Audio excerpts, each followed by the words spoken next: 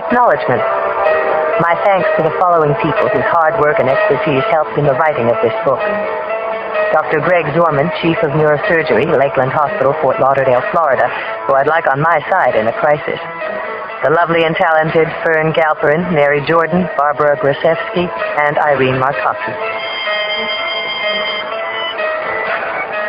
Prologue. Inspector Lindsay Boxer. It is an unusually warm night in July, but I'm shivering badly as I stand on the substantial gray stone terrace outside my apartment. I'm looking out over glorious San Francisco, and I have my service revolver pressed against the side of my temple. "God damn you, God," I whisper. Quite a sentiment, but appropriate and just, I think. I hear sweet Martha whimpering. I turn and see she is watching me through the glass doors that lead to the terrace. She knows that something is wrong. "It's okay," I call to her through the door. "I'm okay. Go lie down, girl." Martha won't leave, though, won't look away. She's a good, loyal friend who's been nuzzling me good night every single night for the past 6 years. As I stare into the border collie's eyes, I think that maybe I should go inside and call the girls. Claire, Cindy, and Jill would be here almost before I hung up the phone. They would hold me, hug me, say all the right things. "You're special, Lindsay. Everybody loves you, Lindsay." Only I'm pretty sure that I'd be back out here tomorrow night, or the night after. I just don't see a way out of this mess. I have thought it all through 100 times. I can be as logical as hell, but I am also highly emotional, obviously. That was my strength as an inspector with the San Francisco Police Department. It is a rare combination, and I think it is why I was more successful than any of the males in homicide.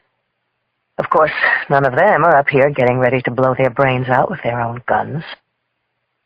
I lightly brushed the barrel of the revolver down my cheek, and then up to my temple again. Oh, God, oh, God, oh, God. I am reminded of soft hands, of Chris, and that starts me crying.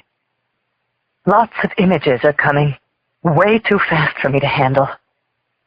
The terrible, indelible honeymoon murders that terrified our city, mixed with close-ups of my mom, and even the few flashes of my father. My best girls, Claire, Cindy, and Jill, our crazy club. I can even see myself, the way I used to be anyway. Nobody ever thought that I looked like an inspector, the only woman homicide inspector in the entire SFPD. My friends always said I was more like Helen Hunt, married to Paul Reiser in Mad About You. I was married once. I was no Helen Hunt. He sure was no Paul Reiser. This is so hard, so bad, so wrong. It's so unlike me. I keep seeing David and Melanie Brandt, the first couple who were killed in the Mandarin suite of the Grand Hyatt. I see that horrifying hotel room where they died senselessly and needlessly. That was the beginning. Book 1. David and Melanie. Chapter 1. Beautiful long-stemmed red roses filled the hotel suite. The perfect gifts, really. Everything was perfect. There might be a luckier man somewhere on the planet, David Brandt thought as he wrapped his arms around Melanie, his new bride. Somewhere in Yemen, maybe, some Allah-praising farmer with a second goat, but certainly not in all of San Francisco. The couple looked out from the living room of the Grand Hyatt's Mandarin suite. They could see the lights of Berkeley off in the distance, Alcatraz, the graceful outline of the lit-up Golden Gate Bridge. "It's incredible," Melanie beamed. "I wouldn't change a single thing about today." "Me either," he whispered. "Well, maybe I wouldn't have invited my parents." They both laughed. Only moments before, they had bid farewell to the last of the 300 guests in the hotel's ballroom.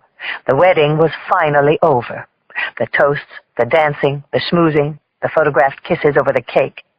Now it was just the two of them, They were 29 years old and had the rest of their lives ahead of them.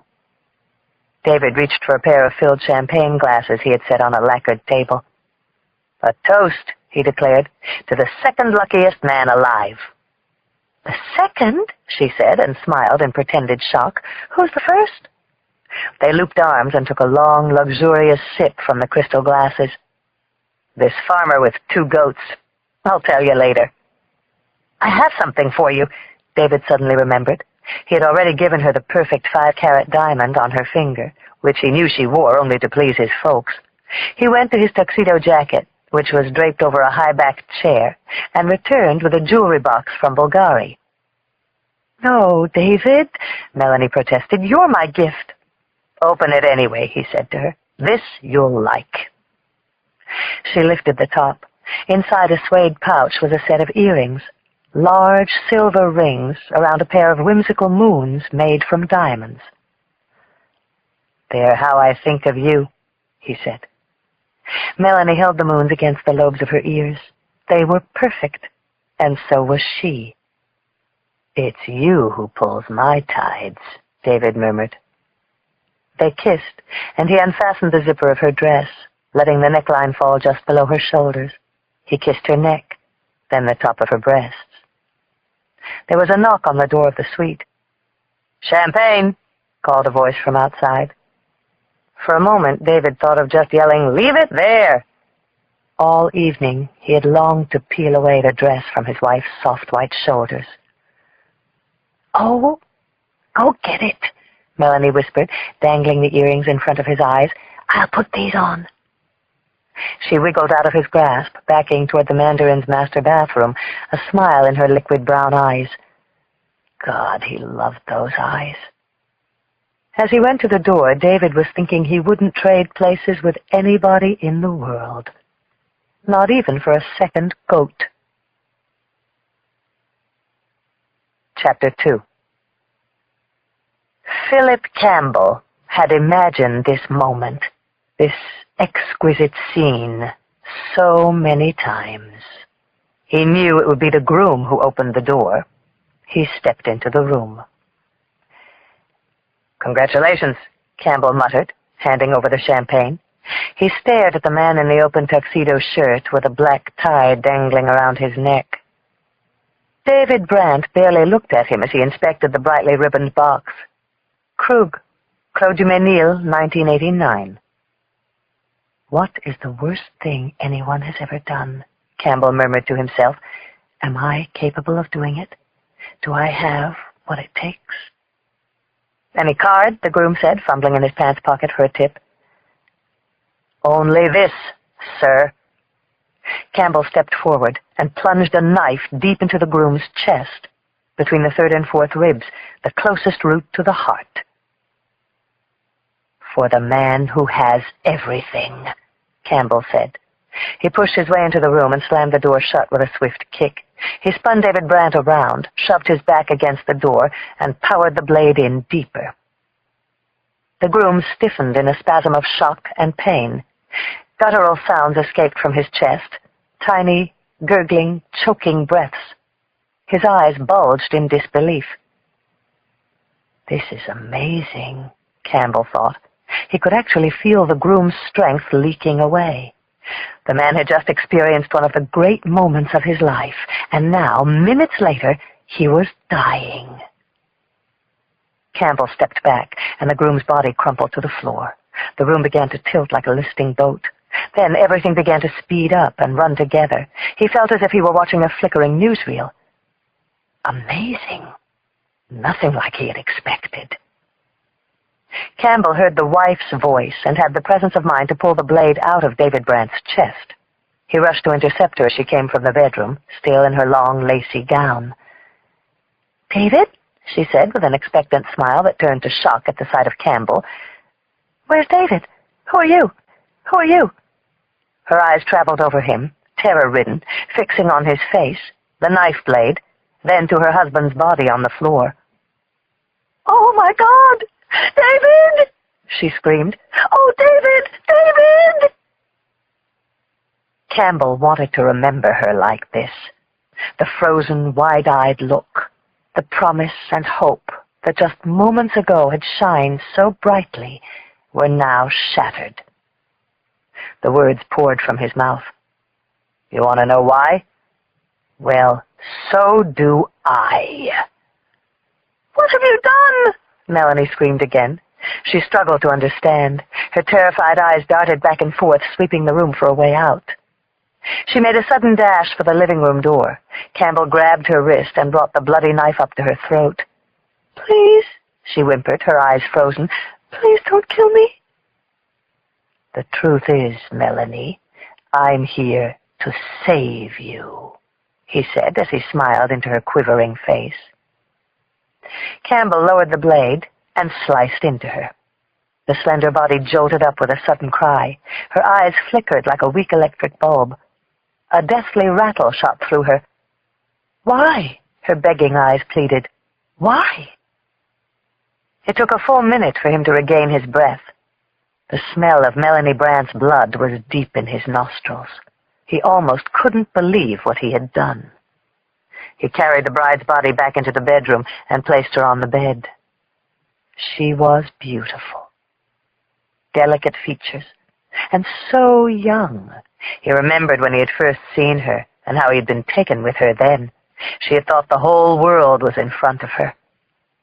He rubbed his hand against the smooth surface of her cheek and cupped one of her earrings, a smiling moon. What is the worst thing anyone has ever done? Philip Campbell asked himself again, heart pounding in his chest. Was this it?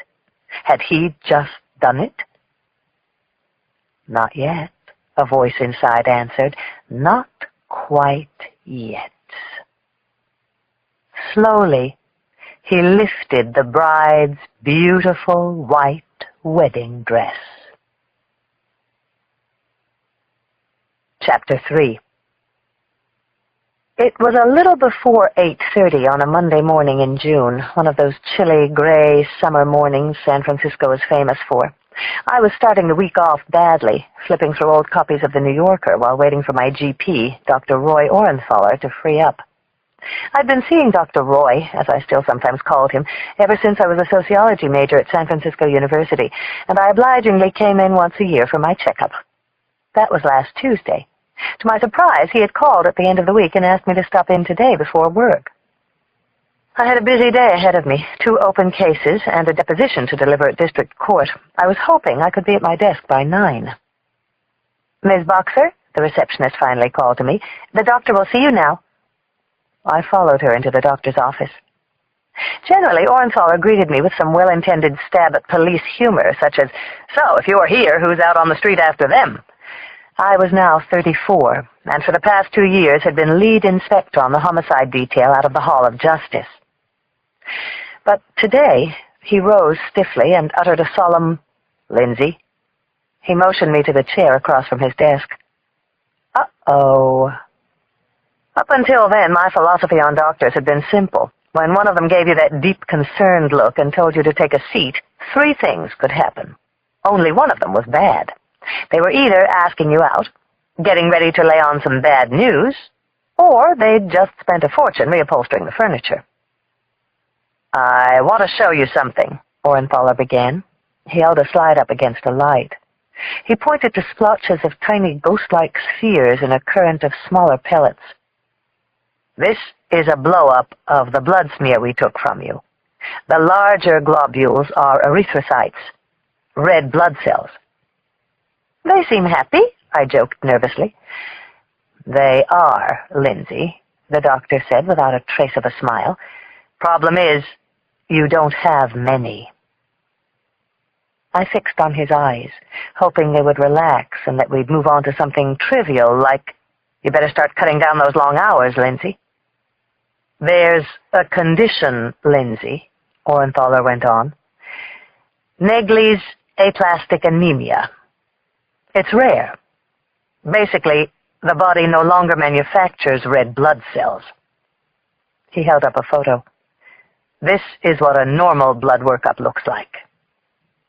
On this one, the dark background looked like the intersection of Market and Powell at 5 p.m., a virtual traffic jam of compressed, energetic spheres.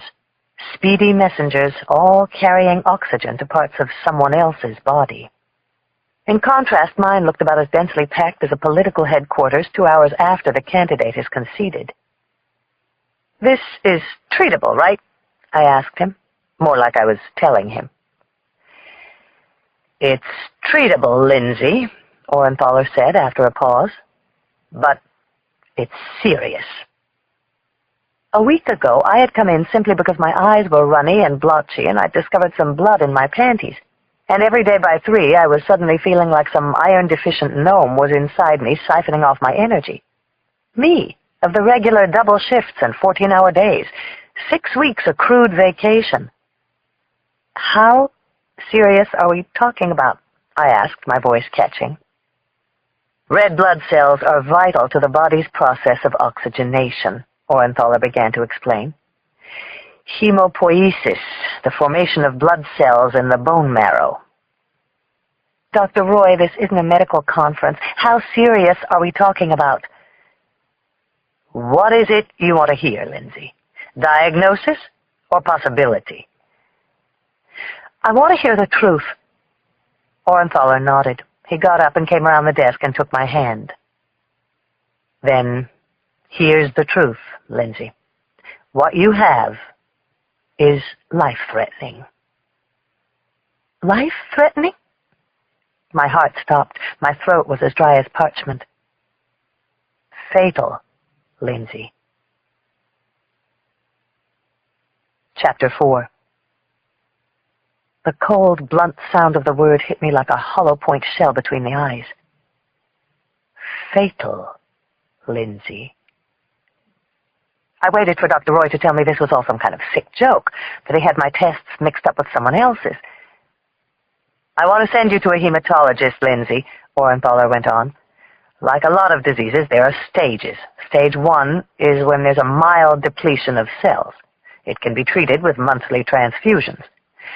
Stage 2 is when there's a systemic shortage of red cells. Stage 3 would require hospitalization, a bone marrow transplant, potentially the removal of your spleen." "So, where am I?" I asked, sucking in a cramped lungful of air. "Your erythrocytic count is barely 200 per cc of raw blood. That puts you on the cusp." "The cusp?" "The cusp," the doctor said, "between stages 2 and 3. There comes a point in everybody's life when you realize the stakes have suddenly changed. The carefree ride of your life slams into a stone wall. All those years of merely bouncing along, life taking you where you want to go, abruptly end. In my job, I see this moment forced on people all the time. Welcome to mine." "So, what does this mean?" I asked weakly. The room was spinning a little now. "What it means, Lindsay, is that you're going to have to undergo a prolonged regimen of intensive treatment." I shook my head. "What does it mean for my job?" I'd been in homicide for 6 years now, the past 2 as lead homicide inspector. With any luck, when my lieutenant was up for promotion, I'd be in line for his job. The department needed strong women. They could go far. Until that moment, I had thought that I would go far. "Right now," the doctor said, "I don't think it means anything. As long as you feel strong while you're undergoing treatment, you can continue to work. In fact, it might even be good therapy." Suddenly, I felt as if the walls of the room were closing in on me and I was suffocating. "I'll give you the name of the hematologist," Orenthaler said. He went on about the doctor's credentials, but I found myself no longer hearing him. I was thinking, who am I going to tell? Mom had died 10 years before, from breast cancer. Dad had been out of the picture since I was 13. I had a sister, Kat, but she was living a nice, neat life down in Newport Beach. And for her, just making a right turn on red brought on a moment of crisis. The doctor pushed the referral toward me. "I know you, Lindsay. You'll pretend this is something you can fix by working harder. But you can't. This is deadly serious. I want you to call him today." Suddenly, my beeper sounded. I fumbled for it in my bag and looked at the number. It was the office. Jacoby. "I need a phone," I said. Orenthaler shot me a reproving look, one that read, "I told you, Lindsay." "Like you said," I forced a nervous smile. "Therapy." He nodded to the phone on his desk and left the room. I went through the motions of dialing my partner. "Fun's over, Boxer." Jacoby's gruff voice came on the line. "We got a double 180, the Grand Hyatt." My head was spinning with what the doctor had told me. In a fog, I must not have responded. "You hear me, Boxer? Work time. You on the way?" "Yeah," I finally said. "And wear something nice," my partner grunted, "like you would to a wedding." Chapter 5. How I got from Dr. Orenthaler's office out in Noe Valley all the way to the Hyatt in Union Square, I don't remember. I kept hearing the doctor's words sounding over and over in my head. In severe cases, Naglies can be fatal. All I know is that barely 12 minutes after Jacoby's call, my 10-year-old Bronco screeched to a halt in front of the hotel's atrium entrance. The street was ablaze with police activity. Jesus, what the hell had happened? The entire block between Sutter and Union Square had been cordoned off by a barricade of blue and whites. In the hotel entrance, a cluster of uniforms crowded about, checking people going in and out, waving the crowd of onlookers away. I badged my way into the lobby. 2 uniformed cops, whom I recognized, were standing in front. Murray, a pot-bellied cop in the last year of his hitch, and his younger partner, Vasquez. I asked Murray to bring me up to speed. "What I've been told is that there's 2 VIPs murdered on the 30th floor. All the brainpower's up there now." "Who's presiding?" I asked, feeling my energies returning. "Right now, I guess you are, Inspector." "In that case, I want all exits to the hotel immediately shut down. And get a list from the manager of all guests and staff. No one goes in or out unless they're on that list." Seconds later, I was riding up to the 30th floor. The trail of cops and official personnel led me down the hall to a set of open double doors marked Mandarin Suite. I ran into Charlie Clapper, the crime scene unit crew chief, lugging in his heavy cases with 2 techs. Clapper's being here himself meant this was big. Through the open double doors, I saw roses first. They were everywhere. Then I spotted Jacoby. "Watch your heels, Inspector," he called loudly across the room. My partner was 47, but he looked 10 years older. His hair was white, and he was beginning to bald. His face always seemed on the verge of a smirk over some tasteless wisecrack. He and I had worked together for 2.5 years. I was senior, Inspector Sergeant, though he had 7 years on me in the department. He reported to me. Stepping into the suite, I almost tripped across the legs of body number 1, the groom. He was lying just inside the front door, crumpled in a heap, in an open tuxedo shirt and pants. Blood matted the hair on his chest. I took a deep breath. "May I present Mr. David Brandt," Jacoby intoned with a crooked smile. "Mrs. David Brandt's in there." He gestured toward the bedroom. "Guess things went downhill for them quicker than most." I knelt down and took a long, hard look at the dead groom. He was handsome, with short, dark, tousled hair and a soft jaw, but the wide, apoplectic eyes locked open, and the rivulet of dried blood on his chin marred the features. Behind him, his tuxedo jacket lay on the floor. "Who found them?" I asked, checking his pocket for a wallet. "Assistant manager. They were supposed to fly to Bali this morning. The island, not the casino, Boxer. For these 2, assistant managers do wake-up calls." I opened the wallet. A New York driver's license with the groom's smiling face. Platinum cards, several $100 bills. I got up and looked around the suite. It opened up into a stylish museum of Oriental art. Celadon dragons, chairs, and couches decorated with imperial court scenes. The roses, of course. I was more the cozy bed and breakfast type, but if you were into making a statement, this was about as substantial a statement as you could make. "Let's meet the bride," Jacoby said. I followed through a set of open double doors into the master bedroom and stopped. The bride lay on her back on a large canopy bed. I'd been to 100 homicides and could radar in on the body as quick as anyone, but this I wasn't prepared for. It sent a wave of compassion racing down my spine. The bride was still in her wedding dress. Chapter 6. You never see so many murder victims that it stops making you hurt, but this one was especially hard to look at. She was so young and beautiful, calm, tranquil, and undisturbed, except for the 3 crimson flowers of blood spread on her white chest. She looked as if she were a sleeping princess awaiting her prince, but her prince was in the other room, his guts spilled all over the floor. "What do you want for $3,500 a night?" Jacoby shrugged. "The whole fairy tale?" It was taking everything I had just to keep my grip on what I had to do. I glared, as if a single venomous look could shut Jacoby down. "Geez, Boxer, what's going on?" His face sagged. "It was just a joke." Whatever it was, his childlike, remorseful expression brought me back. The bride was wearing a large diamond on her right hand and fancy earrings. Whatever the killer's motive, it wasn't robbery. A tech from the medical examiner's office was about to begin his initial examination.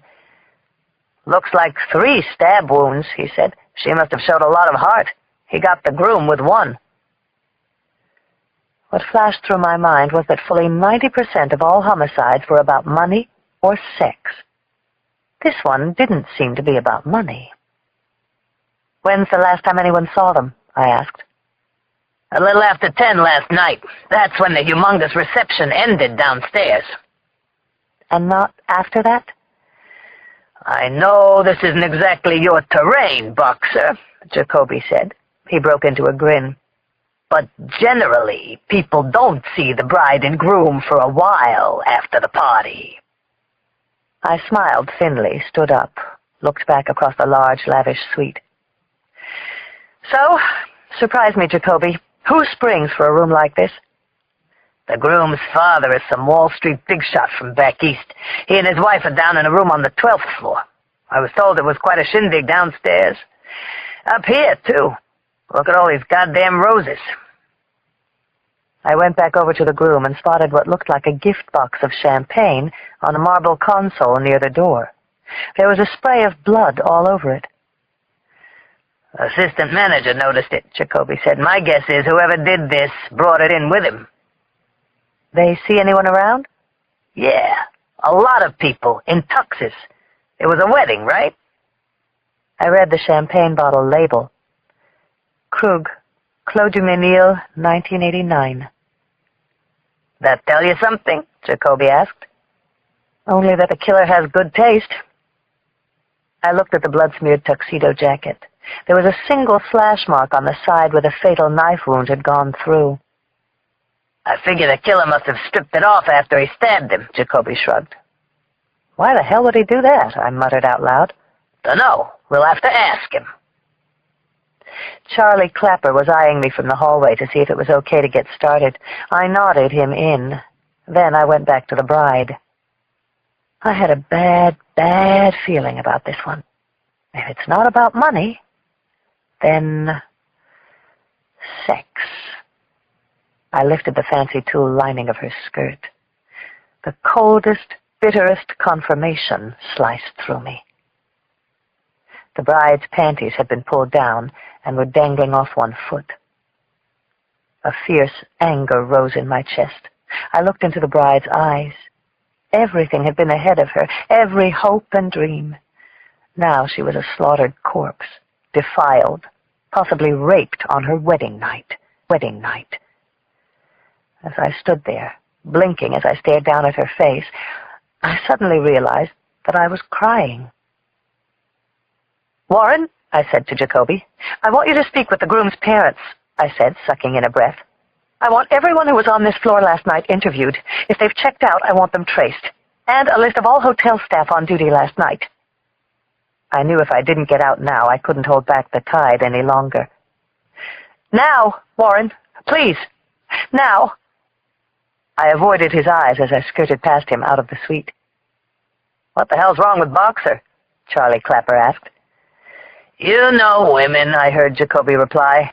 "They always cry at weddings." Chapter 7. Philip Campbell was walking along Powell Street toward Union Square and the Hyatt. The police had actually blockaded the street, and the crowd outside the hotel was growing quickly. The howling screams of police and emergency vehicles filled the air. This was so unlike civilized and respectable San Francisco. He loved it. Campbell almost couldn't believe he was headed back to the crime scene. He just couldn't help himself. Being here again helped him to relive the night before. As he walked closer and closer on Powell, his adrenaline surged, his heart pounded, almost out of control. He edged through the mob that populated the final block outside the Hyatt. He heard the rumors swirling through the crowd, mostly well-dressed business people, their faces creased with anguish and pain. There were rumors of a fire at the hotel, a jumper, a homicide, a suicide, but nothing came close to the horror of the actual event. Finally, he got close enough so that he could watch the San Francisco police at work. A couple of them were surveying the crowd, looking for him. He wasn't worried about being discovered, not at all. It just wasn't going to happen. He was too unlikely, probably in the bottom 5% of the people the police might suspect.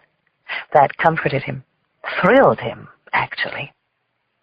God, he had done it, caused all of this to happen, and he was only just beginning. He had never experienced anything like this feeling, and neither had the city of San Francisco. A businessman was coming out of the Hyatt, and reporters and other people were asking him questions as if he were a major celebrity. The man was in his early 30s, and he smirked knowingly. He had what they all wanted, and he knew it. He was lording it over everyone, enjoying his pitiful moment of fame.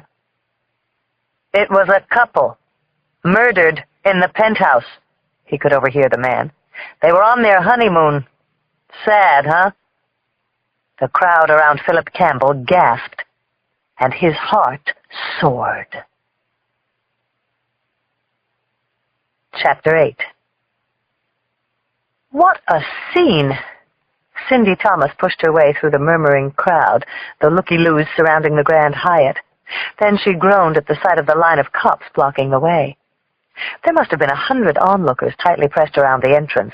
Tourists carrying cameras, business people on their way to work. Others were flashing press credentials and shouting, trying to talk their way in. Across the street, a television news van was already setting up with the backdrop of the hotel's facade. After 2 years spent covering local interest on the Metro desk of the Chronicle, Cindy could feel a story that might jumpstart her career. This one made the hairs on her neck stand up. "Homicide down at the Grand Hyatt," her city editor, Sid Glass, had informed her after a staffer picked up the police transmission. Susie Fitzpatrick and Tom Stone, the Chronicle's usual crime reporters, were both on assignment. "Get right down there," her boss barked, to her amazement. He didn't have to say it twice. But now, outside the Hyatt, Cindy felt her brief run of luck had come to an end. The street was barricaded. More news crews were pulling up by the second. If she didn't come up with something now, Fitzpatrick or Stone would soon be handed the story. What she needed was inside, and here she was out on the curb. She spotted a line of limos and went up to the first one, a big beige stretch. She rapped on the window. The driver looked up over his paper, the Chronicle, of course, and lowered the window as she caught his eye. "You waiting for Stedman?" Cindy asked. The driver replied. "Edelson." Sorry, she waved. But inside she was beaming. This was her way in. She lingered in the crowd a few seconds longer, then elbowed her way to the front. A young patrolman blocked her path. "Excuse me," said Cindy, looking harried. "I've got a meeting in the hotel." "Name?" "Edelson. He's expecting me." The entrance cop paged through a computer printout fastened to a clipboard. "You have a room number?" Cindy shook her head. "He said to meet him in the grill room at 11. The grill room at the Hyatt was the scene of some of San Francisco's best power breakfasts. The entrance cop gave her a careful once-over. In her black leather jacket, jeans, sandals from Earth's sake, Cindy figured she didn't look the part of someone arriving for a power brunch. "My meeting," said Cindy, tapping her watch. "Edelson." Distractedly, the cop waved her through. She was inside. The high-glass atrium lobby, gold columns rising to the 3rd floor. It gave her a giggle, all that high-priced talent and all those recognizable faces still outside on the street. And Cindy Thomas was first in. Now she only had to figure out what to do. The place was definitely buzzing. Cops, business people checking out, tour groups, crimson-suited hotel staff. The chief had said it was a homicide, a daring one, given the hotel's prominent reputation. She didn't know which floor or when it had taken place. She didn't even know if it involved a guest. She may be inside, but she didn't know shit. Cindy spotted a cluster of suitcases unattended on the far side of the lobby. They looked as if they were part of some large tour. A bellhop was dragging them outside. She wandered over and knelt by one of the bags as if she were taking something out. A second bellhop passed by. "Need a taxi?" Cindy shook her head no. "Someone's picking me up." Then, sweeping a view of the chaos, she rolled her eyes. "I just woke up. What did I miss?" "You haven't heard? You must be the only one. We had some fireworks in the hotel last night." Cindy widened her eyes. 2 murders. On 30. He lowered his voice as if he were letting her in on the secret of her life. "You happened to run into that big wedding last night? It was the bride and groom. Someone broke in on them in the Mandarin suite." "Jesus!" Cindy pulled back. "Sure you don't need these brought out to the front?" the bellhop asked. Cindy forced a smile. "Thanks. I'll wait in here." On the far side of the lobby, she noticed an elevator opening. A bellhop came out, wheeling a cart of luggage. It must be a service elevator. From what she could see, the cops hadn't blocked it off. She wound through the lobby traffic toward the elevator.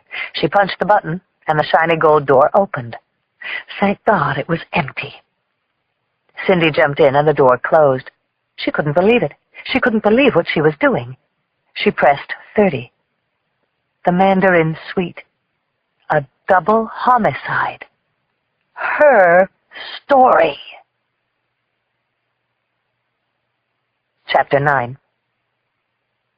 As the elevator came to a stop, Cindy held her breath. Her heart was pumping like a turbine. She was on 30. She was in. She was really doing this. The doors had opened to a remote corner of the floor. She thanked God there wasn't a cop waiting in front of them. She heard a buzz of activity coming from the other end of the hall. All she had to do was follow the noise. As she hurried down the hallway, the voices grew louder. 2 men in yellow jackets bearing CSU in large black letters walked past her. At the end of the hall, a group of cops and investigators stood in front of an open double doorway marked Mandarin Suite. She wasn't only inside, she was right in the fucking middle of it. Cindy made her way toward the double doors. The cops weren't even looking in her direction. They were letting in police staff who had come from the main elevators. She had made it all the way. The Mandarin Suite. She could see inside.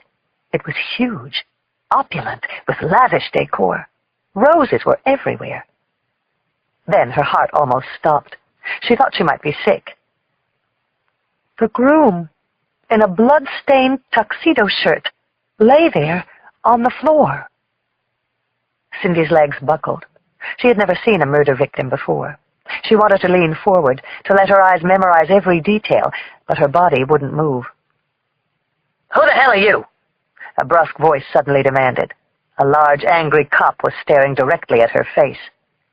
All of a sudden, she was grabbed and pushed hard against the wall. It hurt! In a panic, Cindy pointed to her bag and her wallet, in which a photo press credential was displayed. The angry cop began leafing through her IDs and credit cards as if they were junk mail. "Jesus!"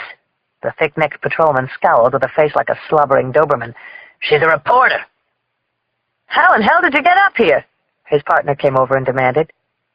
"Get her the hell out," Doberman barked to him, "and keep the ID. She won't get within a mile of a police briefing for the next year." His partner dragged her by the arm to the main elevator bank. Over her shoulder, Cindy got a final glimpse of the dead man's legs splayed near the door. It was awful, terrifying, and sad. She was shaking. "Show this reporter to the front door," he instructed a third cop manning the elevator. He flicked her press ID as if it were a playing card. "Hope losing this was worth the ride up." As the doors closed, a voice yelled, "Hold it!" A tall woman in a powder blue T-shirt and brocade vest with a badge fastened to her waist stepped in. The cop was nice-looking, with sandy blonde hair, but she was clearly upset. She let out a deep sigh as the doors closed. "Rough in there, Inspector?" the cop accompanying Cindy inquired. "Yeah," the woman said, not even turning her head. The word inspector went off like a flash in Cindy's mind. Cindy couldn't believe it. The scene must be beyond awful for an inspector to be that upset. As the elevator descended, she rode the entire 30 floors, just blinking her eyes and looking straight ahead. When the doors opened to the lobby, the inspector rushed off. "You see the front door?" the cop said to Cindy. "Go through it. Don't come back." As soon as the elevator doors had closed, she spun around and scanned the vast lobby for a sight of the detective. She caught a flash of her going into the ladies' room. Cindy hurriedly followed her in. Just the two of them in there. The detective stood in front of a mirror. She looked close to 6 feet tall, slender and impressive. To Cindy's amazement, it was clear she had been crying. Jesus, she was back on the inside again. What had the inspector seen to get her so upset? "You okay?" Cindy finally inquired in a soft voice. The detective tensed up when she realized she wasn't alone, but she had this look on her face, as if she were on the verge of letting it all out. "You're that reporter, aren't you? You're the one who got upstairs." Cindy nodded. "So how did you make it all the way up there?" "I don't know. Luck, maybe." The detective pulled out a tissue and dabbed at her eyes. "Well, I'm afraid your luck's over, if you're looking for something from me." "I didn't mean that," Cindy said. "You sure you're all right?" The cop turned around. Her eyes shouted, "I've got nothing to say to you," but they lied.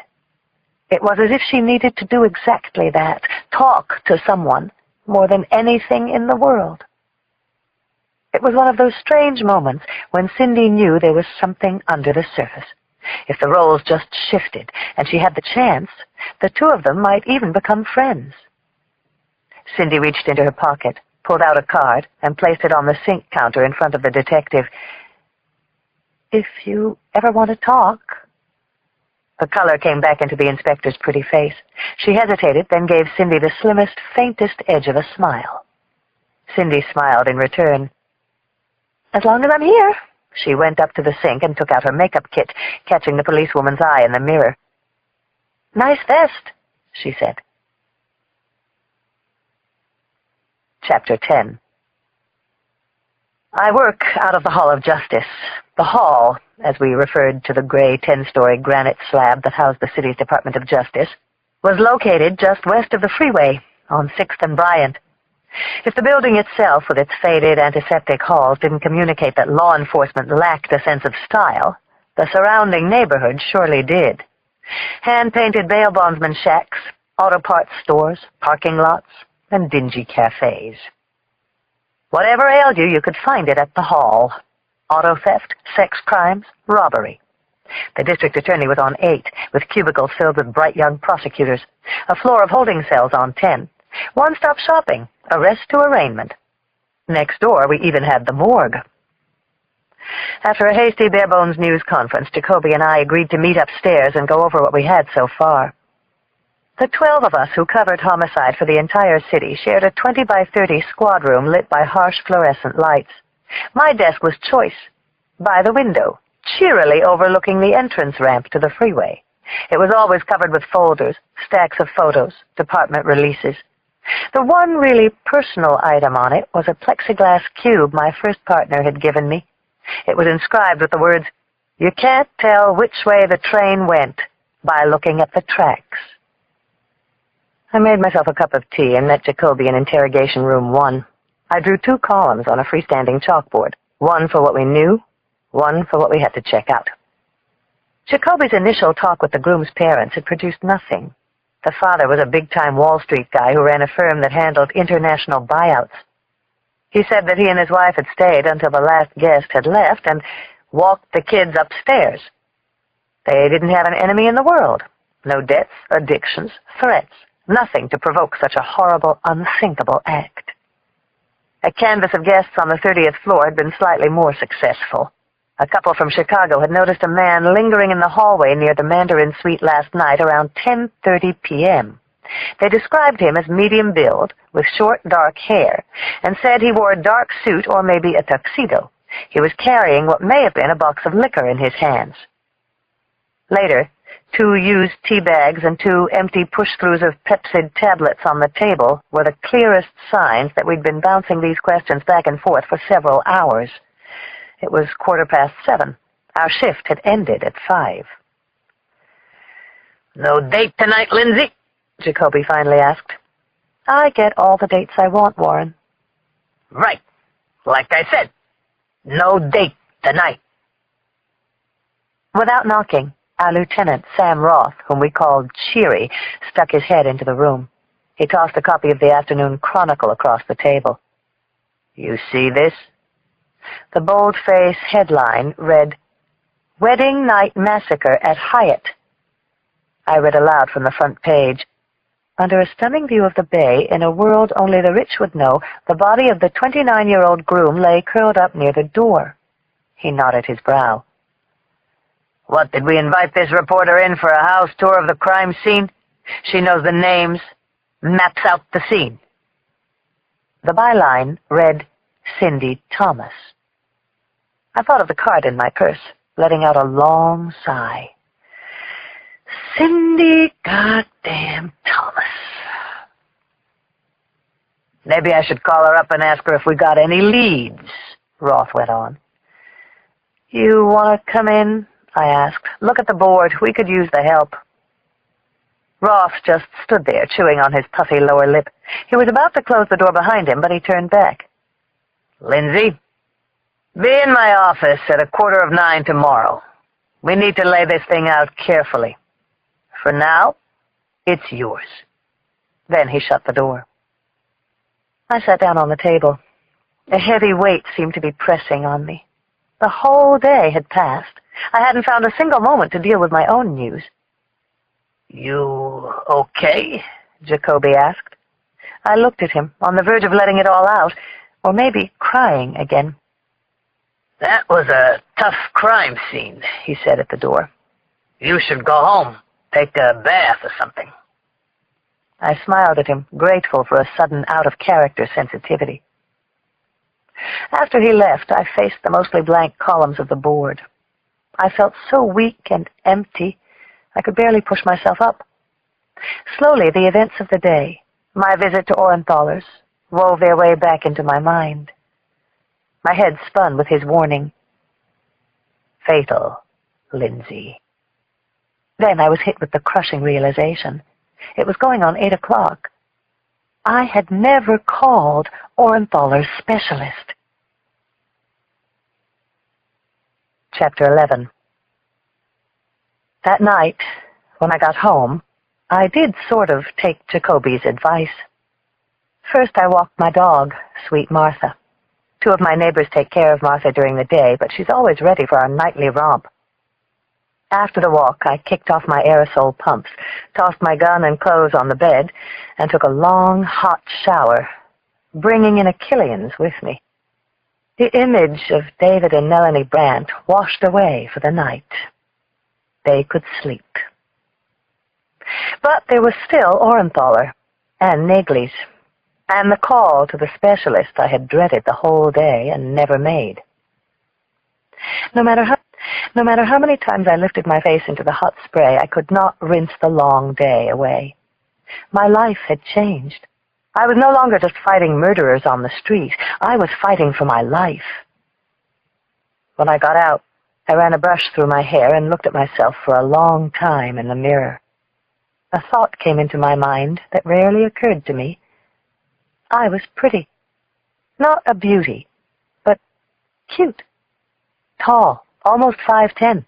Decent shape for somebody who occasionally binges on beer and butterscotch praline ice cream. I had these animated, bright brown eyes. I didn't back down. How could it be that I was going to die? Tonight, my eyes were different, though. Scared. Everything seemed different. Surf the waves, I heard a voice inside me say. Stand tall. You always stand tall.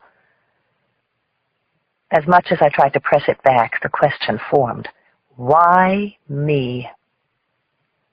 I threw on a pair of sweats, tied up my hair in a short ponytail, and went into the kitchen to boil water for pasta and heat up the sauce I'd put in the fridge a couple of nights before.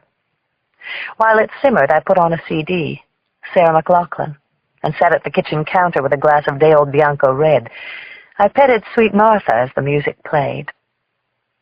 Ever since my divorce had become final 2 years ago, I had lived alone. I hate living alone. I love people, friends. I used to love my husband, Tom, more than life itself, until he left me, saying, Lindsay, I can't explain it. I love you, but I have to leave. I need to find somebody else. There's nothing else to say. I guess he was being truthful, but it was the dumbest, saddest thing I'd ever heard. Broke my heart into a million pieces. It's still broken. So even though I hate living alone, except for Sweet Martha, of course, I'm afraid to be with somebody again. What if he suddenly stopped loving me? I couldn't take it. So I turn down or shoot down just about every man who comes anywhere near me. But God, I hate being alone. Especially this night. My mother had died from breast cancer when I was just out of college. I had transferred to the city school from Berkeley to assist her and help take care of my younger sister, Kat. Like most things in her life, even Dad's walking out, Mom dealt with her illness only when it was too late to do anything about it. I had seen my father only twice since I was 13. He wore a uniform for 20 years in Central, was known as a pretty good cop. He used to go down to this bar, the Alibi, and stay for the Giants game after his shift. Sometimes he took me, his little mascot, for the boys to admire. When the sauce was ready, I poured it over fusilli and dragged the plate and a salad out to my terrace. Martha tagged along. She'd been my shadow since I adopted her from the Border Collie Rescue Society. I lived on Potrero Hill, in a renovated blue Michaelian townhouse with a view of the bay. Not the fancy view like the one from the Mandarin Suite. I sat down, propped my feet up on a neighboring chair, and balanced the plate on my lap. Across the bay, the lights of Oakland glimmered like 1,000 unsympathetic eyes. I looked out at the galaxy of flashing lights, felt my eyes well up, and for the second time today I realized that I was crying. Martha nuzzled me gently. Then she finished the fusilli for me. Chapter 12.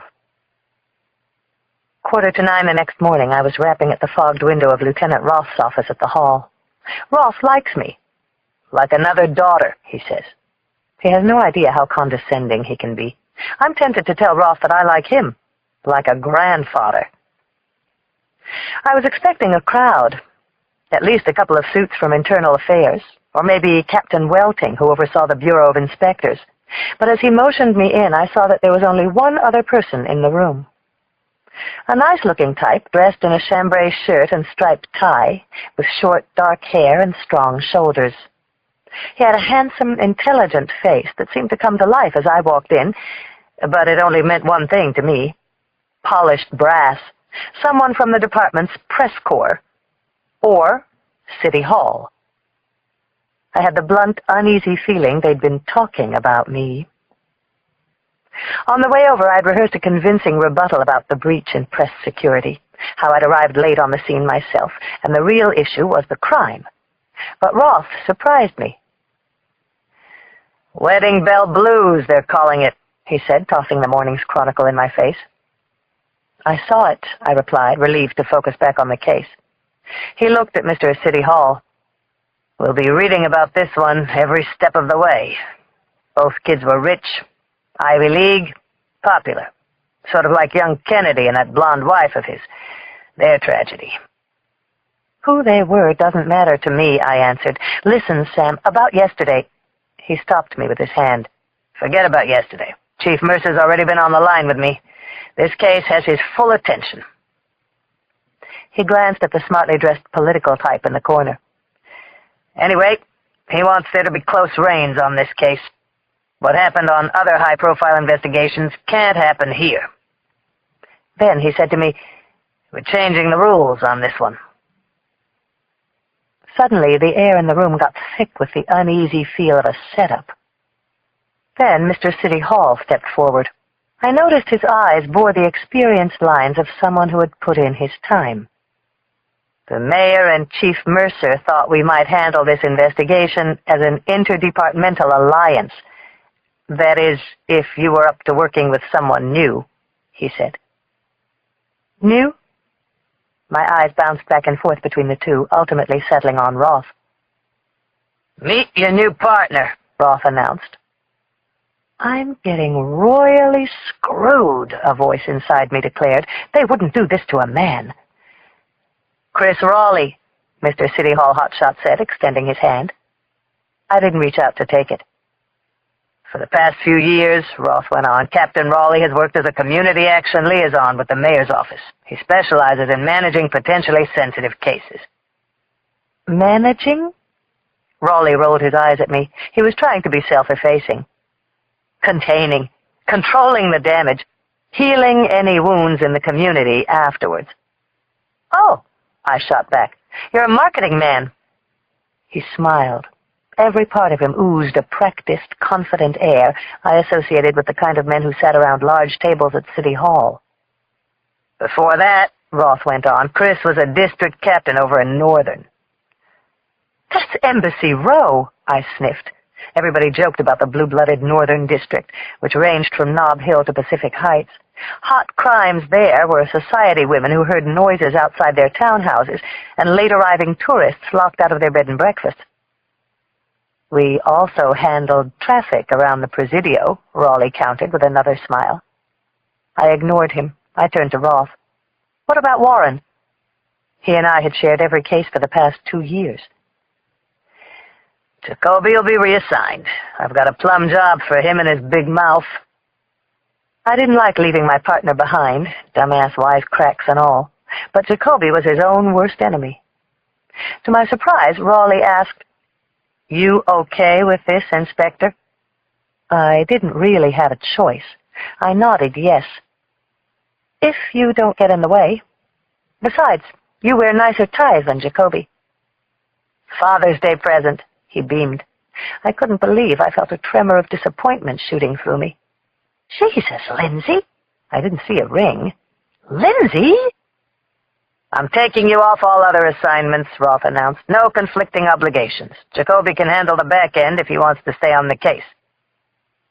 So? Who's in charge? I asked, cheery. I was senior partner to Jacoby. I was used to running my own cases. Roth chortled. He works with the mayor. He's an ex-district captain. Who do you think's in charge?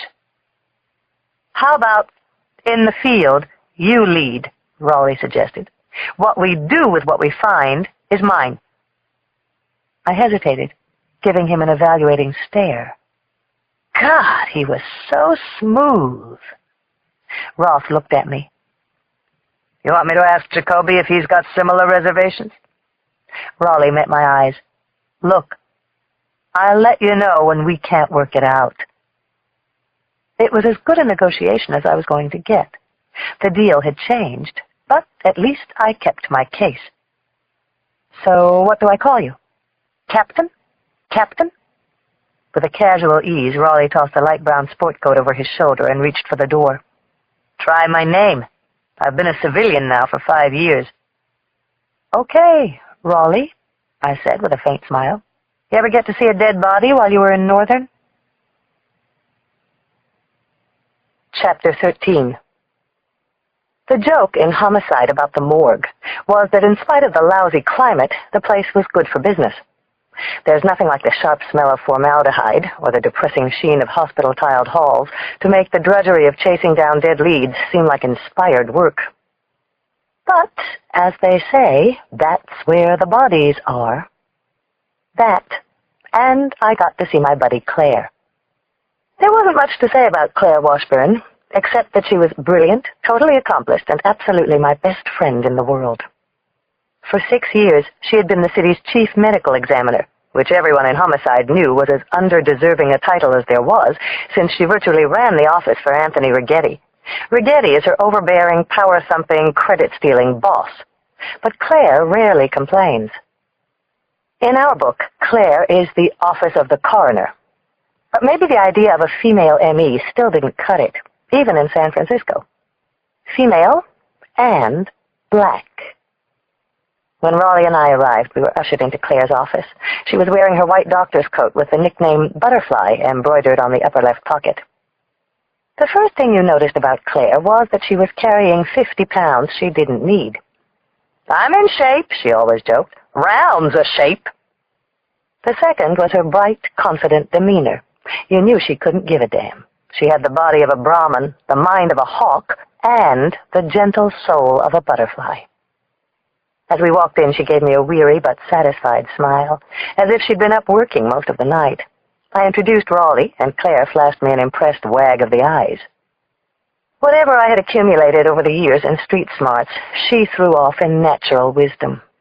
How she balanced the demands of her job and placating her credit-seeking boss with raising 2 teenage kids was a marvel. And her marriage to Edmund, who played bass drum for the San Francisco Symphony Orchestra, gave me faith that the institution still had some hope. "I've been expecting you," she said as we hugged. "I called you last night from here. Didn't you get the message?" With her comforting arms around me, a flood of emotion welled up. I wanted to tell her everything. If it weren't for Raleigh, I think I would have spilled it all. Orenthaler, Negley's, right there. "I was beat," I answered. "And beat up. Long, tough day." "Don't tell me," Raleigh chuckled. "You guys have met." "Standard autopsy preparation." Claire grinned as we pulled apart. "Don't they teach you that stuff down at City Hall?" He playfully spread his arms. Said Claire, squeezing my shoulder. "This you gotta earn." Anyway, she regained a tone of seriousness. "I finished the preliminaries just this morning. You want to see the bodies?" I nodded yes. "Just be prepared. These two don't make much of an advertisement for Modern Bride." She led us through a series of closed compression doors toward the vault, the large refrigerated room where the bodies were stored. I walked ahead with Claire, who pulled me close and whispered, "Let me guess. You gave Jacoby a kiss on the nose, and all of a sudden there was this charming prince." "He works for the mayor, Claire," I smiled back. "They sent him here to make sure I don't faint at the first sign of blood." "In that case," she replied, pushing the heavy door to the vault open, "you better hold on to that man tight." Chapter 14. I have been having very close encounters with dead bodies for 6 years now, but what I saw sent a shiver of revulsion racing through me. The mutilated bodies of the bride and groom were lying side by side. They were on gurneys, their faces frozen in the horrifying moment of their deaths. David and Melanie Brandt. In their stark, ghostly expressions was the strongest statement I have ever seen that life may not be governed by anything fair or clement. I looked on the face of Melanie. Yesterday, in her wedding dress, she had seemed somehow tragic and tranquil. Today, in her slashed, naked starkness, her body was snarled in a freeze-frame of grotesque horror. Everything I had buried deep yesterday rushed to the surface again. 6 years in homicide, and I had never turned away. But I turned away now. I felt Claire's hand bolstering my arm and leaned into her. To my surprise, it turned out to be Raleigh. I righted myself with a mixture of anger and embarrassment. "Thanks," I exhaled. "I'm okay." "I've been doing this job 8 years, Claire said, and this one, I wanted to turn away myself." She picked up a folder from an examining table across from David Brandt. She pointed to the raw, gaping knife wound on the left side of his chest. He was stabbed once in the right ventricle. You can see here the blade pierced the juncture between the fourth rib and the sternum on the way in.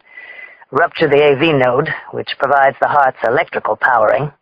Technically, he arrested. He died of a heart attack? Raleigh asked. She pulled a pair of tight surgical gloves over her hands and red-lacquered nails. Electromechanical dissociation.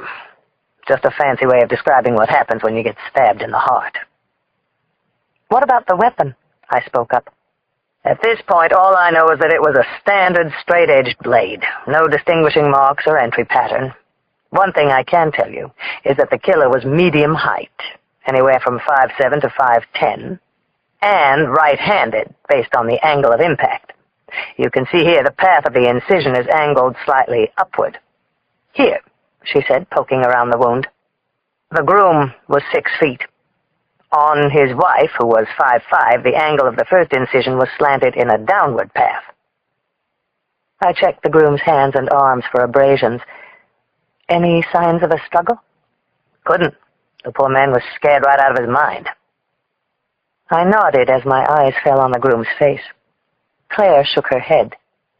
That's not exactly what I meant. Charlie Clapper's boys scraped up samples of a fluid from the groom's shoes and the hardwood floor in the foyer where he was found. She held up a small vial containing droplets of a cloudy liquid. Raleigh and I stared at it, uncomprehending. Urine, explained Claire. The poor man apparently went in his pants. Must have been a gusher.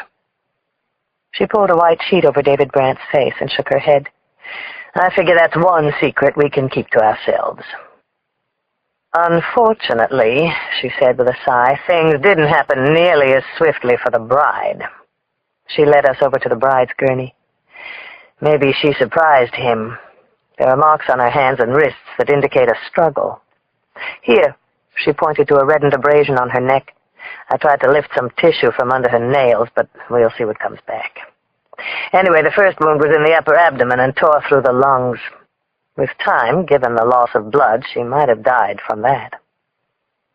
She pointed to a second and third ugly incision under the left breast in a similar location to the groom's. Her pericardium was filled with so much blood you could have wrung it out like a wet dish rag. You're getting technical again, I said. The tissue-like membrane around the heart. Blood collects in this space and compresses the muscle so that the heart can no longer fill with blood from the main return. Ultimately, it ends up strangling itself. The image of the bride's heart choking on her own blood chilled me. It's almost as if he wanted to duplicate the wounds, I said, studying the knife entry points. I thought of that, said Claire. Straight line to the heart. Raleigh furrowed his brow. So the killer could be professional? Claire shrugged. By the technical pattern of the wounds, perhaps, but I don't think so. There was a hesitancy in her voice. I looked up and fixed on her grim eyes. So, what I need to know is, was she sexually molested? She swallowed. There are clear signs of some sort of post-mortem penetration. The vaginal mucosa was severely extended, and I found small lacerations around the introitus. My body stiffened in rage. She was raped. If she was raped, Claire replied, it was a very bad deal. The vaginal cavity was as wide as I've ever seen it. Honestly, I don't think we're talking penile entry at all. Blunt instrument, Raleigh said. Certainly wide enough. But there are abrasions along the vaginal walls consistent with some kind of ring. Claire took in a breath. Personally, I'd go with a fist. The angry, shocking nature of Melanie Brandt's death shivered me again. She had been mutilated, defiled. A fist. It had a blunt, savage finality to it. Her assailant wasn't just trying to act out his nightmare, but wanted to shame her as well. Why? If you can handle one more thing, follow me, Claire said. She led us out through a swinging door into an adjoining lab.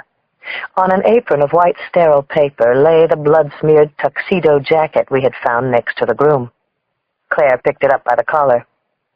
Clapper loaned it to me. Of course, the obvious thing was to confirm whose blood was actually on it. The left front panel was slashed through with the fatal incision and sprayed with dark splotches of blood. "Where this starts to get really interesting," said Claire, "is that it wasn't just David Brandt's blood that I found on the front of the jacket." Raleigh and I gaped in surprise. "The killer's?" he said, wide-eyed. She shook her head. "No, the bride's." I made a fast recollection of the crime scene. The groom had been killed at the door, his wife 30 feet away in the master bedroom. How could the bride's blood get on his jacket? I said, confused. I struggled with the same thing, so I went back and lined up the jacket against the groom's torso. The slash mark didn't quite match up with his wound. Look, the groom's wound was here, 4th rib. The slash marks on the jacket are 3 inches higher. Checking further, the damn jacket isn't even the same brand as the pants. This is Joseph About. Claire winked, seeing the gears of my brain shift into place. The jacket wasn't the groom's. It belonged to the man who had killed him. Claire rounded her eyes. Ain't no professional I know would leave that behind. He could have been just trying to utilize the wedding as a cover, Raleigh replied. An even more chilling possibility had already struck me. He could have been a guest. Chapter 15. At the offices of the San Francisco Chronicle, Cindy Thomas's frantic brain was just barely staying ahead of her fingers. The afternoon deadline was barely an hour away. From a bellhop at the Hyatt, she had been able to obtain the names of 2 guests who had attended the Brandt wedding and who were still at the hotel. After running down there again last night, she had been able to put together a heart-wrenching, tragic picture, complete with vows, toasts, and a romantic last dance, of the bride and groom's final, agonizing moments. All the other reporters were still piecing together the sparse details released by the police. She was ahead so far. She was winning, and it felt great. She was also certain this was the best writing she'd done since arriving at the Chronicle, and maybe since she'd been an undergraduate at Michigan. At the paper, Cindy's coup at the Hyatt had turned her into an instant celebrity. People she scarcely knew were suddenly stopping and congratulating her. Even the publisher, whom she rarely saw on the Metro floor, came down to find out who she was. Metro was covering some demonstration in Mill Valley about a construction rerouting that had built up traffic near a school zone. She was writing page 1. As she typed, she noticed Sidney Glass, her city editor, coming up to her desk. Glass was known at the newspaper as L. Sid. He parked himself across from her with a stiff sigh. "We need to talk." Her fingers slowly settled to a halt as she looked up. "I've got 2 very pissed-off senior crime reporters itching to get into this. Susie's at City Hall awaiting a statement by the police chief and the mayor. Stone's put together profiles on both families. They have 20 years and 2 Pulitzers between them. And it is their beat." Cindy felt her heart nearly come to a stop. "What did you tell them?" she asked. In El Cid's hardened eyes, she could see the greedy first-team crime staff, senior reporters with their own researchers, trying to hack their way in and carve this story up. Her story. "Show me what you've got," the city editor finally said. He came around, peered over her shoulder, read a few lines off the computer screen. "A lot of it's okay. You probably know that anguished belongs over here," he said, pointing at the screen. "It modifies bride's father. Nothing pisses Ida Morris off like misplaced modifiers and inversions." Cindy could feel herself blushing. I know. I'm trying to get this in. Deadline's at—" "I know when deadline is," the editor glowered. "But down here, if you can get it in, you can get it in right." He studied Cindy for what seemed an interminable duration, a deep, assessing stare that kept her on edge. "Especially if you intend to stay on this thing." Glass's generally implacable face twitched, and he almost smiled at her. "I told them it was yours, Thomas." Cindy repressed an urge to hug the cranky, domineering editor right on the bullpen floor. "You want me at City Hall?" she asked. "The real story's in that hotel suite." Go back to the Hyatt." El Cid began to walk away with his hands, as always, thrust into his trouser pockets. But a moment later he turned back. "Course, if you intend to stay on this story, you'd better find a police source on the inside. And quick." Chapter 16. After leaving the morgue, Raleigh and I walked back to the office, mostly in silence. Lots of details about the murders were bothering me. Why would the killer take away the victim's jacket? Why leave the champagne bottle? It made no sense. "We've got a sex crime now. Bad one." I finally turned to him on the asphalt walkway leading to the hall. "I want to run the autopsy results through Milt Fanning and the FBI computers. We also need to meet with the bride's parents. We'll need a history on anyone she may have been involved with before David, and a list of everyone at that wedding." "Why don't we wait for some confirmation on that one," my new partner said, "before we go all out on that angle?" I stopped walking and stared at him. "You want to see if anybody checked in for a bloody jacket with the lost and found? I don't understand. What's your concern?" "My concern," Raleigh said, "is that I don't want the department intruding on the grief of the families with a lot of hypotheticals until we have more to go on. We may or may not have the killer's jacket. He may or may not have been a guest." "Who do you think it belonged to, the rabbi?" He flashed me a quick smile. "It could have been left there to set us off." His tone seemed suddenly different. "You're backing off?" I asked him. "I'm not backing off," he said. "Until we have something firm, every old boyfriend of the bride, or casualty of some corporate downsizing Gerald Brandt had a hand in, could be rolled out as a possible suspect. I'd rather the spotlight wasn't aimed back at them unless we have something firm to go on." Here it was. The spiel. Packaging, containment. Brandt and Chancellor Weil, the bride's father, were VIPs. Find us the bad guys, Lindsay. Just don't put the department at any risk along the way. I chuffed back. I thought the possibility that the killer could have been at that wedding was what we had to go on. "All I'm suggesting, Lindsay, is let's get some confirmation before we begin ripping into the sex life of the best man." I nodded, all the while fixing in on his eyes. "In the meantime, Chris, we'll just follow up on our other really strong leads." We stood there in edgy silence. "All right. Why do you think the killer changed jackets with the groom?" I asked him. He leaned back against the edge of a cement retaining wall. "My guess is that he was wearing it when he killed them. It was covered with blood. He had to get out undetected. The groom's jacket was lying around, so he just switched." "So you figure he went to all that trouble making the slash mark and all, thinking no one would notice? Different size, different maker, that it would just slip by?" "Raleigh, why did he leave it behind? Why wouldn't he stuff the bloody jacket into a bag or roll it under his new jacket?" "Okay," Raleigh conceded. "I don't know. Your guess is?" I didn't know why he had left it behind, but a chilling possibility was beginning to form in my mind. "Possibility 1, I answered. "He panicked. Maybe the phone rang or someone knocked at the door." "On their wedding night?" "You're starting to sound like my ex-partner." I started toward the hall, and he caught up. He held the glass doors open for me. As I walked through, he took my arm. "And number 2? I stood there looking squarely into his eyes, trying to assess just how far I could go with him. "What's your real expertise here, anyway?" I asked. He smiled, his look confident and secure. "I used to be married." I didn't reply. Possibility 2. A fear was building inside me. The killer was signing his murders. He was toying with us, purposely leaving clues. One-time crime of passion killers didn't leave clues like the jacket. Professionals didn't either. Serials left clues. Chapter 17.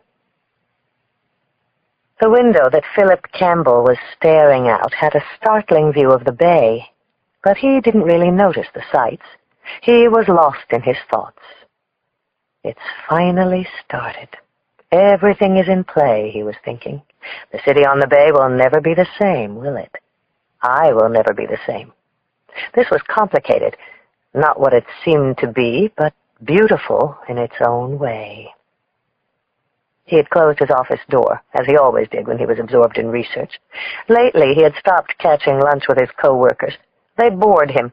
Their lives were filled with petty concerns. The stock market, the Giants and the 49ers, where they were headed on vacation. They had such shallow, simple, middle-class dreams. His were soaring. He was like the moguls thinking up their new things over in Silicon Valley. Anyway, that was all in the past. Now he had a secret. The biggest secret in the world.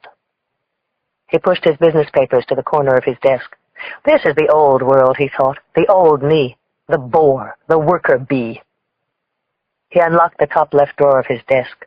Behind the usual personal clutter was a small gray lockbox. It was barely large enough to hold a packet of 3x5-inch cards. This is my world now. He thought back to the Hyatt, the bride's beautiful porcelain face, the blossoms of blood on her chest. He still couldn't believe what had taken place.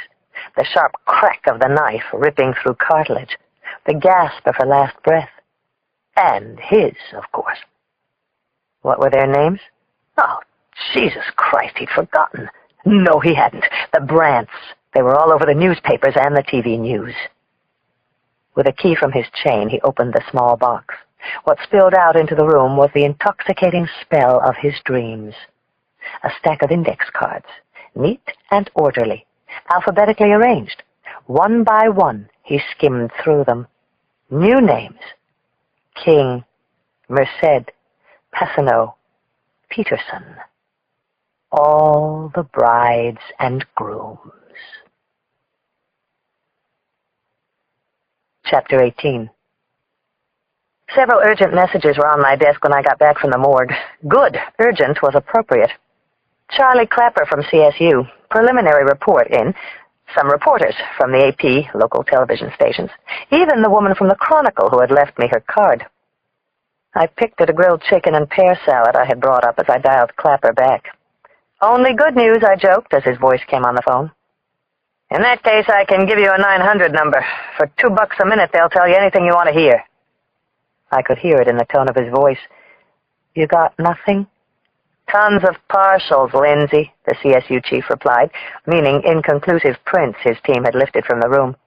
The brides, the grooms, the assistant managers, housekeepings. You dusted the bodies? I pressed. The killer had pulled Melanie Brandt up off the floor. And the box of champagne? Of course. Nothing. Somebody was careful. What about off the floor? Fibrous shoe prints. Besides the pee? Clapper laughed. You think I'm holding out on you? You're cute, Lindsay, but I get off on bagging killers more. Meanwhile, I've got someone running that tux jacket under the microscope. I'll let you know. Roger Wilco. Thanks, Charlie, I muttered disappointedly. As I flipped further through my stack of messages, Cindy Thomas's name came to the top. Normally, I wasn't in the habit of phoning back reporters in the middle of an ongoing investigation, but this one had been smart and cool, making her way up to the crime scene, yet kind in backing off when she had me cornered in the bathroom. I found her at her desk. Thanks for calling me back, Inspector, she said in an appreciative tone. I owed you, I guess. Thanks for cutting me some slack at the hotel. Happens to us all. But I have to ask, do you always react so personally at a crime scene? You're a homicide detective, right? I didn't have the time or heart to get into a battle of wits, so I used Jacoby's line. It was a wedding. I always cry at them. What can I do for you, Miss Thomas? Cindy, I'm going to do you a favor. When I reach 5, maybe you'll do one for me. We have a homicide, a very bad one. We're not going to play let's make a deal. And if we meet again, you'll find I'm not my cheeriest when I feel indebted. I guess what I was hoping for, she said, was to hear your spin on the bride and groom. Doesn't Tom Stone cover homicide for the Chronicle? I asked. I heard her take in a breath. I won't lie to you. I normally handle local interest out of Metro. Well, you got yourself a real story now. Marriage made in heaven ends up in hell. You're quick out of the gate. Truth is, Inspector, her voice grew softer, I'd never seen anything like that before. Seeing David Brandt lying there on his wedding night, I know what you must think, but it's not just about the story. I'd like to help any way I can. I appreciate that, but since we've got all these eager people with badges walking around here, we ought to give them a shot. Anyway, you should know that you sneaking your way up to the 30th floor didn't exactly get me invited to the commissioners for brunch. I had technical responsibility at the crime scene. I never thought I'd actually make it through. So we've established we don't know who owes whom here. But since it's my dime... The reporter's voice went back to a peremptory tone. I called to get your reaction to a story we're going to break later today. You know the groom's father runs a buyout firm. Our business editor pulled off Bloomberg that they backed out of a proposed agreement at the last minute with the third largest Russian automaker, Kolya Novgorod. Brandt was providing up to $200 million for a significant stake. Kolya is one of those Russian conglomerates taken over by a new branch of black market capitalists. Without the cash, I'm told it's virtually bankrupt. My source tells me the mood got very fractious. I laughed. Fractious, Miss Thomas? I might be getting a little fractious myself. Apparently some of the Russians were left hanging with their Uncle Vanya's out. I laughed again. Conspiracy to commit murder is a federal crime, I told her. If there's something to it, you should make the call to justice. I just thought I'd let you know. In the meantime, you want to throw me a comment on any other possibilities you're looking into? Sure. I'd feel safe in saying that they're ongoing. Thanks, she sighed. Have you narrowed in on any suspects yet? This is what they tell you to ask at the Chronicle. You know I can't divulge that. Off the record, no attribution, as a friend. As I listened, I remembered when I was a recruit trying to elbow my way in. How the police world had been barred, closed off, until someone had opened up the tiniest crack to let me crawl through. Like I said, Miss Thomas, my tone starting to soften, no promises. Cindy, the reporter said, at least call me Cindy. For the next time you get cornered in the bathroom with your guard down. Okay, Cindy. I'll be sure to keep you in mind. Chapter 19. I didn't want to go home, and I knew I couldn't stay at the hall any longer. I grabbed my bag, rushed down to the underground garage, and started up my trusty-dusty Bronco without a clear sense of where I was headed.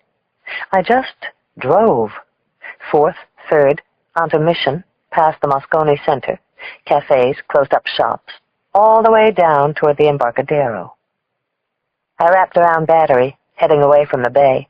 I had nowhere to go, but my hands seemed to act on their own, leading me somewhere. Flashes of the murdered bride and groom flickered in my head, echoes of Orenthaler. I'd finally called Dr. Medved, the hematologist, for an appointment. I was approaching Sutter, and I turned. Suddenly, I knew where I was heading. I pulled into Union Square. Without even knowing it, I found myself in front of the brightly lit entrance of the Hyatt. I badged the manager and took the elevator up to the 30th floor. A single uniformed guard sat in front of the Mandarin suite. I recognized him, David Hale out of Central. He stood up as he saw me approach. Nowhere to go, Inspector? A crisscrossing barrier of yellow tape blocked the entrance to the Mandarin suite. Hale gave me the key. I peeled off a band or two of tape and slipped under the rest. I turned the lock, and I was inside. If you've never wandered alone at the site of a freshly committed murder, you don't really know the feeling of restless unease. I felt the dark ghosts of David and Melanie Brandt were still in the room. I was sure I had missed something. I was also sure it was here. What? The suite was pretty much as I had left it. The oriental carpet in the living room had gone to Clapper's lab, but body positions and blood sites were clearly marked out with blue chalk. I looked at the spot where David Brandt had died. In my mind, I retraced what had likely taken place. They are toasting each other. I knew that from the half-filled champagne glasses on a table near the terrace. Maybe he just gave her the earrings. The open box was on the master bathroom counter. There's a knock. David Brandt goes to answer. It was as if secrets were buzzing in the thick air. alive with whispers. The killer comes in, carrying the champagne box. Maybe David knows him. Maybe he just left him an hour before at the reception. The knife comes out. Only one thrust. The groom is pinned against the door, apoplectic. It happens so fast that he cannot scream. "Poor man went in his pants," Claire had said. The bride doesn't scream? Maybe she's in the bathroom, the jewelry box. Maybe she went in there to put on the earrings. The killer hunts through the suite. He intercepts the bride coming out unsuspectingly. I envision Melanie Brandt, radiant, full of joy. He sees it too. Was he someone she knew? Had she just left him? Did Melanie know her killer? There's a Navajo saying, even the still wind has a voice. In the quiet, confessing hotel room, I listen. Tell me, Melanie, I am here for you. I'm listening. My skin tingles with the chill of resurrecting each detail of the murder. She fights, tries to run away, the bruises and small abrasions on her arms and neck. The killer stabs her at the foot of the bed. He is horrified, yet wildly excited about what he has done. She doesn't die immediately. He has to stab her again. And once more. When he is finished, he carries her to the bed. Not drags. There is no sign of blood trailing behind. This is important. He is gentle with her. It makes me think he knows her. Maybe he once loved Melanie. He folds her arms on her waist in a restful pose. A princess sleeping. Maybe he pretends that what has taken place is only a bad dream. Nowhere in the room do I feel the clinical pattern of professionals or hired killers, or even someone who has killed before. I'm listening. A ferocious anger rises up in his blood. He realizes he will never see her again, his princess. He's so angry. He wants to lie down with her this one time, feel her. But he cannot. That would defile her. But he must have her. So he lifts her dress, uses his fist. It is all screaming at me. I'm sure there is one last thing I am not seeing. Unrevealed. What am I missing? What has everyone missed so far? I step over to the bed. I envision Melanie, her horrifying stab wounds, but her face is calm, unaccusing. He leaves her like that. He doesn't take the earrings. He doesn't take the huge diamond ring. Then it hit me with the power of a train exploding from a dark tunnel. What was missing? What I hadn't seen? Jesus Christ, Lindsay! Rings! I ran my mind over the image of her lying there, her delicate blood-smeared hands. The diamond was still there, but... Jesus! Is it possible? I ran back to the foyer and brought to mind the crumpled body of the groom. They had been married just a few hours before. They had just completed their vows. But they weren't wearing gold bands. Wedding rings. The killer doesn't take the earrings, I realized. He takes the rings. Chapter 20. 9 the next morning, I was in the office of Dr. Victor Medved, a pleasant, smallish man with a narrow, chiseled face, who, with a trace of an Eastern European accent, scared the hell out of me. Neglis is a killer, he stated evenly. It robs the body of its ability to transport oxygen. In the beginning, the symptoms are listlessness, a weakening of the immune system, and some lightheadedness. Ultimately, you may experience similar brain dysfunction to a stroke and begin to lose mental capacity as well. He got up, walked over to me, cradled my face in his gentle hands. He stared at me through thick glasses. You're already peaked, he said, pressing my cheeks with his thumbs. Always takes me a while for the blood to get hopping in the mornings, I said with a smile, trying to mask the fear in my heart. Well, in 3 months, Dr. Medved said, unless we reverse it, you will look like a ghost. A pretty ghost, but a ghost all the same. He went back to his desk and picked up my chart. I see you are a police detective. Homicide, I told him. then there should be no reason to go forward under any delusions. I don't mean to upset you. Aplastic anemia can be reversed.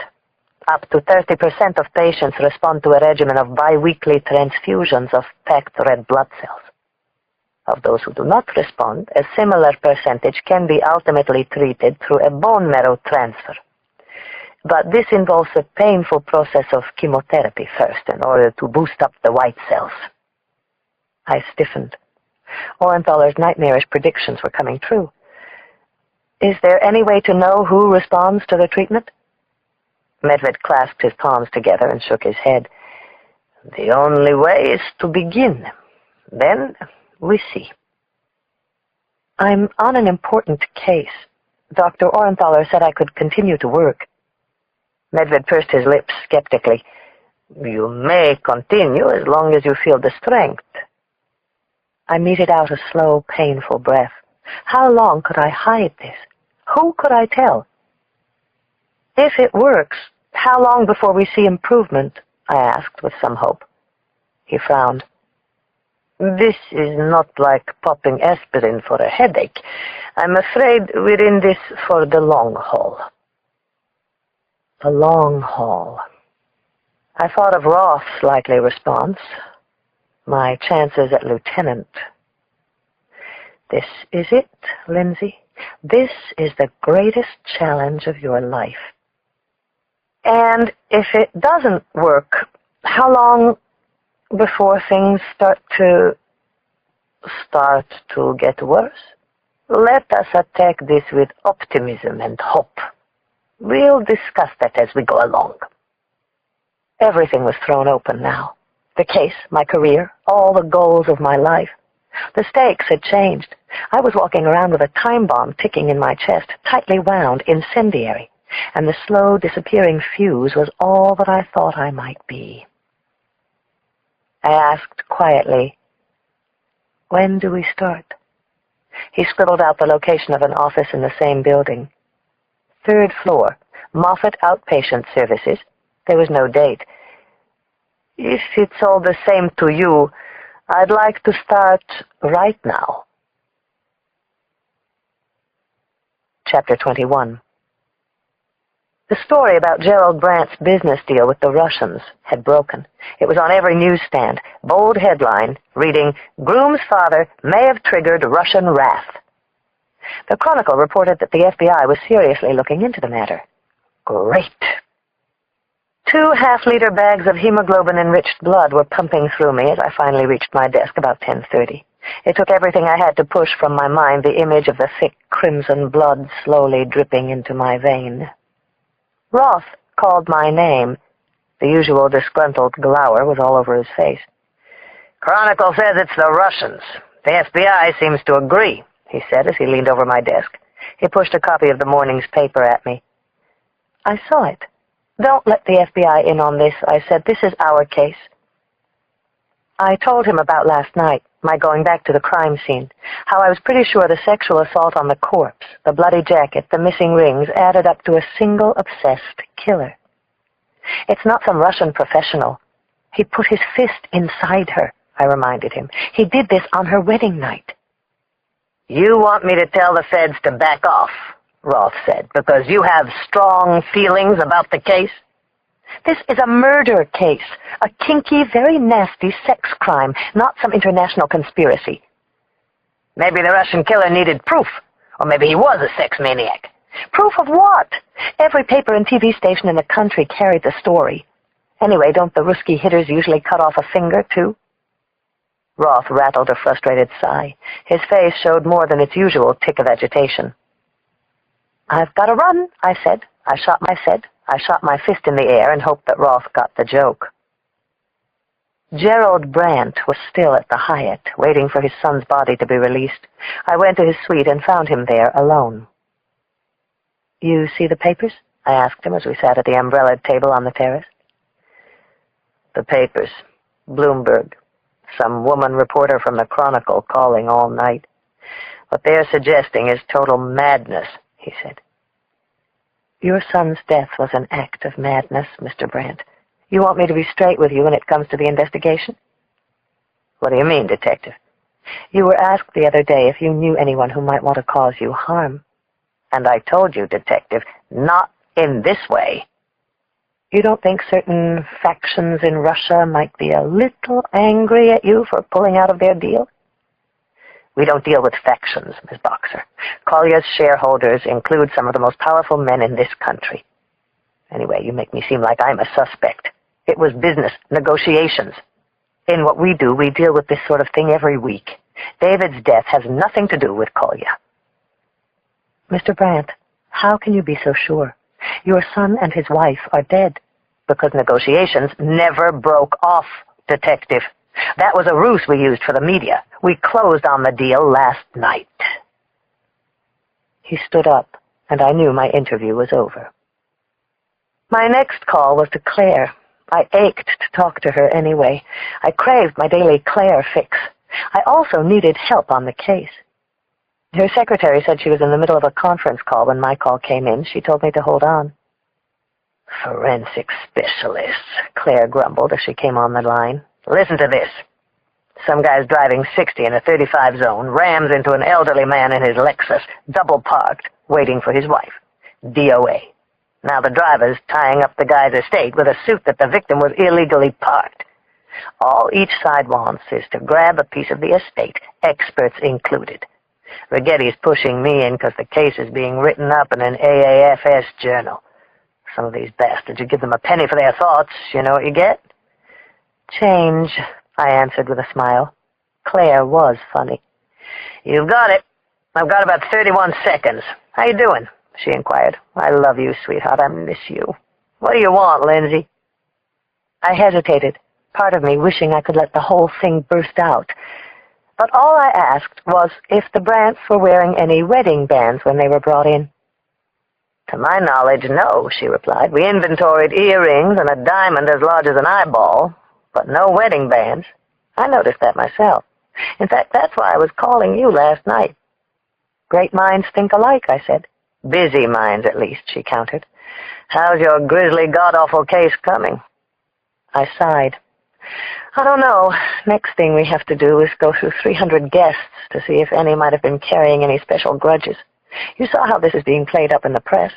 Russian revenge.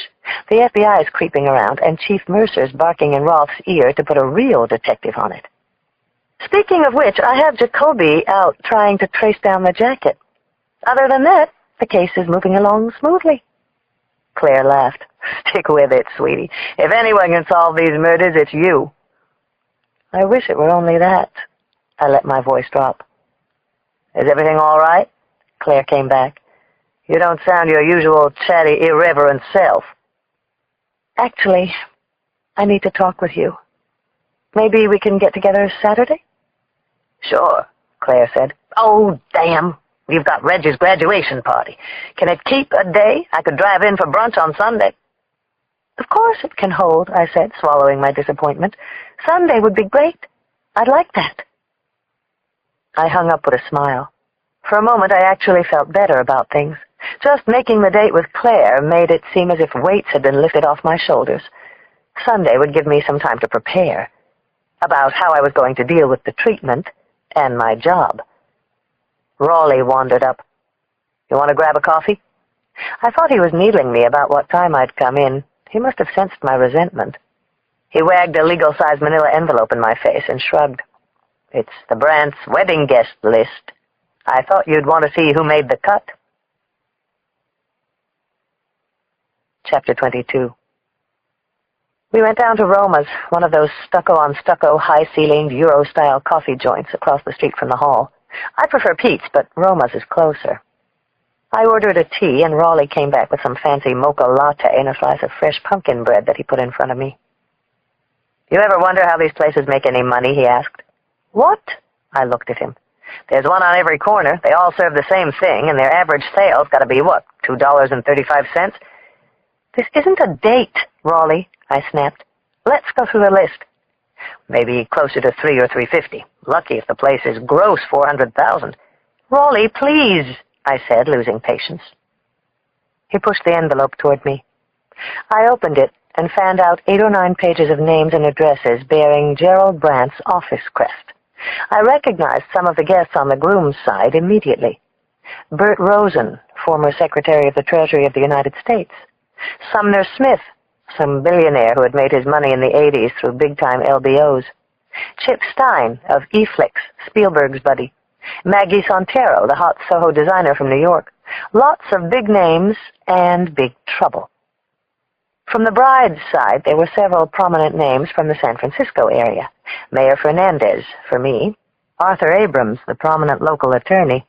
I had gone up against his firm once or twice in the witness box, testifying in homicide cases. Willie Upton, superintendent of public schools.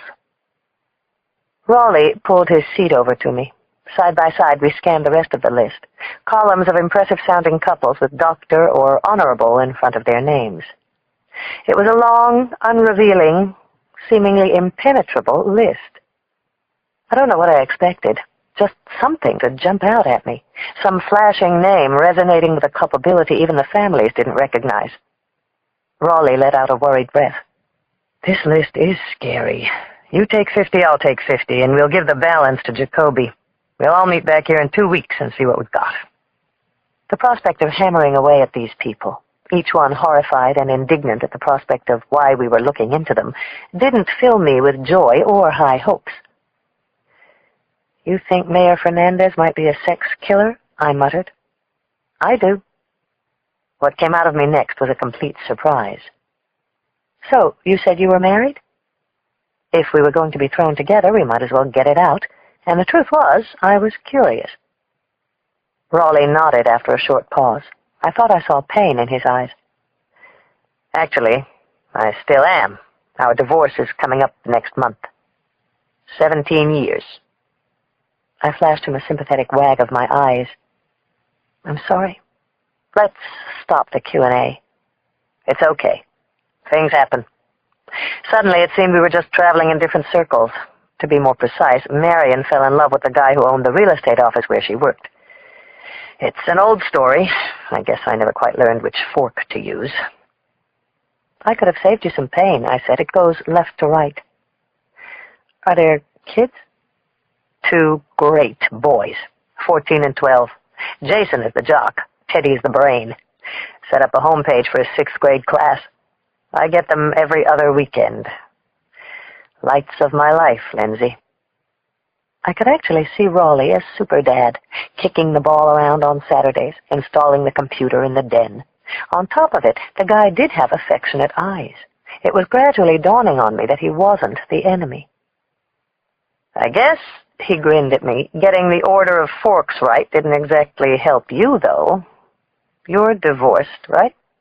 Ooh, somebody's been checking around, I said. I was just out of the police academy. Tom was in his 2nd year of law school at Berkeley. At first, he was going to go criminal. We had sort of a Carville and Madeline thing going.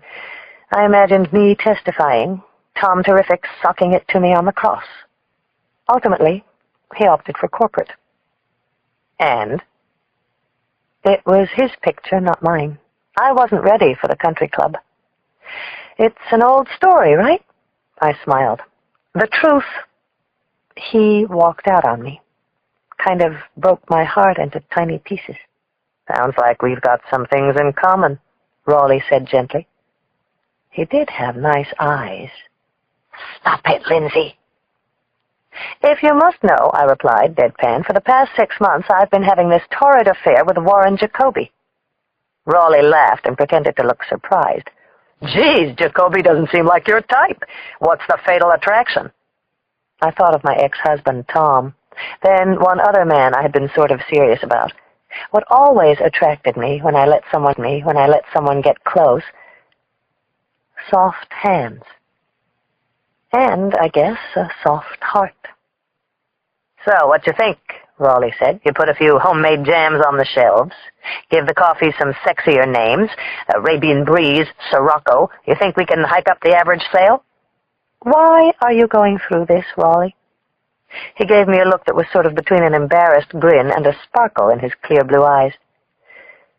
I've been doing police work for 16 years. So, you get to thinking. I have this favorite place up in Tahoe. Maybe one of these franchises... Sorry, I don't see you behind the counter picking out the muffins. Nicest thing you've said to me so far. I got up, tucked the envelope under my arm, and headed toward the door. On second thought, you might make a better baker than a cop. That's my girl, he smiled. Wise guy answer for everything. Keep those defenses up. As we left the shop, I softened and said to him, I have this favorite place, too. Maybe you'll show me one day. Maybe I will. I was surprised by Raleigh. Live and learn. He was actually a nice guy. I wondered if he had soft hands. Chapter 23. When Rebecca Passano looked at herself in the full splendor of her wedding dress, she knew that she was no longer her mother's little girl. You're my baby. She had heard those words from her very first days on the planet. With 3 older brothers, it wasn't so hard to imagine why. Her mother had always wanted a girl. Daddy, too. But as the years went on, they had assumed their time had passed. The oldest, Ben, the daredevil, had been killed before she was born. Her parents were crushed. They couldn't even think of more children. Then, miraculously, Becky came. My baby, she heard her mother exclaim from where she stood behind Becky. Oh, Mom. Becky sighed, but she also smiled. She continued to look at herself. She was beautiful. In her long, white, strapless dress, an avalanche of tulle, she shone like the most lovely and beautiful thing in the world. Michael would be so happy. With all the arrangements, the hotel in Napa, the flowers, the last-minute alterations to the dress, she had never thought the day would actually come. But now it was almost here. Friday. Miss Perkins, the saleswoman at Saks, could only stand and admire. You're gonna knock 'em dead, sweetheart.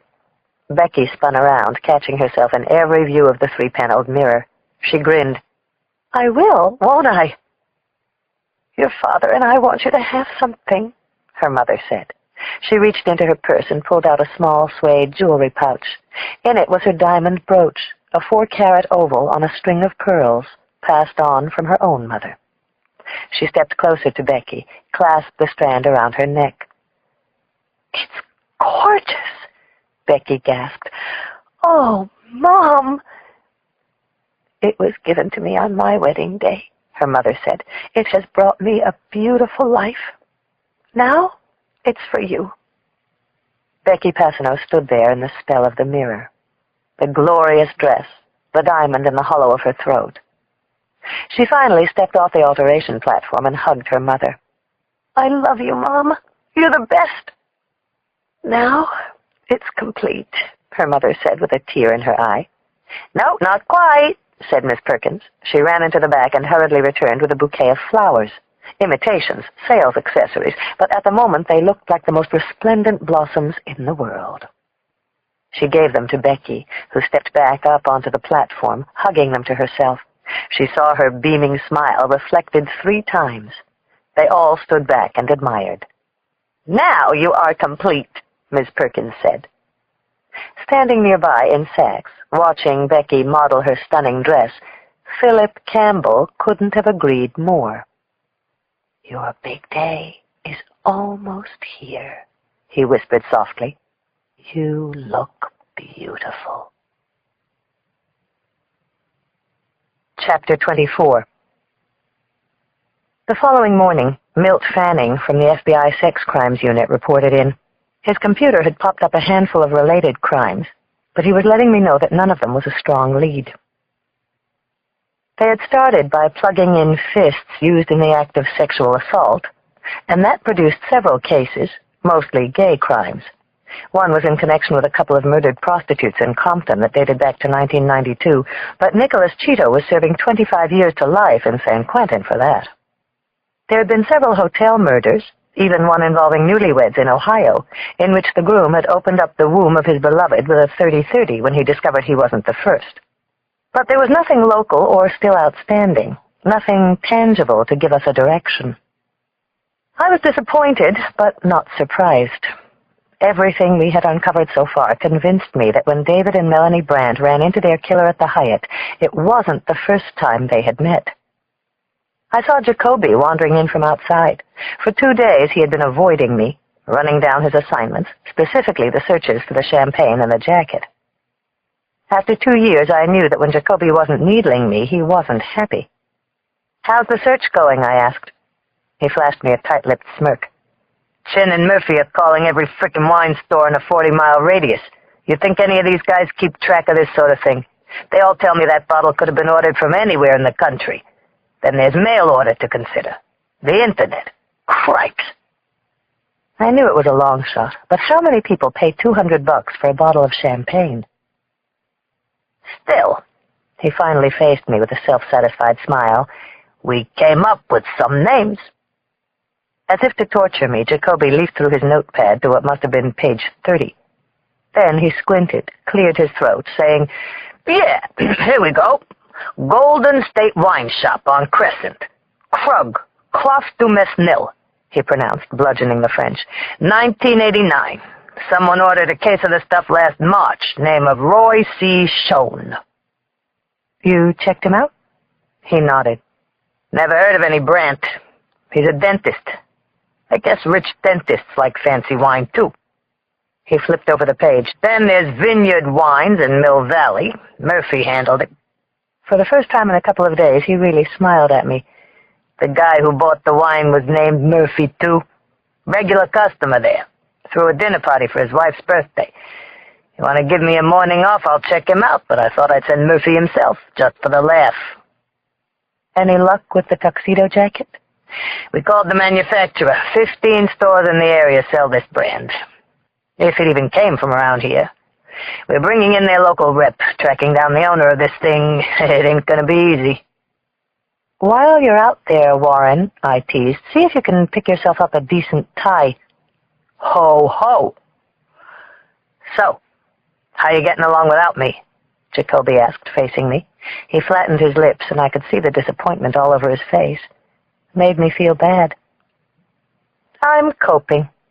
Then, seriously, "I'm sorry, Warren. You know that I didn't ask for this guy." He nodded self-consciously. "You want me to check out everyone we dig up who's into fancy champagne?" I shook my head. I got up, dropped a copy of the Brandt wedding list on his desk. "What I want you to do is check and see if they match against this list." He leafed through the lists, whistling at a few of the more prominent names. "Too bad, Boxer. No Schoen or Murphy. Maybe we'll just have to wait and take a shot at couple number 2. "What makes you say that?" I asked. Jacoby was a pain in the ass, but he was a good cop with a good nose for sniffing out a pattern. "We're looking for a spiffy dresser who likes to get dirty with dead brides, right?" I nodded. I remembered something my first partner had told me. "Never wrestle with a pig, Lindsay. You both get dirty. The pig likes it."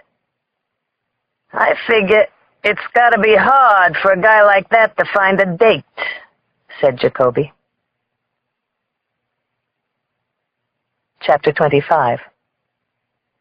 The first week of the bride and groom investigation was gone. Unbelievable. Jacoby's team had pounded the jacket and champagne search, but so far they had come up empty. Raleigh and I had spoken to 20 wedding guests, from the mayor to the groom's best friend.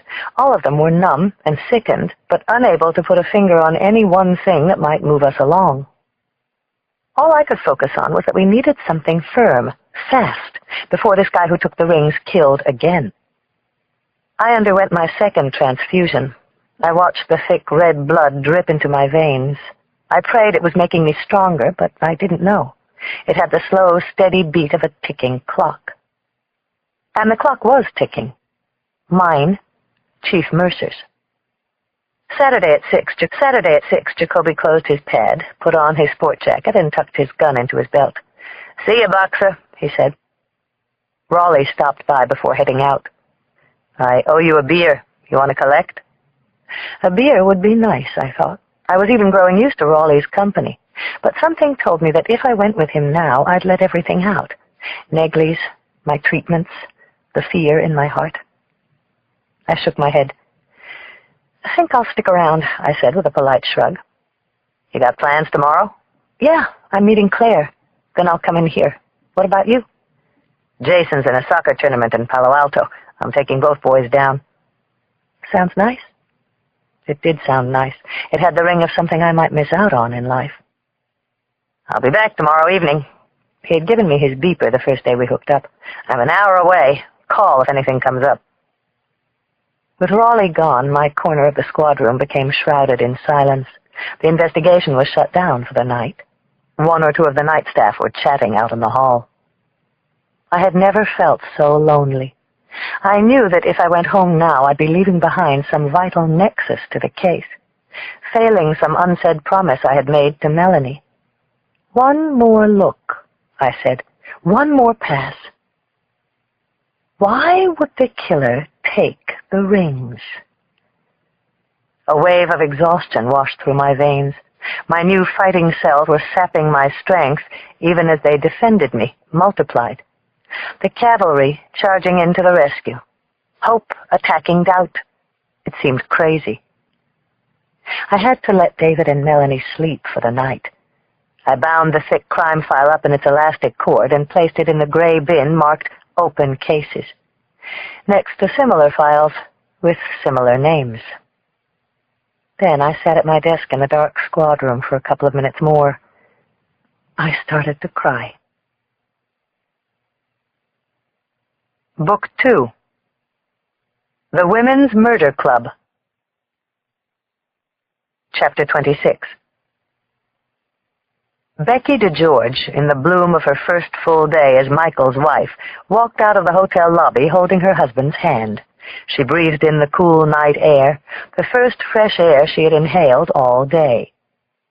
In the brief span of their marriage, she and Michael had made love several times and taken 2 steamy showers together. They had poked their heads out for an obligatory but at last final brunch with the families. They had begged off the trip to Opus 1, scurried back upstairs, and popped the last bottle of champagne. Michael had put on a sex video, and as they watched the film, they played out some unusual and exciting roles. He seemed to have several fantasies about wearing women's clothes. Tomorrow, they'd be off to Mazatlan for a heavenly week exploring all those sexy spots on his body she had yet to find. Maybe they'd even come out once or twice to see the dolphins. So far, she decided things were going very well. Tonight, they were headed to the French Laundry, the finest restaurant in Napa. Everyone said it was the place to eat, and they had booked the reservation almost 6 months in advance. Becky's mouth watered as she dreamed of some fabulous sequence of tastes. Foie gras, wild berry duck, all washed down with an expensive champagne. On the short walk to the car, a black limo pulled up alongside them. The passenger window opened, and a uniformed driver stuck his head out. Mr. and Mrs. DeGeorge? They looked at each other, puzzled, then smiled. That's us. I'm at your service, the driver announced. Compliments of the hotel. Becky was ecstatic. You mean for us? Once, in her job as a legal secretary at a big closing, she had ridden in a fabulous stretch, but she had been jammed in the back seat with 4 preoccupied lawyers. Booked and paid for the night, the driver said, and winked. The newlyweds exchanged a bright, exclamatory look. No one mentioned anything about this, said Michael, who seemed pleased with the notion that he was thought of as a VIP. Becky peeked inside. Oh, Michael! There were lush leather seats and a polished mahogany bar with crystal glasses. The lights were dimmed to a romantic glow. There was even a bottle of Chardonnay on ice. She thought of pulling up to the most fashionable restaurant in Napa in this wonderful car. Come on, Michael, she laughed, almost pulling him in. It'll be a trip. I can be waiting at the restaurant when you come out, the driver said, and as it happens, you're talking to someone who happens to know the most scenic routes through Napa. She saw Michael's mild hesitation begin to crack. Don't you want to take your princess in style? Just as he had when she first smiled his way in the office, just as he had in bed last night, she saw him slowly come around. He was a little cautious sometimes. Accountants often were, but she'd always found ways of loosening him up. Whatever Becky wants, Michael finally said. Chapter 27. Just married? Philip Campbell asked, his heart jumping. The bright lights of oncoming cars shot through him like X-rays, exposing innermost desires. 26 hours, 22 minutes, and 45 seconds, Becky chirped. Campbell's heart pounded loudly. She was perfect. They were perfect together, even better than he had hoped. The road was blank and seemed directionless, but he knew where he was going. Help yourself to a drink. That's a Palmyre in the bucket. Some people think it's the best in the valley. As he drove, the killer's nerves were taut and excited. What is the worst thing anyone has ever done? Can I do it again? More to the point, can I ever stop doing it? He glanced back and saw Becky and Michael pouring the Palmyre wine. He heard the clink of raised glasses, then something about years of good luck. With a chill in his heart, he watched them kiss. He hated every smug, deluded pore in their bodies. Don't you want to take your princess in style? He fingered the gun resting in his lap. He was changing murder weapons. After a while, Campbell turned the limo up a steep hill off the main road. "Where are we heading, driver?" the husband's voice came from the back. He glanced in the mirror and smiled confidently at the DeGeorges. "I thought I'd take you the scenic way. Best views in the valley, and I'll still have you to the restaurant by 8. "We don't want to be late," the groom warned sheepishly. "These reservations were harder to get than the damn hotel." "Oh, come on, honey," Becky chimed in with perfect timing. "Things start to open up just ahead," he told them. "Real pretty. In the meantime, relax. Put on some music. I'll show you the best views. Very romantic." He pushed a button, and a thin band of pulsing lights began to shoot around the roof of the back compartment, a soft, romantic light show. "Oh," Becky said as the lights came on. "This is so great." "I'll put up the privacy screen for the rest of the trip. You're only newlyweds once. Feel free to do whatever. Just look at it as your night." He left the screen slightly open so he could still see and hear them as he drove deeper into the hills. They were nuzzling now, sharing kisses. The groom's hand was moving up Becky's thigh. She pushed her pelvis into him. The road became bumpy, and at intermittent points the rough, split concrete gave way to gravelly dirt. They were climbing. On both sides, the slopes were patterned with grids of darkened vines. Becky's teasing laughter gave way to a steady rhythm of deep-throated sighs. Philip Campbell's breath began to race. Only inches away, he could hear her panting. A warm, velvety sensation began to burn in his thighs, as it had a week ago at the Grand Hyatt. Michael was entering Becky, and she moaned. What is the worst thing? At a clearing, he pulled the car to a stop, turned the headlights off. He took the gun and pulled back the double-clicking action. Then he lowered the privacy screen. In the ambient light, there was Becky, her black cocktail dress pulled up around her waist. "Bravo!" he exclaimed. They looked up, startled. He saw a flicker of fear in the bride's eyes. She tried to cover herself. Only then did the killer recognize that the warm flood burning his thighs and his knees was his own urine. He emptied the gun into Becky and Michael DeGeorge. Chapter 28. That Sunday morning, I woke for the first time all week with a sense of hopefulness. It's the way I am, or was. It was clear and beautiful outside. The bay was shimmering as if it were thrilled, too. And it was the day of my brunch with Claire, my confession to her. Sunday mornings I had this place I always went to, my favorite place, I had told Raleigh. First I drove downtown to the Marina Green in my tights and jogged in the shadow of the bridge. Mornings like this I felt infused with everything that was beautiful about living in San Francisco. The brown coast of Marin, the noises of the bay, even Alcatraz standing guard. I ran my usual 3+ miles south on the harbor, then up the 212 stone stairs into Fort Mason Park. Even with Megley's, I could still do it. This morning it seemed to be letting me free. I jogged past yelping dogs running loose, lovers on a morning walk, gray-clad, bald-headed Chinese men bickering over mahjong. Always to the same spot, high on the cliff, looking east over the bay. It was 7:45. No one knew I came here, or why. Like every Sunday, I came upon a small group practicing their Tai Chi. They were mostly Chinese, led, as every week, by the same old man in a gray knit cap and sweater vest. I huffed to a stop and joined in, as I had every Sunday for the past 10 years, since my mother died. They didn't know me, what I did, who I was. I didn't know them. The old man gave me the same quick, welcoming nod he always did. There's a passage in Thoreau. Time is but the stream I go a-fishing in. I drink at it, but while I drink I see the sandy bottom and detect how shallow it is. Its current slides away, but eternity remains. I would drink deeper, fish in the sky, whose bottom is pebbly with stars. I guess I've read that 100 times. It's the way I feel up here. Part of the stream. No neglies. No crimes, no faces twisted in death. No bride and groom murders. I did my morning swan, my dragon, and I felt as light and free as I had before Orenthaler first dropped the news on me. The leader nodded. No one asked me if I was well, or how the week was.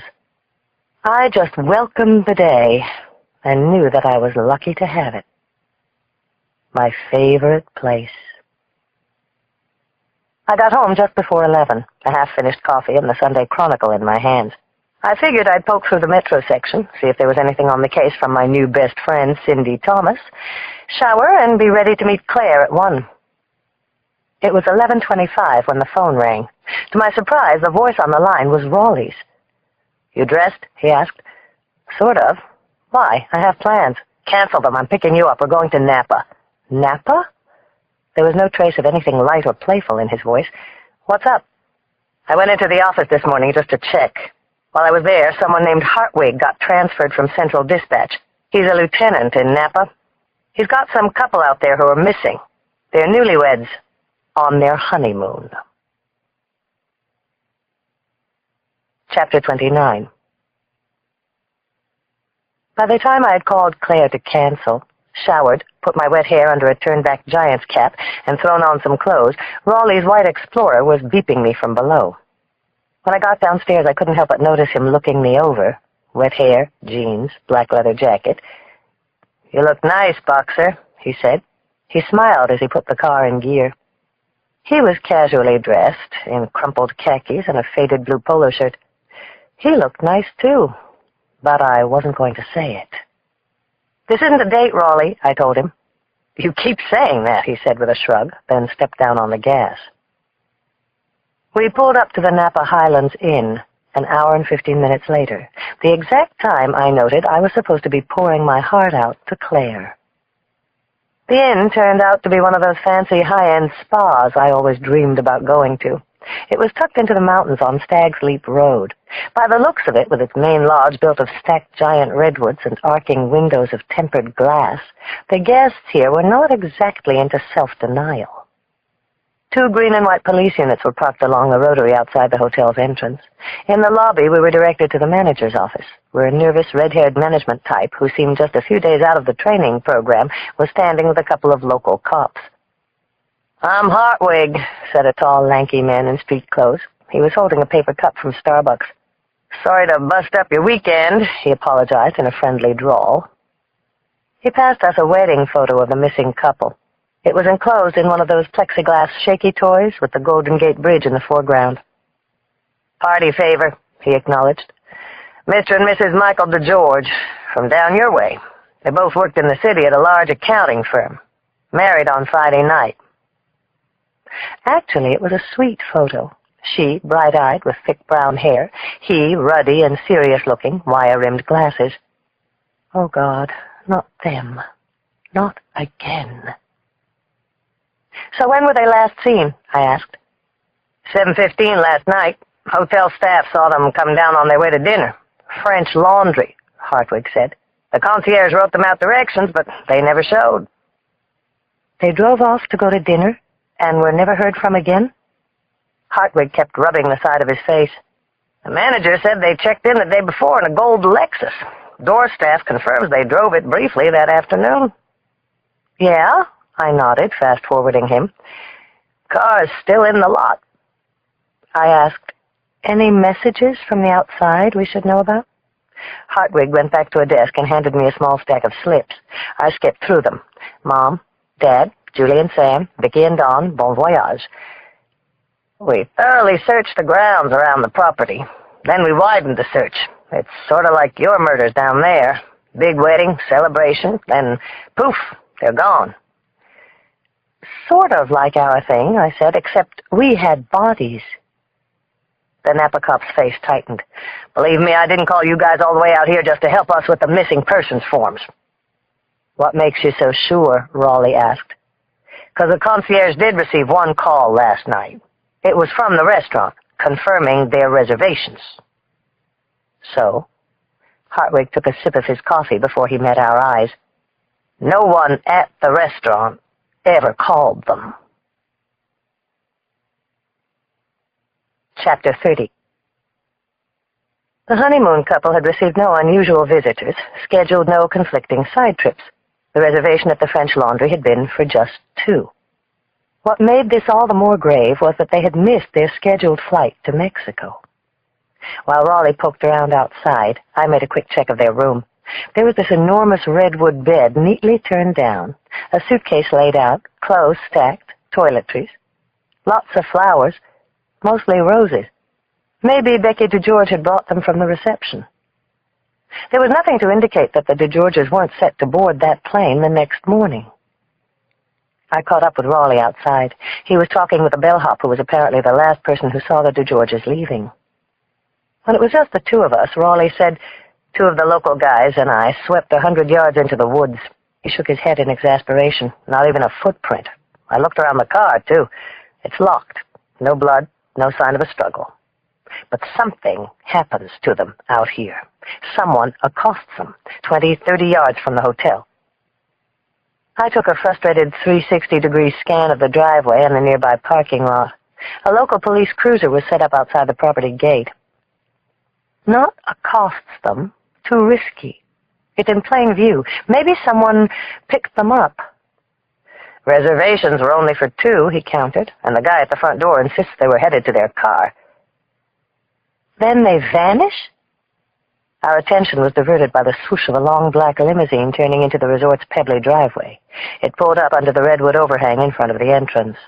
Raleigh and I watched the hotel door open and the doorman emerge rolling a trolley of bags out. The driver of the limo hopped out to open the trunk. It hit us both at the same time. It's a long shot, said Raleigh, meeting my eyes. Maybe, I agreed, but it would explain how someone gained access without attracting anyone's attention. I think we should check if any limos have been reported stolen lately in the Bay Area. Another car turned into the driveway, a silver Mazda, and parked near the far end of the circle. To my dismay, a woman in cargo pants and a University of Michigan sweatshirt jumped out. Raleigh, you said one of your particular skills was containment, didn't you? He looked at me as if I had asked Dr. Kevorkian, you're sort of good at mixing chemicals, aren't you? Okay, I said, eyeing the approaching figure. Contain this. Walking up to us was Cindy Thomas. Chapter 31. Either you've got the sharpest nose for a story I've ever seen, I said to Cindy Thomas angrily, or I may start to think of you as a murder suspect.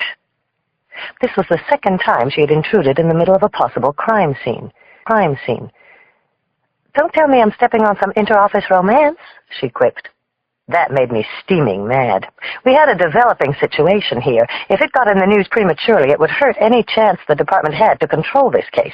I could just imagine the nightmare headlines. Bride and groom killer strikes again. And Roth would be livid. This would be the second time I had failed to control the crime scene with the same reporter. Who's your friend? Raleigh asked.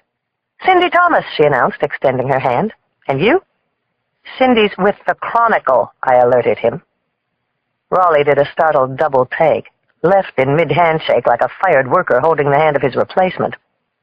Listen very clearly, Ms. Thomas, I said firmly. I don't know if you've been around long enough to develop a sense for how this is supposed to work.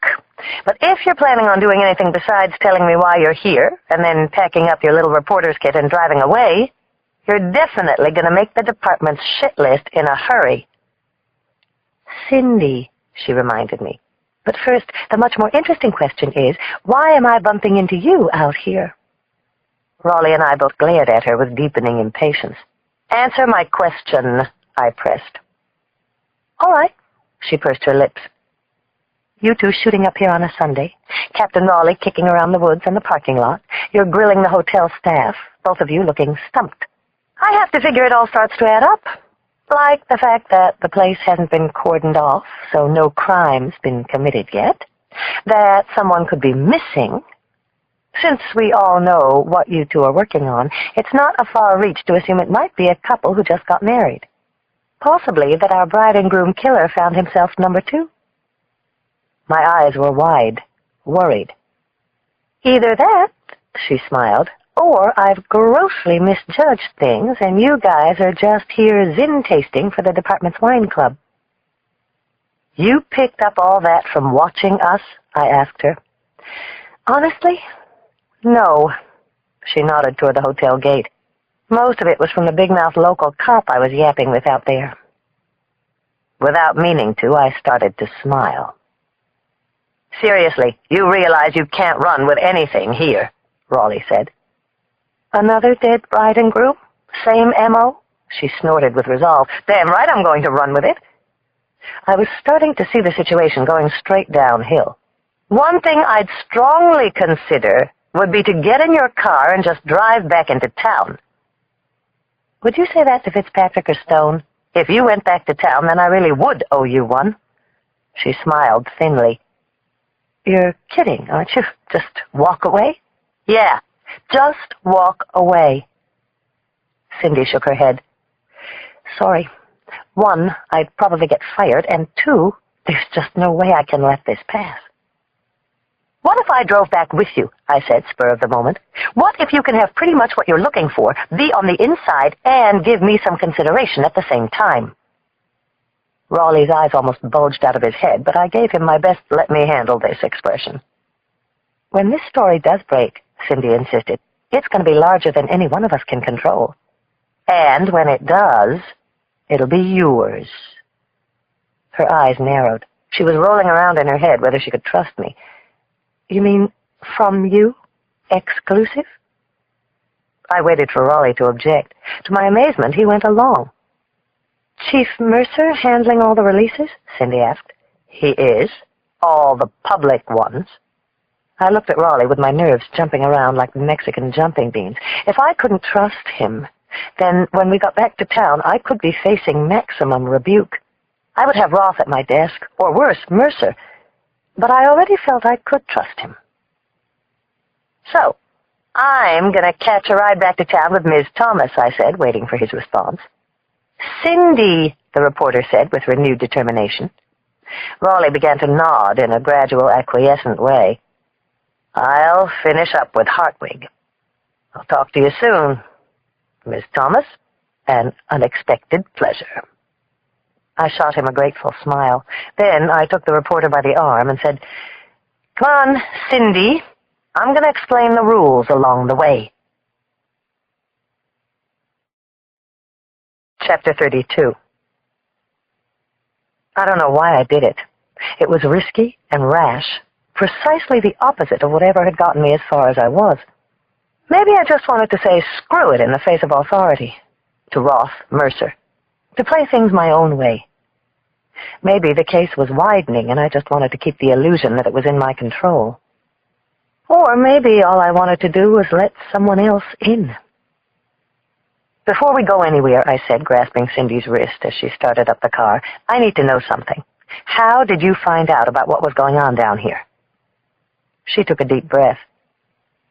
So far, all that's happened is you've pushed me away from the story of my career. Now, I have to give up my sources, too? Anything we do from here on is dependent on it. I'd kind of prefer it if I can keep you guessing, Cindy said. If this is going to work, it's got to be based on trust. Then trust goes two ways, doesn't it, Inspector? We sat there, baking in the hot Mazda littered with empty fast food drink cups, sort of squaring off. Okay, I finally relented. I gave her what little we knew about why we were in Napa that afternoon. The DeGeorges missing in action. That they had been married Friday night. The possibility that they were couple number 2. None of this goes to print, I insisted, until we have confirmation. I give you the okay. Her eyes beamed with her suppositions suddenly confirmed. Now it's your turn. There was no press here, even local. How did you get onto this? Cindy put the Mazda in gear. I told you I was from Metro, she said as the car putted out onto the main road, and I've been fighting to stay on this story. My boss gave me the weekend to come up with something solid on this biggie. You had already brushed me off, so I parked myself down your street since yesterday and waited for something to turn up. You followed me? Pretty desperate, huh? But effective. I scrolled back over the past 2 days. To the movies. To the marina this morning? She blushed slightly. I was about to call it quits when your partner came by. I just tagged along for the ride. I pressed myself back in my seat and started to laugh. Not so desperate, I muttered. Bad guys have been falling for it for years. I was both embarrassed and relieved. On the drive back to town, I fleshed out the rules of our agreement. I had done this before when a reporter got too close on a story and threatened an investigation. She couldn't go out with this story until we had confirmation. When we did, I'd make sure she had it first. I'd keep her ahead of the story, but just slightly ahead. There's a catch, I said firmly. What we have now is what you call a prioritized relationship. It goes past anything you already have, with your boyfriend or someone at work, even your boss. Anything I give you is totally between us, and it stays with us until I give you the okay to run with it. Cindy nodded, but I wanted to make sure she understood. Your boss asks you where any of this comes from. You just shrug.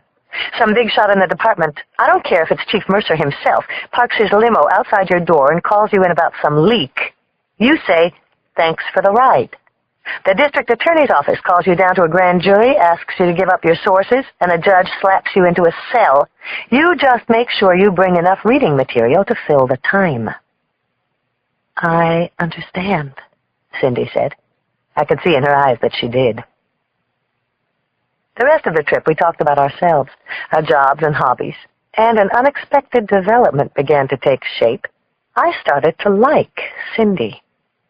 She asked me how long I'd been a cop, and I took her through more of the story than I had planned to. How my father was one, and how he'd left when I was 13. How I was sociology at SFU. How I wanted to prove I could make a difference in a man's world. How a lot of who I was and what I did was simply trying to prove I belonged. She came back that she was sociology, too, at Michigan. And before we even hit Marin, we had discovered a few other startling things we had in common. Her younger brother was born on my birthday, October 5. She was also into yoga, and the woman who had first taught me years before in South San Francisco was now instructing her in Corte Madera. We both liked to read travel books and mysteries. Sue Grafton, Patricia Cornwell, Elizabeth George. We loved Gordon's House of Fine Eats. Cindy's father had died early, some 17 years ago, eerily when she was only 13, too. But the most chilling coincidence, the one that gave me an eerie feeling, was that he died of leukemia, cousin of the same degenerative disease that was coursing through me. I thought of telling her my secret, but I stopped short. That was Claire's to hear. But as we drew close to the Golden Gate, I had a premonition that I was riding with someone I was meant to be with, and definitely someone I liked to be with. Approaching the city, I called Claire. It was hours after we were supposed to meet, but she still seemed eager to get together, and I had a lot to share. We arranged to keep our date at Susie's, this time for an early dinner instead of a brunch. She pressed me for what I had found during the day. I'll fill you in when I get there, I told her. Then I did the second thing that surprised me that day. I asked, do you mind if I bring a friend? Chapter 33. Cindy and I were already into our second margarita by the time Claire walked in. From 10 feet away, her smile seemed to brighten the entire room. I stood up and gave her a big hug. "Couldn't wait for the old mom," she said, eyeing the array of empty glasses.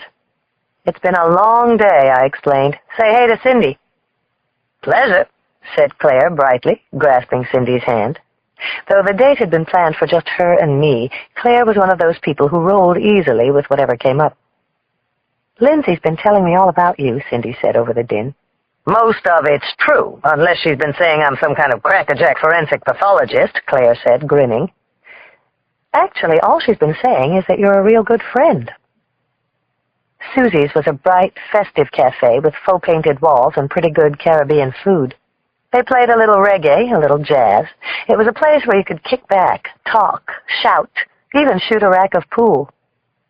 Our regular waitress, Loretta, came up, and we swayed Claire into a margarita for herself and ordered another round of spicy jerked wings. "Tell me about Reggie's graduation," I said. Claire stole a wing from our bowl and wistfully shook her head. "It's nice to know after all those years of school they can actually say a few words that aren't fat or it's the bomb. They look like a bunch of street-strutting kids auditioning for the Grammys. But the principal swears they'll come out of it eventually." "If they don't, there's always the Academy," I grinned, feeling lightheaded. Claire smiled. "I'm glad to see you looking up. When we spoke the other day, it sounded like Cheery was pressing those big ugly shoes of his all over your toes." "Cheery?" asked Cindy. "My boss. We call him Cheery because he inspires us with his humanistic concern for those entrusted to his command." "Oh, I thought you were talking about my city editor," Cindy snickered. "The guy's only truly happy when he can threaten someone with their benefits. He has no clue how demeaning and condescending he is." "Cindy's with the Chronicle," I said to Claire, seeing her react with surprise. There was an undeclared no-fly zone between the force and the press. To cross it, as a reporter, you had to earn your place. "Writing your memoirs, child?" Claire asked me with a guarded smile. "Maybe. The short version, but with lots to tell." Claire's margarita arrived, and we raised our glasses. "To the powers that be," I toasted. Cindy laughed. "Powers that be full of shit. Powers that be pompous jerks. Powers that be trying to keep you down." Claire yelped in approval, and we all clinked glasses as if we were old friends. "You know, when I first came to the paper," Cindy said, nibbling a wing, "one of the senior guys told me it was this particular editor's birthday. So I email him this happy birthday message. I figure him being my boss and all, it's a way to break the ice, maybe get a smile out of him. Later that day, the jerk calls me in. He's all polite and smiley. He's got bushy eyebrows as big as squirrels' tails. He nods me into the seat across from him. I'm thinking, hey, the guy's human like everybody else." Claire smiled. Enthusiastically, I drained the last of my second drink. So then, the bastard narrows his eyes and says, "Thomas, in the next hour and a half, I have 60 reporters trying to take everything that doesn't make sense in this fucking world and somehow cram it into 40 pages. But it's reassuring to know that while everyone else is madly rushing against the clock, you've got the time to paste a happy little smiley face on my day." He ended up assigning me a week of picking a winner from a 5th grade Why I Want to Be an Editor for a Day contest. I laughed and coughed up a little of my drink. "Goes under the heading of no good deed goes unpunished. What did you do?" Cindy had a great smile. "Email it was the boss's birthday to every guy in the department. Jerks were slumping out of his office with their faces white all day." Loretta came around again, and we ordered meals. Chicken in a hot sauce, fajitas, and a large salad to share. 3 Dos Equis to go with them. We poured this lethal Jamaican hot sauce, toasty lady, on our wings, and watched Cindy's eyes glaze over from the first fiery blast. "Rite of initiation," I grinned. "Now you're one of the girls." "It's either the hot sauce or a tattoo," Claire announced, straight-faced. Cindy scrunched up her eyes in an evaluating sort of way, then turned around and rolled up a sleeve of her T-shirt. She exposed 2 small G clefts etched on the back of her shoulder. "The downside of a classical education," she said with a crooked smile. My eyes met Claire's, and both of us hooted with approval. Then Claire yanked up her own shirt with a blush. Just below her ample brown waist, she revealed the outline of a tiny butterfly. "Lindsay dared me one day," she admitted, "after you broke up with that prosecutor from San Jose. We went down to Big Sur overnight, just the girls, to let off some steam. Ended up coming back with these." "So where's yours?" Cindy turned to me and asked. "Can't show you." I shook my head. "Come on," she pressed. "Let's see it." With a sigh, I rolled onto my left buttock and patted my right. It's a 1-inch gecko, with this really cute little tail. When some suspect's giving me a hard-up time, I push him against the wall, and I tell him I'll stick it in his face so tight it's going to look as large as Godzilla. A warm silence fell over us. For a moment, the faces of David and Melanie Brandt, even Negley's, seemed a million miles away. We were just having fun. I felt something happening, something that hadn't happened in a long time, that I desperately needed. I felt connected. Chapter 34. "So, now that we're all friends," said Claire after we had gone through another plateful of ribs, "how'd the two of you meet up, anyway? Last I heard, you were going out to Napa to check on some missing newlyweds." Michael and Becky DeGeorge, who a moment ago had seemed so far away, came hurtling back with a crash. I had so much to tell her, but the day had changed so subtly from what I had planned. I almost felt deceitful, withholding, filling her in on what had taken place in Napa, yet leaving out the important development that was going on inside of me. Claire took it in, digesting it all with that sharp mind of hers. She had consulted on several serial homicide cases, both as a lead examiner and an expert witness. An idea was rolling through my head. In my weakened condition, I didn't relish the responsibility of running a media-intensive investigation into multiple homicides alone. What I came back with surprised even me. "How'd you like to lend me some help?" "Help?" Claire blinked with surprise. "How?" "This thing is about to explode, Claire," I said. "If there's a bride and groom killer out there, the attention will be national. We all have an interest in this case. Maybe we could meet like this, the three of us, off the record."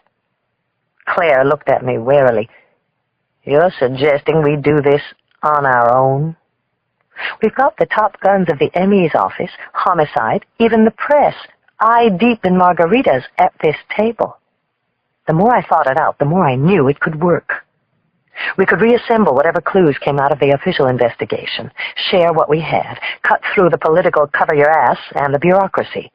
3 women who would get a kick out of showing up the male orthodoxy. More important, we shared a heartfelt empathy for the victims. Suddenly, the idea seemed lit with brilliance. Claire shook her head in an incredulous way. "Come on," I pressed. "You don't think it would work? You don't think we'd be good at this?" "That's not it at all," she replied. "It's that I've known you for 10 years, and never once, on anything, have I ever heard you ask for help." "Then, surprise," I said, looking straight into her eyes, "'cause I'm asking now." I tried to let her see that something was troubling me, something maybe larger than the case, that I wasn't sure I could handle it, that I could use the help, that there was more to it. Claire gradually broke into the slimmest acquiescent grin. "In Margaritas Veritas, I'm in." I beamed back, grateful, then turned to Cindy. "How about you? You in?" She stammered.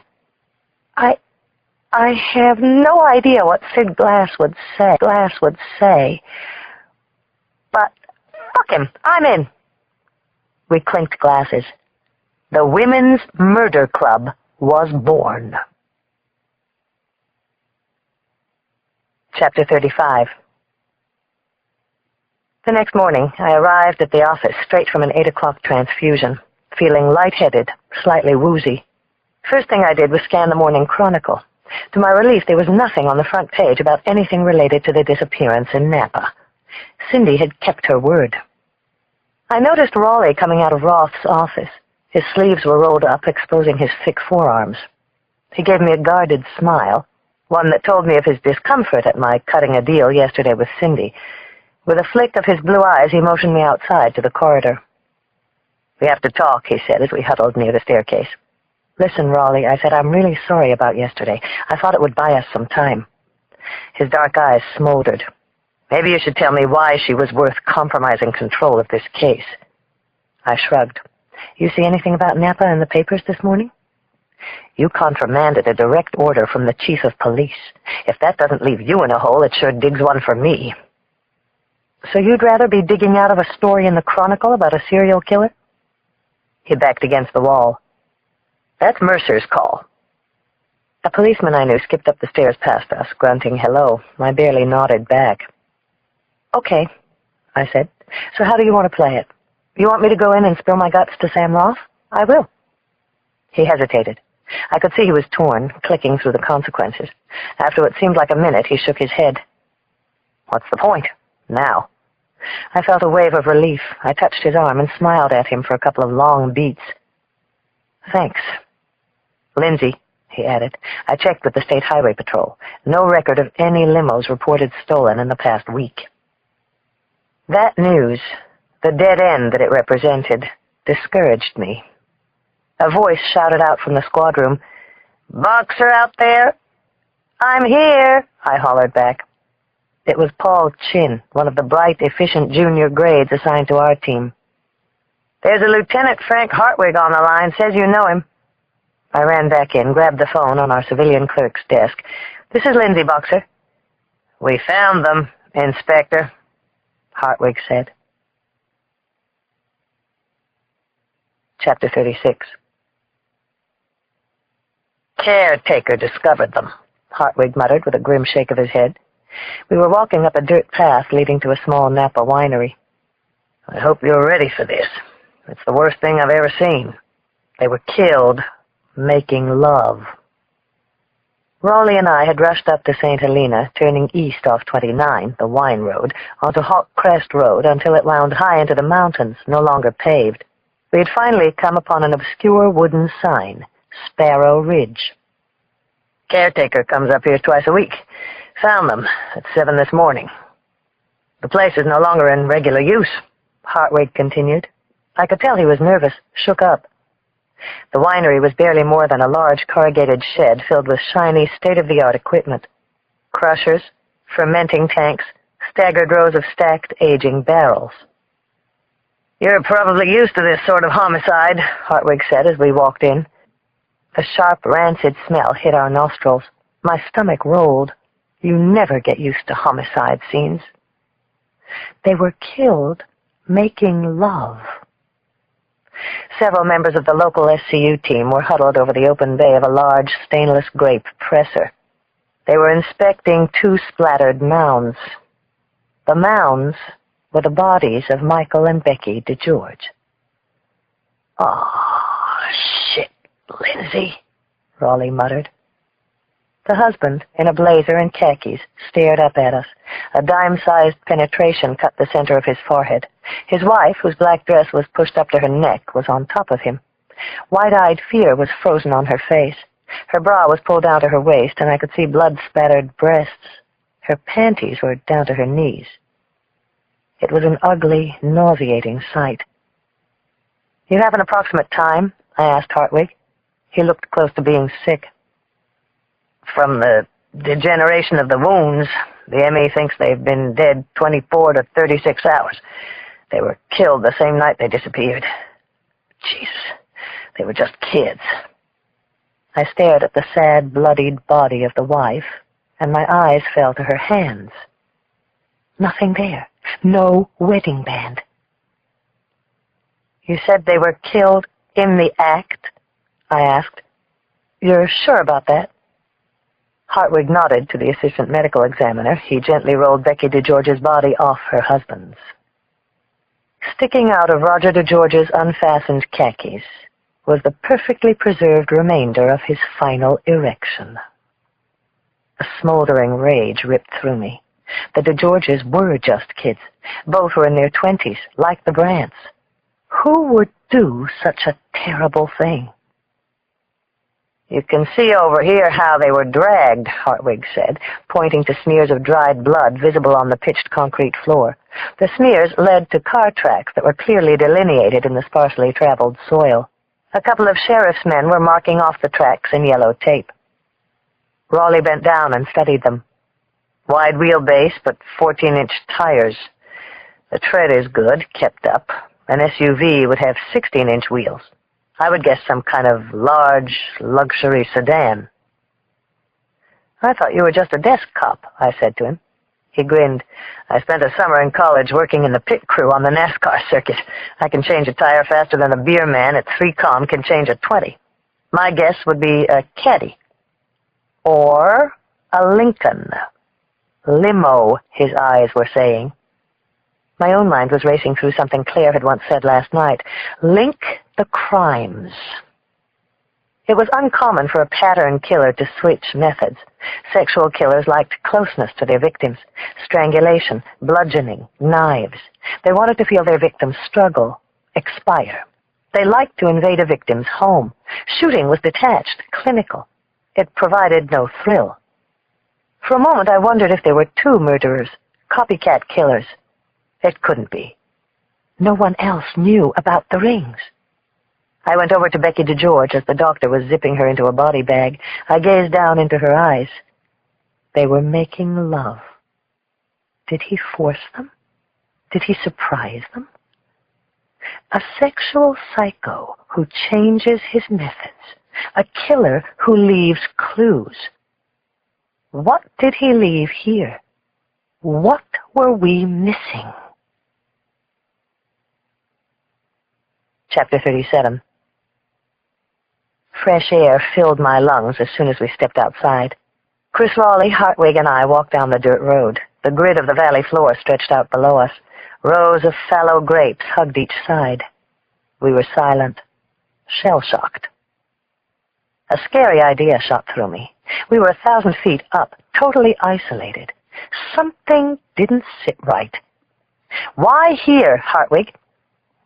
"How about it's remote and no one ever comes up here?" "What I meant," I said, "is why here, this particular spot? Who knows about this place?" "There's isolated property all up and down these slopes.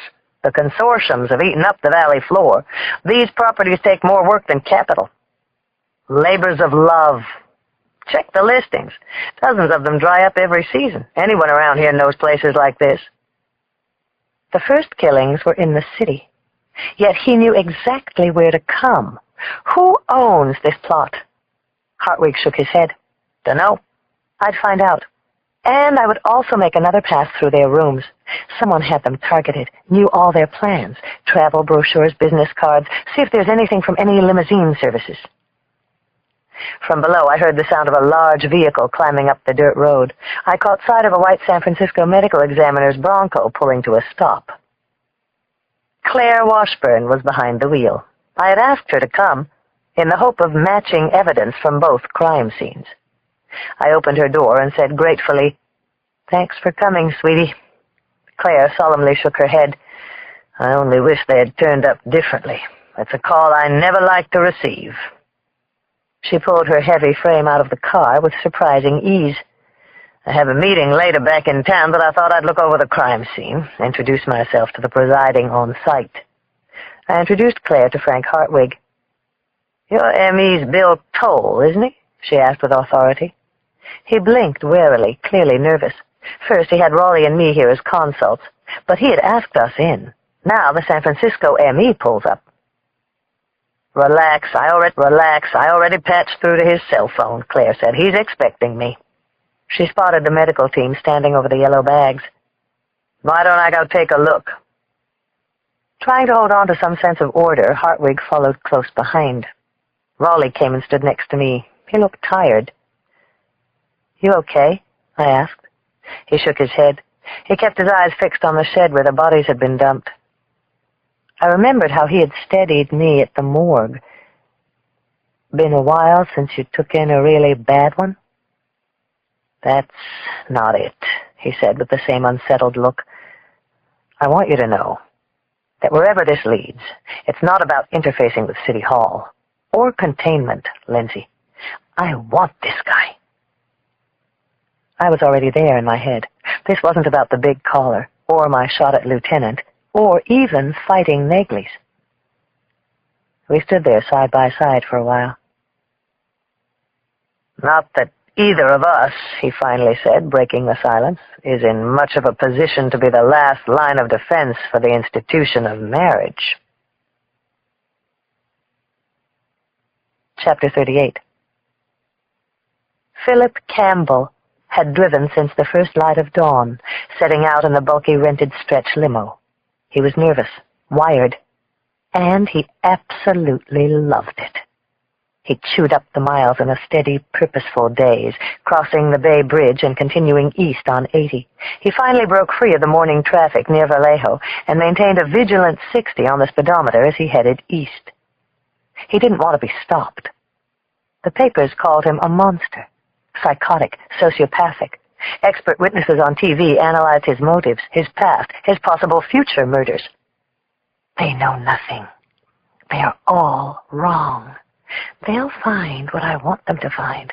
They only see what I want them to see. From the Nevada border, it was a short drive down into Reno, which he considered a vulgar, aging cowboy town. He stayed on the highway, avoiding the Strip. Wide, stucco-lined boulevards of gas stations, gun dealerships, pawn shops. You could get anything here without a lot of questions. It was the place to come to buy a gun, or unload a car, or both. Out by the convention center, he turned into Lumpy's. He pulled the car up to an open area in the lot, opened the glove compartment, recovered the folded paperwork, breathed a sigh of relief. The limo was perfectly clean, spotless. There were no ghosts whispering. All day yesterday he had cleaned and polished, scrubbing out the bloodstains until the last trace of evidence was gone. Now the car was silent, as unconfiding as the day he had picked it up. He breathed easier. It was as if Michael and Becky DeGeorge had never existed. In minutes he had paid for the car and called a cab to take him to the airport. At the airport he checked in, looked through a San Francisco paper at a newsstand. Nothing about Becky and Michael. He made his way to the gate. He bought a bottle of Fruitopia apricot drink and a vegetarian wrap at a fast food counter. He checked in at gate 31, Reno Air to San Francisco. He took a seat and started eating his lunch. An attractive young woman sat next to him. Blonde hair, tight ass, just tawdry looking enough to attract his eye. She wore a gold chain around her neck with her name on it in script. Brandy. A tiny diamond ring. He smiled a quick, inadvertent greeting. She pulled out a Kipling knapsack, took a swig from a plastic water bottle, and took out a paperback, Memoirs of a Geisha. It interested him that of all things she was reading about a woman in bondage. These were signs. Good book? He smiled her way. That's what everyone says, she replied. I'm just starting. He leaned over and breathed in the cheap, citrusy scent of her perfume. Hard to believe, he went on, it was written by a man. I'll let you know. She flipped a few pages, then added, my fiancé gave it to me. Philip Campbell felt the short, thin hairs on his arms stand up. His heart began to throb. He ran a tremulous finger along the edge of his goatee. Oh? When's the big day? Chapter 39. Raleigh drove back to town in our car. I hung around and caught a ride with Claire. I needed to tell her what was going on with me. Claire and I have been best friends for years. We talk at least once every day. I knew why I was having trouble telling her about my illness. I didn't want to hurt her, or to burden Claire with my problems. I loved her so much. As the Emmy's van bumped down the mountain road, I asked if she'd been able to pick up anything at the murder scene. There was definitely sexual activity going on before they were killed, she replied confidently. I could see labial distension around the vagina, secretions on her thighs.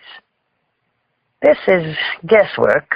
I only had a few minutes, but I think the husband was shot first, Lindsay. The one clean wound to the head suggests he was dispatched without resistance. head on. Wounds on Rebecca indicate something else. She was shot from the rear, through the shoulder blades, the neck. From a distance, I would estimate, of no more than 3 to 5 feet. If the semen matches up and they were in the act when it took place, it suggests that she was on top. That would mean someone had to get in fairly close, unobserved, while they were at it. Come up at them from behind her. Since you said they didn't use their own car that night, they were obviously on their way somewhere. I think it's consistent with your theory that they were in some kind of vehicle when this took place. The killer in the front seat. So, why not a limousine? That's all? I shook my head and smiled at Claire. Like I said, I only had a few minutes. Anyway, it was your theory. If it ends up proving out, all I did was connect the dots. We drove on a bit. I was still fumbling for the right words. Claire asked, "So how's the new partner?" I gave her an affirming nod. Turns out he's okay. He backed me up with Roth and Mercer. And you were so sure he was only a watchdog from the mayor's office. So I was wrong. Wouldn't be the first time you ended up wrong about a guy, Claire said. I wrinkled my face in pretended offense and ignored her grin. Anyway, watchdog or not, Claire continued, he's a damn sight better to look at than Jacoby. Smarter, too. When we drove up to Napa yesterday, I flipped on the stereo in his Explorer. A tape of the shipping news came on. So, Claire went on with a look of inquisitiveness, anything going on? You mean other than 4 innocent people being killed? I mean with Chris Raleigh, Lindsay. He's working out of the mayor's office. He's a hunk, and your social calendar isn't exactly Gwyneth Paltrow's. You can't tell me he's not your type. We've been wrapped up in the case, Claire. Yeah, she chortled. He's not married, right? Come on, Claire, I pleaded. I'm just not ready. As Claire winked, I found myself imagining something going on with Raleigh. If I had driven back with him from Napa instead of Cindy, if I had asked him up, it being nothing but a lonely Sunday, thrown together something out of the fridge, shared a beer on the terrace as the sun melted into the bay. In my mind, I caught him checking me over again. You look good, Boxer. He had noticed. Truth was, I had noticed things about him, too. Patient, sensitive eyes. Even finished the shipping news. It wouldn't be so hard. Even as I sat there pretending I could fall in love with someone, the daydream crashed. Life was slowly leaking out of me. Something with Raleigh or anyone just wasn't a possibility now. I glanced over at Claire, who was pulling the car onto 101. I took a deep breath. You ever hear of something called Megley's aplastic anemia? I asked. Chapter 40. It came out of the blue, so unexpectedly, that it didn't really dawn on Claire what I had just said.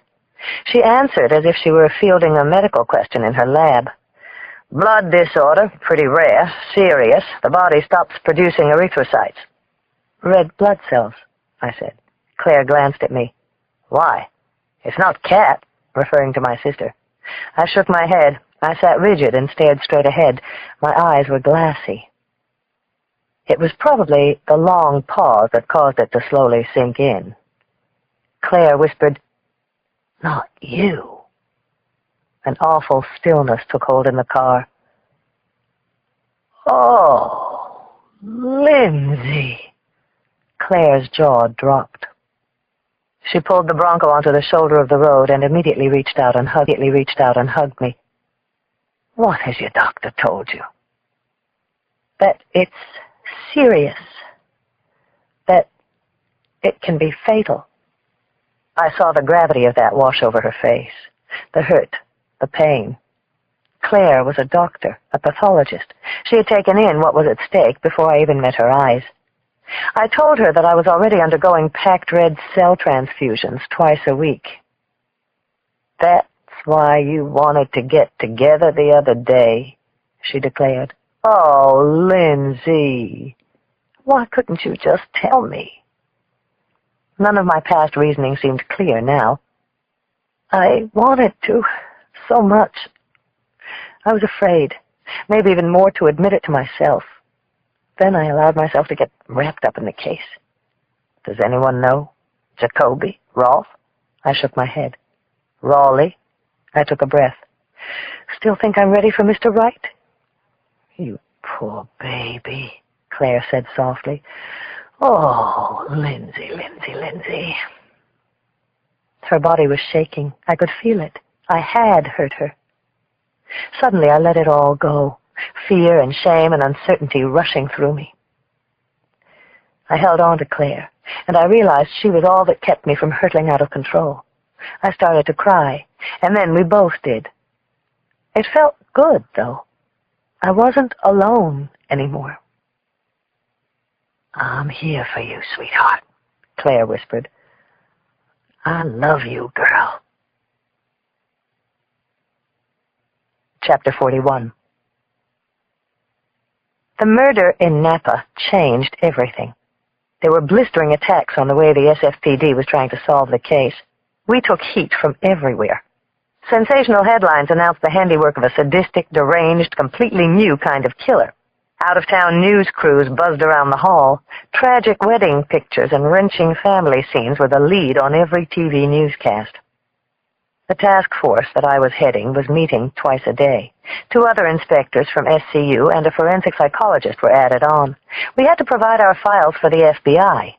The investigation was no longer confined to some embittered figure lurking in David or Melanie Brandt's past.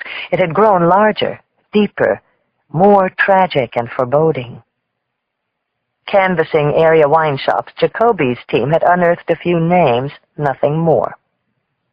The Bloody Jacket was leading us nowhere, too. The problem was the tux style was from 4 or 5 years ago. Of the 15 Bay Area stores, not one maintained records of manufacturers' styles, so it was virtually impossible to trace. We had to go over their records invoice by invoice. Mercer tripled our investigators. The killer was choosing his victims with careful precision. Both murders had taken place within a day of the victims' marriages. Both reflected specific knowledge of the victims, their lodgings, their itineraries. Both couples still had most of their valuables, watches, wallets, jewelry. The only things missing were the wedding rings. He had dumped the DeGeorges in a seemingly isolated place, but one where they were sure to be found. He had left other blockbuster clues for us to follow up. It didn't make sense. The killer knows exactly what he's doing, Lindsay. He knows what you're doing. Link the crimes. I had to find out the common denominator, how he knew his victims, how he knew so much about them. Raleigh and I divided up the possibilities. He took whoever had booked the Brandts and the DeGeorges' itineraries, travel agencies, limo services, hotels. I took planners. Ultimately, we would find some link between the crimes. If we don't make progress soon, Raleigh grumbled, there'll be a lot of priests and rabbis in this town with a shitload of dead time. What's this maniac after? I didn't say, but I thought I knew. He was after happiness, dreams, expectations. He was trying to destroy the one thing that kept all of us going. Hope. Chapter 42. That night, Claire Washburn took a cup of tea into her bedroom, quietly closed the door, and started to cry again. God damn it, Lindsay, she muttered. You could have trusted me. She needed to be alone. All evening long she had been moody and distracted, and it wasn't like her. On Mondays, a night off for the symphony, Edmund always cooked. It was one of their rituals, a family night. Dad in the kitchen, boys cleaning. Tonight he had cooked their favorite meal, chicken in capers and vinegar. But nothing had gone right, and it was her fault. One thought was pounding in her. She was a doctor who dealt only in death. Never once had she saved a life. She was a doctor who did not heal. She went into her closet, put on flannel pajamas, went into the bathroom, and carefully cleansed her smooth brown face. She looked at herself. She was not beautiful, at least not in the way society taught us to admire. She was large and soft and round, her shapeless waist merging with her hips. Even her hands, her well-trained, efficient hands that controlled delicate instruments all day, were pudgy and full. The only thing light about her, her husband always said, was when she was on the dance floor. Yet in her own eyes she had always felt blessed and radiant, because she had made it up from a tough, mostly black neighborhood in San Francisco to become a doctor. Because she was loved. Because she was taught to give love. Because she had everything in her life that she ever wanted. It didn't seem fair. Lindsay was the one who attacked life, and now it was seeping out of her. She couldn't even think of it in a professional way, as a doctor viewing the inevitability of disease with a clinical detachment. It pained her as a friend. The doctor who could not heal. After he and the boys had finished the dishes, Edmund came in. He sat on the bed beside her. "You're sick, kitty cat," he said, a hand kneading her shoulder. "Whenever you curl up before 9 o'clock, I know you're getting sick." She shook her head. "I'm not sick, Edmund." "Then what is it? This grotesque case?" Claire raised a hand. "It's Lindsay. I rode back from Napa with her yesterday. She told me the most awful news. She's very sick. She's got a rare blood disorder, a form of anemia. It's called Megley's aplastic." "It's severe, this Megley's anemia?" Claire nodded, her eyes dim. "Damned severe." "Oh, God," Edmund murmured. "Poor Lindsay." He took her hand, and they sat there for a moment in stunned silence. Claire finally spoke. "I'm a doctor. I see death every day. I know the causes and symptoms, the science, inside out. But I can't heal." "You heal us all the time," Edmund said. "You heal me every day of my life. But there are times when even all your love and even your amazing intelligence can't change things." She nestled her body in his strong arms and smiled. "You're pretty smart for a guy who plays the drums.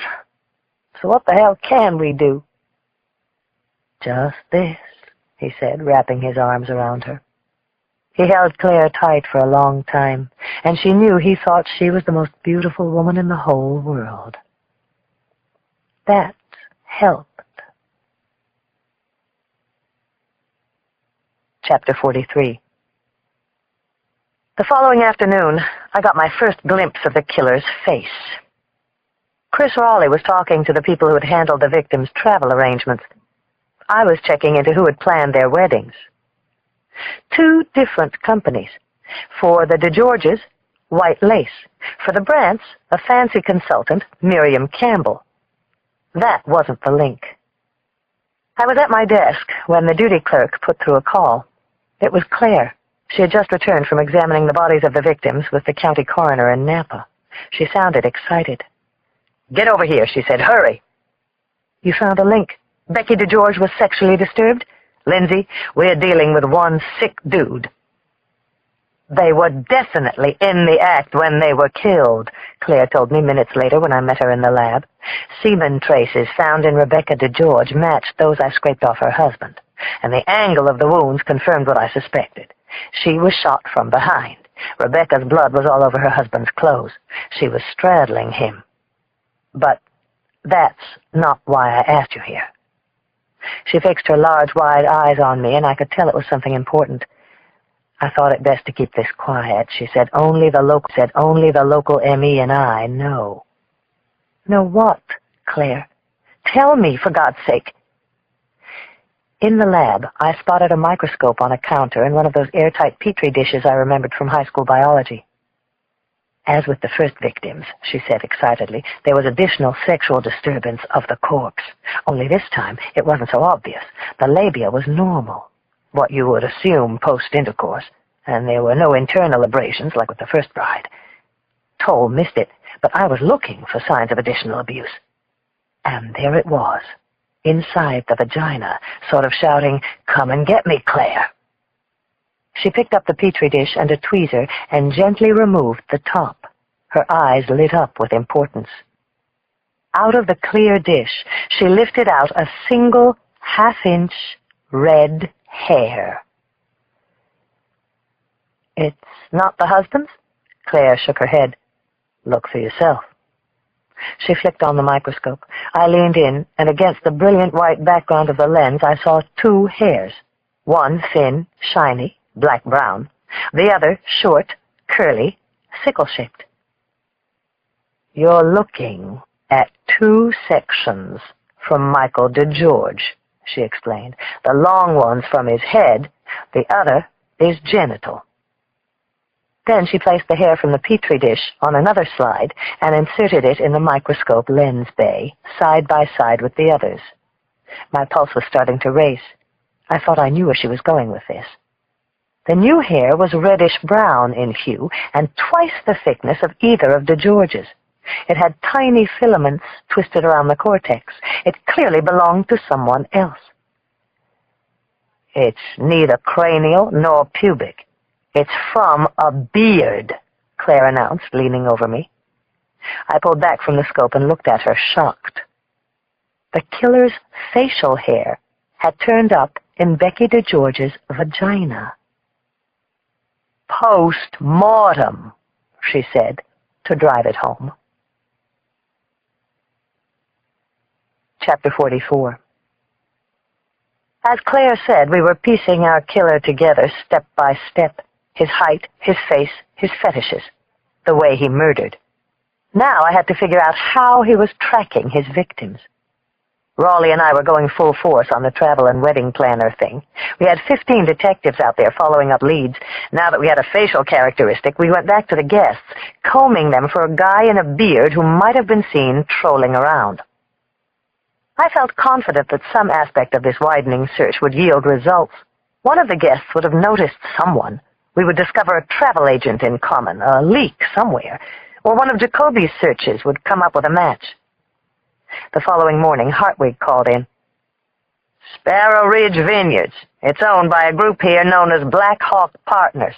A local guy, Ed Lester, an attorney, puts together real estate partnerships." "You know where he was over the weekend?" "Yeah, I checked. Portland.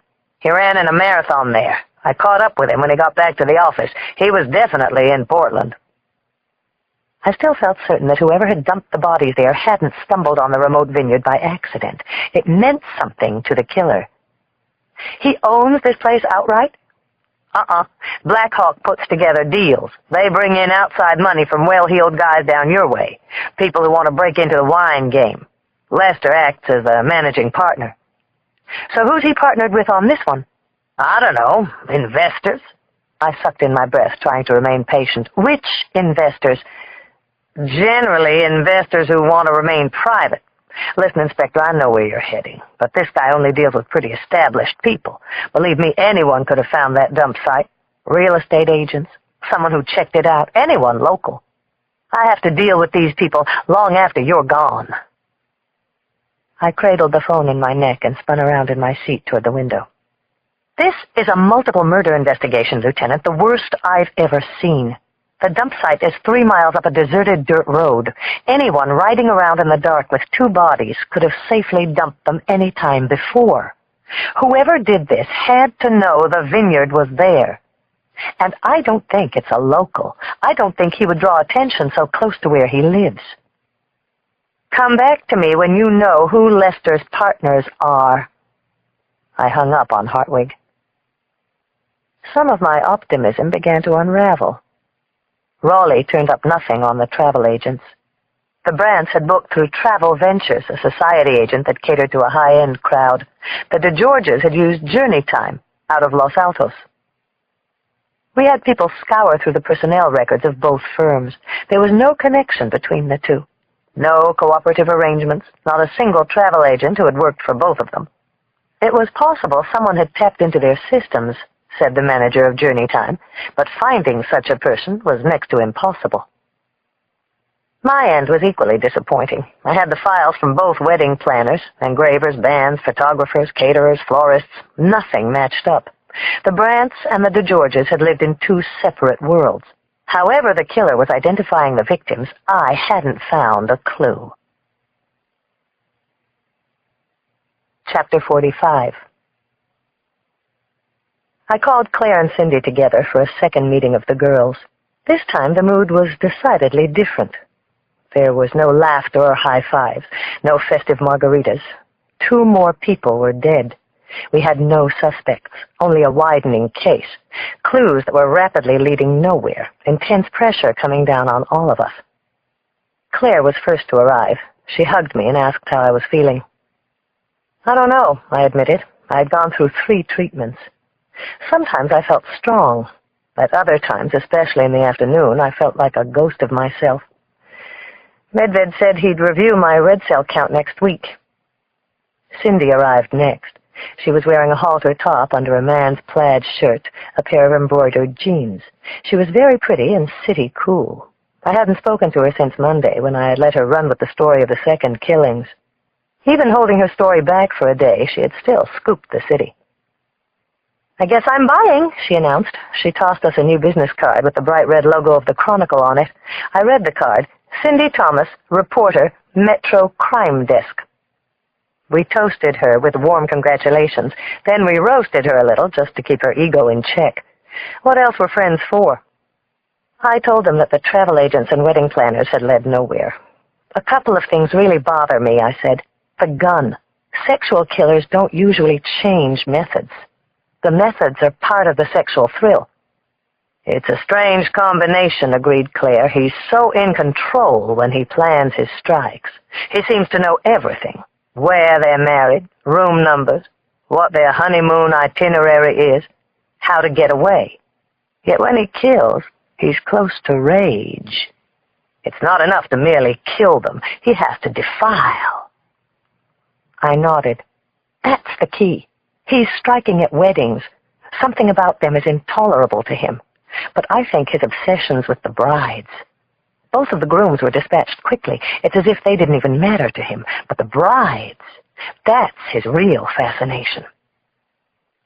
So, where would this guy go, I asked aloud, to scout potential victims?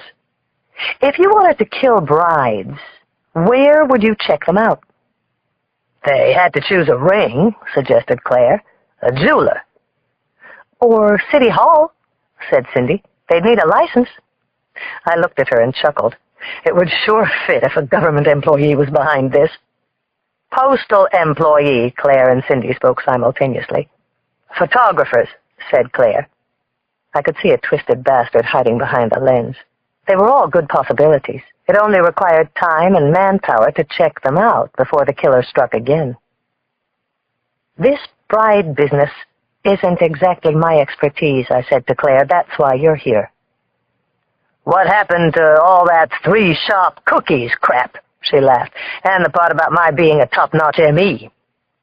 There was a ripple of frustrated laughter around the table. We all took another sip of beer. The Women's Murder Club. This was good. No men allowed. Where's the goddamn link? I asked. He wants us to find it. That's why he's leaving clues. He wants us to uncover the link. Everyone was silent, lost in thought. I can feel it, I went on, in the ceremony, the celebration. He finds something that drives him into psychopathic rage, something he needs to stamp out. Hope, innocence. The husband he kills right away, but the brides? How does he find the brides? If he's living in this twisted dream world, said Cindy, thinking aloud, he would go to where the fantasy was the strongest, the most vivid.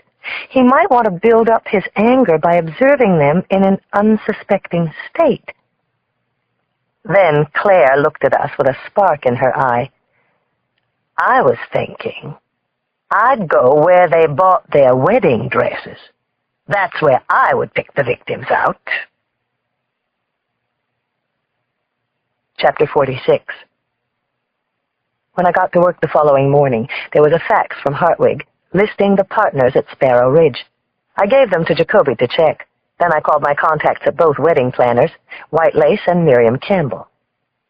I wasn't expecting much. So far, everything had come back empty. To my shock, both planners confirmed it. Melanie Brandt and Becky DeGeorge had bought their dresses at the same place, the bridal boutique at Saks. It was the first tangible link between the two cases. It could lead to nothing, but I felt in my bones it had the real promising sensation of something good. I was at Saks by the time the store opened at 10. The bridal boutique was on the 3rd floor, tucked away in a corner next to gifts and fine china. I caught Marianne Perkins as she was arriving for the day, a cup of steaming coffee in her hand. The department manager was a stylish, affable woman of about 50, just the type who would work with brides for 20 years. She had someone cover for her and sat down with me in a cluttered back room filled with magazine photos of brides. "I was devastated when I heard it," she said. She shook her head, ashen-faced. "Melanie was just here 2 weeks ago." She stared at me glassily. She was so beautiful. "My brides are like my children, Inspector. I feel as if I've lost one of my own." "One?" I fixed on her eyes. "You haven't heard?" "Heard what?" I told Marianne Perkins about Becky DeGeorge. Shock and horror swept over her face. Her green eyes bulged, welled with a rush of tears. She stared through me as if she were looking into the wall. "Oh, my God." She took in a heart-jolting breath. "My husband and I were at our cabin in Modesto for a few days. She was just in. Oh, my God. What's going on here, Inspector?" An immediate flood of questions tumbled out. Who would know about their customers? Other salespeople? Managers? The killer had been pegged as a male. Did any men work in the department? Each of these questions elicited a disbelieving negative response from Marianne Perkins. The staff had all been together for a minimum of 8 years. No males. Just like our murder club. She leaned back in her chair, scrolling her memory for any details that she could muster. We were admiring her. Becky, she was stunning. It was as if she had never thought of herself in quite that way, but seeing herself in her dress, it suddenly became clear. Her mother had given her this brooch, pearls, diamonds, and I ran back to the office for flowers. That's when I noticed someone standing over there. She pointed. He was staring in Becky's direction. I remember thinking, "See, even he thinks you're beautiful." I remember now. Frantically, I took down a description. Late 40s, maybe younger. "I didn't get a really good look," the bridal manager said. "He had a beard." I was sure it was him. It confirmed that Claire was right. Saks had to be where he found his victims, where he tracked them. I pressed her hard. How would anyone find out details about someone's wedding? Dates, locations, where they would honeymoon? "We keep that information," Marianne Perkins said, "when the girls choose a gown. Some of it we need to know to help us, like dates, deadlines, and it just helps us get a feel for the bride. Most of them register with us as well." A feel for the bride. "Who has access to this information?" She shook her head. "Just us, my assistants. It's a small department. Sometimes we share it with fine china and gifts." I felt I was finally close. My heart was slamming inside my chest. "I need to see a copy of anything you have on Melanie Brandt and Becky DeGeorge, and every customer you're currently working with." He was spotting his potential victims here, wasn't he? There was a good chance he would come back. Someone on the store's list could be next in line. I saw Miss Perkins's jaw drop. She appeared to be focusing on a horrible sight. "There's something else you'll want to know." "What?" "About a month ago, after inventory, we noticed that our folder on the brides was missing." Chapter 47. As soon as I got back to the hall, I did 2 things. I called Claire and Cindy and told them what I'd found out at Saks. Then I went to find Chris Raleigh. I shared everything with Chris, and we decided to put a woman detective from the sex crimes unit inside the department store. I sent a sketch artist over to see Marianne Perkins at Saks. Then Chris shared something important with me. Ross and Mercer had handed over our case files to the FBI. I felt a knifing pain deep in my chest. I rushed into the bathroom, closed the door behind me, pressed my back against the cold chipped tile. "Goddamn son of a bitch controlling men! Goddamn Roth and Mercer!" I stared at my face in the mirror. My cheeks were flushed. My skin was burning.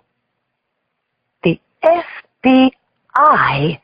This was my case, and Claire's and Cindy's and Raleigh's. It meant more to me than any other I'd ever worked on. Suddenly my legs felt wobbly. Niggly's? The doctor had said I'd be feeling fits of nausea or lightheadedness. I had my 4th transfusion scheduled at Moffitt, the hematology unit, at 5:30. An overwhelming emptiness tugged at me, alternating between anger and fear. I was just starting to crack this thing. I didn't need outsiders in dark suits and tie-pins buzzing around with a clumsy, ham-handed alternative investigation. I blinked into the mirror.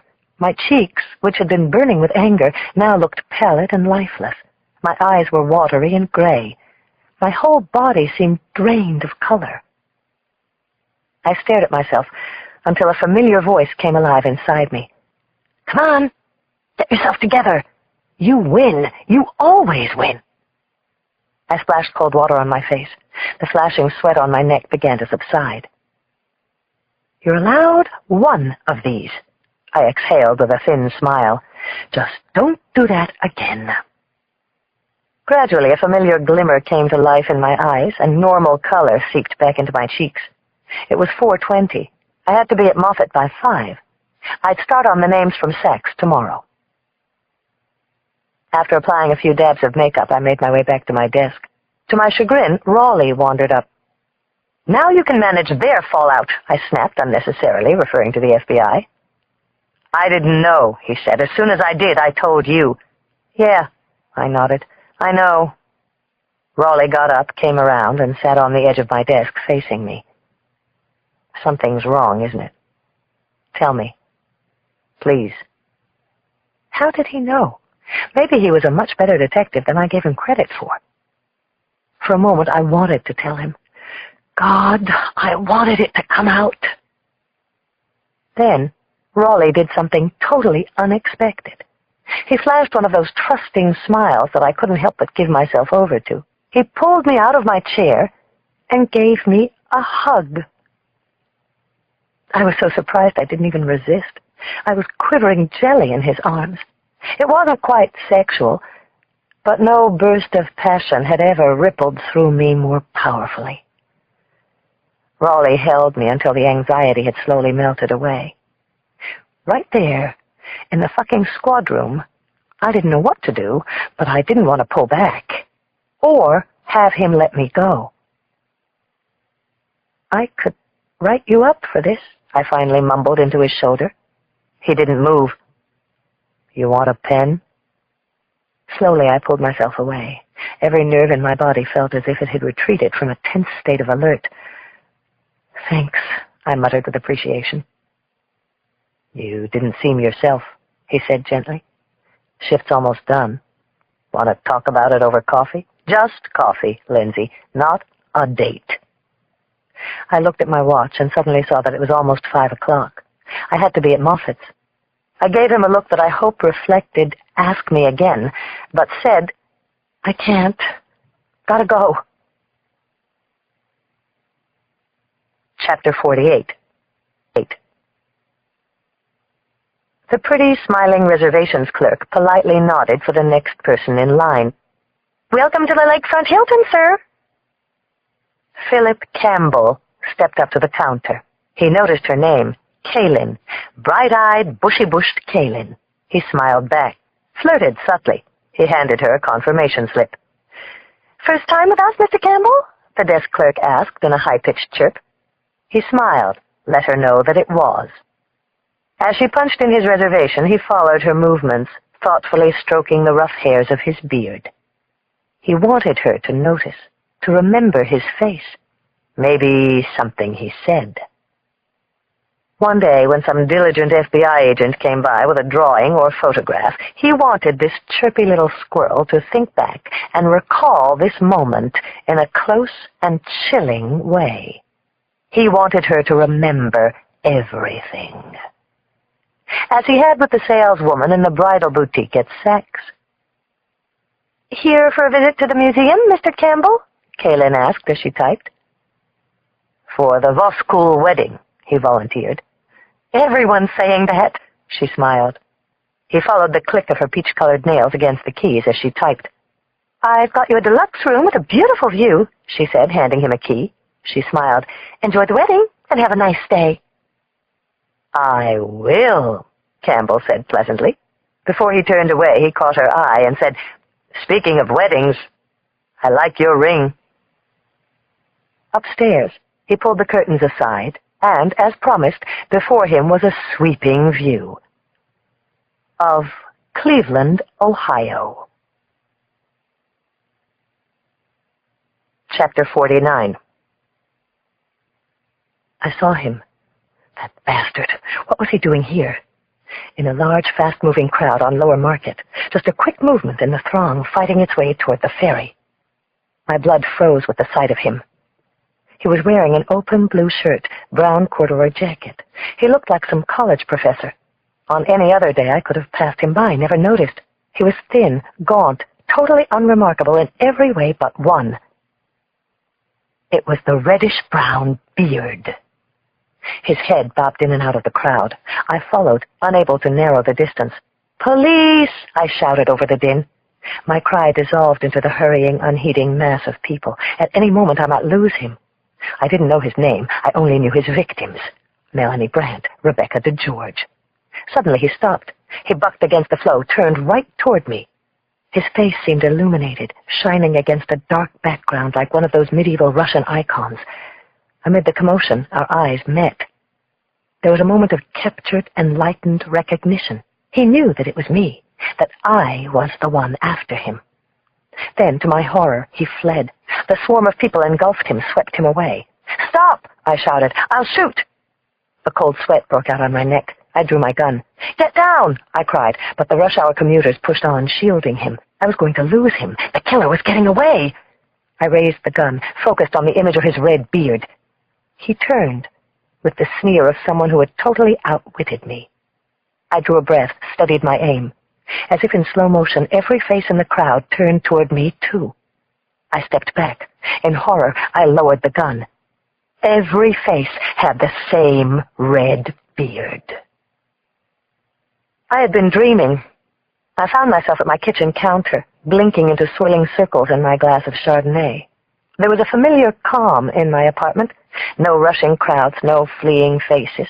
Only sweet Martha lounging on her futon. A pot of boiling water was steaming on the stove. I had my favorite sauce ready to go. Ricotta, zucchini, basil. A CD was on, Tori Amos. Only an hour ago I had had tubes and IV lines sticking out of me.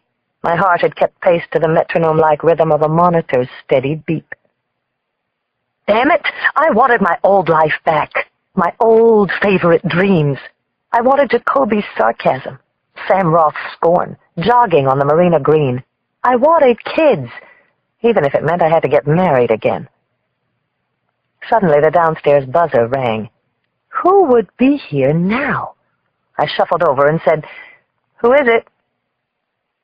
"I thought you had somewhere to go," a static voice replied. It was Raleigh. Chapter 50. "What are you doing here?" I called back in surprise. I was pleased, but suddenly tingling with nerves.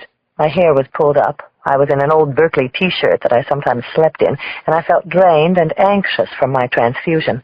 My little place was a mess. "Can I come up?" Raleigh said. "This business or personal?" I asked. "We don't have to go back to Napa, do we?" "Not tonight," I heard him laugh. "This time I brought my own." I didn't quite understand that, but I buzzed him up.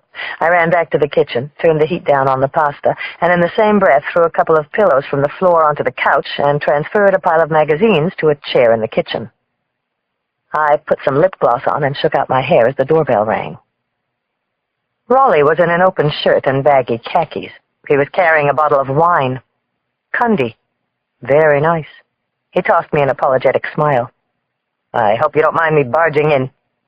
Nobody barges in here. I let you in, I said. What are you doing here?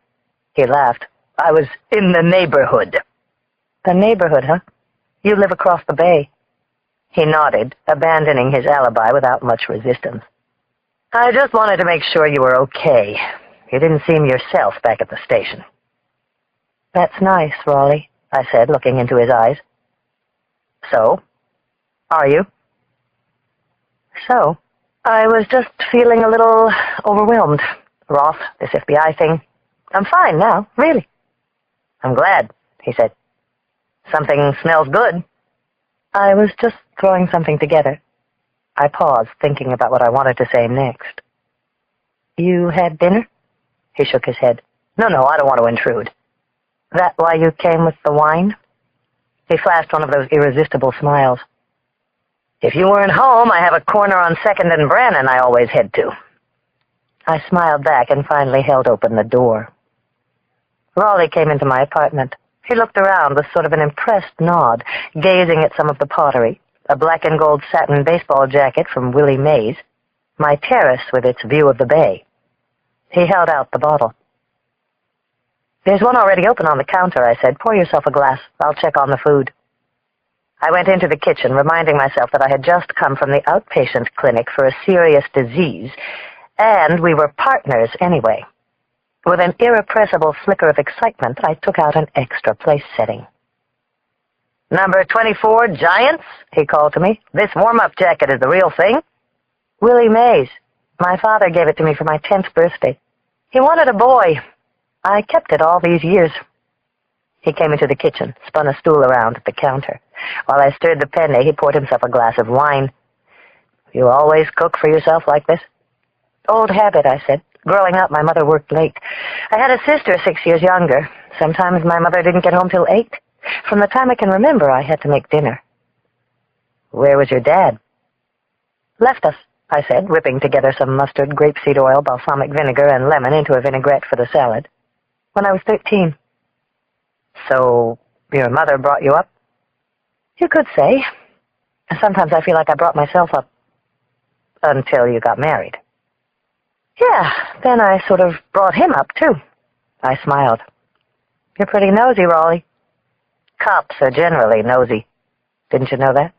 Yeah, real cops. Raleigh feigned being hurt. What can I help you with, he offered. You can grate, I said, and grinned. I pushed a block of Parmesan in a metal grater his way. We sat there as he grated, waiting for the pasta to cook. Sweet Martha padded into the kitchen and let Raleigh pet her. You didn't seem yourself this afternoon, he said as he stroked Martha's head. Usually you handle Roth's bullshit without even blinking. Seemed like there was something wrong. Nothing's wrong, I lied. At least, not now. If you were asking. I leaned against the counter and looked at him. He was my partner, but even more than that, he was a person I thought I could trust. It had been a long, hard time since I put my trust in anybody whose gender started with an M. Maybe in a different time, I was thinking. Tori Amos's haunting voice hung in the air. You like to dance? Raleigh suddenly asked. I looked at him, really surprised. I don't dance. I cook. You don't dance. You cook? Raleigh repeated, scrunching up his brow. Yeah. You know what they say about cooking. He looked around. What I'd say is that it doesn't seem to be working. Maybe you should try dancing. The music was soft and languorous, and as much as I tried to deny it, part of me just yearned to be held. Without my even saying yes, my goddamn partner took my hand and pulled me from around the counter. I wanted to hold back, but a soft, surrendering voice inside me said, Just go with it, Lindsay. He's okay. You know you trust him. So I gave in and let Chris Raleigh hold me. I liked being in his arms. At first we sort of stood there swaying stiffly. Then I found myself letting my head fall on his shoulder and feeling like nothing could ail me, at least for a while. This isn't a date, I muttered. I let myself drift to a real nice place, where I felt love and hope and dreams were still there to reach for. To tell the truth, I told Raleigh, I'm glad you stopped by. Me too. Then I felt him hold me close. A tingle raced down my spine, one that I almost didn't recognize anymore. You've got it, don't you, Raleigh? I said. What's that, Lindsay? Soft hands. Chapter 51. Kathy and James Voskul were having their first dance, and to break with tradition, it was a rocker. The driving beat of La Bamba jolted through the brightly lit atrium of the Rock and Roll Hall of Fame in Cleveland. "Everybody," the groom shouted, "rock and roll, join us!" Hip young girls with dyed hair and wearing shiny green and red prom dresses, 60s style, swung around on the dance floor, their partners in retro silk shirts, Travolta-like. The bride and groom, having changed into party garb, joined in, butting thighs, whooping, arms in air. It almost ruined everything, Philip Campbell thought.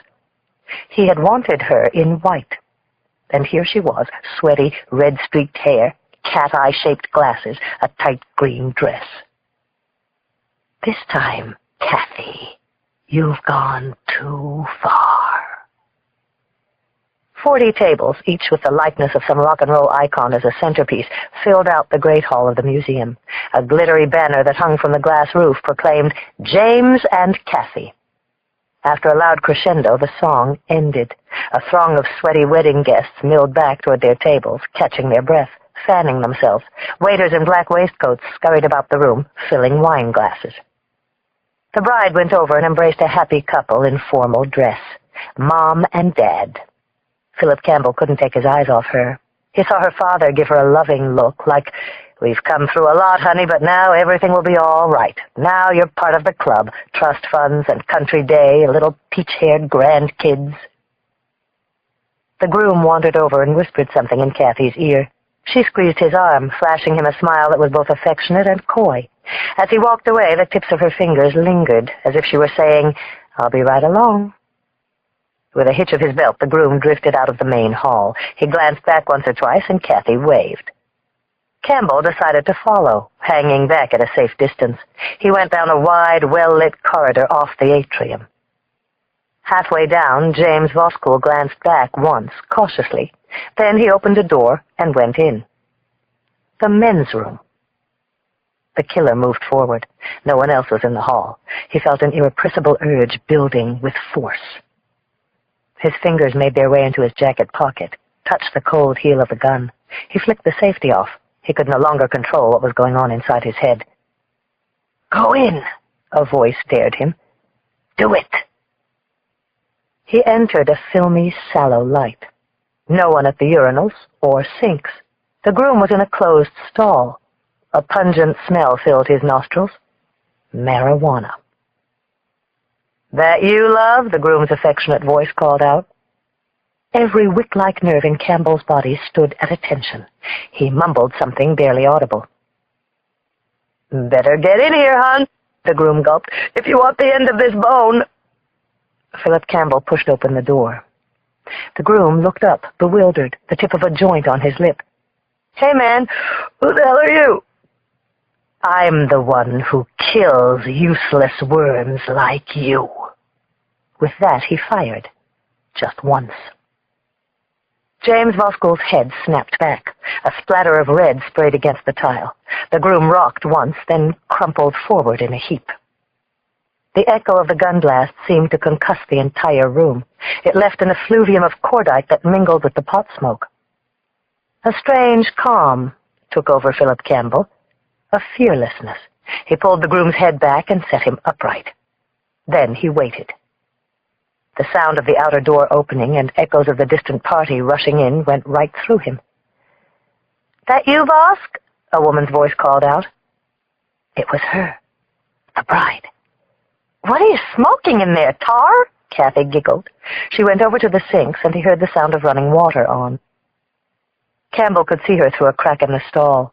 She was at the sink, thrashing a comb through her hair. A vision came to him. How he would set this up. what the police would find. It took everything he had to control himself, to let her come to him. "You better save me a hit or two, mister," the bride called out. He watched her dance over to the stall. So close now, so unbelievably delicious. What a moment. When she opened the door, it was her look that meant everything to him. The sight of James, red drool leaking from his mouth, the startled recognition of the killer's face suddenly clicking in, the gun aimed right at her eyes. "I like you better in white, Kathy," was all the killer said. Then he squeezed the trigger, and a blinding white flash exploded through the cat-eye lenses. Chapter 52. I was in early Monday morning, feeling a little nervous about my first contact with Raleigh after our dancing and dining experience, wondering where all this was going to go, when one of the task force inspectors, Paul Chin, rushed up to me. "Lindsay, there's a woman in interrogation room 4 I think you should check out." Ever since a physical description of the assailant had hit the airwaves, people had been calling in with fake sightings and dead-end leads. One of Chin's jobs was to follow them up, no matter how unlikely. "This one a psychic or a police buff?" I asked with a skeptical smile. "I think this one's the genuine article," said Chin. "She was at the first wedding." I almost leaped out of my chair after him. At the front of the squad room, I spotted Raleigh coming in. Chris. For a moment, a tingle of pleasure rushed through me. He'd left about 11 after we ended up polishing off both bottles of wine. We ate, chewed over our separate stints on the force, and the ups and downs of being married or single. It had been a sweet evening. Took the heat off from the case. It even got my mind off Negley's. What scared me a little was the tremor inside that it could be something more. I had caught myself staring at him Friday night while he helped out with the dishes, thinking, if times were different. Raleigh ran into me carrying coffee and a paper. "Hey," he smiled. "Nice vest." "Chin's got a live one in 4, I said, grabbing his arm. "Claims to have a physical sighting. You want to come along?" In my haste, I was already by him, not even giving him a second of recognition. He put down his paper on our civilian clerk's desk and caught up on the stairs. In the cramped interrogation room sat a nicely dressed, attractive woman of about 50. Chin introduced her to me as Laurie Birnbaum. She seemed tight, nervous. Chin sat down next to her. "Miss Birnbaum, why don't you tell Inspector Boxer what you just told me?" She was frightened. It was the beard that made me remember. I didn't even think of it until now. It was so horrible. "You were at the Brandts' wedding?" I asked her. "Yes, as guests of the bride's family," she replied. "My husband works with Chancellor Weil at the university." She took a nervous sip from a cup of coffee. "It was just a brief thing, but he gave me the chills." Chin pushed down the record button of a portable recorder. "Please, go ahead," I told her soothingly. Once again, I felt close to him, the bastard with the red beard. I stood next to him. He had this graying red beard, like a goatee, the kind they wear in Los Angeles. He looked older, maybe 45, 50, but there was something about him. I'm not saying this right, am I? "You spoke to him?" I asked, trying to communicate that even though she didn't do this every day, I did. Even the male detectives admitted that I was the best at Q&A on the floor. They joked that it was a girl thing. "I had just come in from the dance floor," she said. "I looked up, and there he was. I said something like, 'Nice affair, bride or groom?' For a moment I thought he looked kind of appealing. Then he just sort of glared at me. I took him for one of those arrogant investment banker types from the Brandt side." "What did he say to you?" I said. She massaged her brow, straining to recall. "He said, in the weirdest way, that they were lucky." "Who was lucky?" "Melanie and David. I may have said, 'Aren't they lucky?' meaning the two of them. They were so stunning." And he replied, "Oh, they're lucky." She looked up with a confused expression on her face. He called them something else. Chosen. Chosen? Yes, he said, oh, they're lucky. You could even say they were chosen. You say he had a goatee? That's what was so strange. The beard made him seem older, but the rest of him was young. The rest of him? What do you mean? His face, his voice. I know this must sound strange, but it was only for a moment as I came off the dance floor. We got as much as we could from her. Height, hair color, what he was wearing. Everything confirmed the sparse details that we already had. The killer was a man with a short reddish beard. He had been wearing a tux, the tux jacket he had left behind in the Mandarin suite. A fire was building inside me. I felt sure that Laurie Birnbaum was credible. The beard, the tux, we were piecing together his appearance. Is there anything more, anything at all that stands out to you? Some physical characteristic, a mannerism? She shook her head. It happened so quickly. It was only when I saw the drawing of him in the Chronicle. I looked at Chin, conveying that it was time to call down an artist to firm up the details. I thanked her, made my way back to my desk. We'd get a sketch from her to use along with the one from Mary Ann Perkins at Saks. The murder investigation had entered a new phase.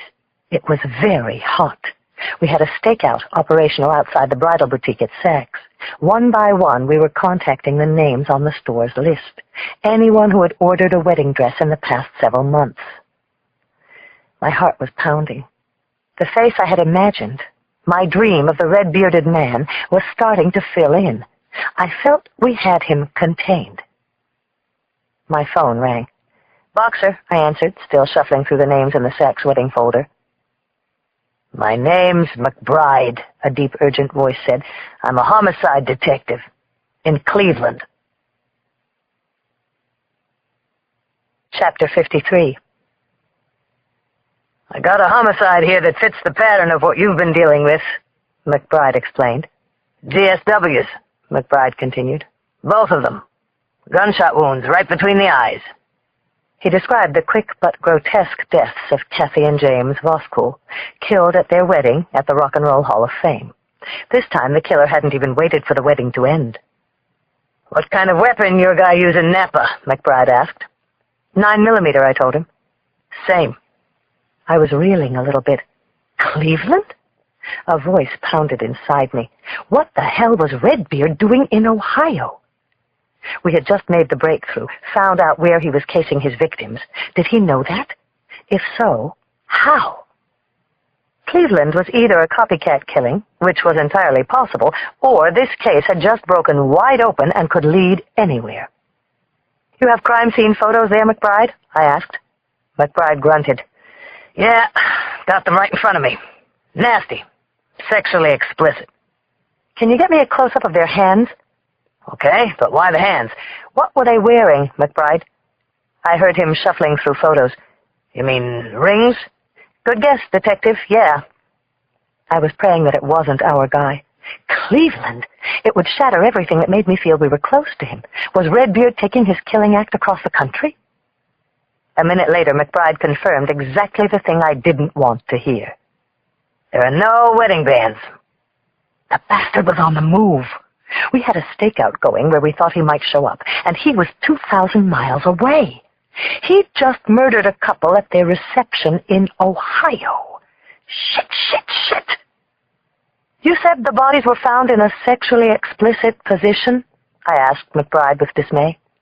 The Cleveland cop hesitated. He finally said, the groom was shot sitting on the john. We found him there, sitting up, legs open. The bride was shot in the stall, too, as she was coming in. There was enough of her brains on the inside of the door to confirm it. But when we found her, she was face down. Her face was stuffed between his legs. I was silent, forming the image in my mind, hating this cruel, inhuman bastard more every day. You know, fellatio style, McBride finally managed. There's a few things my investigators want to ask you. Ask me yourself. I'm going to be there tomorrow. Chapter 54. 6:30 the next morning, Raleigh and I were on our way to Cleveland, of all places. McBride met us at the plane. He wasn't how I had imagined him. He wasn't flabby, middle-aged, Irish Catholic. He was intense, sharp-boned, maybe 38, and black. "You're younger than I thought." He smiled at me. I smiled back. "And you're definitely less Irish." On the way into town, he brought us up to speed. "Groom's from Seattle. Had something to do with the music business. Worked with rock bands. Producer, marketing guy. Bride grew up here in Ohio. Shaker Heights. Father's a corporate attorney. Girl was cute. Redhead, freckles, glasses." He pulled a manila envelope off the dashboard and tossed it over to me in the passenger seat. Inside were a series of glossy 8x11s of the crime scene. Stark, graphic, somewhat resembling old photos of gangland rub-outs. The groom was sitting in the stall with a surprised expression and the top of his head blown off. The bride was slumped over his lap, curled in a pool of blood, hers and his. The sight of the couple filled me with a cold dread. As long as the killer was in Northern California, I felt we had him contained. Now he was on the loose. We grilled McBride about the venue, how the victims might have ended up in the men's room, and what security was like at the Hall of Fame. Each answer I heard convinced me even more that it was our guy. What the hell was he doing here? We pulled off the highway at Lakeshore Boulevard. A modern skyline rose all around us. "There she is," McBride announced. From a distance, I saw the Rock and Roll Hall of Fame glinting up ahead like a jaggedly cut jewel. A twisted killer had struck in the city's most celebrated venue. By now, he might already be back in San Francisco. Or Chicago, New York, Topeka, planning another gruesome double murder. Or maybe he was in a hotel room across the square watching us arrive. Redbeard could be anywhere. Chapter 55. It was the third time in 2 weeks I had to go over a harrowing double murder scene. McBride walked us up to the second floor and through an eerie, empty atrium devoid of pedestrian traffic to a men's bathroom blocked off by crisscrossing yellow crime tape and cops. "Public bathroom," Raleigh said to me. "He's getting nastier each time." This time there were no bodies, no horrifying discoveries. The victims had long been transferred to the morgue. In their place were grim outlines of tape and chalk. Gut-wrenching black and white crime photos were taped to the walls. I could see what had happened. How the groom had been killed first, his blood smeared on the wall behind the toilet. How Redbeard had waited, surprised the bride as she came in, then moved Kathy Voskuhl into the provocative position between her husband's legs. Defiled her. "How did they both end up here in the middle of their wedding?" Raleigh asked. McBride pointed to a crime scene photo on the wall. "We found a smoked-down joint next to James Voskuhl. Figured he came here to cop a buzz. My guess is the bride came in to join him." "No one saw anything, though? They didn't leave the reception with anyone?" McBride shook his head. I felt the same smoldering anger I'd felt twice before. I hated this killer, this savager of dreams. With each act, I hated him more. The bastard was taunting us. Each murder scene was a statement, each one more degrading. "What was security like that night?" I asked. McBride shrugged. "All exits except the main one were closed down. There was a guard at the front desk. Everyone from the wedding arrived at the same time. A couple of half-assed guards floating, but generally at these affairs they like to keep a low profile." "I saw cameras all around," Raleigh pressed. "They must have some film." "That's what I'm hoping," said McBride. "I'll introduce you to Sharp, head of security. We can go over that now." Andrew Sharp was a trim, wiry man with a square chin and narrow, colorless lips. He looked scared. A day ago he had a fairly cushy job, but now the police and the FBI were all over him. Having to explain things to two outside cops from San Francisco didn't help matters. He brought us into his office, popped a Marlboro Light out of a pack, and looked at Raleigh. "I got a meeting with the executive director in about 8 minutes. We didn't even bother to sit down. I asked, "Did your guards notice anyone unusual?" 300 guests, Madam Detective, everyone congregated in the entrance atrium. My staff doesn't usually get involved in a whole lot, except to make sure no one with too much to drink gets too close to the exhibits." "What about how he got out, then?" Sharp wheeled around in his chair, pointing to a blow-up diag of the museum's layout. Either the main entrance here, where you came in, or one we left open off the back veranda. It leads down to the lake walk. There's a cafe there during the summer. Mostly it's blocked off, but the families wanted it open. 2 shots fired. I said, no one heard anything? It was supposed to be a high-class crowd. You'd think they want my guards milling around? We keep 2-3 guys to make sure overzealous guests don't wander into restricted areas. I should have guards patrolling the corridors down by the restrooms? What are you going to take, toilet paper? Security cameras? Raleigh asked. Sharp sighed. We've got the exhibition halls covered, of course. The main exits, a remote sweep of the main hall, but nothing on the corridor where the shooting took place. Nothing in the crapper. Anyway, the police are scanning tape with members of each family as we speak. It would make it a hell of a lot easier if we knew who the hell we're looking for. I reached into my briefcase and took out a copy of a bare-bones artist's sketch. It showed a thin face with a jutting chin, hair combed back, and a lightly shaded goatee. Why don't we start with him? Chapter 56. McBride had to be back in the office for a press briefing on the investigation. I needed to figure out why the killer had come to Cleveland and what, if any, connections there were to our murders back in San Francisco. The next step was to talk to the parents of the bride. Shaker Heights was a posh upper-end suburb in the height of midsummer bloom. On every street, green lawns led up to graceful, tree-sheltered homes. One of McBride's men drove me out while Raleigh went back to the lakefront Hilton to meet with the family of the groom. The Koguts' home was a warm, red-brick Normandy under a canopy of tall oaks. I was met at the door by the older sister of the bride, who introduced herself as Hilary Bloom. She sat me down in a comfy, picture-filled den. Books, large-screen TV, pictures of the two of them as kids, weddings. Kathy was always the rebellious one, Hilary explained. A free spirit. It took her a while to find herself, but she was just settling down. She had a good job, a publicist for a firm in Seattle. Where she met James. She was just coming around. Coming around from what? I asked. Like I said, she was a free spirit. That was Kathy. Her parents, Hugh and Christine Kogut, came into the room. I witnessed the glazed, bewildered shock of people whose lives had been shattered. She was always in and out of relationships, her mother eventually admitted, but she also had a passion for life. She was just young, her father said. Maybe we spoiled her too much. She always had an urge to experience things. In her pictures, the wispy red hair and dare-me eyes, I could see the same joy for life the killer had obviously seen in his first 2 victims. It made me feel sad, weary. Do you know why I'm here? I finally asked. The father nodded. To determine if there was any connection to those other horrible crimes out west. So, can you tell me, did Kathy have any connection to San Francisco? I could see a cast of grim recognition creep its way onto their faces. After college, for a few years, she did live there, her mother said.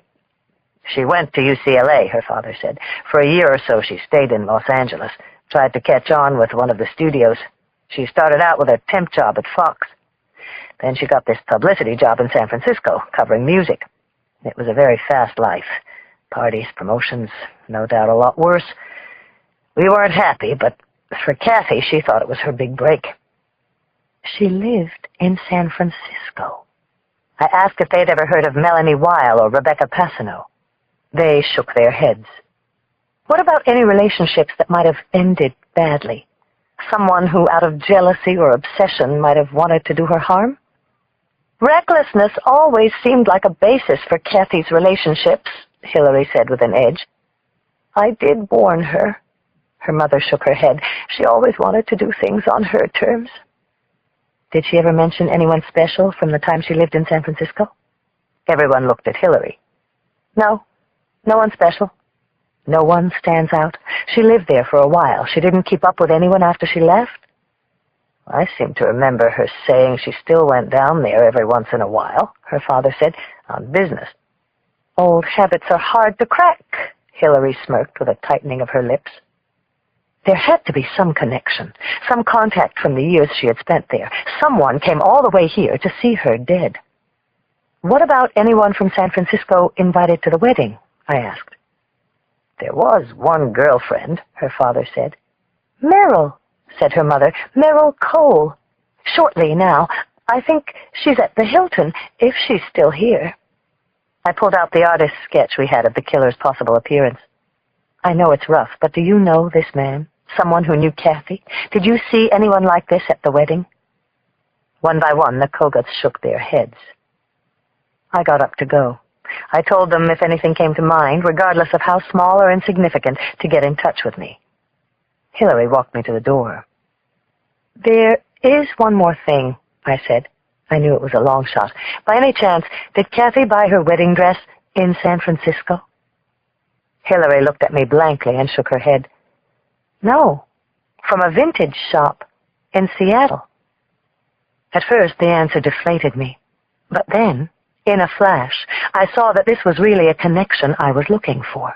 The first two murders had been committed by someone stalking his victims from afar. That's why he found them in the way he did, tracked them. But this one, Kathy, she had been chosen in a different way. I was certain that whoever had done this had known her. Chapter 57. I drove straight to the Hilton on Lakeshore Boulevard and was able to catch Meryl shortly just as she was about to depart for the airport. She turned out to be stylish, maybe 27, with shoulder-length chestnut brown hair tied back in a bun. A group of us were up all night, she said, apologizing for the swollen lines around her face. I'd like to stay on, but who knows when they'll finally release the body. I have a 1-year-old. The Kogutts told me you live in San Francisco. She sat on the edge of the bed across from me. Los Altos. I moved down 2 years ago when I got married. I need to know about Kathy Kogut in San Francisco, I explained. Lovers, breakups, someone who might have a cause to do this. You think she knew this madman? Her face was clenched. Maybe, Meryl. You can help us decide. Will you help? Kathy hooked up with guys, Meryl said after a pause. She was always free about things in that way. Are you saying she was promiscuous? If you want to see it in that way. Men liked her. There was a lot of energy going on back then. Music, film, alternative stuff. Whatever made her feel alive. I was getting the picture. Does that include drugs? Like I said, whatever made her feel alive. Yes, Kathy did recreational drugs. Meryl, though pretty, had the hard-edged face of a street survivor who had remade herself as a soccer mom. Anyone come to mind who might have wanted to hurt her? Someone who was overly fascinated, maybe jealous when she moved on? Meryl thought a bit, shook her head. I don't think so. You two were close? She nodded. At the same time, her eyes hooded. Why did she move away? She landed a great job. Must have seemed like she was finally climbing the ladder. Her father and mother always wanted that, the Shaker Heights thing. Look, I really have to catch a plane. What are the chances Kathy was running away from something? You live the way we lived, you're always running from something. Meryl shortly shrugged and looked bored. There was an attitude, a coldness about Meryl I didn't like. She still surrounded herself with the cynical aura of a dissolute past, and I had the suspicion she was withholding something. So what'd you do, Meryl? Marry the dime-bag mambo king of Silicon Valley? She shook her head. Finally, she smiled thinly. Fund manager. I leaned forward. So you don't remember anyone special? Someone she might have kept up with, been scared of? Those years, Meryl shortly said, I have a hard time remembering anyone special at all. This was your friend, I said, my voice rising. You want me to show you what she looks like now? Meryl stood up, stepped over to the dresser, and began to pack a leather bag with toiletries and makeup. At some point she stopped and caught a glimpse of herself in the mirror. Then she looked over her shoulder and caught my eye. Maybe there was this one guy Kathy was into. Big shot, older. She said I'd know who he was, but she wouldn't give me a name. I think she met him through the job. As I remember, he was married. I don't know how it ended, or who ended it, or if it ever did. My adrenaline began to flow. Who is he, Meryl? He might have killed your friend. She shook her head. You ever see this man?" She shook her head again. I pushed on. "You were the one friend from back then she invites to her wedding, and you never met him once? You don't even know a name?" She gave me a cool smile. "She was protective. She didn't tell me everything. Scout's honor, Inspector. I assume he was a public figure." "You see her much in the past couple of years?" Meryl shook her head again. "She was being a real bitch. New money in Silicon Valley. Her father told me she still used to come to town on business." Meryl shrugged. "I don't know. I have to go." I yanked open my bag and removed one of the crime scene photos McBride had given me, the one of Kathy, wide-eyed, slumped in a bloody heap in front of her husband. Someone she knew did this. You want to be met at the plane and thrown in a holding cell as a material witness? You can call in your husband's lawyer, but it'll still take him 2 days to get you out. How would the tech fund crowd react to that news? I'm sure I could get it in the Chronicle. Meryl turned away from me, her chin quivering. "I don't know who it was. Just that he was older, married, some big-time SOB. Kinky, and not nice about it. Kathy said he played sex games on her. But whoever he was, she was always quiet about it, protective. The rest, you'll have to do on your own." She still continued to see this guy, didn't she? I was starting to put it together. Even after she moved to Seattle, even after she met her husband. She gave me the slightest smile. "Good guess, Inspector. Right up to the end." "How close to the end?" Meryl shortly picked up the phone. "This is 402, checking out. I'm in a rush." She stood up, slung a Prada bag over her shoulder, an expensive-looking raincoat over her arm. Then she looked at me and said dryly, "To the very end." Chapter 58. "No wonder the bride didn't wear white," Raleigh frowned and said as I told him about my interview with Meryl shortly. McBride had set us up for dinner at Nonni's, an Italian place on the lake, a short walk from our hotel. Raleigh's interview with the groom's parents had yielded nothing eventful. James Voskuhl had been an aspiring musician who had floated on the edge of the music scene in Seattle, finally hooking his way into representing a couple of upcoming bands. He had no known connection to San Francisco. "The killer knew Kathy," I said. "How else would he find her here? They had a relationship." "Right up to the end," he mused. "To the very end," I answered, meaning maybe here in Cleveland. These weren't choir girls. Meryl said this guy was older, married, kinky, predatory. It fits the pattern of the murders. Someone she knew in San Francisco must have seen Redbeard. Somebody knows. Meryl claims that Kathy was protecting her lover, possibly because he was a celebrity. You think this Meryl Shortley has more to add? Maybe. Or the family. I got the feeling they were holding something back. He had ordered a 97 Chianti, and when it came, he tilted his glass. "Here's to David and Melanie, Michael and Becky, James and Kathy. Let's toast them when we catch this pathetic bastard," I said. It was the first time we'd been alone in Cleveland, and suddenly I was nervous. We had an entire evening to fill, and no matter how we kept steering back to the case or joking how this wasn't a date, there was this pull, this bass chord twanging inside me, telling me that this was no time to start anything with anyone, not even handsome and charming Chris Raleigh. And why had I changed into a baby blue sweater and nice slacks instead of staying with the chambray shirt and khakis I'd worn all day? We ordered. I had ossobuco, spinach, a salad. Raleigh, a veal paillard. "Maybe it was someone on her job," Raleigh said, "or connected with her job." "I told Jacoby to check out her firm in Seattle. Her father said she still came down to San Francisco on business. I want to see if that's the case." "And if it isn't?" "Then either she was hiding something, or they are." He took a sip of wine. "Why would she go through with a wedding if she was still involved with this guy?" I shrugged.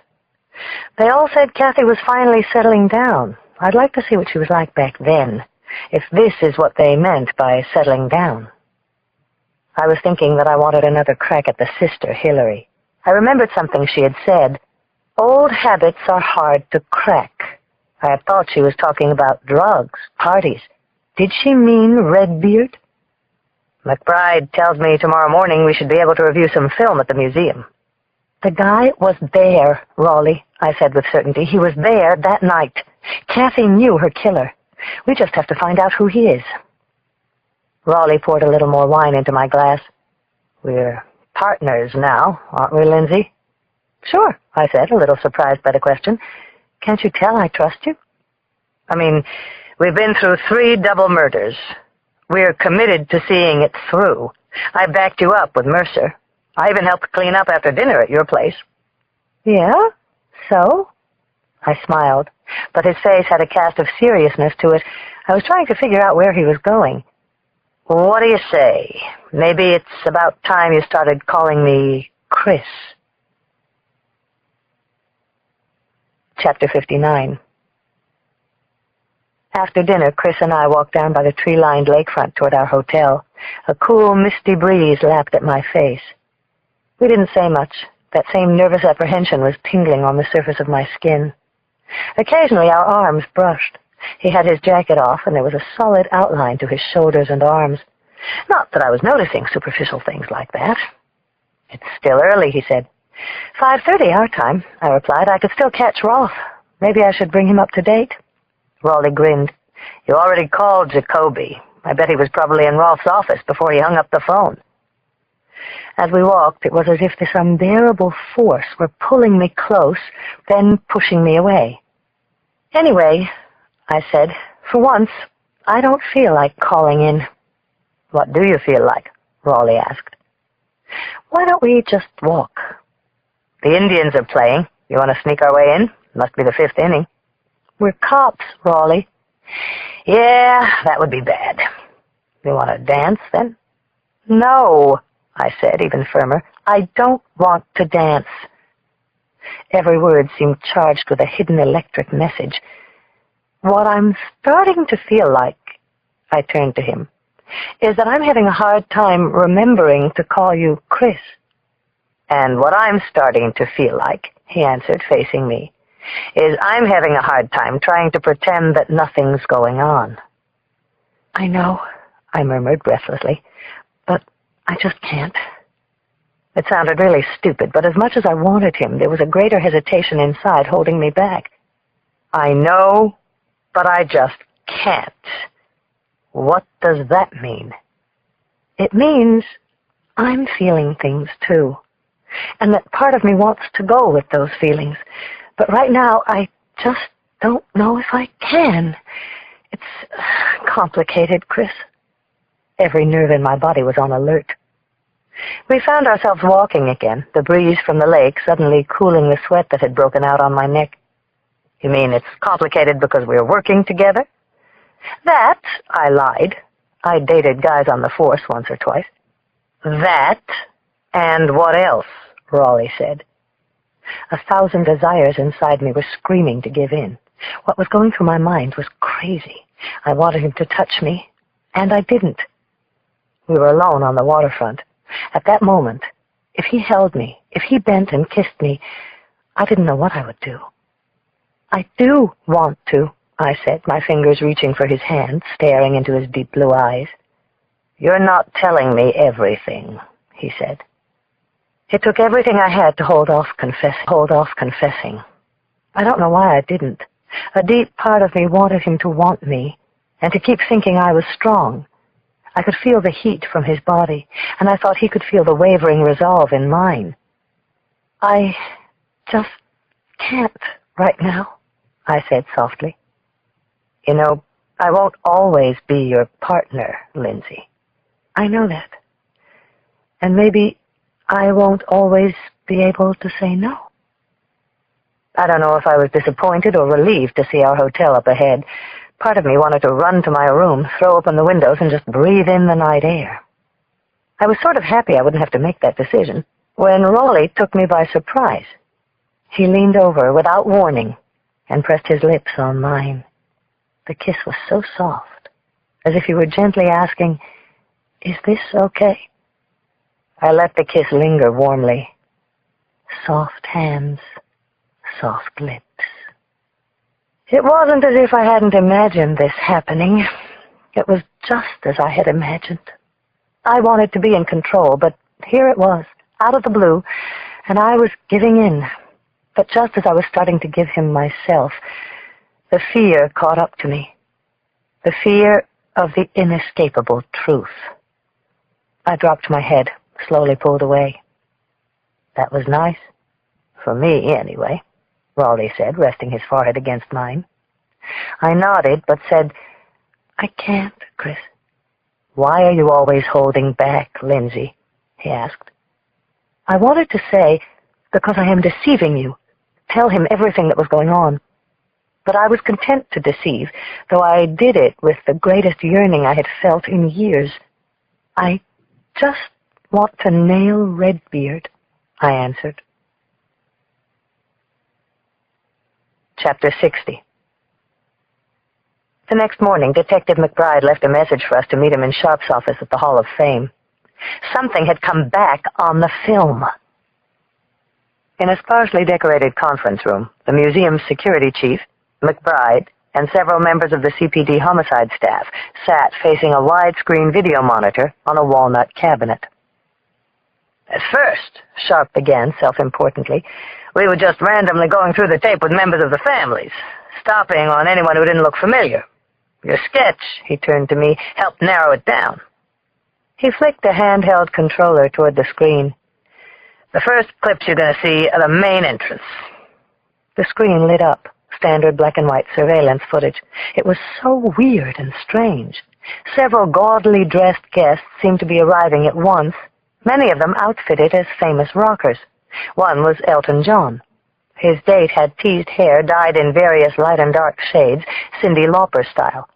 I recognized a Chuck Berry, a Michael Jackson, a couple of Madonnas, Elvis Costellos. Sharp fast-forwarded, the film advancing like individual edited stills. An older couple arrived dressed in traditional evening wear. Behind them, almost tucked into their backs, came a man who was clearly shying from the camera, averting his face. "There," Sharp said. I saw him. My heart pumped madly in my chest. God damn Redbeard! It was a horrible, grainy likeness.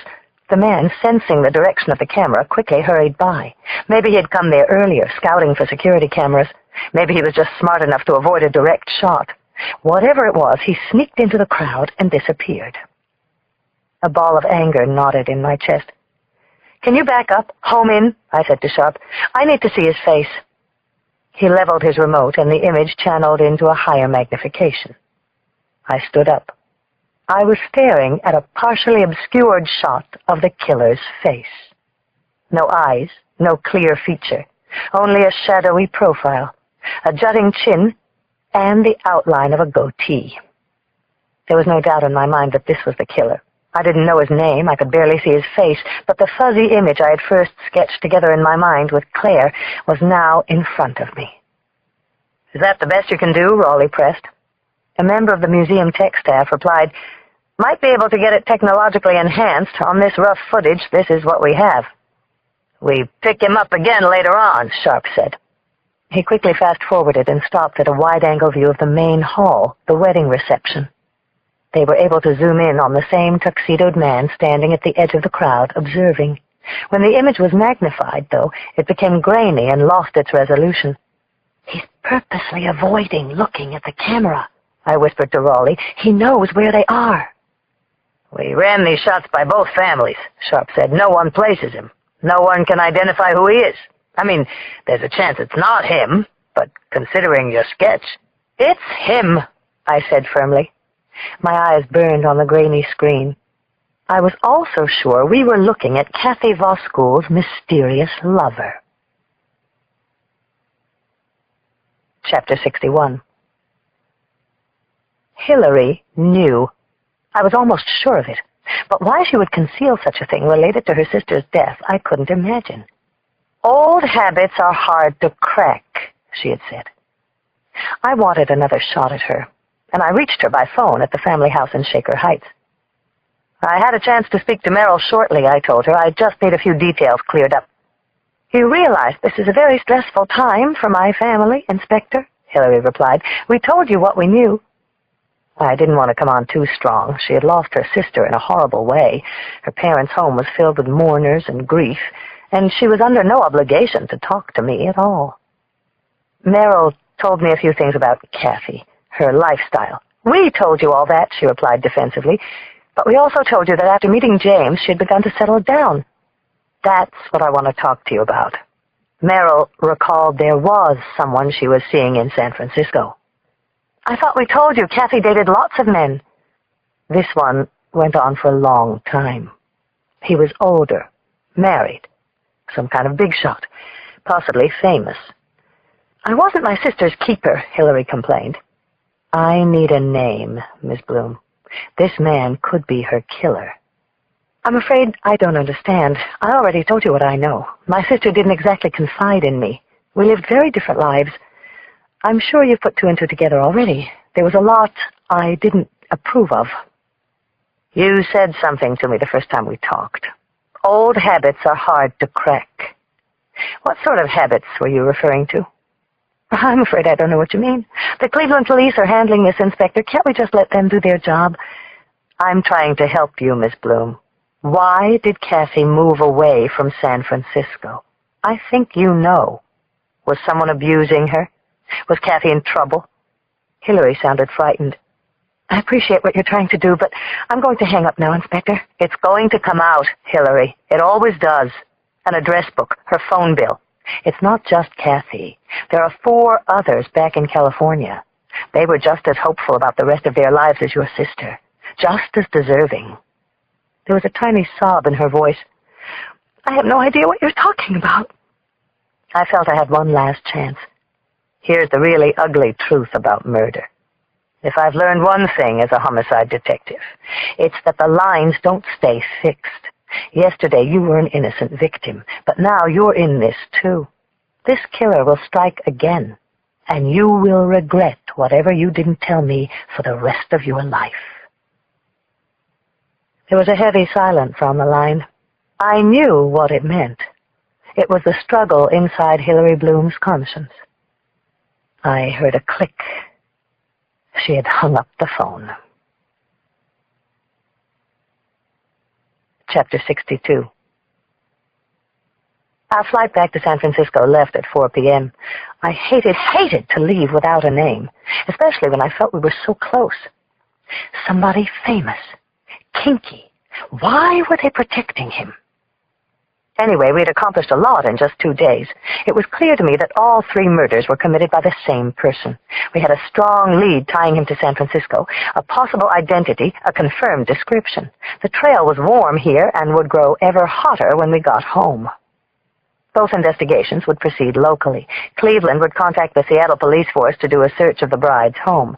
Maybe something in her personal effects, an address book, an email, and her computer would divulge who her San Francisco lover was. Waiting to board our plane out of Cleveland, I called my voicemail for messages, 1 each from Cindy and Claire inquiring about my trip, our case. Reporters pushing for comments on the Cleveland crime. Then I heard the throaty voice of Meryl shortly. She had left her California number. I punched the number as fast as I could. A housekeeper answered, and I could hear the wail of a baby crying. When Meryl got on, I could tell that some of her cool veneer had cracked. I was thinking, she began, there was something I didn't mention yesterday. Yes, that's good to hear. This guy I told you about, the one Kathy was hooked up with in San Francisco, I was telling you the truth. I never knew his name. Okay, I hear you. But there were some things. I said he didn't treat her well. He was into intense sex games, props, scenarios, maybe even a little filming. Problem was, Kathy liked the games. There was a long pause before Meryl went on.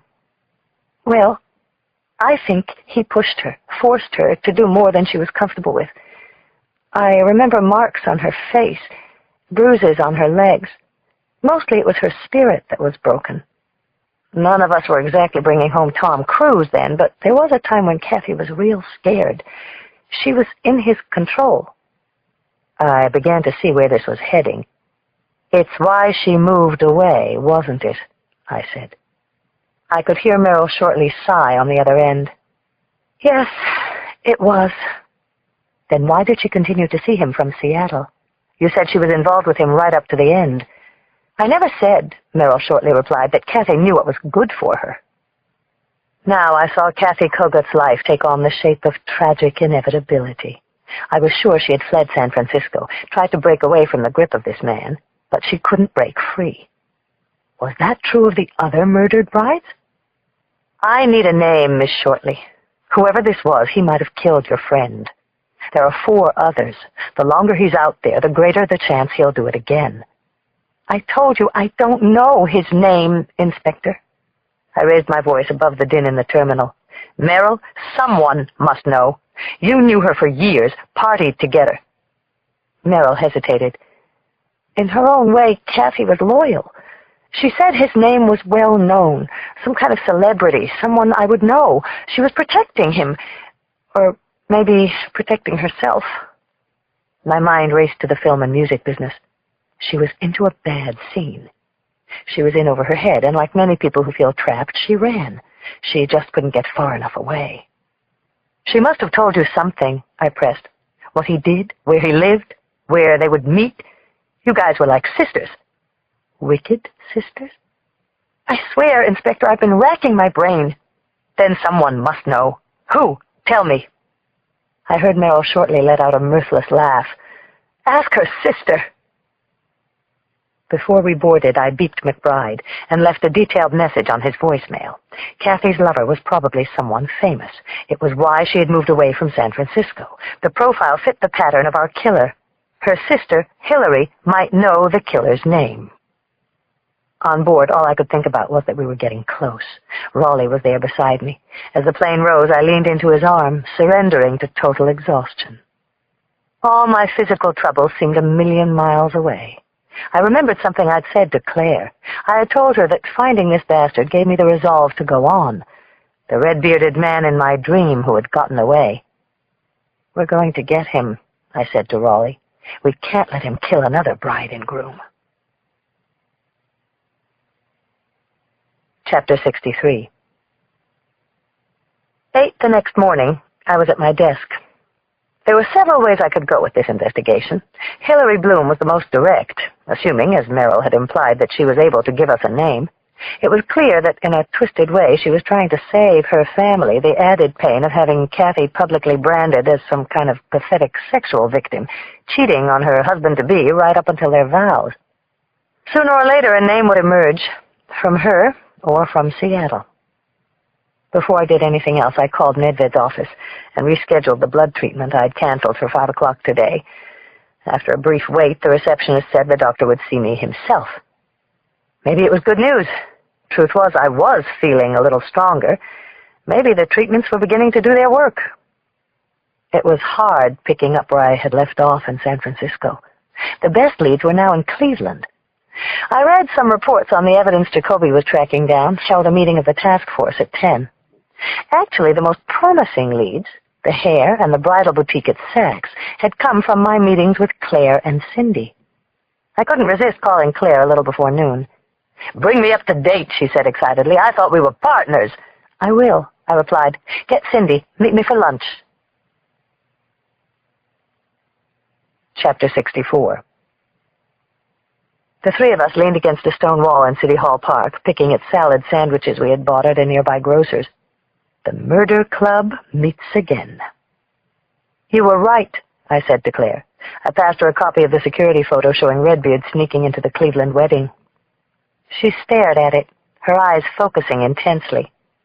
Claire looked up, only when the confirmation of her first physical supposition brought out a curious half-smile. "I only read whatever that bastard left behind." "Maybe," I said, tossing her a wink, "but I bet Rigetti would have missed it." "This is true," she allowed with a satisfied beam.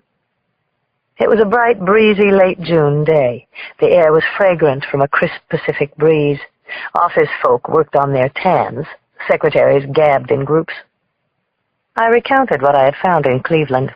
I never mentioned what had taken place by the lake between Chris Raleigh and me. When I finished with Merrill Shortley's shocking revelation, Cindy said, "Maybe you should have stayed out there, Lindsay." I shook my head. "It's not my case. I was only there on a consult. Now I'm running point between 3 jurisdictions." You think Meryl Shortley has more to tell? Asked Claire. I don't think so. If she knew, I think she would have told me. The bride must have had other friends here, said Cindy. She was in publicity. If this guy was famous, maybe she met him through her job. I nodded. I have someone checking that out. We also have the Seattle PD combing through her apartment. Where'd she work when she lived here? Claire asked. An outfit called Bright Star Media. Apparently she was connected into the local music scene. Cindy took a sip of iced tea. Why not let me have a go at it? You mean like you did at the Hyatt? I said. She grinned. No, more like Napa. Come on. I'm a reporter. I sit all day with people trained to find the dirt on anybody. I bit into my sandwich. Okay, I finally said. Be my guest. In the meantime, Cindy inquired, can I run with what we have so far? Much of it was classified. If it came out, it would point back to me. You can run with the similar pattern of murder in Cleveland. How we found the bodies, the bride's background here. Absolutely no mention of Meryl Shortley. In that way, I hoped the killer would sense that we were closing in on him. It might cause him to think twice about killing again. Cindy went over to a nearby ice cream cart to buy a gelato. Claire took the moment to ask, So, how are you feeling? You okay? I blew out a long breath and shrugged. Queasy, lightheaded. I was told to expect it. I'm having a blood treatment this afternoon. Medved said he'd be there. I saw Cindy on her way back. Here, Cindy announced brightly. She was carrying 3 gelatos. Claire clutched her chest and pretended she was going into cardiac arrest. I need gelato about as much as Texas needs a warm breeze in August. Me too, I laughed.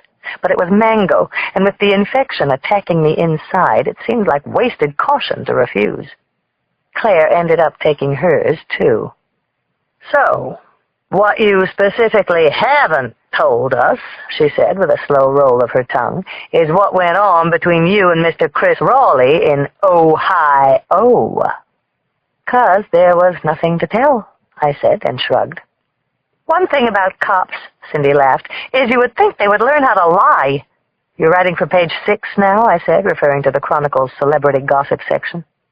Against my will, I felt my face blush. Claire and Cindy's greedy eyes bore down on me, driving home that it was pointless to resist. I pulled a knee up on the edge of the wall and sat yoga style. Then I took them through where things stood. The long, slow dance in my apartment, eliciting, "You don't dance, girl," from Claire. "You cook." I described the anticipation of sitting next to him on the plane, the nervous walk down by the lake, my own doubts, hesitation, the inner conflicts holding me back. Basically, it took every bit of self-control not to rip his clothes off right there on Lakefront Walk. I laughed at how it must have sounded. "Girl, why didn't you?" Claire said, wide-eyed. "Might have done you some good." "I don't know," I said, shaking my head. But I did know. And though she tried to smile through it, Claire knew, too. She squeezed my hand. Cindy looked on, not knowing what was going on. Claire joked, "I'd give up losing 20 pounds to see Cheery's expression if the two of you got picked up for going at it in the woods." 2 San Francisco cops, announced Cindy in a newscaster tone, in Cleveland, in pursuit of the bride and groom killer, were discovered au naturel in the bushes by the Cleveland waterfront. The 3 of us choked with laughter, and it felt so good. Cindy shrugged. "That, Lindsay, I would have had to print." "From now on," Claire giggled, "I can see things growing pretty humid in that squad car." "I don't think that's Chris's style," I defended him. "You forget, the man's into the shipping news." "Oh, it's Chris now, huh?" mooned Claire. "And don't be so sure about that. Edmund plays 3 instruments, knows everything from Bartok to Keith Jarrett, but he's risen to the occasion in some very unexpected places." "Like where?" I laughed, the surprise caught in my throat. She coyly shook her head. "I just don't want you thinking that because a man keeps himself with a certain dignity, there's any dignity when it comes to that." "Come on," I exhorted. "You put it in play. Let's hear." "Let's just say that a few John Does aren't the only thing that have been stiff on our examining tables." I almost fumbled my gelato onto the ground. "You've got to be kidding. You? And Edmund?" Claire's shoulders jiggled in delight. As long as I've gone this far. Once, we did it in a parterre box at the symphony. After a rehearsal, of course. What do you guys do? Just go around leaving your mark like poodles? I exclaimed. Claire's round face broadened with delight. You know, it was a long time ago. But as I think of it, that time in my office at the coroner's Christmas party, that wasn't so long ago.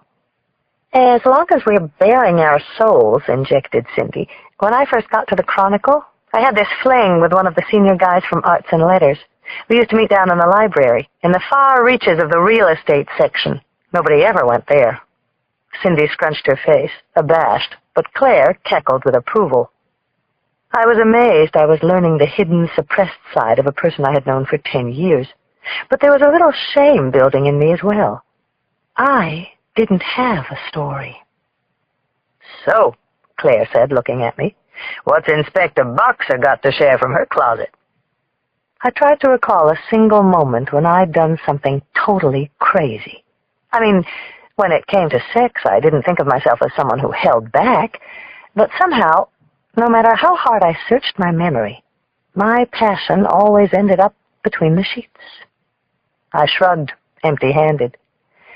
Well, you better get started, Claire said with a wag of her finger. When I'm drawing my last breath, I won't be thinking about all those fancy degrees or conferences I spoke at. You only have a few times in your life to really cut loose, so you might as well take them when they come. A little tremor of remorse knifed through me. At that moment, I didn't know what I wanted more, my place on the list or a goddamn name for Redbeard. I suppose I wanted both. Chapter 65. A couple of hours later, I sat in my hospital smock in the hematology clinic at Moffitt. Dr. Midvid would like a word with you before we start, said Sarah, my transfusion nurse. I felt nervous as she unpacked an IV setup for my treatment. Truth was, I had been feeling okay. Not much pain or nausea other than the incident in the ladies' room last week. Dr. Medved walked in with a manila folder under his arm. His face was friendly but unconfiding. I smiled weakly. Only good news? He sat across from me on the ledge of a counter. How are you feeling, Lindsay? I wasn't feeling so bad when I saw you before. Fatigued? Only a little. End of day kind of thing. Sudden nausea? Queasiness? I admitted I had vomited suddenly once or twice. He made a quick notation on a chart. He paged through some medical charts in the folder. I see we've undergone 4 packed red cell transfusions so far. My heart was racing the longer he took. Finally, he put down the folder and he looked squarely at my face.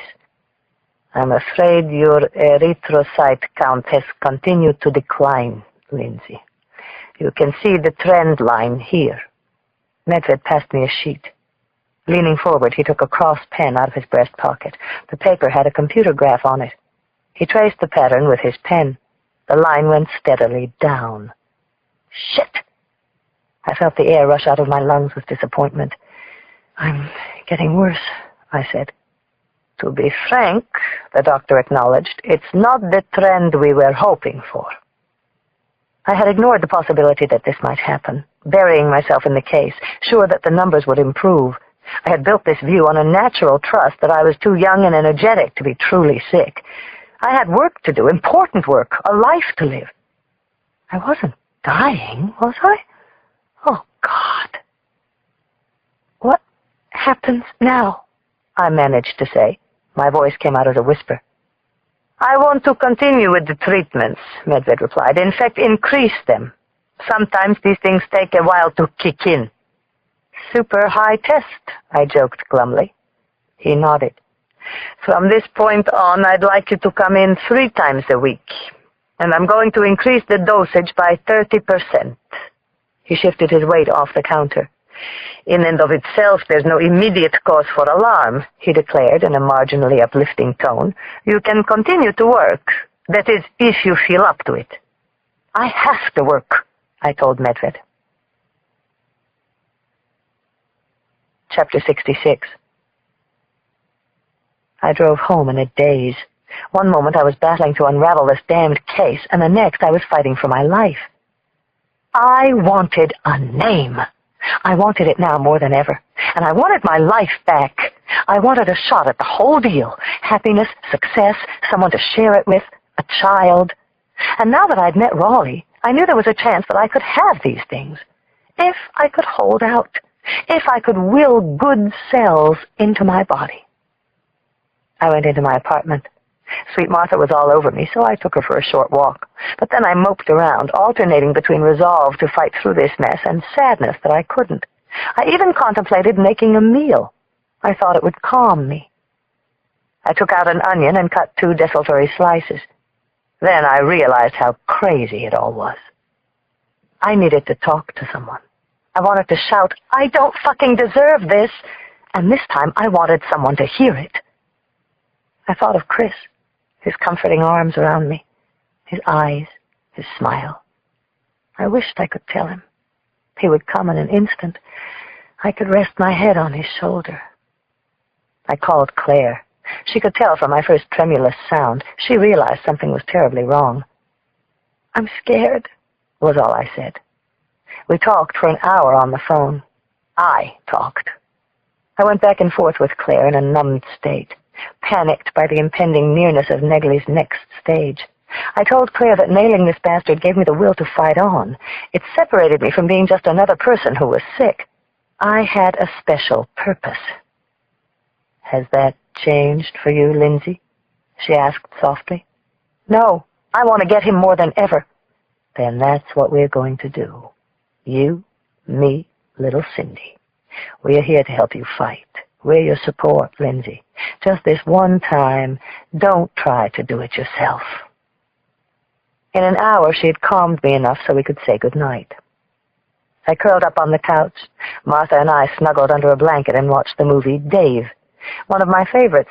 When Sigourney Weaver visits Kevin Kline in his new campaign office at the end, it always makes me cry.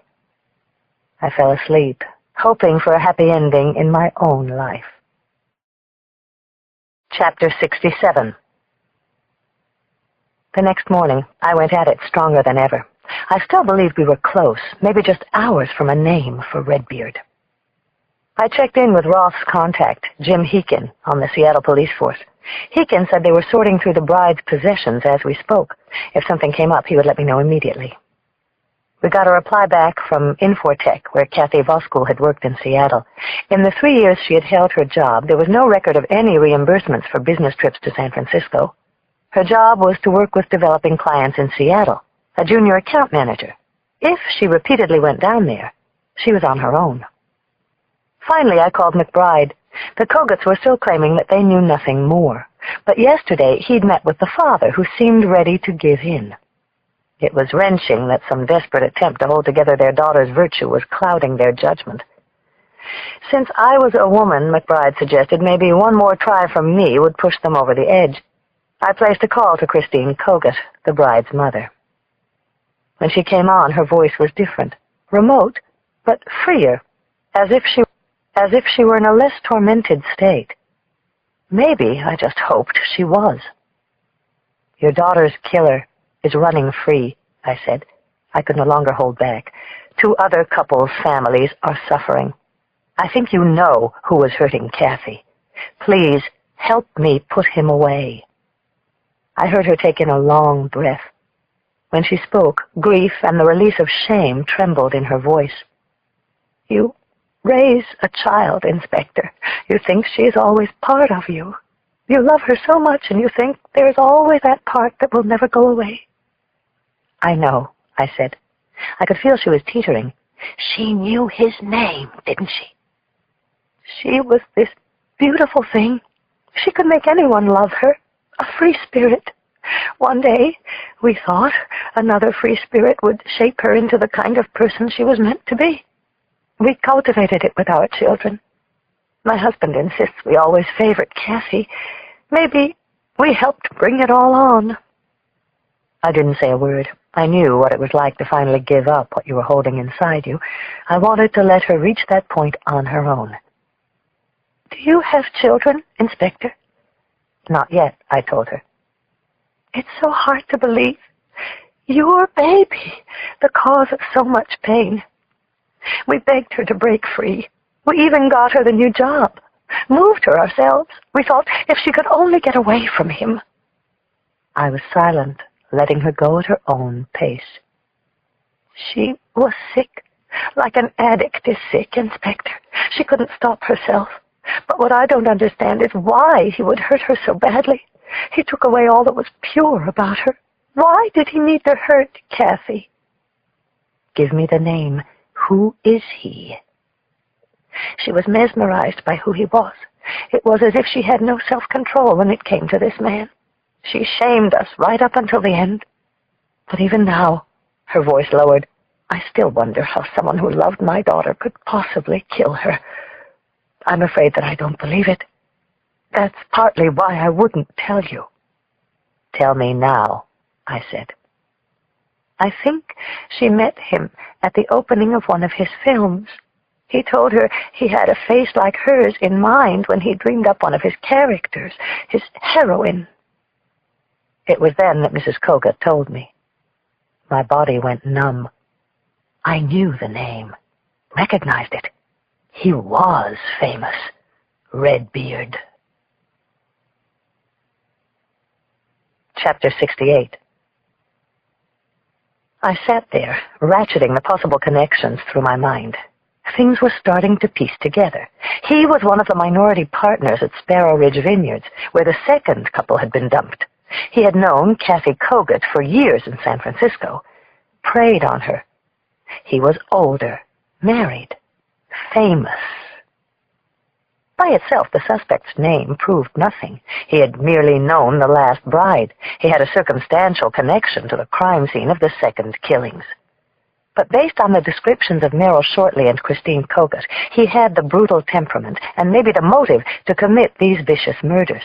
The conviction built up inside me that this was Redbeard. I grabbed Raleigh. What's going on? He asked. Where's the fire?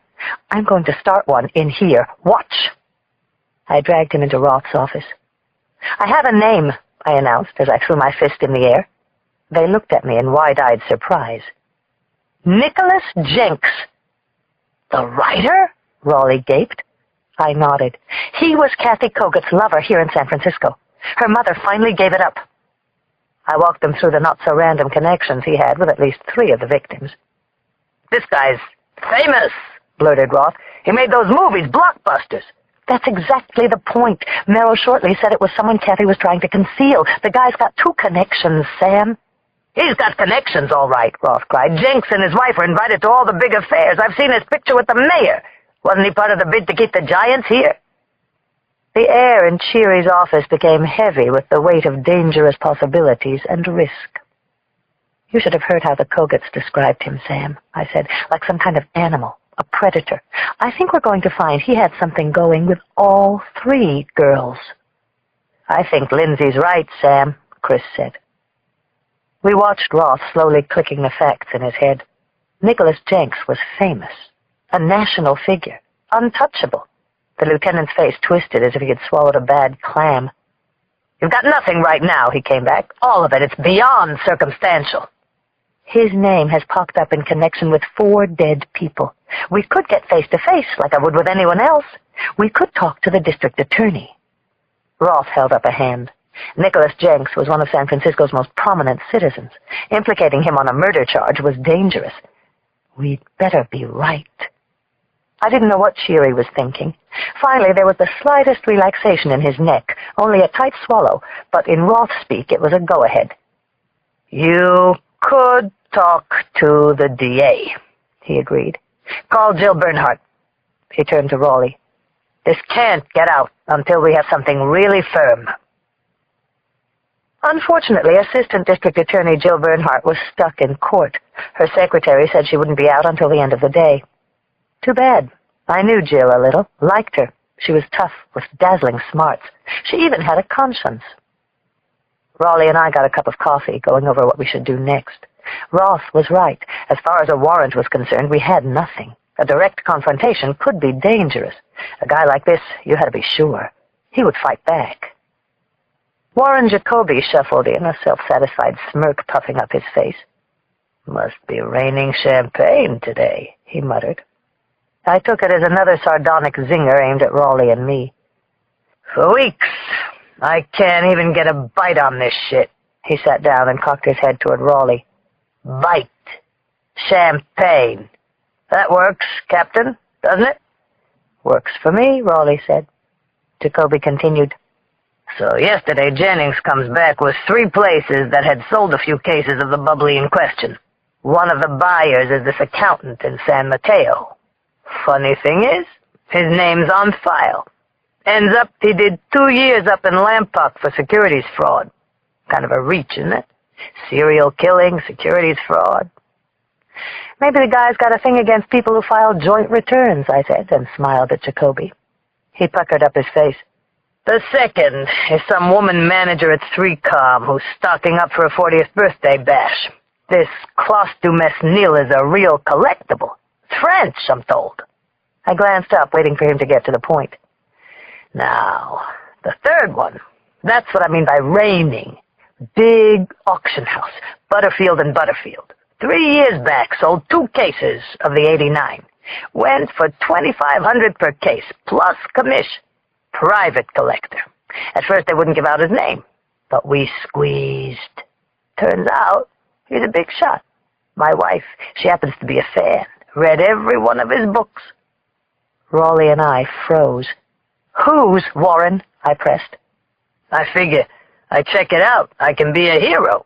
Bring home a signed copy. You ever read Lion's Share by Nicholas Jenks?" Chapter 69. Jacoby's statement felt like an elbow to my solar plexus. At the same time, it removed all doubt from me. Kathy Kogut, Sparrow Ridge, the Clos du Mesnil champagne. Jenks was now tied into all 3 murders. He was Redbeard. I wanted to run and confront Jenks, but I knew I couldn't. I wanted to get up close, glare in his smug eyes, let him know I knew. At the same time, a suffocating tightness swept up into my chest. I didn't know if it was a flash of nausea, negligence, or the release of my bottled-up rage. Whatever it was, I knew I had to get out. "I'm leaving," I said to Raleigh. I was scared. He looked stunned and confused as I rushed out. "Hey, I say something wrong?" I heard Jacoby say. I grabbed my jacket and purse and ran down the steps to the street. My blood was rioting inside me like an angry demon. A cold sweat had broken out all over me. I ran out into the cool day, started to walk fast down the street. I had no idea where I was going. I felt like a foreign tourist wandering in the city for the first time. Soon there were crowds, stores, people rushing by who knew nothing about me. I wanted to lose myself for a few minutes. Starbucks, Kinko's, Empress Travel, familiar names flashed by. I felt drawn by a single irrepressible urge. I wanted to look in his eyes. On 5th, I found myself standing in front of a Borders bookshop. I went inside. It was large and open, bright with merchandise stands and shelves of all the current books. I didn't ask, I just looked. On a table in front of me, I spotted what I was searching for. Lion's Share. Maybe 50 copies, thick, bright blue, some stacked, some propped up. Lion's Share by Nicholas Jenks. My chest was exploding. I felt in the grip of unspeakable but undeniable right. A mission, a purpose. This was why I was an investigator. This very moment. I took a copy of Jenks's book and looked at the back cover. I was staring at the killer of the brides and grooms. I was sure of it.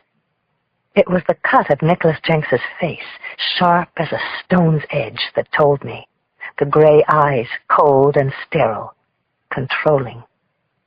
And one more thing. The red beard, flecked with gray. Book 3, Redbeard. Chapter 70. Jill Bernhardt, the tough, savvy assistant district attorney assigned to the bride and groom case, kicked off her Ferragamos and curled her leg up on the leather chair behind her desk. She fixed her sharp blue eyes directly on my face. "Let me get this straight. You think the bride and groom killer is Nick Jenks?" she asked. "I'm sure of it," I said. Jill was dark, disarmingly attractive. Curly jet-black hair framed a narrow oval face. She was an achiever, 34, a rising star in Bennett Sinclair's office. All you needed to know about Jill was that as a third-year prosecutor, it was she who had tried the Lafrade case when the mayor's old law partner was indicted on a RICO charge for influence peddling. No one, including the DA himself, wanted to submarine his or her career by taking on the powerful fundraiser. Jill nailed him, sent him away for 20 years, got herself promoted to the office next to Big Ben himself. One by one, Raleigh and I laid out Nicholas Jenks's connections to the 3 double murders: the champagne found at the first scene, his involvement in Sparrow Ridge Vineyards, his volatile relationship with the third bride, Kathy Voskuhl. Jill threw back her head and laughed. "You want to bust this guy for messing up someone's life? Be my guest. Go try the Examiner. Here, I'm afraid they make us do it with facts." I said, "We have him tied to 3 double murders, Jill." Her lips parted into a skeptical smile that read, "Sorry, some other time." The champagne connection might fly if you had him nailed down, which you don't. The real estate partnership's a non-starter. None of it pins him directly to any of the crimes.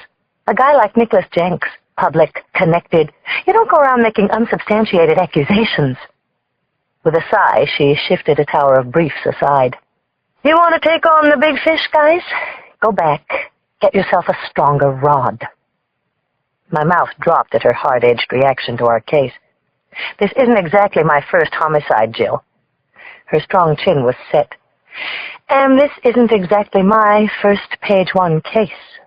Then she smiled, softened. "Sorry," she said. "It's one of Bennett's favorite expressions. I must be spending too much time around the sharks."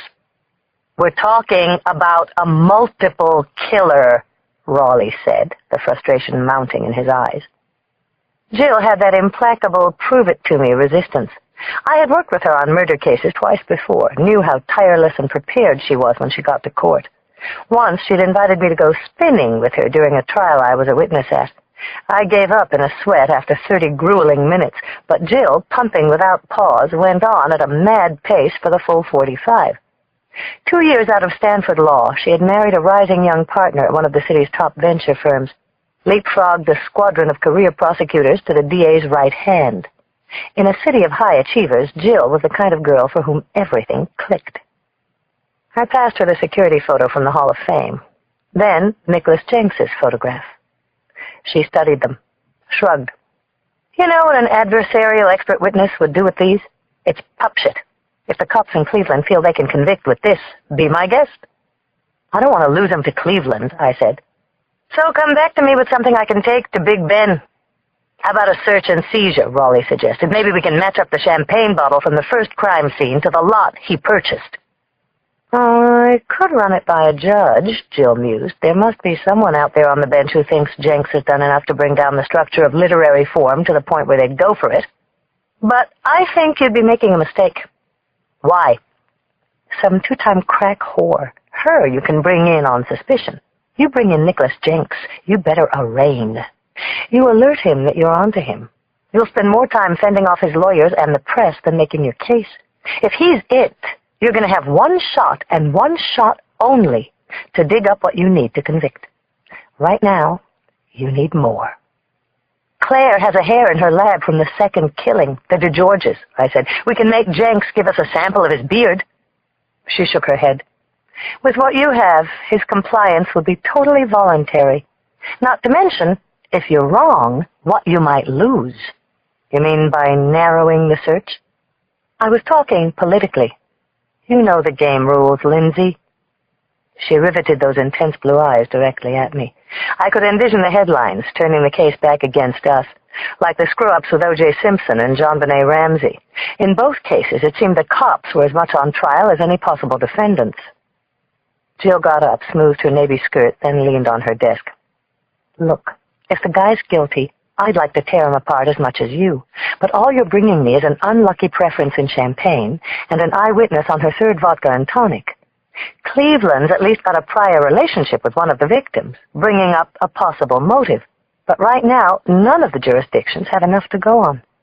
I've got two of the biggest headline grabbers in 49er town looking over my every move, Jill finally admitted. You think the district attorney and the mayor want to pass this thing on?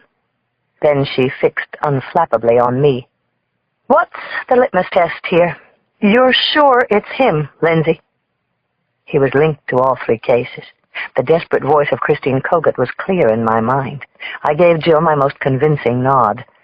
He's the killer. She got up and made her way around the desk. With a half smile, she said, I'm going to make you pay if this blows any chance of getting my memoirs in print by 40.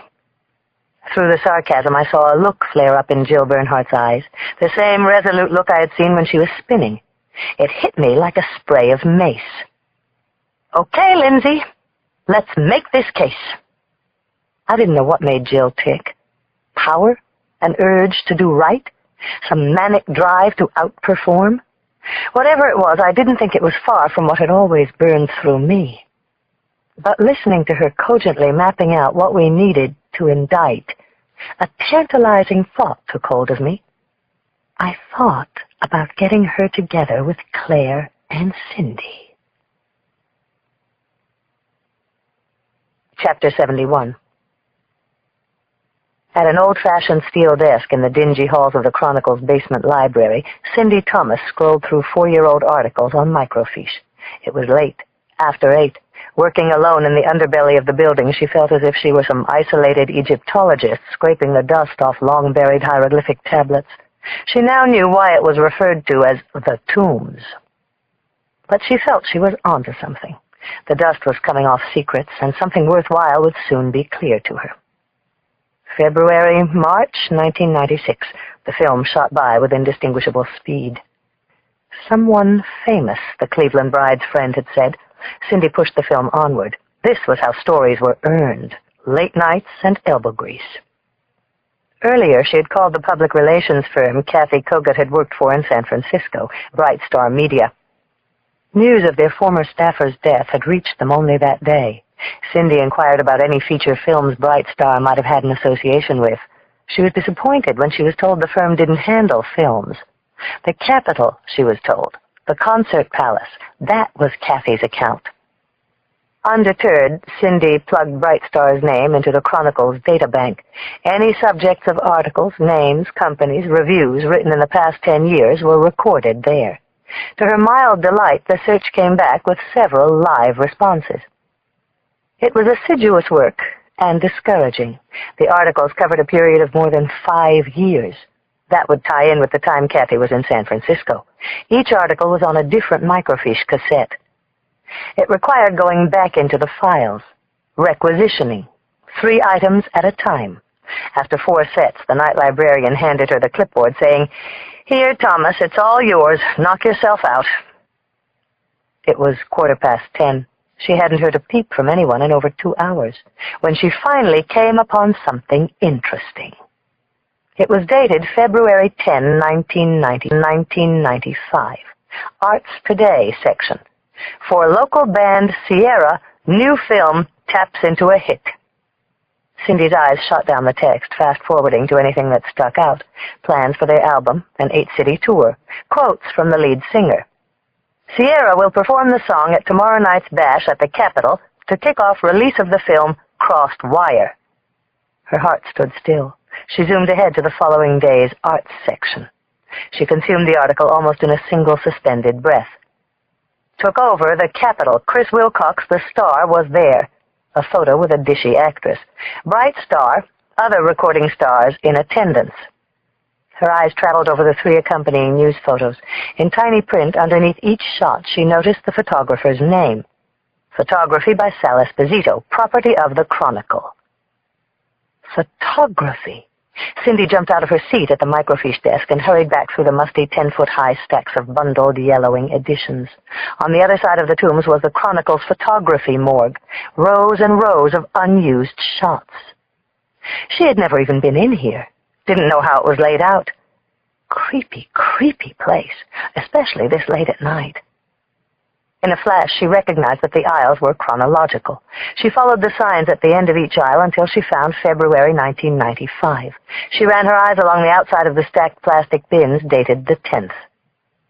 When she spotted it, it was on the highest shelf. Where else? She stepped up on the lower shelf on her tiptoes and wiggled the bin down.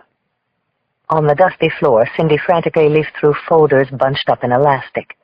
As if in a dream, she came upon a folder marked in large black letters, crossed wire opening, Esposito. This was it.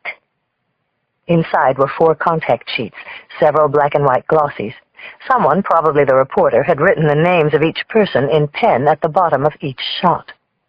Her eyes froze as she came upon the photo she was hoping for. 4 people toasting the camera with arms locked. She recognized Kathy Kogat's face from the photos Lindsay had come back with. Red hair, curly, trendy inlaid glasses. And next to her, smiling into the camera, was another face Cindy knew. It took her breath away.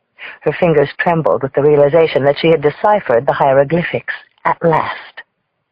It was the trimmed, reddish-colored beard, the narrow, complicit smile, as if he knew where all this might one day lead. Next to Kathy Kogat was the novelist Nicholas Jenks. Chapter 72.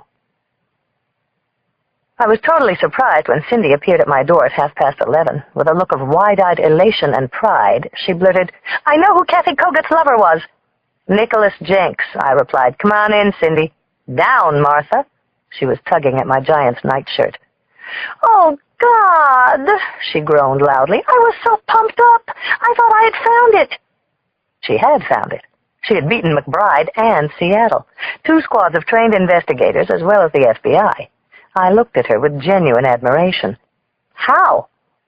Too restless to sit, Cindy stalked around my living room as she took me through the steps of her amazing discovery. She unfolded a copy of the news photo showing Jenks and Kathy Kogat at the movie opening. I watched her circle the couch, trying to keep up with herself. Bright Star, Sierra, crossed wire. She was hyper. "I'm a good reporter, Lindsay," she said. "I know you are," I smiled at her. "You just can't write about it." Cindy stopped, the sudden realization of what she had overlooked hitting her like a pie in the face. "Oh, God," she moaned. "That's like being in a shower with Brad Pitt, but you can't touch." She looked at me, half smiling, half like nails were being driven into her heart. "Cindy," I reached out and held her, "you wouldn't have even known to look for him if I hadn't clued you in on Cleveland." I went to the kitchen. "You want some tea?" I called out. She collapsed on the couch and let out another wail. "I want a beer.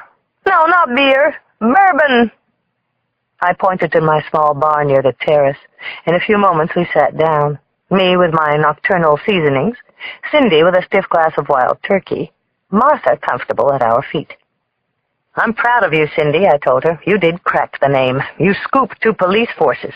When this is over, I'm going to make sure you get a special mention in the press."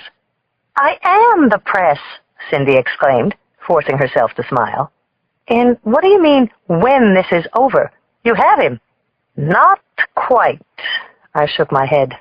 I explained that everything we had, even stuff she didn't know, the vineyard, the champagne, was circumstantial. We couldn't even force him to submit a hair. "So what do we need to do?" "Tie Nicholas Jenks solidly into the first crime." Suddenly she began pleading. "I have to run with it, Lindsay." "No," I insisted. "No one knows, only Rolfe and Raleigh. And one more." "Who?" Cindy blinked. "Jill Bernhardt." "The assistant district attorney? That office is like a colander trying to sail across the Pacific. It's nothing but leaks." "Not Jill," I promised. "She won't leak this." "How can you be so sure?" "Because Jill Bernhardt wants to nail this guy as much as we do," I said with conviction. "That's all?" groaned Cindy. I sipped a soothing mouthful of tea, met her eyes. "And because I invited her into our group." Chapter 73. The following day we met after work for a drink at Susie's. It was Jill's introduction to our group. All day I couldn't fix on anything other than the thought of confronting Jenks with what we knew and bringing him in. I wanted to accelerate everything, a face-to-face confrontation. I wanted to let him know we had him. God damn Redbeard! As we waited for drinks, I threw out a couple of new developments. A search of Kathy Cogate's home in Seattle had uncovered Jenks's name and phone number in the dead bride's phone book. A trace by Northwest Bell had turned up 3 calls to him in the past month, including one 3 days before the Cleveland wedding. It confirmed what Merrill Shortley had told us. Right up to the very end, said Claire. Creepy. Both of them, actually. We had run Jenks's photo by Marianne Perkins of Saks as part of a photo spread with 5 others. We desperately needed something that pinned him to the first crime. She paused over his likeness for a few seconds. It's him, she declared. Then she paused. But then, it's hard to tell. It was so quick and far away. The thought of a defense attorney cross-examining her didn't sit well with me. It didn't surprise me that Jill agreed. It took no longer than a single margarita for her to make a seamless entry into our group. Claire had met her a few times when she testified at trials. They had developed a mutual respect for each other's rise through their male-dominated departments. We asked Jill about herself, and she told us she was Stanford Law, and her father was a corporate attorney back in Dallas. No interest in the corporate thing. That was for her husband, Steve, who was running a venture fund for Bank America. They lived in Burlingame, affluent, exclusive, took rock-climbing treks in the desert at Moab. No kids. It just doesn't fit right now, she said. Jill seemed to live the epitome of the fast, successful life. At the same time, there seemed to be something missing. Maybe she was tired from the grind, the pace of her accomplishments. When our drinks arrived, Claire and I toasted Cindy's ingenuity in coming up with Jenks's name in such short time, and beating 2 police departments to the punch. Claire raised a glass to her. You're pretty good for a rookie, of course, but you're still not the king, she smiled at me. So, I'm thinking, Jill said, looking around the table. I know I can hold my own at dinner parties and all, but that's not why you asked me in, is it? Seems like we have all the angles covered here. The press, the force, medical examiner. Just what kind of a group is this? I answered, since it was I who had invited her in. Women, climbing the ladder in their careers, law enforcement. Yeah, with soft pushover types for bosses, put in Cindy. Well, I qualify there, said Jill, and it doesn't hurt that each of you seems to have some connection with the bride and groom case. I held my breath. Jill could blow this whole thing if she wanted to, but she was here. We have been sort of working together, I admitted, outside the investigation.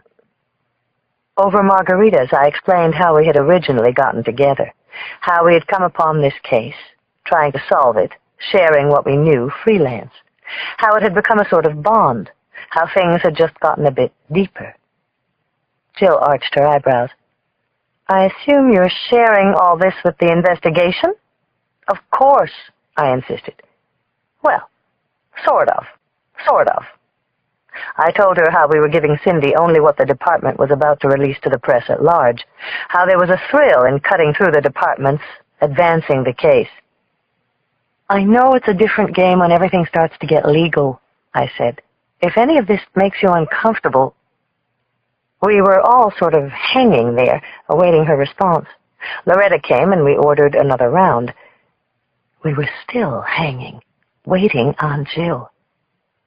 How about I let you know when things start to get uncomfortable, Jill said. She widened her blue eyes. In the meantime, you're going to need a lot stronger corroboration if we want to take this thing to court. The 3 of us breathed a sigh of relief. We tilted our near-empty glasses toward our new member. So, this outfit have a name? Jill inquired. We looked around, shrugged, shook our heads. We're sort of a murder club, I said. Lindsay's deputized us, Claire grinned. The Margarita Posse, Jill threw out. That has possibilities. Badass bitches, Claire giggled. One day we're all going to be running things, Cindy said. Homicide chicks. She came back with a satisfied grin. That's who we are. That's what we do. Just shut me up if I start to roar, said Jill. We looked around the table. We were bright, attractive, take-no-shit women. We were going to run things. Someday. The waitress brought our drinks. We raised 4 glasses toward one another. To us. Chapter 74. I was driving home, really pleased at having brought Jill into the group, but it didn't take long for the thought to worm its way in that I was still withholding from my friends. My beeper sounded. "What are you doing?" Raleigh asked when I buzzed him back. I was headed home. Beat. "You up for talking just a little?" "I'm at Mahoney's." Mahoney's was a dark, crowded bar near the hall that was usually thick with off-duty cops. "Already ate," I told him. "Meet me anyway," Raleigh said. "It's about the case." I was only a few minutes away. Mahoney's was on Brannan. To get to Potrero, I had to go right by it. I found myself a little nervous again. I was scared we were no longer playing things by the book. The book was partners didn't get involved, nor people with their lives ebbing away. I knew that if I let things go, anything could happen. This wasn't some casual fling we could go at for a night and try to rationalize away the next day. As much as I wanted him, I was holding back, scared to let it all come out, of letting myself go, of dragging him in. I was relieved when I saw Raleigh waiting for me outside the bar. He came up to my car. I couldn't help noticing that he looked good, as usual. "Thanks for not making me go in," I said. He leaned on the edge of my open window. "I looked into Nicholas Jenks," he said. "And?" "The guy's 48, went to law school but never finished, started writing novels his first year, wrote 2 books that didn't go anywhere, then this twisted thriller, Crossed Wire, hit. There's something you should know. Maybe 7 years ago, give or take a few, cops were called out to his home in a domestic dispute." "Who made the call?" "His wife. His first wife." Raleigh leaned in closer. I pulled up the report. First on the scene, described her as pretty beat up, bruises up and down her arms, large bruise on her face. A thought flashed in my head. Merrill Shortley, on Kathy's boyfriend. He was into intense sex games. "Did the wife file?" I asked. Chris shook his head. "That's as far as it went. Never pressed charges. Since then, he's cashed in big time. 6 huge bestsellers, movies, screenplays, new wife, too. That means there's an old one out there who might be willing to talk." He had a satisfied expression on his face. "So, can I buy you a meal, Lindsay?" A hot bead of sweat burned a slow path down my neck. I didn't know whether to get out or stay in. I thought, if I got out... "Chris, I already ate. I had a commitment." "Jacoby," he grinned. He could always get me with that smile of his. "It was sort of a women's thing, a group of us.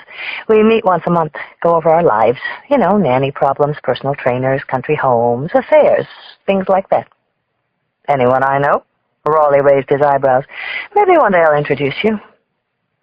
We sort of hung there, my blood slowly throbbing in my chest. The hair on Raleigh's forearm gently grazed against mine. This was driving me insane. I had to say something. "Why'd you call me out here, Chris?" "Jenks," he replied. "I didn't tell you everything. We ran a firearms check on him with Sacramento." He looked at me with a glint in his eye. "He's got several registered. A Browning .22 caliber hunting rifle, a Renfield 30-30, a Remington 40.5. He was leading me on. I knew he had struck pay dirt. "There's also a Glock Special, Lindsay. 1990 issue. 9mm. A rush of validation shot through my veins. Chris frowned. "He has the weapon of choice, Lindsay. We've got to find that gun." I made a fist and brought it down against Raleigh's in triumph. My mind was racing. Sparrow Ridge, the phone calls, now a Glock Special. It was all still circumstantial, but it was falling into place. "What are you doing tomorrow, Raleigh?" I asked with a smile. "Wide open. Why?" "I think it's time we talk to this guy, face to face." Chapter 75. High on the cliffs above the Golden Gate Bridge, 20 El Camino del Mar was a stucco Spanish-style home with an iron gate guarding the terracotta driveway. Redbeard lived here. Nicholas Jenks. Jenks's home was low, stately, surrounded by decoratively trimmed hedges and bright blossoming azaleas. In the driveway's circle there was a large iron sculpture, Botero's Madonna and Child. "Fiction must be good," Raleigh let out a whistle as we stepped up to the front door. We had made an appointment through Jenks's personal assistant to meet him at noon. I had been warned by Sam Roth not to come on too hard. A pleasant housekeeper greeted us at the door and took us back to a spacious sunroom, informing us that Mr. Jenks would be down in a short while. The lavish room seemed straight out of some designer magazine, with rich jacquard wallpaper, oriental chairs, a mahogany coffee table, shelves of mementos and photographs. It opened onto a fieldstone patio overlooking the Pacific. I had lived in San Francisco all my life, but never knew you could come home every night to this kind of spectacular view. While we waited, I examined photos arranged on a side table. Jenks with a series of well-known faces. Michael Douglas, the top guy from Disney, Bill Walsh from the 49ers. Others were with an attractive woman I took to be his new wife. Sunny, smiling, strawberry blonde hair, in various exotic locations, beaches, skiing, a Mediterranean isle. In a silver frame there was a 4x6 of the two of them in the center of an enormous lit-up rotunda, the dome of the Palace of Fine Arts. It was a wedding photo. It was then that Nicholas Jenks walked in. I recognized him immediately from his photographs. He was slighter than I had imagined, trim, well-built, no more than 5'10", wearing an open white dress shirt over well-worn jeans. My eyes were drawn immediately to the reddish, gray-flecked beard. "Redbeard, it's good to meet you, finally." "Sorry to put you off, Inspectors," he said with an easy smile, "but I'm afraid I get cranky if I can't get my morning pages in." He held out his hand, noticing the photograph I was still holding. A bit like the set of Marriage of Figaro, wasn't it? Myself, I would have gone for a small civil ceremony, but Chessie said if she could snare me in a tux, she'd never, ever doubt my commitment to her. I wasn't interested in being charmed by this man, but he was handsome and immediately in control. I could see what some women found attractive about him. He motioned us to the couch. "We were hoping," I said, "to ask you a few questions." "About the bride and groom killings," my assistant advised me. Crazy. Terrible. But these acts, so incredibly desperate, cry out for at least a small measure of sympathy. "For the victims," I said, placing his wedding photograph back on the table. "Everyone always goes to the plight of the victims," Jenks said. "But it's what's inside the killer's head that puts cash in the account. Most people figure these acts are simply about revenge, the sickest kind of revenge, or even subjugation, like most rapes. But I'm not so sure." "What's your theory, Mr. Jenks?" Chris asked. He made it sound as if he were a fan. Jenks held out a pitcher of iced tea. "Something to drink? I know it's a hot one, though I've been holed up in the study since 8. We shook our heads. I took a manila folder out of my bag and placed it on my lap. I remembered Cheery's admonition. "Keep it light. Jenks is a VIP. You're not." Nicholas Jenks poured himself a tall glass of tea and went on. "From what I've read, these killings appear to be a form of rape of innocence. The killer is acting in a way that no one can forgive, in the most sacred setting of our society. To me, these killings are the ultimate act of purification." "Unfortunately, Mr. Jenks," I said, ignoring his bullshit, "we didn't come up here seeking your professional advice. I have some questions related to these killings we'd like to run by you." Jenks sat back in his chair.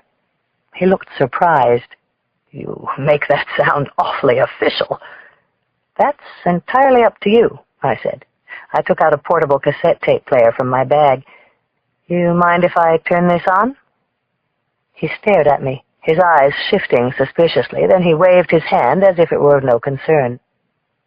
"So, where I'd like to start, Mr. Jenks, is these killings. Do you have any specific knowledge of any of the crimes other than what you've read in the papers?" "Knowledge?" Jenks took a breath, nominally reflecting. Then he shook his head. No, none at all. You read there was a third killing last week in Cleveland. I did see that.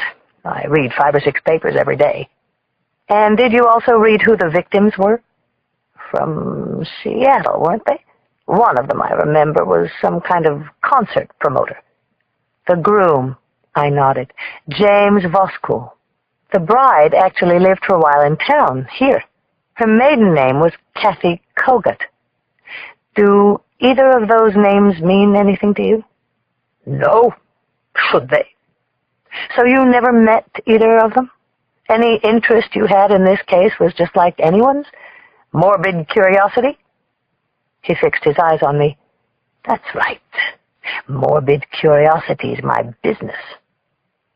I opened my manila folder and took out the top photo. He was playing us, just as he had been playing us by leaving dead-ending clues along the way. I slid the photo across the table. This might sharpen your memory, I said. That's Kathy Kogut, the bride who was murdered the other night. The man next to her, I believe, is you. Chapter 76. Slowly, Redbeard picked up the photo and stared at it. It is me, he declared, but the lady, though quite beautiful, I don't recognize. If I can ask, where's this picture from? The San Francisco opening of Crossed Wire. Ah, he sighed, as if that classified something for him. I watched the gears in his brain start to shift for the right response. He was definitely smart and a pretty good actor. I meet a lot of people at these events. It's why I try to avoid them. You say this was that girl who was killed in Cleveland? We were hoping this was someone you might have remembered, I replied. Jenks shook his head. Too many fans, not much appetite to meet them, even the really pretty ones, Inspector. The price of fame, I imagine. I took the photo back, thumbed it for a moment, then slid it back in front of him. Nevertheless, I have to come back to this particular fan. I'm curious why she doesn't stick out for you. From all those other fans. I withdrew a copy of a Northwest Bell phone bill from my folder and handed it to him. On it were several highlighted calls. This is your private number? Jenks held the copy of the bill, his eyes dimmed. It is. She called you, Mr. Jenks, 3 times in just the past few weeks. Once. Here, I circled it for you for 12 minutes. Only last week. 3 days before she was married, then killed. Jenks blinked. Then he picked up the photo again. This time he was different. Somber, apologetic. Truth is, Inspector, he took a breath and said, I was so sorry to hear what had taken place. She seemed, in the last month, so full of anticipation, hope. I was wrong to mislead you. It was foolish. I did know Kathy. I met her the night of the photo there. Sometimes my fans are rather impressionable and attractive. At times I, to my detriment, can be an impressionable man. I wanted to lunge across the table and rip Nicholas Jenks's impressionable face off. I was certain he was responsible for 6 vicious murders. Now he was mocking us and the victims. God damn him. So you're admitting, Raleigh interjected, that you did have a relationship with this woman? Not in the way you're insinuating, Jenks replied. Kathy was a woman who hoped to satisfy her own vague artistic aspirations through an association with someone engaged in the act of creating. She wanted to write herself. It's not exactly brain surgery, but I guess if it was so damn easy, we'd all have a book on the bestseller list, right? Neither of us responded. We spoke, maybe met a few times over a few years. It never went beyond that. That's the truth. Sort of mentoring, Raleigh suggested. Yes, that's right. Good choice of words. By any chance, I leaned forward, no longer able to control my tone, were you mentoring Kathy in Cleveland last Saturday, the night she was killed?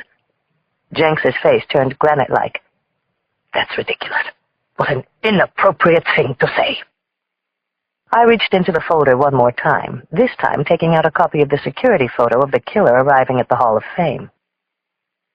This is a security photo from the night she was killed. Is that you, Mr. Jenks? Jenks didn't even blink. It might be, Inspector, if I had been there, which I categorically was not. Where were you last Saturday night? Just so I understand, he said stonily, are you suggesting I'm a suspect in these crimes? Kathy Kogut talked, Mr. Jenks. I glared at him. To her sister, to her friends. We know how you treated her. We know she left the Bay Area to try to get away from your domination. We know things were going on between you right up to the wedding night. I wouldn't take my eyes off Jenks. There was nothing in the room but him and me. I wasn't in Cleveland, he said. I was right here that night. I ran the whole body of evidence by him. From the bottle of Clos du Mesnil left behind at the Hyatt, to his involvement in the real estate trust that owned Sparrow Ridge Vineyards, to the fact that 2 of the murders had been committed with 9mm guns, and according to the state, he owned one. He laughed at me. This is not what you're basing your assumptions on, I hope. I got that champagne ages ago, he shrugged. I don't even recall where it is. You can locate it, I assume, Raleigh asked, then explained that it was a sign of respect that we were asking him to turn it over voluntarily. Would you mind supplying us with a hair sample from your beard? I asked. What? His eyes met mine with a churlish defiance. I imagined the look Melanie Brandt might have seen as he attacked her. What Kathy Kogut saw as he raised his gun to her head. I think, Nicholas Jenks finally answered, that this fascinating interview has come to an end. He held out his wrists. Unless you're intent on taking me away, my lunch is waiting. I nodded. We'll need to follow up on your whereabouts and on the gun. Of course, Jenks said, standing up. And should you need any further cooperation, feel free to request it through my attorney. I assembled the photographs and put them back into the folder. Raleigh and I got up. At that moment, the attractive strawberry blonde from the photographs walked into the room. She was undeniably pretty, with gentle aquamarine eyes, a pale complexion, long, free-flowing hair. She had a tall dancer's body and was dressed in thigh-length leggings and a Nike T-shirt. Chessie! Jenks exclaimed. These are officers from the San Francisco Police Department. My wife, inspectors. Sorry, Nicky, Chessie Jenks apologized. Susan's coming over. I didn't know you had guests. They were just leaving. We nodded stiffly, moved toward the door. If you could locate what we talked about, I said to him, we'll send someone by to pick it up. He gazed right through me. I hated to leave without taking him in, and to have treated him with kid gloves. But we were still a few steps away from an arrest. So, Chessie Jenks smiled and said, has my husband finally gone homicidal? She went up to Jenks, clasped his arm in a teasing way. I always told him with those creepy crawler characters he writes about, it was inevitable. Could she know? I wondered. She lived with him, slept with him. How could she not be aware of what was going on inside his head? I truly hope not, Miss Jenks, was all I said. Chapter 77. What did she mean by that? Chessie Jenks asked her husband, confused, after the police inspectors left the house. Jenks brushed her away. He paced over to the large French doors leading out to the Pacific. Idiots, he muttered. Amateurs. Who the hell do they think they're dealing with? He felt a prickly, stabbing heat racing over his shoulders and back. They were stupid, tiny-minded. Beetles. That's why they were cops. If they had any brains, they'd be doing what he was doing, living high over the Pacific. That's why they dig landfills, he replied distractedly. A place for cops to feel at home. Chessie picked up the wedding photo from the coffee table and set it back in its rightful spot. What did you do now, Nick? Why did she always drive him to this? Why did she always need to know? She came over, looked at him with those lucid, patient eyes. As always, his anger leaped up in a flash. He didn't even realize he had hit her. It was just that suddenly his hand hurt, and Chessie was sprawled on the floor, and the bamboo table on which the pictures were had toppled over, and she was holding her mouth. He shouted, "Don't you know when to keep away from me? What do you need, a road map?" Nick," Chessie said. "Not here. Not now." "Not here what?" he was shouting. He knew he was shouting, losing control, that the staff might hear. "Please, Nick," Chessie said, pulling herself off the floor. "Susan will be here soon. We're going to lunch." It was the notion that Chessie thought she could just sit there and judge him that really set him off. Didn't she see who she really was? Just some blonde with freckles he had picked out of a cattle call and turned into God's gift to Martha Stewart. He grabbed her by the arm and put his face inches from her beautiful, terrified eyes. "Say it!" The arm he held was trembling. A tiny stream of mucus ran out of her nose. "Jesus, Nick." That's what he liked, her fear of him, even though she never showed it in public. "I said, say it, Chessie." He twisted her arm behind her back. She was breathing heavily now, sweat forming under her T-shirt. Her little tits poked through. When she glared back at him with her paltry defiance, he twisted harder, digging his fingers into her arm. He shoved her toward the bedroom, her bare feet stumbling along. In the bedroom, he kicked the door shut. Who did the lead cop think she was, coming in here, accusing him like that, in her cheap Gap ensemble? What a fucking insolent bitch. He dragged Chessie into the clothes closet. Hers. It was dark in there, only the dark and her sobs and the pervasive smell of her perfume. He pushed her forward against the wall, rubbed himself against her buttocks. He pulled Chessie's gym shorts down, her panties along with them. "Please," she cried. "Nicky!" He found the familiar place where her small cheeks parted. He was very hard, and he pushed himself in deep. He was driving himself inside Chessie. "Say it," he gasped. "You know how to make it stop. Say it." "Rough," she finally murmured in a tiny whisper. Now she was loving it, as she always did. It wasn't bad. It was good. They all ended up wanting and loving it. He always picked them so well. "Rough," she whimpered. "Rough, rough. Is that what you want, Nick?" Yes, that was part of what he needed. It was all he expected from Chessie. "You love it, Chessie," he whispered back. "That's why you're here." Chapter 78. We kept a close watch on Jenks's movements with a surveillance team of 3 cars. If he made a move to dump the gun, we'd know. If he moved to kill again, we hoped we could stop him. No matter how clever he was, I didn't see how he could execute another murder right now. I wanted to speak with someone who knew him, who might be willing to talk. Raleigh had mentioned an ex-wife, a history of violence between them. I needed to talk with her. It wasn't hard to track down Joanna Jenks, now Joanna Wade. A search through the police files had her maiden name listed as part of the domestic complaint she had filed against her husband years before. Joanna Wade was currently residing at 1115 Filbert Street on Russian Hill. It was an attractive limestone townhouse on the steepest part of the hill. I buzzed, identified myself to the housekeeper, who answered. She informed me that Miss Wade was not at home. "I have sizing," she said. "Gold's Gym on Union." I found the gym around the corner between a Starbucks and an Alfredson's Market. At reception, a buffed, ponytailed staffer informed me that Joanna was in exercise room C. When I asked what Joanna Wade looked like, the staffer laughed. "Think blonde and kick-ass fit." I wandered in, and through a large observation window spotted a Taibo class in exercise room C. About 8 women sweating in lycra and jog bras were kicking their legs out karate style to loud music. I knew that Taibo was the latest exercise craze, the biggest burn. Any one of these women looked as if she could take a resisting suspect up against a wall, then beat the patrol car back to the precinct with breath to spare. The only blonde was in front, trim, sculpted, pushing herself hard and barely breaking a sweat. It was her class. I hung around until she finished up and most of the class had rushed out. She toweled the sweat off her face. "Great workout," I said as she headed my way. The best in the Bay Area. Looking to sign up? Maybe. First, I thought I could ask you a couple of questions. Try Diane up front. She can tell you the whole deal.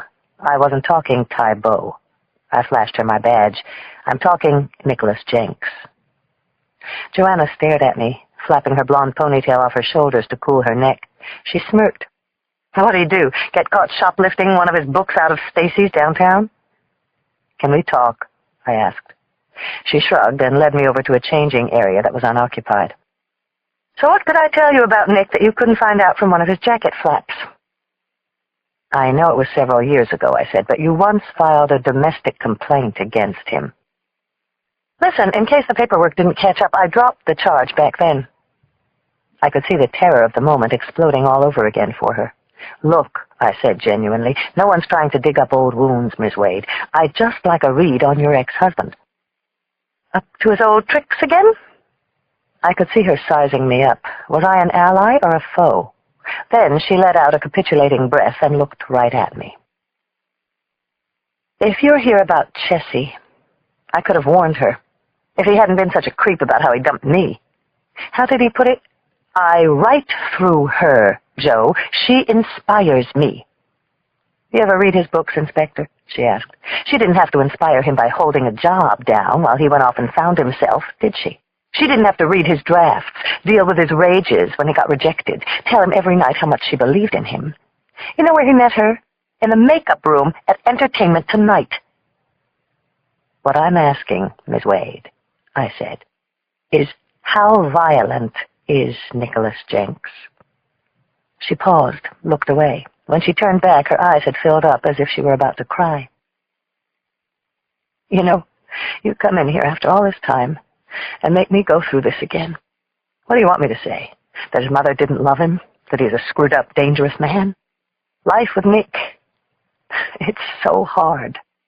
He's holding something in, and God only knows when it's going to come out. I would ask myself, why?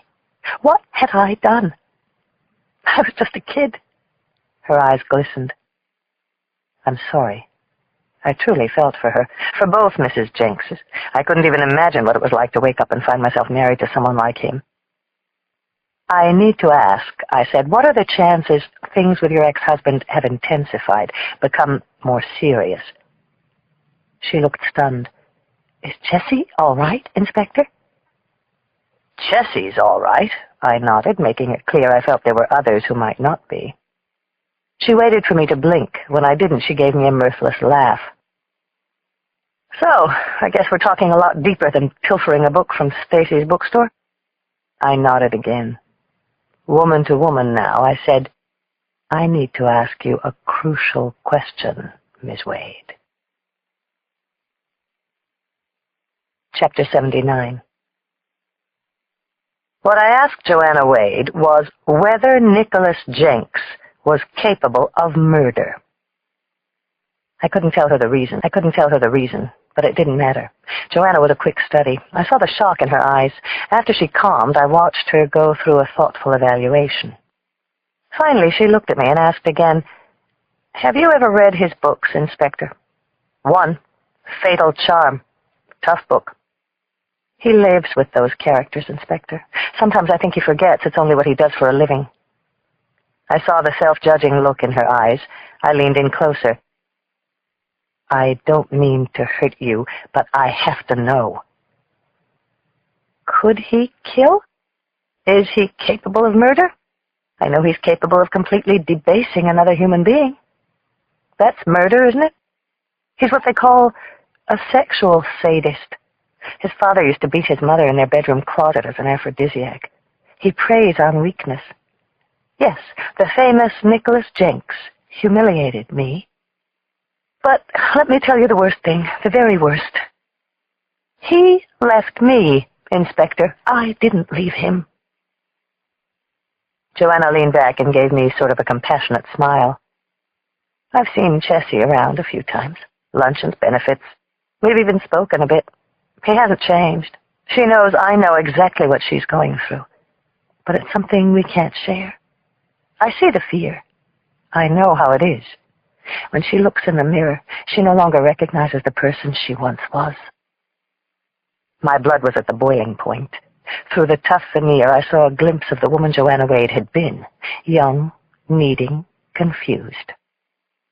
I reached out and touched her hand. I had my answer. I closed my pad, ready to get up, when Joanna surprised me. I thought it was him. Not really, but I thought of Nick when I heard about those terrible crimes. I thought about his book, and I said, it could be him. I stopped Joanna. What book? The first thing he wrote, Always a Bridesmaid. I figured that's what brought you here, what connected him to the murders. I stared at her, confused. Just what are you talking about? I barely remember it. He wrote it before we met. I was lucky enough to come in for the second unpublished one, which I'm told he recently sold for $2 million. But this book I'd totally forgotten about until recently. It was about a student in law school who discovers his wife was his best friend. He kills them both, ends up going on a rampage. What kind of rampage? I asked. What she said next made me gasp. He goes around killing brides and grooms. A lot like what happened. Chapter 80. That was the piece of the puzzle I needed. If Jenks had premeditated these crimes, mapped them out in some early book, it would constitute unimpeachable knowledge, no longer circumstantial. With everything else we had, I could definitely bring him in. Where can I find this book? I asked. It wasn't very good, Joanna Wade replied. Never published. Every nerve in my body was standing on end. Do you have a copy? Trust me, if I did, I would have burned it years ago. Nick had this agent in town, Greg Marks. He dumped him when he got successful. If anyone would have it, it might be him. I called Greg Marks from the car. I was really humming now. I loved this. The operator connected me, and after 4 rings, an answering tape came on. You've reached Greg Marks Associates. I cringed with disappointment. Damn. Reluctantly, I left him my pager number. A matter of great urgency, I said. I was about to tell him why I was calling when a voice cut in on the tape. This is Greg Marks. I explained I needed to see him immediately. His office wasn't too far. I could be there in 10 minutes. I have an engagement at One Market at 6:15, the agent replied curtly, but if you can get here... You just stay right there, I told him. This is police business, and it's important. If you leave, I'll arrest you. Greg Marks worked out of his brownstone, a 3rd-floor loft in Pacific Heights, with a partial view of the bridge. He answered the door with a suspicious reserve. He was short, balding, smartly dressed, a jacquard shirt buttoned to the top. I'm afraid you haven't picked a popular topic with me, Inspector. Nicholas Jenks hasn't been a client for over 6 years. He left me the day Crossed Wire hit the Chronicle's bestseller list. Are you still in touch? I wanted to make sure anything I asked him wouldn't get back to Jenks. Why? To remind him how I babysat him through the years when he could barely use a noun with an adjective? How I took his obsessed midnight calls, stroked that gigantic ego? I'm here about something Jenks wrote early on, I interrupted, before any big deals. I spoke to his ex-wife. Joanna? Marks exclaimed with surprise. She said he had written a book that never got published. She thought it was called Always a Bridesmaid. The agent nodded. It was an uneven first effort, no real narrative power. Truth is, I never even sent it out. Do you have a copy? Packed it back to him as soon as I turned the final page. I would think Jenks must, though. He thought the book was a suspense masterpiece. I was hoping I wouldn't have to go through him, I said, without conveying the basis of my interest. I leaned forward. How do I get my hands on a copy of that novel without going to Jenks directly? Joanna didn't say that? Marks rubbed a finger across his temple. Jenks was always paranoid about people ripping him off. Maybe he had it copyrighted. Why don't you check into that? I needed to run this by someone. I needed to run it by the girls. Do you want to hear something really scary about Jenks? The agent said then. Please, go ahead. Here's the idea for a book he always wanted to write. It's about a novelist who is obsessed. The kind of thing Stephen King does so well. In order to write a better book, a great book, he actually murders people to see what it's like. Welcome to the horrible mind of Nicholas Jenks. Chapter 81. This was why I had become a homicide detective. I rushed back to the office, my head whirling with how to get my hands on this lost book, when the next bombshell hit. It was McBride. "Are you sitting?" he asked, as if he were about to deliver the coup de grace. "Nicholas Jenks was here in Cleveland, the night of the Hall of Fame murders. The son of a bitch was here." Jenks had lied right to my face. He hadn't even blinked. It was now clear. The unidentifiable man at the Hall of Fame had been him after all. He had no alibi. McBride explained how his men had scoured the local hotels. Finally, they uncovered that Jenks had been at the West Inn, and amazingly, he had registered under his own name. A desk clerk working there that night remembered him. She knew it the minute she saw Jenks. She was a fan. My mind raced with the ramifications. This was all McBride needed. They had a prior relationship with the victim, a possible sighting at the scene. Now Jenks was placed in his town. He had even lied under questioning. "Tomorrow I'm going to the district attorney for an indictment," McBride announced. "As soon as we have it, I want you to pick Nicholas Jenks up." The truth hit me like a sledgehammer. We could lose him to Cleveland. All the evidence, all those right hunches wouldn't help us. Now we might only be able to tag on a concurrent life sentence at a second trial. The Brants and the Wiles, the DeGeorges and the Passanoes would be crushed. Mercer would go ballistic. I was left with an absolutely demoralizing choice. Either pick Jenks up and hold him for McBride, or make our move now with less than an airtight case. I should run this up the ladder, the voice sounded in my head. But the voice in my heart said, run it by the girls. Chapter 82. I got them together on an hour's notice. "Cleveland's ready to indict," I told them. Then I dropped the bombshell about the book, Always a Bridesmaid. "You've got to find it," Jill declared. "It's the one link we can tie into all three crimes. Given that it was unpublished, it's as good as exclusive knowledge of the killings. It might even parallel the actual crimes. You find that book, Lindsay, we put Jenks behind bars. Forever." "How?" Joanna Wade mentioned a prior agent, and I went to see him. Nada. He said, check out the Office of Copyrights. Where is that? Cindy shook her head. "Washington, I think." "That'll take days, or more. We don't have days." I turned to Jill. "Maybe it's time for a search warrant. Blow in on Jenks. We need the gun and the book, and we need them now." "We do that," Jill said nervously, "we might bungle this whole investigation." "Jill, you want to lose him?" "Anyone know about this yet?" she asked. I shook my head. Just the first team, you guys. But when Mercer finds out, he'll want to jump in with everything he has. Cameras, microphones, the FBI waiting in the wings." "If we are wrong, Jenks will sue our ass," Jill said. "I don't even want to think about it." "And Cleveland will be waiting," said Claire. "Make us look like a bunch of fools." Finally, Jill sighed. "All right. I'm with you, Lindsay, if you can't think of another way." I looked at all three of them to make certain we were unanimous. Suddenly, Cindy burst in. "Can you give me another 24 hours? I looked at her. "I don't know. Why?" "Just until tomorrow. And I need Jenks's Social Security number." I shook my head. "You heard what I said about McBride." "Anyway, for what?" She had that same look as the other night when she burst into my apartment, holding the photo of Jenks and Kathy Kogut, the third bride. "Just give me until tomorrow morning." Then she got up and left. Chapter 83. The following morning, Cindy sheepishly pushed open the glass doors leading to the office of the San Francisco Writers Guild.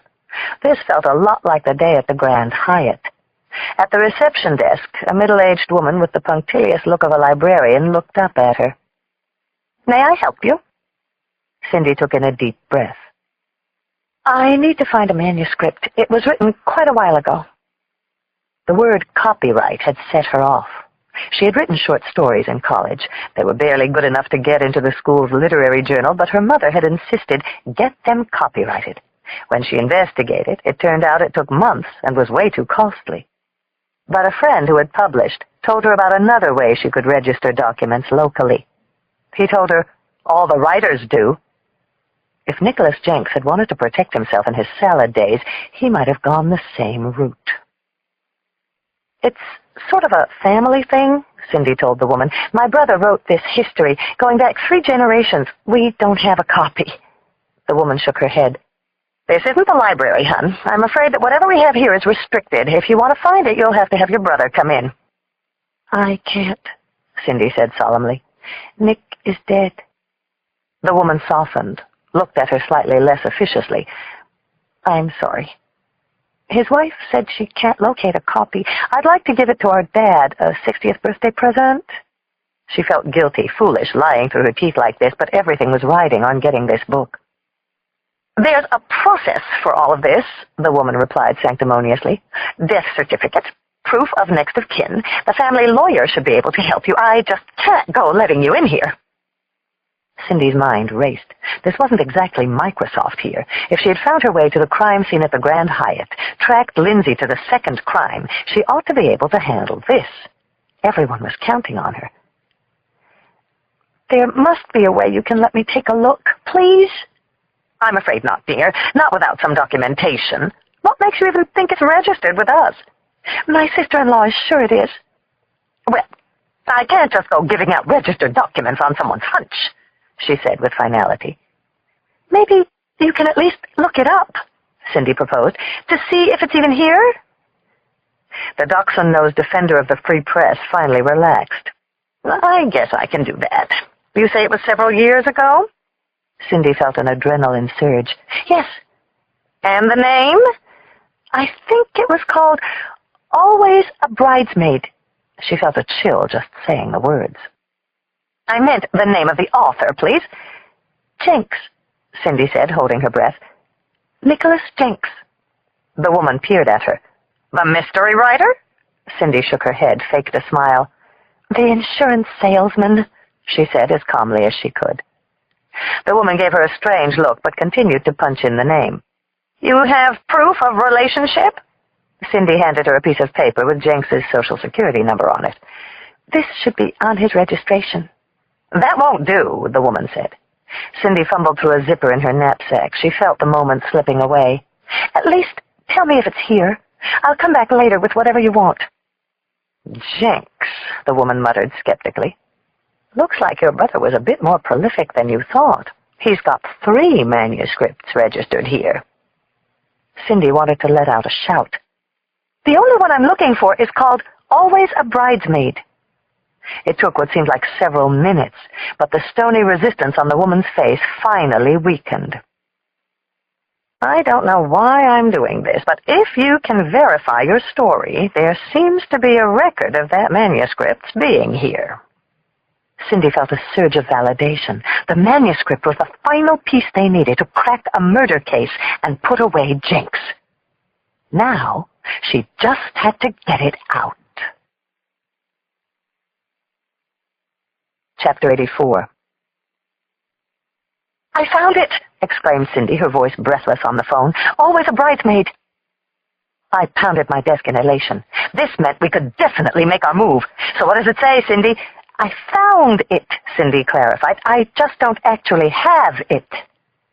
She told me about the Writers Guild. The book was there, but it would take a little coaxing to actually get it into our hands. It took barely 2 hours, starting with a frantic call to Jill.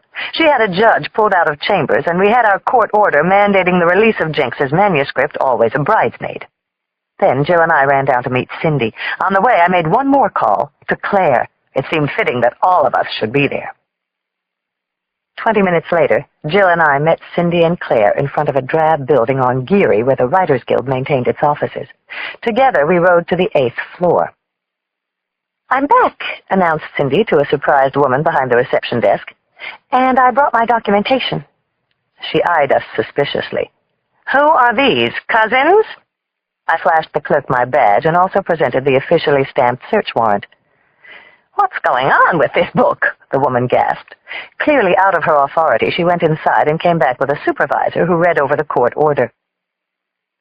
"We usually only hold them for up to 8 years, he said with some uncertainty. Then he disappeared for what seemed a lifetime. We all sat there in the stark reception area like pacing relatives waiting for a baby to be born. What if it had been thrown out?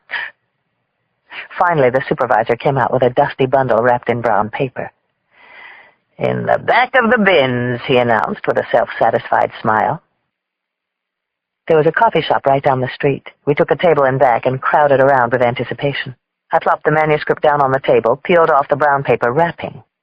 I read the cover. Always a Bridesmaid, a novel by Nicholas Jenks. Nervously, I opened it and read the first page. The narrator was reflecting on his crimes from jail. His name was Philip Campbell. "What is the worst thing," the novel began, "anyone has ever done?" Chapter 85. We split up the book into 4 sections. We each paged silently, searching for some scene or detail that would parallel the real-life crimes. Mine was about this guy's life, Philip Campbell, his picture-perfect wife catching her with another man. He killed them both, and his life changed forever. "Bingo!" Jill spoke up suddenly. She read out loud, bending back the sheaf of paper like a deck of cards. She described a scene with Philip Campbell. Breath pounding inside, voices ringing in his head, stealing through the halls of a hotel. The Grand Hyatt. A bride and groom in a suite. Campbell breaks in on them. He kills them without a second thought. In a single act, Jill read from the manuscript, he had washed away the stench of betrayal and replaced it with a fresh, heretofore unimagined desire. He liked to kill. Our eyes locked. This was beyond creepy. Jenks was crazy. But was he also crafty? Claire was next. It was another wedding, this time outside a church. The bride and groom coming down the steps, rice being thrown, shouts of congratulations, applause. The same man, Philip Campbell, at the wheel of the limo that will take them away. We looked at one another, stunned. It was how the second murders were committed. Jill murmured, "Holy shit." Claire just shook her head. She looked sad and shocked. I guess we all were.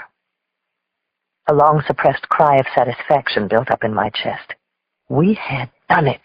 We had solved the bride and groom murders. "I wonder how it ends," Cindy mused, fanning to the end of the book. "How else?" said Jill. "With an arrest."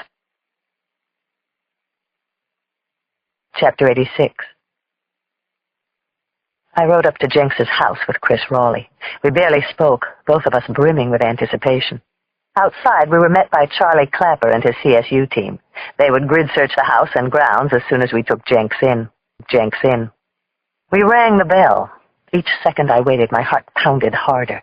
Every reason I became a cop was grinding in my chest. This was it. The door opened, and the same housekeeper answered. This time her eyes went wide as she took in the convergence of blue and whites outside. I flashed my badge. "We need to see Mr. Jenks." We made our way back toward the sitting room where we had met Jenks only the day before. A startled Chessie Jenks met us in the hall. "Inspector," she gasped, recognizing me. "What's going on? What are all those police cars doing out front?" "I'm sorry," I said, meeting her eyes. I was sorry for her. "Is your husband at home?" "Nick!" she cried, realizing in a panic why we had come. Then she ran along with us, trying to block me, shouting, "You can't just come in here like this! This is our home!" "Please, Mrs. Jenks," Raleigh implored.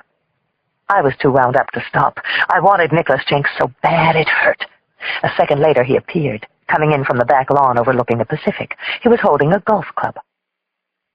"I thought I told you," he said, looking perfectly unruffled in his white shirt and linen shorts. "The next time you need something from me, you should contact my lawyer." "You can tell him yourself," I said. My heart was racing. "Nicholas Jenks, you are under arrest for the murders of David and Melanie Brandt, Michael and Rebecca DeGeorge, James and Kathleen Voskuhl." I wanted him to hear every name, to bring to mind every one of them he'd killed. I wanted to see the callous indifference crack in his eyes. "This is insane." Jenks glared at me. His gray eyes burned with intensity. "Nick?" cried his wife. "What are they talking about? Why are they here in our house?" "Do you know what you're doing?" he asked, the veins bulging on his neck. "I asked you, do you have any idea what you're doing?" I didn't answer, just recited the Miranda warning. "What you're doing," he raged, "is engaging in the biggest mistake of your little life." "What are they saying?" His wife was pale. "Nick, please tell me, what is going on?" "Shut up!" Jenks spat out at her. Suddenly he spun back toward me with a vicious fire in his eyes. He lunged forward with his fist. He swung at me. I cut his feet out from under him. Jenks fell across an end table to the floor, photos falling everywhere, glass shattering. The writer moaned loudly in pain. Chessie Jenks screamed, stood there in a paralyzed state. Chris Raleigh cuffed her husband and dragged him to his feet. "Call Sherman!" Jenks shouted at his wife. "Tell him where I am. What's happened?"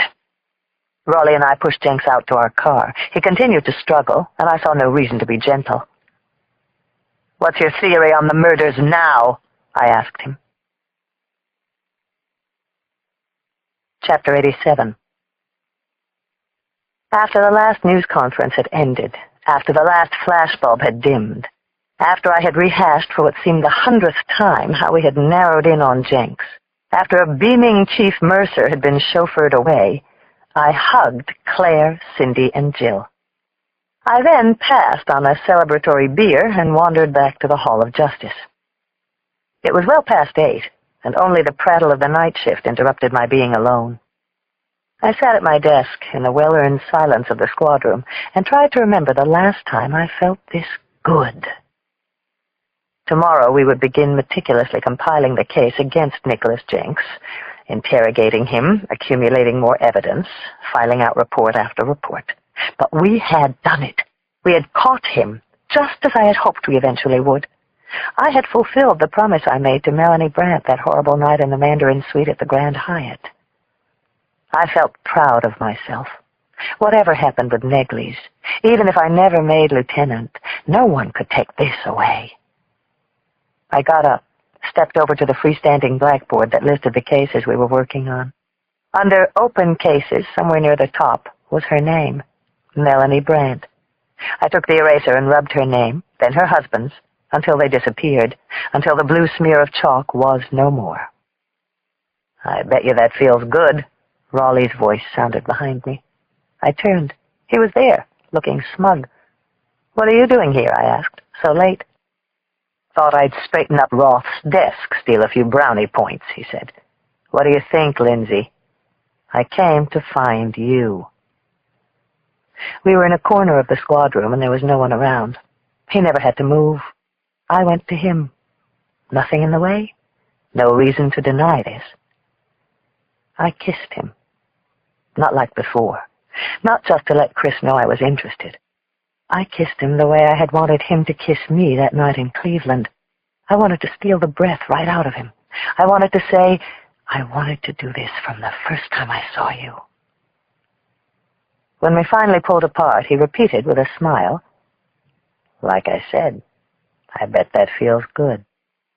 It did feel good. Right now, it all felt good.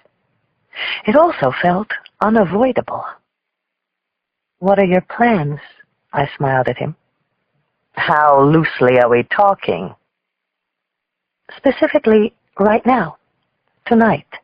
The next several hours, at least." "I thought I would come back, straighten Cheery's desk, and see if you wanted me to take you home." "Let me get my purse." Chapter 88. I don't know how we got all the way to my apartment in the Potrero. I don't know how Chris and I talked and drove and ignored what was tearing at us inside. Once we got through my door, there was no stopping it. I was all over Chris. He was all over me. We only got as far as the rug in the foyer, kissing, touching, fumbling for buttons and zippers, breathing loudly. I had forgotten how good it was to be held, to be desired by somebody I wanted too. Once we touched, we knew enough to take our time. We both wanted it to last. Chris had what I needed more than anything else: soft hands. I loved kissing him, loved his touch, his gentleness, then his roughness. The simple fact that he was concerned about my pleasure as much as his own. You never know until you try it out. But I loved being with Chris. I absolutely loved it. I know it's a cliché, but that night I made love as if it might never happen again. I felt Chris's current warming me, electrifying, from my womb to my thighs to the tips of my fingers and my toes. His grasp was all that held me together, kept me from breaking apart. I felt a trust for him that was unquestioning. I held nothing back. I gave myself to Chris in a way I never had to anyone before, not only with my body and my heart. These were things I could pull back. I gave him my hope that I could still live.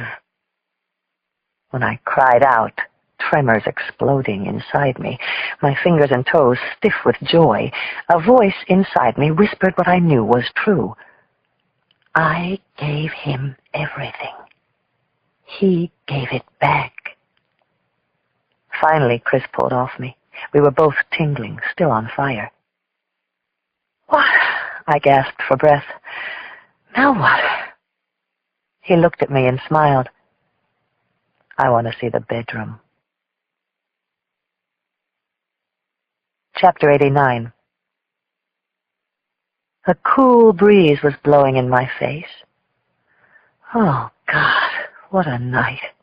What a day. What a roller coaster. I sat wrapped in a quilt out on my terrace overlooking the south end of the bay. Nothing moving, only the lights of San Leandro in the distance. It was 1:45. In the bedroom, Chris lay asleep. He'd earned some rest. I couldn't sleep. My body was too alive, tingling like a distant shore with 1,000 flickering lights.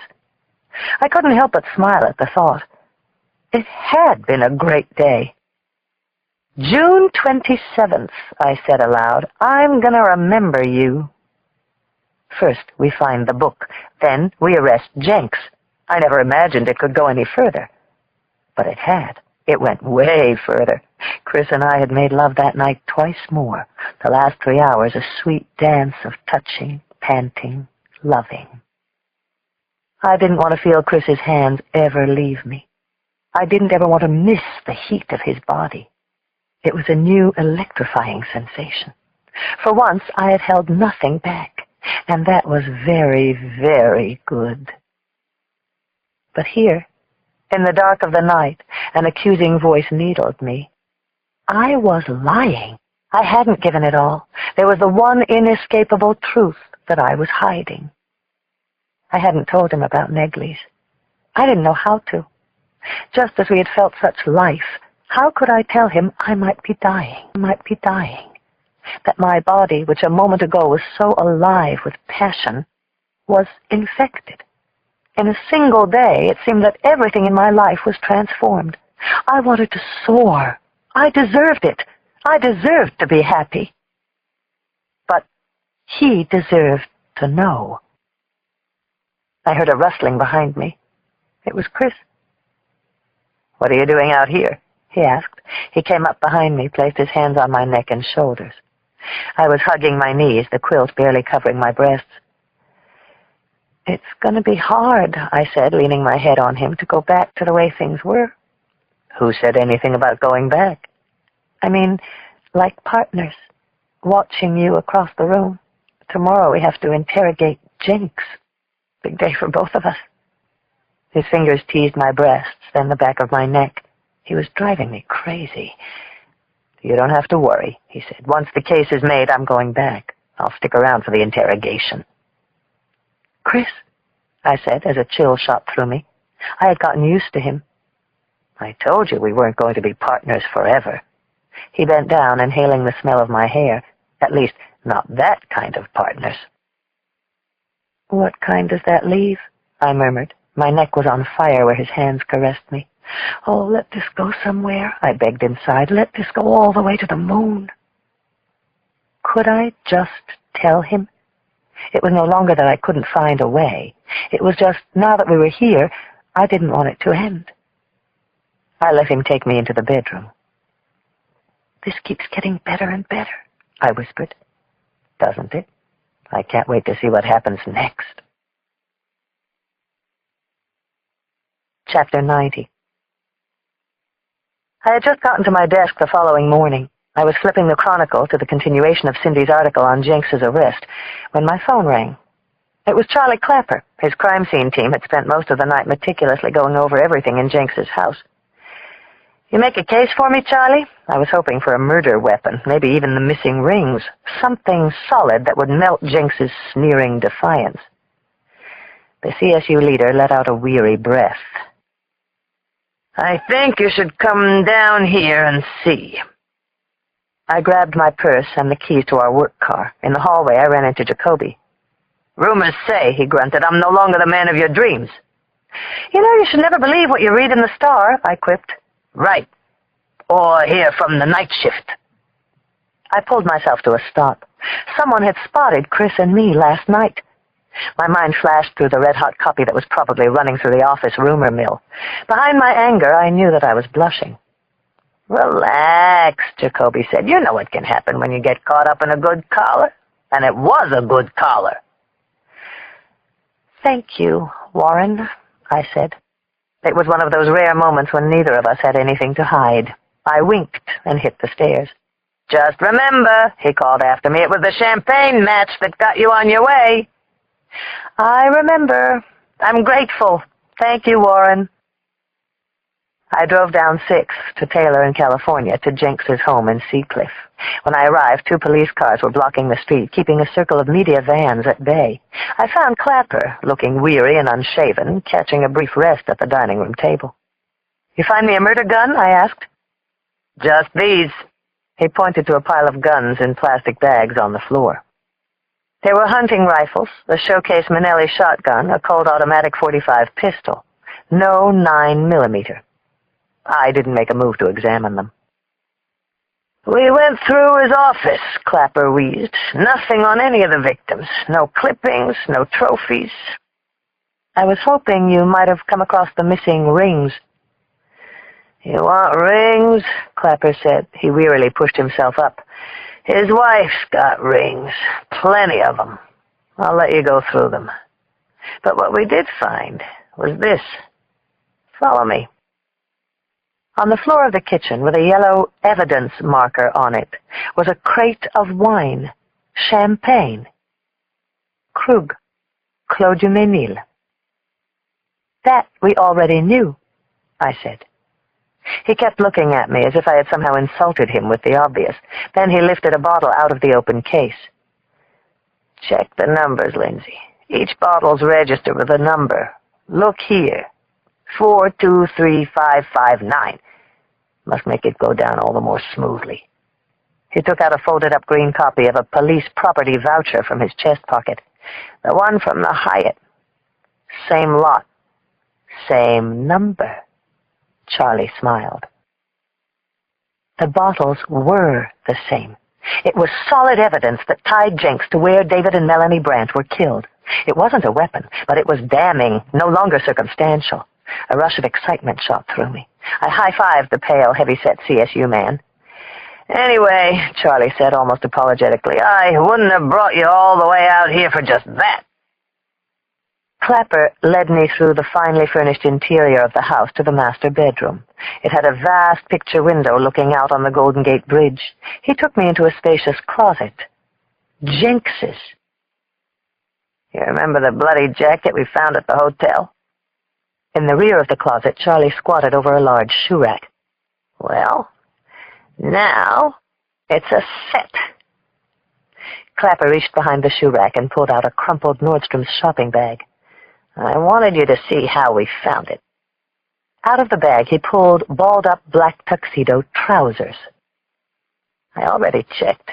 It's the other half of the jacket at the Hyatt. Same maker. Look inside, same style number." I might as well have been staring at $1 million in cash or a ton of stolen cocaine. I couldn't take my eyes off the pants, imagining how Nicholas Jenks would squirm now. Claire had been right. She'd been right from the start. The jacket hadn't come off the victim. It had always belonged to Jenks. So, what do you think, Inspector? Charlie Clapper grinned. Can you close your case or what? Oh, yeah, the CSU man exclaimed, almost absent-mindedly. Where'd I put it? He patted his pockets, searched around in his jacket. He finally found a small plastic bag. Straight out of the sucker's electric razor, Charlie announced. In the bag were several short red hairs. Chapter 91. Claire said, I've been expecting you, honey. She took my arm and led me back into the lab to a small room lined with chemicals. 2 microscopes were set up side by side on a granite block counter. Charlie told me what he came up with, she said. The champagne, matching pantalones, you got him, Lindsay. Match these. I held out the plastic bag. We put them in the gas chamber. Okay, let's see, she said, smiling. She opened a yellow envelope marked Priority Evidence and took out a petri dish identical to the one I had seen after the second murders. It had Subject, Rebecca DeGeorge, number 62340, written on the front in bold marker. With a tweezer, she placed the single hair that had come from the second bride onto a clear slide. Then she inserted it under the scope. She leaned over it, adjusting the focus, then caught me by surprise, asking, So, how you feeling, woman? You mean Negley's? What else would I mean? She said, peering into the scope. In the rush of apprehending Jenks, it was the first time in the past few days that I had really thought about it. I saw Medved late last week. My blood count's still down. Claire finally looked up. I'm sorry, Lindsay. Trying to sound upbeat, I walked her through my regimen, the increased dosage, the higher frequency. I mentioned the possibility of a bone marrow transplant. She flashed me a big smile. We're going to have to find a way to get those red cells of yours shaken up. Even in the laboratory, I must have started to blush. What? Asked Claire. What are you hiding? Trying unsuccessfully to hide. Nothing. Something's going on. Between you and Mr. Chris Raleigh, I bet. Come on, this is me you're talking to. You can't pull that blue wall of silence stuff. I told her, from the first kiss at the precinct, to the slow, torturous ride home, to the burst of heat right there on the hallway rug. Claire grasped me by my shoulders. Her eyes were as bright and excited as mine. So, I laughed. So, it was awesome. It was right. I felt a chill of doubt come over me. I just don't know if I'm doing the right thing, considering what's going on. I hesitated. I could love him, Claire. Maybe I already do. We stared at each other. There wasn't much more to say. Well, Claire's eyes returned to her microscope. Let's see what we have here. Hairs from his chinny chin chin. 3 hairs from Jenks's razor were set on a cellular slide. She loaded it into a scope. The 2 scopes were side by side.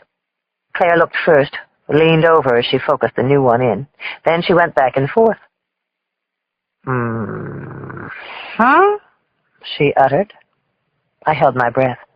What do you think? I asked. You tell me. I leaned in. Immediately I recognized the first hair, the one from inside Rebecca DeGeorge's vagina. Thick, reddish, a white filament twisted around its base like the coil of a snake. Then I looked at the hairs from Jenks's razor. There were 3 of them, shorter, clipped, but each had that same reddish hue, that same coil of filament around it. I was no expert, but there was no doubt in my mind. The hairs were a perfect match. Chapter 92. Nicholas Jenks was in a holding cell on the 10th floor of the Hall of Justice. He was headed to arraignment later today. His lawyer, Sherman Leff, was with him, looking as if this were all just a formality and the scales of justice were resting on the shoulders of his English-tailored suit. Jill Bernhardt accompanied Raleigh and me. Jenks had no idea what was coming his way. We had the champagne, the tuxedo pants, matching hairs from his beard. We had him in the suite with David and Melanie Brandt. I couldn't wait to tell him all the good news. I sat down across from Jenks and looked him in the eye. "This is Assistant District Attorney Jill Bernhardt," I said. "She's going to be handling your case. She's going to convict you, too." He smiled, the same gracious, confident, and condescending glint, as if he were receiving us in his home. Why does he look so confident, I wondered. "If it's all right," Jill said, "I'd like to begin." "Your meeting," Sherman Leff said. "I've no objection." Jill took a breath. "Mr. Jenks, in an hour you are going to be arraigned for the first-degree murder of David and Melanie Brandt at the Grand Hyatt Hotel on June 5th. Shortly after, I believe a Cleveland court will do the same for the murders of James and Kathleen Voskuhl. Based on what the medical examiner has just uncovered, I believe you can expect the Napa Valley court to follow through as well. We have overwhelming evidence linking you to all three of these crimes. We are sharing this with you and with your counsel in the hope that your response to this evidence might spare the city, the families of the deceased, and your family the further humiliation of a trial." Sherman Leff finally cut in. "Thank you, Miss Bernhardt. As long as consideration is the spirit of the day, we'd like to begin by expressing my client's deep regret for his emotional outburst toward Inspector Boxer at the time of his arrest. As you might imagine, the shock and the suddenness of such an accusation, so totally preposterous after he had fully complied with your questioning in his own home, I'm certain you can understand how the wrong emotions might take hold." "I do deeply regret that, Inspector," Jenks spoke up. "I realize how this must look, my being less than forthcoming about my relationship with one of the deceased. And now you seem to have stumbled upon that unfortunate book." "Which," Leff interjected, "I must advise you, we will be making a motion to suppress. Obtaining it was an unjustified intrusion into my client's private domain." "The warrant was totally justified," Jill said calmly. "On what grounds?" "On the grounds that your client gave false testimony concerning his whereabouts when Kathy Voskuhl was killed." Leff hung in mid-motion, stunned. "Your client was in Cleveland, Counselor," I sprang on him. Then I said to Jenks, "You were registered at the Westin. You stayed 2 nights, coinciding with the Voskuhl murders. You said you were at home, Mr. Jenks, but you were there. And you were at the Hall of Fame." Jenks's smile disappeared, and his eyes flicked around the room. He swallowed, and I could see the knot sliding down his throat. He was retracing his alibis and lies. He looked at Leff somewhat apologetically. "I was there," he admitted. "I did conceal it. As it happens, I was in town to address a local readers group. You can check. The Argosy bookstore. I didn't know how to explain it. Coupled with knowing Kathy, it seemed so incriminating. But let me make this clear. You're wrong about the wedding. I was nowhere near it." My blood rose. I couldn't believe this guy. "You had a reading? When, Mr. Jenks?" "Saturday afternoon, at 4, a small group of very loyal fans. The Argosy was very kind to me when I first started out." "And after that?" "After that, I did what I always do. I stayed at the hotel and wrote. I took a swim, an early dinner. You can ask my wife. I always spend the evenings alone when I'm on the road. It's been written up in People magazine." I leaned across the table. "So this was all some bizarre coincidence, right? A woman with whom you've denied having a sexual relationship is brutally murdered. You just happen to be in town. You just happen to lie about the relationship and about being there. Your likeness just happens to be caught by a security camera at the scene. Is that how it goes, Mr. Jenks?" Leff placed a cautionary hand on Jenks's arm. "No!" his client snapped, his self-control clearly chipping away. Then he became calmer and wiped the sweat off his brow. "I lied. For Jessie. To preserve my marriage." He straightened himself up in the wooden chair. His alibi was collapsing. "I'm not a perfect man, Inspector. I slip. I deceived you about Kathy. It was wrong. The answer is yes. What you assumed to be true is true. We were lovers, on and off, for 5 years. It continued well into her relationship with James. It was folly. It was the desperate thrill of a fool, but it was not murder. I did not kill Kathy, and I did not kill the others." Jenks stood up. For the first time, he looked scared. The reality of what was happening was clearly sinking in. I leaned forward and said, "A bottle of champagne was left in the suite at the Hyatt where the Brants were killed. It matched the same lot you purchased at an auction at Butterfield & Butterfield in November 1996. Leff objected. "We know that. Surely the unfortunate coincidence of my client's taste in champagne doesn't implicate him in this act. He didn't even know the Brants. That wine could have been purchased anywhere." "It could have, yes. However, the registration number on the bottle from the Hyatt matched those from the rest of the lot we uncovered at your home last night." "This is getting absurd," Jenks said angrily. "This sort of bullshit wouldn't even make one of my books." "Hopefully this will be better, then." From under the table, I pulled out the Nordstrom's shopping bag holding the balled-up tuxedo pants. I tossed them onto the table in front of everybody. "You recognize these?" "Pants? What kind of games are we playing now?" "These were found last night, in this bag, in the back of your bedroom closet." "So? What are you saying? They're mine?" "Joseph avowed they could be. I don't understand where you're going."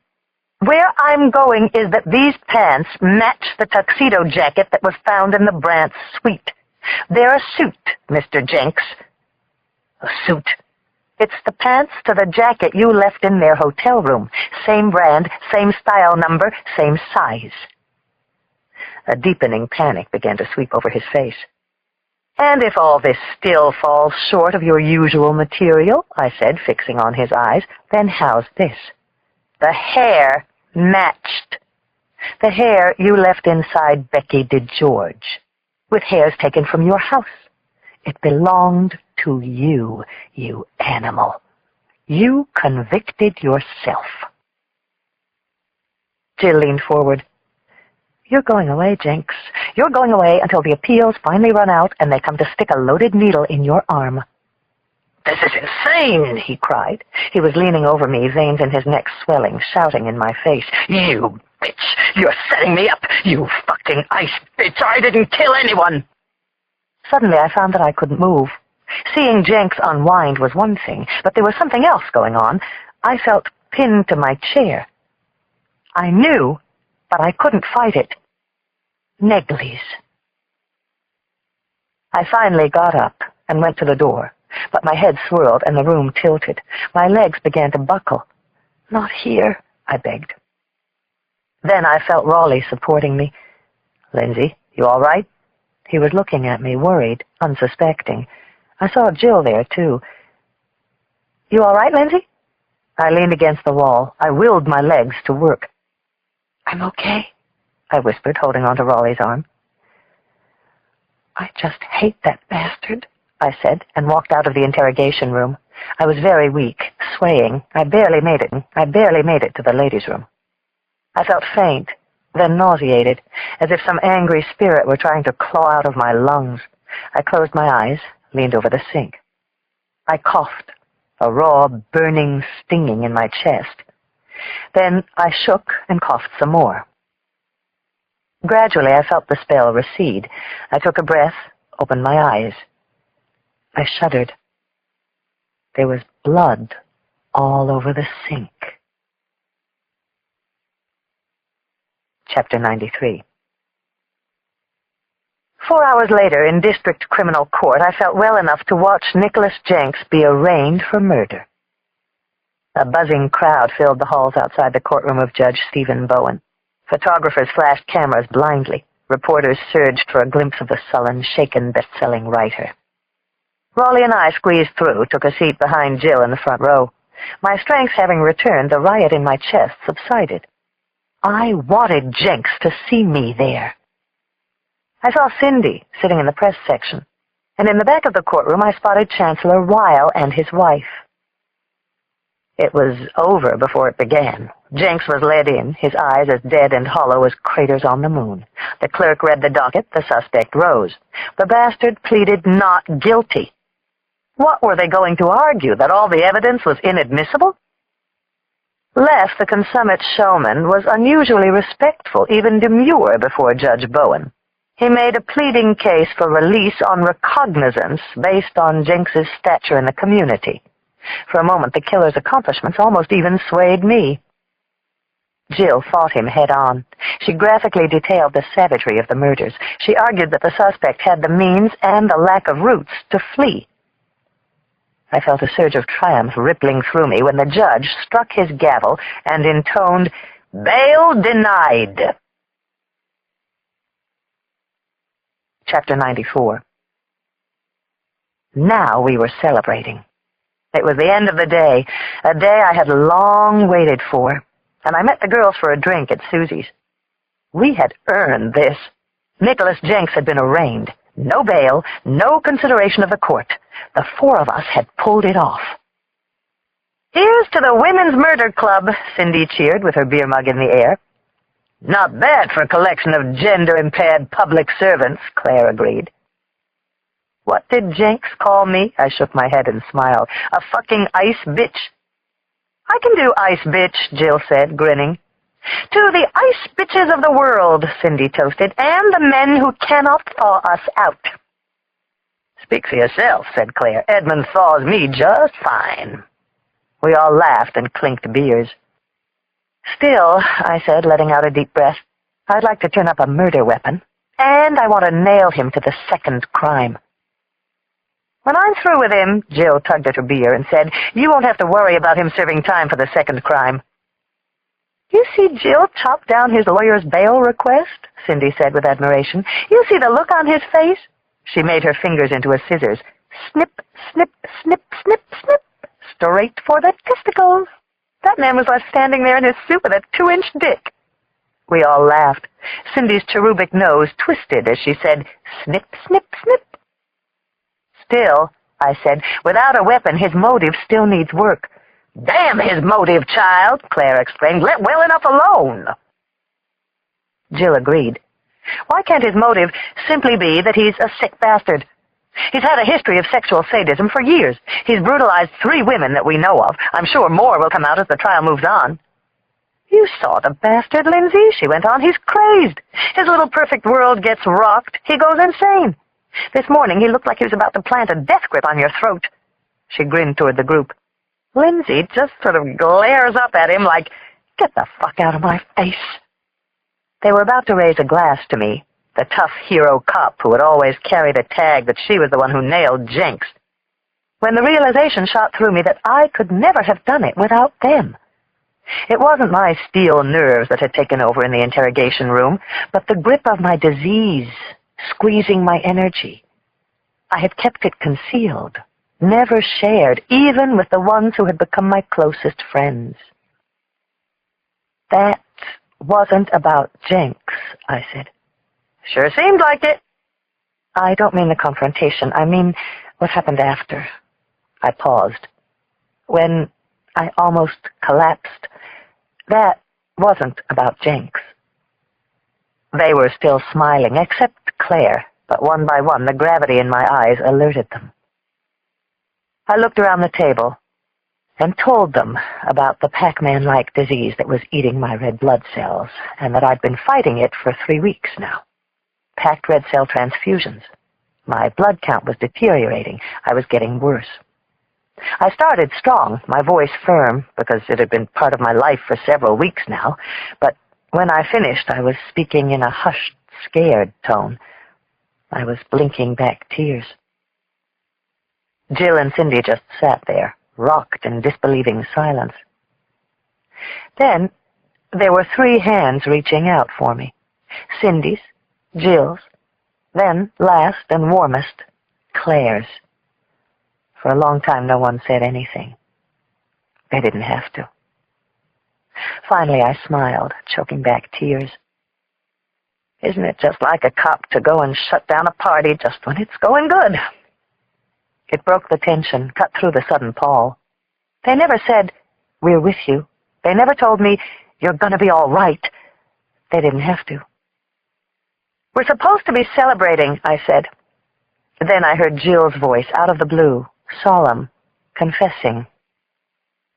"When I was a little girl, I was real sick. I was in a brace and hospitals between the ages of 4 and 7. It broke my parents, their marriage. They split up as soon as I got better. I guess that's why I felt I had to be stronger and better than anyone else, why I always had to win, It started in high school, Jill went on. I wasn't sure what she was referring to. I didn't know if I would be good enough. I used to... She unbuttoned the cuffs of her blouse, rolled the sleeves up over her elbows. I've never showed these to anybody except Steve. Her arms were marked with scars. I knew what they were. Self-inflicted slashes. Jill had been a cutter. What I meant to say was, you just have to fight it. You fight it, and fight it, and fight it. And every time you feel it getting stronger, you fight it some more. I'm trying, I whispered, my voice choking. I really am trying. Now I knew what propelled her, what was behind that icy gaze. But how? Jill's hands were holding mine. There were tears in both our eyes. It's like with Jinx, Lindsay, she said. You just don't let it win. Chapter 95. In the cold, cramped cell, Nicholas Jenks paced anxiously. He felt as if dynamite were about to explode at the center of his chest. He hadn't done anything. How could they destroy his name, attack him with those wild fictions, disgrace him all over the news? It was dark, and he was freezing. The cot in his jail cell wasn't fit for a monk. He was still in the damp clothes they had brought him in. The cold, unrepentant sweat began to break out on his palms. He'd make the little inspector bitch pay. One way or another, he'd get her in the end. That was a promise. What was his fucking poodle of a lawyer doing? When would Les get him out of there? It was as if all reason had been sucked out of his world. What the hell was going on? Or at least, Philip Campbell thought, that's what Jenks ought to be feeling. What he thought the bastard would be saying in his mind. Campbell sat in front of the mirror. Time for you to go away. Your work is finally done. The last chapter's been written. He dabbed a wet cloth in a bowl of warm water. It was the last time he would ever have to play the part. So, how does it feel, Nicholas? He pulled out the pins that held his hair and let his locks shake out. How does it feel to be a victim, a prisoner, to feel the same degradation and shame you cast on others? Slowly he wiped the dark makeup off his eyes, dabbing with the cloth, feeling a sheen begin to return to his face. How does it feel to be helpless and alone, to be kept in a dark space, to feel betrayed? One by one, Philip Campbell tugged at the hairs of the reddish beard on his chin until they came out, and a new person was revealed. Not able to recognize in the mirror the person you once were? Scrubbing the face until it came out clean and smooth, unbuttoning the shirt, Nicholas's shirt, and soon, from underneath a bodysuit, a well-defined woman's body came to life. The outline of breasts, shapely legs, arms rippling with lean strength. She sat there, newly revealed, a bright glow in her eyes. This is rich. How does it feel, Nicholas, to be royally fucked? The tables turned for once. She couldn't restrain the thought that it was fitting and funny, that in the end he had been trapped by his own twisted mind. It was more than funny. It was absolutely brilliant. Who's laughing now, Nick? Book 4. The Whole Truth. Chapter 96.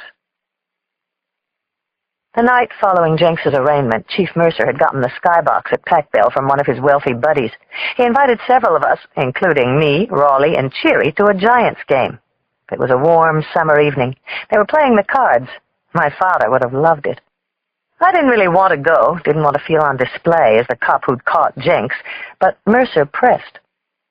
And it was Mark McGuire and all, so I put on a windbreaker and went along for the ride.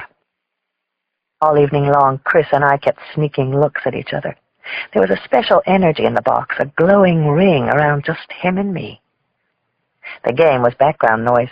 In the third, Mighty Mac hit one off Gardner that went out of sight and almost landed in the bay. The stadium cheered wildly, even for a card. In the fourth, Barry Bonds tied it with a shot of his own. Chris and I couldn't stop watching each other. We had our legs up on the same chair, like school kids, and every once in a while our calves brushed together. Jesus, this was better than the ball game. Finally, he winked at me. "Want something to drink?" he said. He went over to the bowl of drinks, which was elevated from the seats, and I followed. The others didn't look back. As soon as we were out of sight, he placed his hands on my thighs and kissed me. I felt on fire. "You want to hang around?" "Still beer left," I joked. His hand brushed against the side of my breast, and I felt a tremor. Soft hands. My breath quickened. A flicker of sweat broke through on my neck. Chris kissed me again. He drew me in close, and I felt the cadence of a heart pounding between us. I didn't know if it was his or mine. "Can't wait," he said.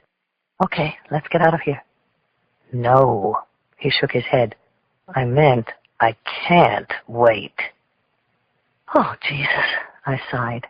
I couldn't hold back. My whole body was heating up to the boiling point.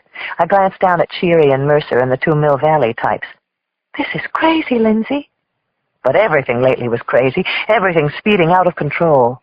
It seemed as if every natural force in the universe was driving Chris and me to find a secluded spot. There was a bathroom in the skybox, barely large enough to put on makeup in. We didn't care. Chris led me into the bathroom while the baseball crowd roared at something. We could barely squeeze in. Jesus, I could not believe I was doing this here. He unbuttoned my blouse. I unfastened his belt. Our thighs were pressed tightly together. Gently, Chris lifted me onto him. I felt as if a shooting star had exploded in my veins. Chris was up against the counter. I was in the palms of his hands. We were squeezed into this tiny space, but we were in a perfect rhythm. A crowd roar echoed in from outside. Maybe McGuire had hit another. Maybe Bonds had robbed him. Who cared? We kept rocking, Chris and I. I couldn't breathe. My body was slick with sweat. I couldn't stop. Chris kept it going. I gripped on tight, and in a moment we both gasped. 2 hero cops, I thought. It was the best, the freest, the most excited I had ever felt. Chris rested his forehead on my shoulder. I kissed his cheek, his neck. Then the strangest thought took hold of me. I began to laugh, a mixture of laughter and exhausted sighs. We were pinned there, spent, a few feet from my boss. I was giggling like a damn fool. I was going to get us caught. "What's so funny?" Chris whispered. I was thinking of Claire and Cindy, and what we had just done. "I think I just made the list," I said. Chapter 97. The next day, Jenks asked to meet again. Jill and I went to see him on the 10th floor. We wondered what was up. This time there was no cat and mouse, no bullshit at all. Leff was there, but he rose, humbly, as soon as we came in. Jenks looked far less threatening in his gray prison garb. The worried look on his face was a clear message. "My client wants to make a statement," Leff announced as soon as we sat down. I was thinking, this is it. He wants to make a deal. He's seen how ridiculous it is to play this game. But he came out with something unexpected. "I'm being framed," Jenks announced angrily. It took about half a second for Jill's glance to bump into mine. "I have to hear this again," she said. "What's going on?" She looked at Jenks, then at Leff. "We've got your client tied to all 3 crime scenes. We've got him in Cleveland at the time of the last murder. We've got him lying about a prior relationship with Kathy Kogut, one of the last victims. We've got his book detailing an astonishingly similar criminal pattern. We've got his facial hairs matched to one found in another victim's vagina. And you're claiming he's being framed?" "What I'm claiming," Jenks said, ashen-faced, "is that I'm being set up." "Listen, Mr. Jenks," Jill said, still looking at Leff, "I've been doing this 8 years. I've built cases on hundreds of criminals, put over 50 murderers behind bars myself. I've never seen such a preponderance of evidence implicating a suspect. Our case is so airtight it can't breathe. I realize that, Jenks sighed, and that I've given you every reason to find my plea implausible. I've lied about being in Cleveland, my relationship with Kathy. On the others, I can't even account for my whereabouts. But I also know setups. I've mapped out more of them than anybody. I'm a master at this, and I assure you someone is setting me up. I shook my head with disbelief. Who, Mr. Jenks? Jenks sucked in a long breath. He actually looked scared. I don't know. Someone hates you enough to set all this up? Jill couldn't hold back a snicker. The little I know of you, I might buy that. She turned to Leff. You looking forward to presenting this case? Just hear him out, Miss Bernhardt, the lawyer pleaded. Look, Jenks said, I know what you think of me. I'm guilty of many things. Selfishness, cruelty, adultery. I have a temper. Sometimes I can't hold it in. And with women, you can probably line up a dozen of them who would help put me away for these murders. But clear as that is, I did not kill these people. Any of them. Someone is trying to set me up. That's the truth. Someone has done a brilliant job. Chapter 98. You buy any of that shit? Jill smirked at me as we waited for the elevator outside Jenks's holding cell. I might buy that he somehow believes it, I told her. Give me a break. He'd be better off going for insanity. If Nicholas Jenks wants to narrow down a list of people who might want to set him up, he might as well start with anyone he ever fucked. I laughed, agreeing that the list would be long. Then the elevator door opened, and to my surprise, out walked Chessie Jenks.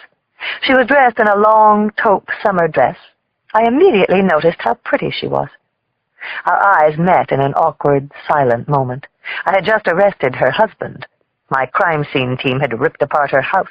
She would have every reason to look at me with complete disdain, but she didn't. I'm here to see my husband, she said in a shaky voice. I stiffly introduced her to Jill, then I pointed her to the visiting area. At that moment she seemed about as alone and confused as anyone I had ever seen. Sherman tells me there's a lot of evidence, she said. I nodded politely. I don't know why I felt something for her, other than she seemed a young, vulnerable woman whose fate had been to fall in love with a monster.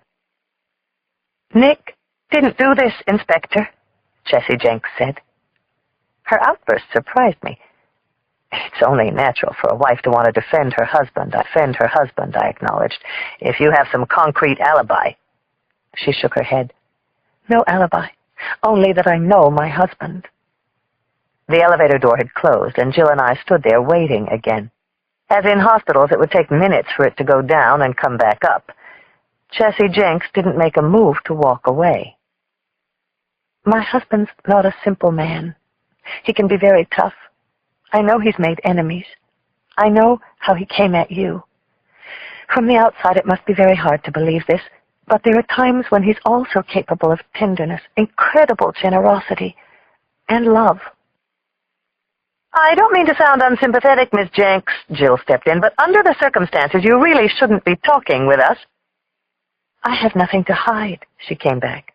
Then she looked downcast. I already know what you know. I was dumbfounded. I already know what you know?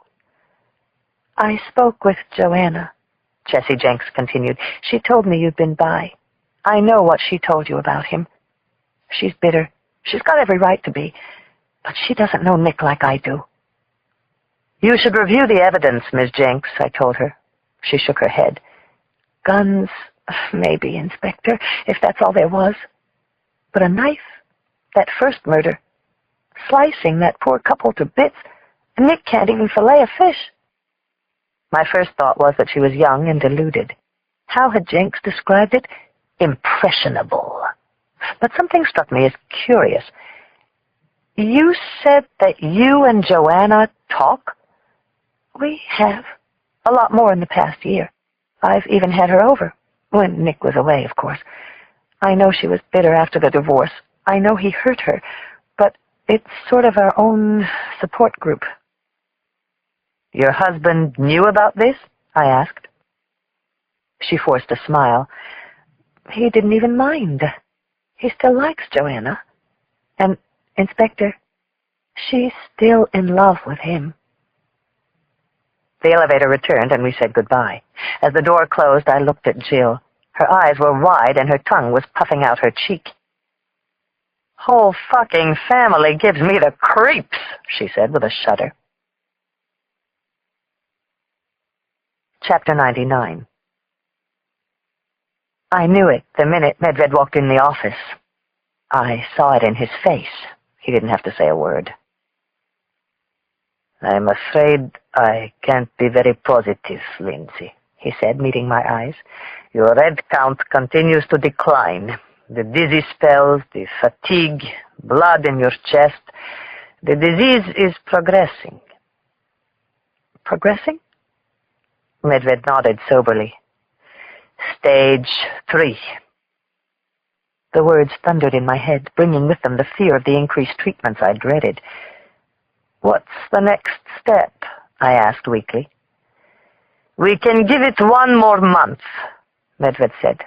"Your count's 2,400. If it continues to decline, your strength will start to go. You'll have to be hospitalized." I could hardly comprehend what he was saying. It was all crashing in my brain so fast. A month? That's too close. Too fast.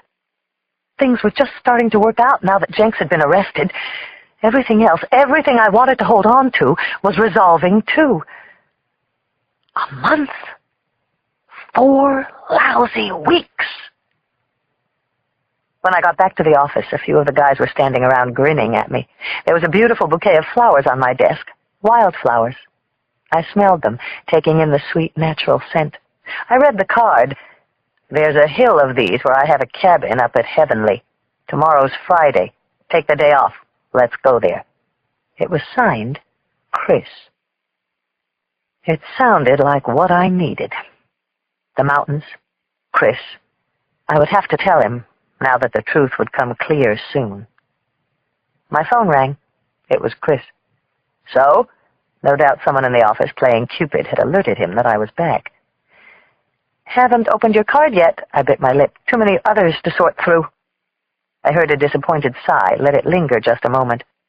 "But on the chance you were asking me away, the answer is I'd love to. It sounds great. Let's be on the road by 8.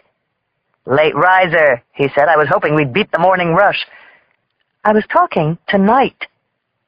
I had a month. I was thinking, mountain air, running streams, and wildflowers is a good way to begin. Chapter 100. We spent the next 2 days as if we were in a beautiful dream. Chris's cabin was funky and charming, a redwood A-frame ski chalet on Mason Ridge overlooking Heavenly. We hiked in the woods with Sweet Martha, took the tram to the top of the mountain, and walked all the way down. We grilled swordfish on the deck. In between, we made love in the comfort of his large 4-poster bed, on the sheepskin rug in front of the wood-burning stove, in the chilly thrill of the outdoor shower. We laughed and played and touched each other like teenagers, discovering love again. But I was no starry-eyed adolescent. I knew exactly what was taking place. I felt the steady, undeniable current rising inside me like a river spilling over its banks. I felt helpless. Saturday, Chris promised me a day I would never forget. We drove down to Lake Tahoe to a quaint marina on the California side. He had rented a platform boat, an old puttering wooden barge. We bought sandwiches and a bottle of Chardonnay and went out to the middle of the lake. The water calm and turquoise, the sky cloudless and bright. All around, the rocky tips of snow-capped mountains ringed the lake like a crown. We moored, and for a while it was our own private world. Chris and I stripped down to our suits. I figured we'd kick back, enjoy the wine and the sun, look at the view. But Chris had sort of an expectant dare-you look in his eye. He ran his hands through the frigid water. "No way," I said, shaking my head. "It's got to be 50 degrees. "Yeah, but it's a dry cold," he teased. "Right," I chortled. "You go then. Catch me a coho if you see one swim by." He came toward me with playful menace in his eyes. You can catch one yourself. Not a chance. I shook my head in defiance, but I was laughing, too. As he stepped forward, I backed to the rear of the craft until I ran out of room. He put his arms around me. I felt the tingle of his skin on mine. It's sort of an initiation, he said. An initiation for what? Exclusive club. Anyone who wants to be in it has to jump in. And leave me out, I laughed, squirming in his strong arms. With only weak resistance, he yanked me up on the cushioned seat in the stern of the boat. Shit, Chris, I cried as he took hold of my hand. Geronimo works better, he said, pulling at me. I screamed, You bastard! And we toppled in. The water was freezing, a total invigorating rush. We hit the surface together, and I screamed in his face, God damn you! Then he kissed me in the water, and all at once I felt no chill. I held on to him, at first for warmth, but also because I never wanted to let him go. I felt a trust for him that was so complete it was almost scary. 50 degrees, but I was burning up. Check this out, I dared him, kicking free of his grasp.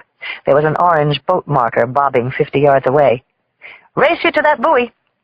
Then I cut out, surprising him with my speed. Chris tried to keep up with steady muscular strokes, but I blew him away. Near the buoy, I slowed, waited for him to catch up. Chris looked totally confounded. Where'd you learn to swim? South San Francisco YMCA, 14, 15, 16-year-old division champ. I laughed. No one could keep up. Looks like I still have it. Moments later, we had guided the boat to a private, shady cove near the shore. Chris cut the engine and put up a canvas shade around the cabin that was supposed to protect us from the sun. With bated breath, we crept inside, blocked off from anyone's view. I let him slowly unfasten my bathing suit, and he licked beads of water off my arms and breasts.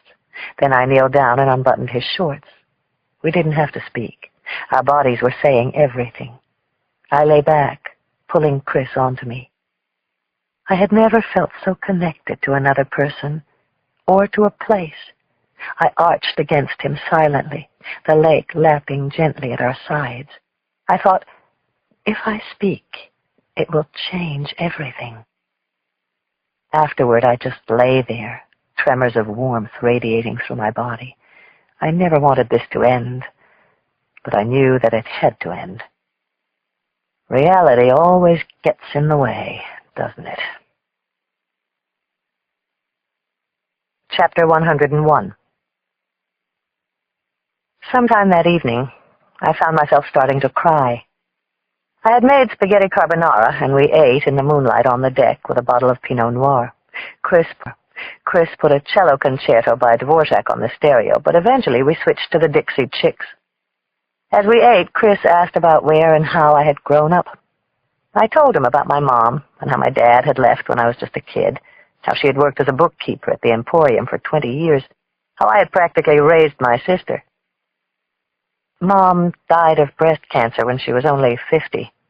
The irony of this certainly wasn't lost on me.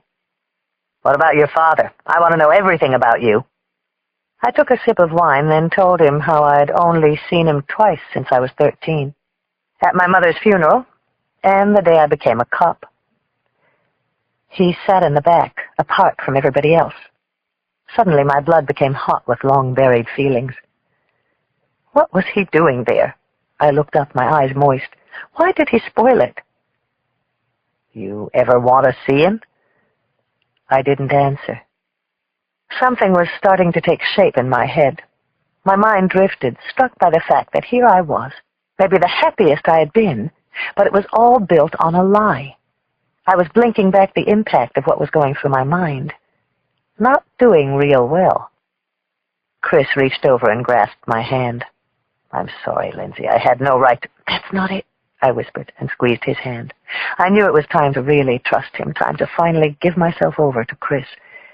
But I was scared, my cheeks trembling, my eyes holding back tears. I have something to tell you, I said. This is a little heavy, Chris. I looked at him with all the earnestness and trust my worried eyes could manage. Remember when I almost fainted in the room with Jenks? Chris nodded. Now he looked a little worried. His forehead was furrowed with deep lines. Everyone thought I was just freaked out, but it wasn't that. I'm sick, Chris. I may have to go into the hospital soon. I saw the light in his eyes suddenly dim. He started to speak, but I put my finger to his lips. Just listen to me for a minute, okay? Okay. I'm sorry. I poured out everything about Negley's. I was not responding to treatments. Hope was fading. What Medved had warned only days before, I was in stage 3, serious. A bone marrow transplant might be next. I didn't cry. I told him straight out, like a cop. I wanted to give him hope, to show him I was fighting, to show him I was the strong person I thought he loved. When I was done, I clasped his hands and took a monumental breath. The truth is, I could die soon, Chris. Our hands were tightly entwined, our eyes locked. We couldn't have been more in touch. Then he placed his hand gently on my cheek and rubbed it. He didn't say a word, just took me and held me in the power and softness of his hands and drew me to him. And that's what made me cry. He was a good person. I might lose him. And I cried for all the things we might never do. I cried, and with each sob he pressed me harder. He kept whispering, "It's all right, Lindsay. It's all right. It's all right." "I should have told you," I said. "I understand why you didn't. How long have you known?" I told him. "Since the day we met. I feel so ashamed." "Don't be ashamed," he said. "How could you know you could trust me?" "I trusted you pretty quickly. I didn't trust myself." "Well, now you do," Chris whispered. Chapter 102. I think we rocked all night. We laughed some, cried some. I don't even remember how I woke up in bed. The following day, I barely left his touch. With all that was threatening, all that seemed uncertain, I felt so safe and sure in his arms. I never wanted to leave. But something else happened during that weekend. Apart from Negley's, apart from Chris and me, something gripping, invading my sense of comfort and security. It was something Jacoby had said that planted the thought. One of those thrown-out remarks you didn't pay much attention to, but somehow got filed away in your mind. Then it comes back at the oddest time, with more force and logic than before. It was Sunday night. The weekend was over. Chris had driven me home. Hard as it was to leave him, I needed to be alone for a while, to take inventory of the weekend, to figure out what I would do next. I unpacked, made some tea, curled up on my couch with her sweetness. My mind wandered to the murder case. Nicholas Jenks was behind me now, only the countless reports to fill out, even though he was still ranting about being set up. It was just more insanity, more lies.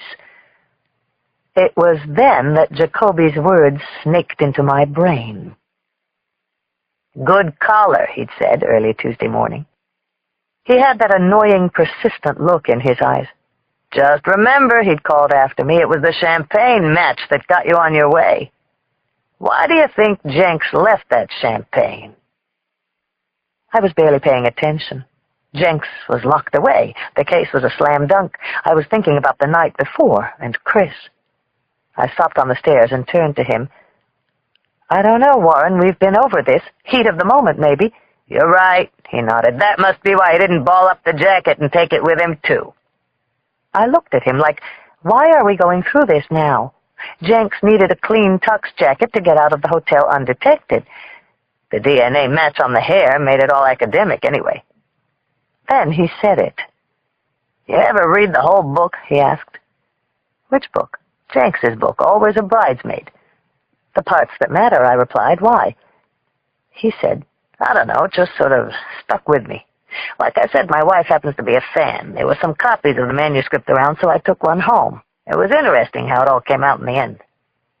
I looked at him, trying to figure out where all this was heading. "It was a setup," Jacoby said. "This Philip Campbell guy, he gets off. He pins the whole thing on someone else." Days later, Warren's words came creeping back into my mind. A setup. He pins the whole thing on someone else. It was ridiculous, I told myself, that I was even dignifying this scenario, running through it in my mind. Everything was solid, airtight. Setup, I found myself thinking again. I must be an idiot, I said aloud. Jenks is clinging to any story he can to wiggle his way out of this. I got up, brought my tea into the bathroom, began to wash my face. In the morning I would tell Cheery about my disease. I had some time coming. I would face this thing head on. Now that the case was complete, it was the right time. Now that the case was complete. I went into the bedroom, ripped the tags off A Little Bit of Heaven, a T-shirt Chris had bought me. I got into bed, and Martha came around for her hug. Memories of the weekend began to drift in my head. I closed my eyes. I could hardly wait to share it with the girls. Then a thought from out of the blue hit me. I shot up as if I'd had a nightmare. I stiffened. "Oh, no. Oh, Jesus, no," I whispered. When Jenks had lunged at me at his house, he had swung with his left hand. When he'd offered me a drink, he'd picked up the pitcher with his left hand. Impossible, I thought. This can't be happening. Claire was certain David Brandt's killer had been right-handed. Chapter 103. Jill, Claire, and Cindy looked at me as if I were insane. The words had barely tumbled out of my mouth. What if Jenks is right? What if someone is trying to set him up? "That's a crock," snapped Jill. "Jenks is desperate and only moderately clever. We've got him."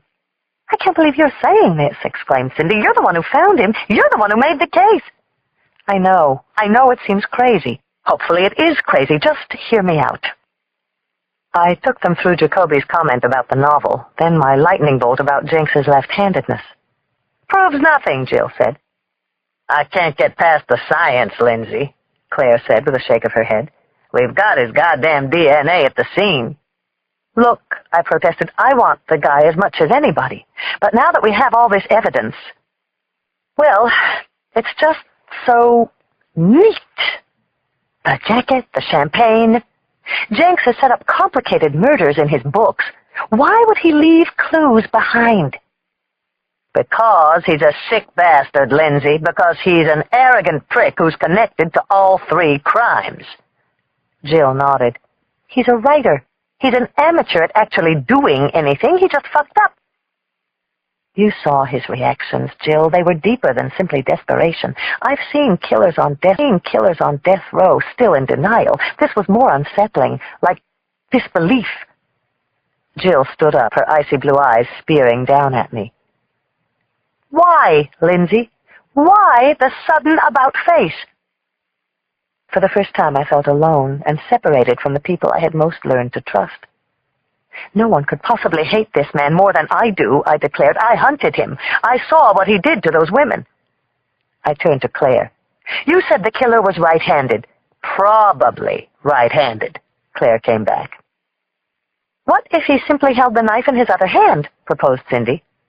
"Cindy, if you were going to kill someone," I said, "someone larger and stronger, would you go at him with your opposite hand?"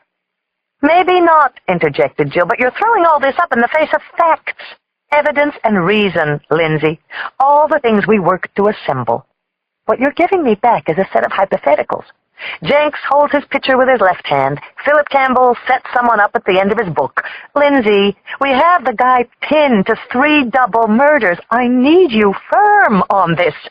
Her jaw was quivering. "I need you to testify." I didn't know how to defend myself.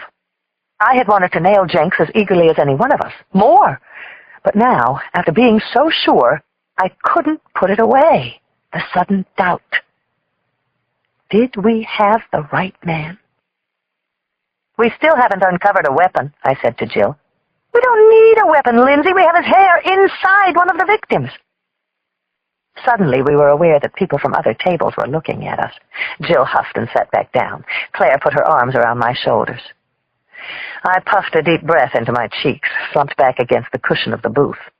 Finally, Cindy said, "We've been behind you all the way. We're not going to abandon you now." Jill shook her head. You want me to let him go, guys, while we reopen the case? If we don't try him, Cleveland will. I don't want you to let him go. I said I only want to be 100% sure. I am sure, Jill replied, her eyes ablaze. I sought out Claire, and even she had a skeptical expression fixed firmly in my direction. There's an awful lot of physical evidence that makes it pretty clear. If this gets out, Jill warned, you can toss my career out with the cat litter. Then it wants this guy's blood on the courthouse wall. Look at it this way, Cindy said, chuckling. If Lindsay's right, and you send Jenks up, they'll be studying this case as a how not to for 20 years to come. Numbly, we looked around the table. It was as if we were staring at the pieces of some shattered, irreplaceable vase. Okay, so, if it's not him, Claire said with a sigh, then how do we go about proving who it is? It was as if we were all the way back to the beginning, all the way back at the first crime. I felt awful. What was the thing that nailed our suspicion on Jenks? I asked. The hair, said Claire. Not quite. We had to get to him before we knew who it belonged to. Merrill Shortley, Jill said. Jenks and Merrill? You think? I shook my head. We still needed one more thing before we could take him in. Cindy said, always a bridesmaid, his first wife. I nodded slowly as I left Susie's. Chapter 104. Over the next few days, I went back over everything we had on Joanna Wade.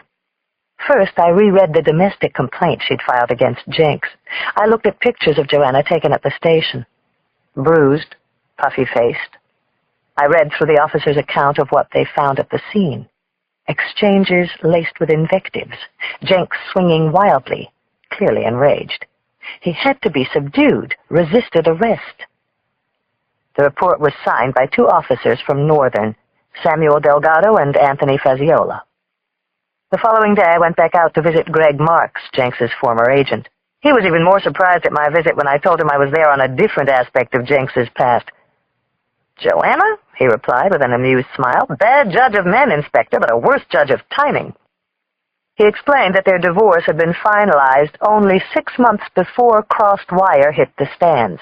He said the book sold nearly 1 million copies in hardcover alone. To have put up with Nicholas through all the lean years, then come away with barely more than cab fare. He shook his head. The settlement was a pittance compared to what it would have been if they had filed a year later. What he told me painted a different picture of the woman I had met in the gym. She seemed to have put it all behind her. She felt used, dropped, like worn baggage. Joanna had put him through school, supported him when he first started writing.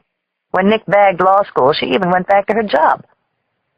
And afterward, I asked, did she continue to hate him? I believe she continued to try and sue him. After they split up, she tried to sue him for a lien against future earnings. Non-performance, breach of contract, anything she could find. I felt sorry for Joanna Wade, but could it drive her to that kind of revenge? Could it cause her to kill 6 people? The following day, I obtained a copy of the divorce proceedings from county records. Through the usual boilerplate, I got the sense it was an especially bitter case. She was seeking $3 million judgment against future earnings. She ended up with $5,000 a month, escalating to $10,000 if Jenks's earnings substantially increased. I couldn't believe the bizarre transformation that was starting to take over my mind. It had been Joanna who had first mentioned the book, who felt cheated, spurned, and carried a resentment far deeper than what she had revealed. Joanna, the Taibo instructor who was strong enough to take down a man twice her size, who even had access to the Jenks's home. It seemed crazy to be thinking this way. More than preposterous. It was impossible. The murders were committed by a male, by Nicholas Jenks. Chapter 105. The next day, as we shared a hot dog and a pretzel in front of City Hall, I told Chris what I'd found. He looked at me in much the same way the girls had a few days before. Shock, confusion, disbelief. But he didn't get negative. She could have set the whole thing up, I said. She knew about the book. She lobbed it out there for us to find. She knew Jenks's taste, champagne, clothes, his involvement with Sparrow Ridge. She even had access to the house. I might buy it, he said, but these murders were committed by a man. Jenks, Lindsay. We even have him on film. Or someone made up to look like Jenks. Every sighting of him was inconclusive. Lindsay, the DNA was a match. I spoke to the officers who went to the house when he beat Joanna, I pressed on. They said, as enraged as Jenks was, she was dishing it right back to him, just as strong. They had to restrain her as they took him away in the car. She dropped the charges, Lindsay. She got tired of being abused. She may not have gotten what she deserved, but she filed and started a new life. That's just it, Chris. She didn't file. It was Jenks who left her. She sacrificed everything for Jenks. Marx described her as a model of codependency. I could see Chris wanted to believe, but he was unconvinced. I had a man in jail with almost incontrovertible evidence against him, and here I was unraveling everything. What was the matter with me? Then, out of the blue, something came back to me, something I'd filed away long ago. Laurie Birnbaum, the witness from the Brandt wedding. How she had described the man she saw. Something strange. The beard made him seem older, but the rest of him was young. Joanna Wade, medium height, right-handed, the Taibo instructor, was strong enough to handle a man twice her size. And Jenks's 9mm. He said he hadn't seen it in years. At the house in Montana, the records showed he had bought the gun 10 years ago, when he was married to Joanna. You should see her, I said with rising conviction. She's tough enough to handle any of us. She's the one link who knew about everything. Wine, clothes, always a bridesmaid. She had the means to pull it all together. The photos, the sightings were inconclusive. What if it was her, Chris? I was holding his hand, my mind racing with the possibilities, when I felt a sudden awful tightness in my chest. I thought it was the shock of what I had just proposed, but it hit me with the speed of an oncoming train. Vertigo, nausea. It swept from my stomach to my head. Lindsay, Chris said. I felt his hand bracing my shoulder. I feel kind of weird, I muttered. The sweats, a rush, then terrible lightheadedness, as if armies were marching and clashing in my chest. Lindsay, he said again, this time with real concern. I leaned into him. This was the weirdest, scariest sensation. I felt both momentarily robbed of strength and then back in control. Lucid, and then very woozy again. I saw Chris, and then I didn't. I saw who killed the brides and grooms, and then it faded away. I felt myself falling toward the sidewalk. Chapter 106.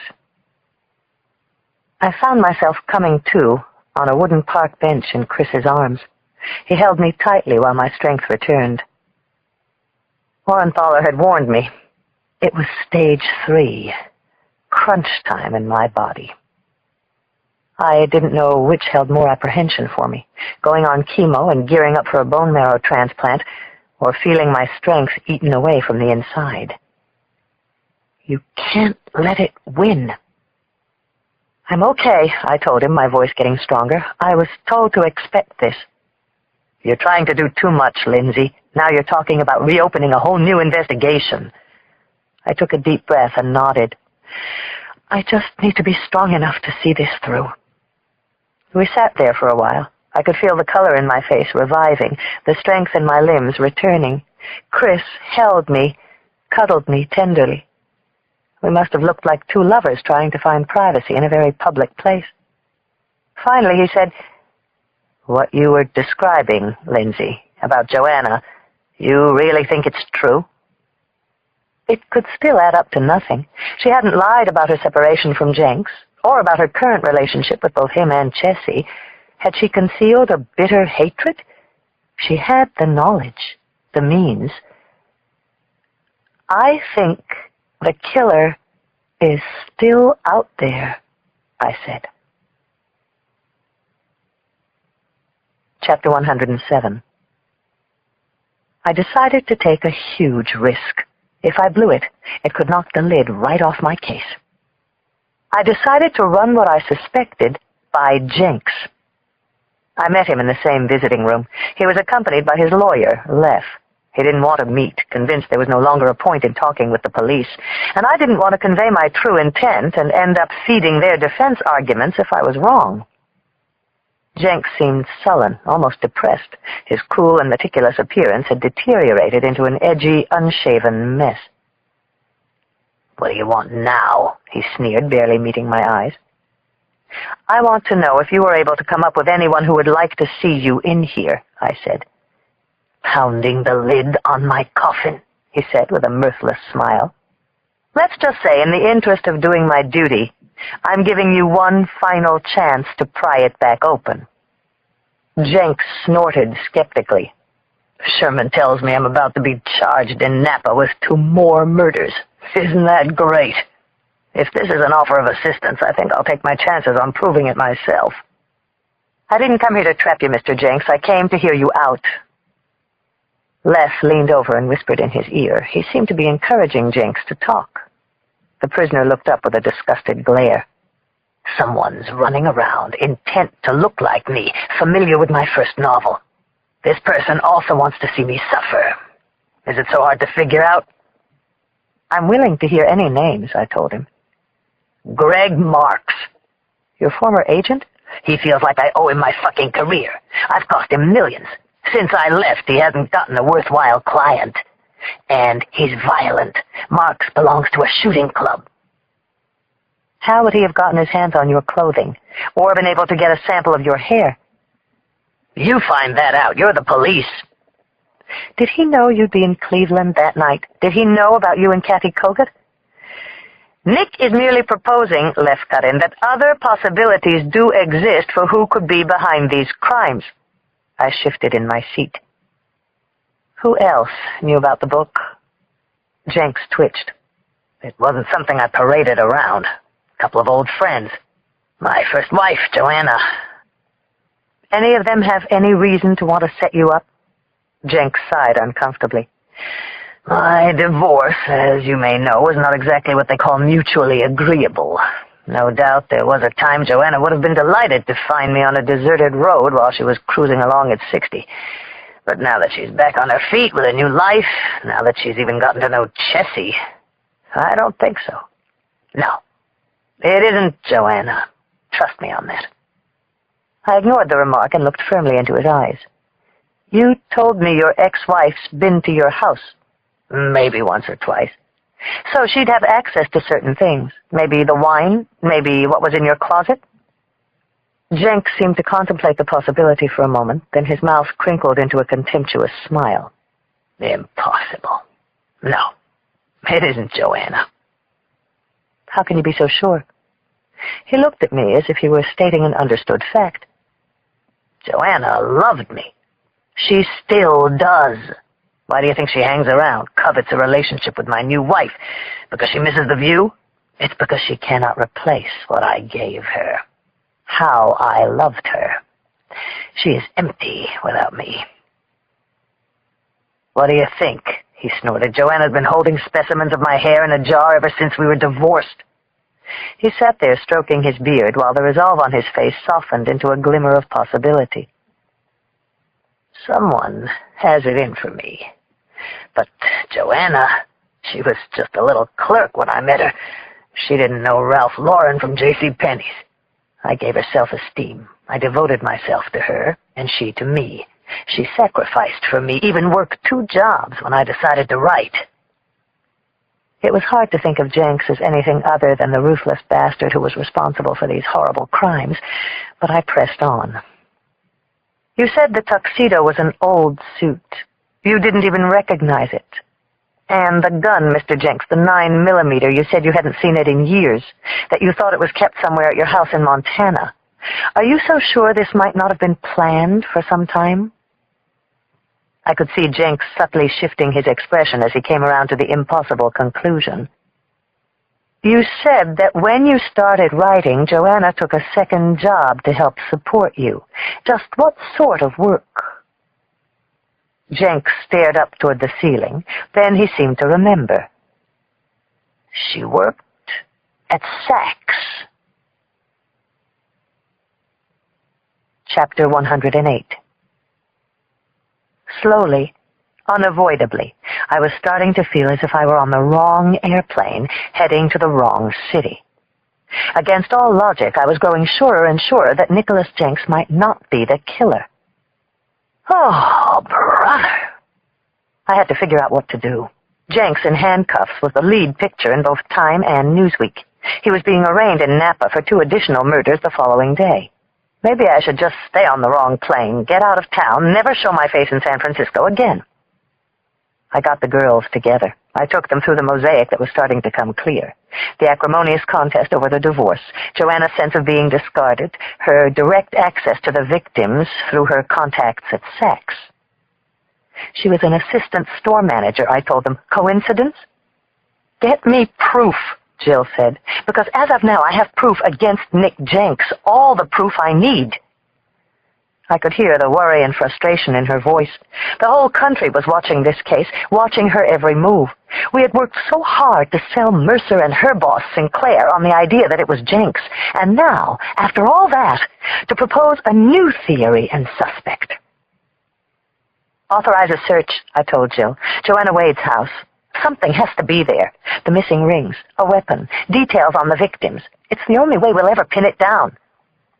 Authorize a search? On what basis? Suspicion of new evidence? I can't do that without blowing this case wide open again. If we show we're not even sure, how can I convince a jury?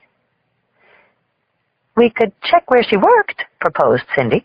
See if she had specific access to information on the brides. That's circumstantial. It's crap, Jill cried. One of my neighbors works at Saks. Maybe she's the murderer. You can't go through with this, argued Cindy, if we still have doubt. You have doubt, said Jill. What I have is everything in place for a slam-dunk conviction. To you, it's a story. You follow it where it leads. My whole career is on the line. Cindy looked stunned. You think I'm here for just a story? You think I sat on every lead, agonized over not being able to go to copy, just so I could wind up with the book rights later on? Come on, girls, said Claire, her arm on Cindy's shoulder. We have to be together on this. Slowly, Jill's intense blue eyes softened. She turned to Cindy. I'm sorry, she said. It's just that when this gets out, Leff will be able to plant huge doubts in that jury's mind. But we can't back down now just because it's bad tactics, said Claire. There could be a murderer out there. A multiple murderer. I said to Jill, authorize a search. Come on, Jill. I'd never seen Jill look so upset. Everything she had achieved in her career, everything she stood for, was being placed squarely on the line. She shook her head. Let's try it Cindy's way. We'll start with Saks. Check Joanna out there. Thank you, Jill, I said. You're the best. She exhaled resignedly. Find out if she's had any contact with anyone who had access to those names. Connect Joanna with those names, and I'll get you what you want. But if you can't, be prepared to fry Jenks. From across the table, I took her hand. She gripped mine. We exchanged a nervous smile. Jill finally joked, Personally, I hope all you come back with is a hot item to be featured in the next Christmas catalog. Claire laughed loudly. Now that wouldn't be a total loss, would it? Chapter 109. The following day, the day Nicholas Jenks was set to be arraigned for the murders of Rebecca and Michael DeGeorge, I set out to track down a new killer. I couldn't let Jenks know we were looking that closely at Joanna. Of course, I didn't want Joanna to know we were focusing suspicion on her either. And I didn't want to face Mercer's or Roth's reactions. With all this going on, it was my Medved day, too. After that spell in the park with Chris 3 days before, I had gone for a blood test. Medved called back himself, told me he wanted me to come in. Being called in again like that scared me, like that first time with Dr. Roy. That morning, Medved kept me waiting. When he finally called me in, there was another doctor in his office, older, with white hair and bushy white eyebrows. He introduced himself as Dr. Robert Yatto. The sight of a new doctor sent a chill through me. He could only be there to talk about the bone marrow procedure. Dr. Yatto is head of hematology at Moffitt, Medved said. I asked him to look at your latest sample. Yatto smiled. How are you feeling, Lindsay? Sometimes okay, sometimes incredibly weak, I answered. My chest felt tight. Why did I have to go through this with someone new? Tell me about the other day. I did my best to recount the reeling spell I'd had in City Hall Park. Any emissions of blood? Yatto asked matter-of-factly. No, not lately. Vomiting? Not since last week. Dr. Yatto got up, came across the desk to me. Do you mind? He asked as he cradled my face in his hands. He expressionlessly pressed my cheeks with his thumb, pulled down my eyes, and peered into my pupils under my lids.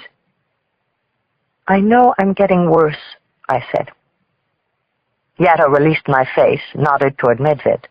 Then, for the first time since I'd started seeing him, Medved actually smiled. It's not getting worse, Lindsay. That's why I asked Bob to consult. Your erythrocytic count jumped back up to 2,800. I gave a double take to make sure I had heard right, that it wasn't some kind of wishful dream I was playing out in my own mind.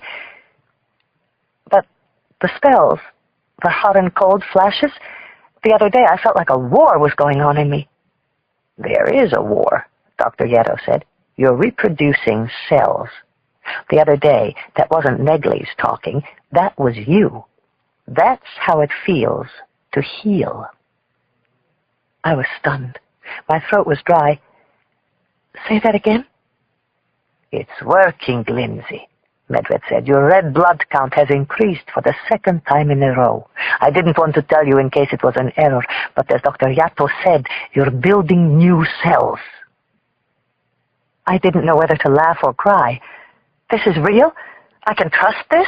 I asked. This is very real, Medved said with a nod. I stood up, my whole body shaking, tingling with disbelief. For a moment, all the joys that I had suppressed, a chance at my career, running on Marina Green, a life with Chris, came tumbling through my brain. For so long I had been so scared to let them free. Now they seemed to burst out of me. Medved leaned forward and warned, You're not cured, Lindsay. We'll continue the treatments twice a week, but this is hopeful. More than hopeful, Lindsay. This is good. I don't know what to say. My body was totally numb. I don't know what to do. If I were you, Dr. Yatto said, I'd bring to mind the one thing you might have thought you'd miss most, and go do that today. I wandered out of the office in a haze, down the elevator, through the sterile lobby, into a flowered courtyard that overlooked Golden Gate Park. The sky was bluer than I'd ever seen it, the air off the bay sweeter and cooler and more pure. I stood there, just hearing the beautiful sounds of my own breaths. Something crept back into my life that had been away, something I never thought I would embrace again. Hope. Chapter 110. I have something to tell you, I said to Chris on the phone, my voice ringing with urgency. Can you meet me for lunch? Sure, you bet. Where? No doubt he thought I had some important news to break on the case. Casa Boxer, I said with a smile. That urgent, huh? Chris laughed into the phone. I must be starting to have a bad effect on you. When should I come? I'm waiting now. It took him barely 15 minutes to arrive at the door. I'd stopped on the way at Nestor's Bakery and picked up some freshly baked cinnamon buns. Then I popped a bottle of Piper Heidsieck that I'd saved in my fridge.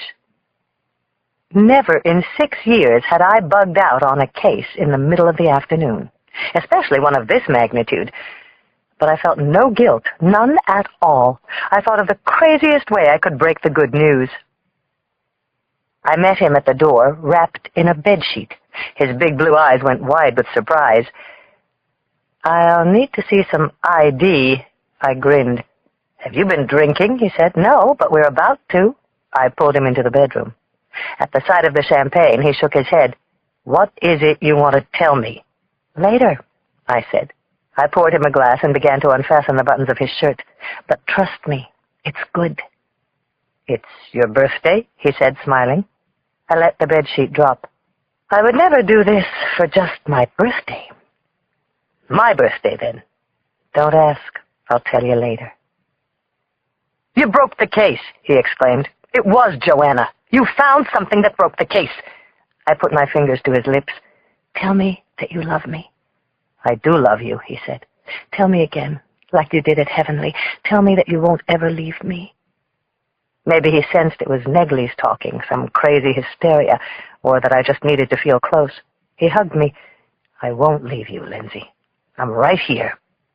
I took his shirt off, slowly, very slowly, then his trousers. He must have felt like the delivery boy who had stumbled into a sure thing. He was as hard as a rock. I brought a glass of champagne to his lips, and we both took a sip from it. "Okay, I'll just go with this. Shouldn't be too difficult," he said. I drew him to the bed, and for the next hour we did the one thing I knew I would have missed most in the world. We were in the middle of things when I felt the first terrifying rumbling. At first it was so weird, as if the bed had speeded up and was rocking faster than we were. Then there was a deep grinding sound coming from all directions, as if we were in an echo chamber. Then the sound of glass breaking.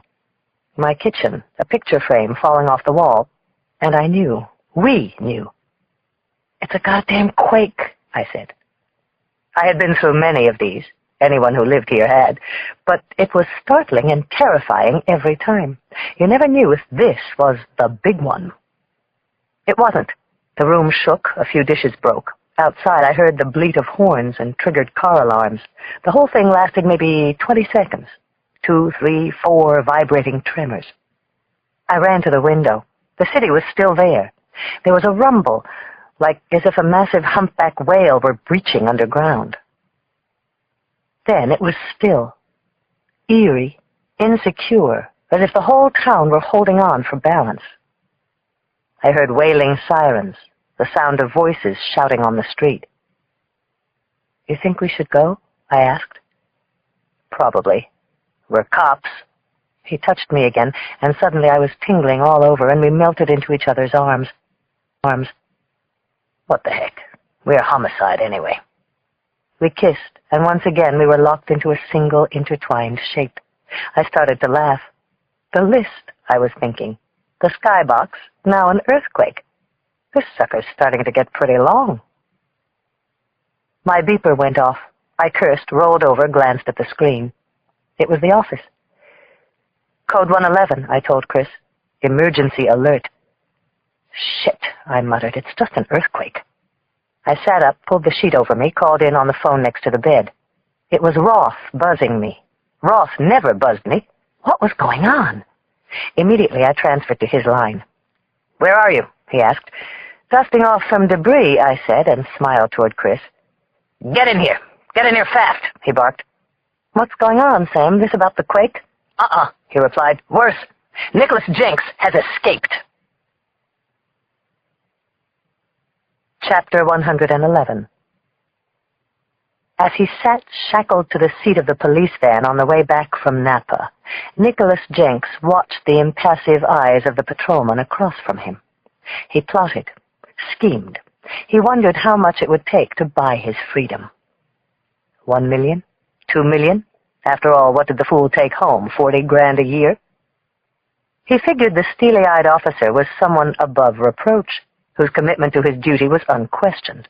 If he were writing it, that's who he would have put in the car with him. 5 million, then, he smirked. If he were writing it.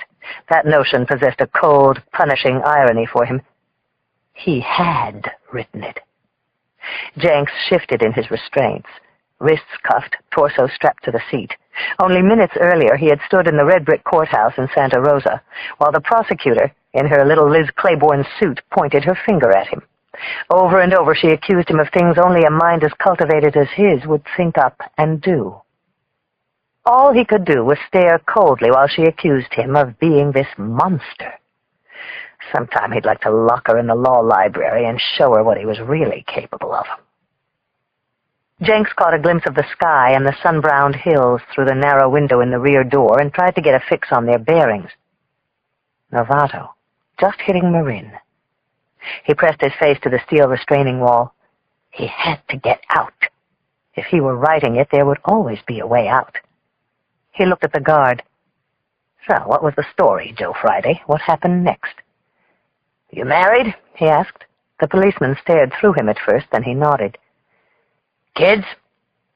2. He nodded again, even breaking a slight smile. No matter how hard they tried to resist, they were always fascinated to talk with the monster.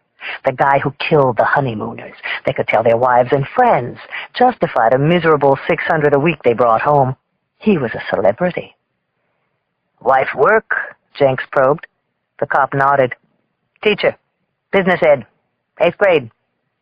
Business ed, huh? Maybe he would understand a business proposition. My wife used to work, Jenks grunted back. My first wife, in retail. My current wife worked, too, in television. Of course, now she only works out. The remark produced a snicker. The tight-ass bastard was loosening up. Jenks saw a landmark he recognized. 20 minutes from the Golden Gate Bridge. There wasn't much time left. He glanced out the window at the patrol car following them.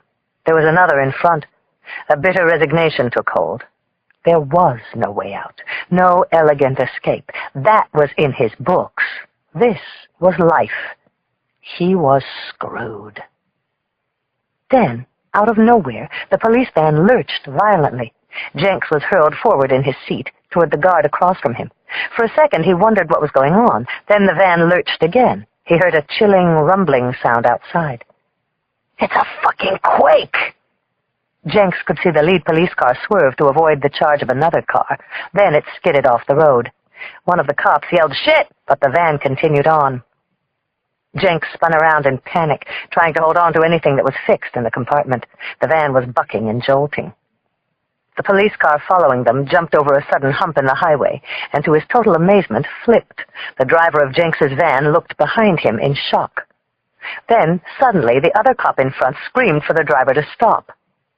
An 18-wheeler was breached in their way. They were headed right toward it. The van swerved, and when it did, the road buckled again. Then they were out of control, flying. I am going to die here, Nicholas Jenks thought. Die here, without anyone ever knowing the whole truth. The van crashed into the stanchions of a Conoco station. It screeched to a stop, spinning twice on its side. The officer across from him was hurled against a metal wall. He was writhing and moaning as he looked at Jenks. "Don't move," the officer panted. How the hell could he? He was still shackled to the seat. Then came this horrid wrenching sound, and they both looked up. The towering steel light above the station toppled like a redwood and crashed down on them. It smashed through the door of the van, striking the officer in back, probably killing him on impact. Jenks was sure he would be killed. All the smoke, the screams, the twisting of metal. But he wasn't. He was clear. The streetlight had torn a hole in the side of the car, ripped his restraints right out of the seat. He was able to kick himself free, even with shackled hands and feet, and push himself through the gaping hole. People were running in the street, screaming in panic. Motorists pulled off the road, some dazed, others jumping out of their vehicles to help. This was it!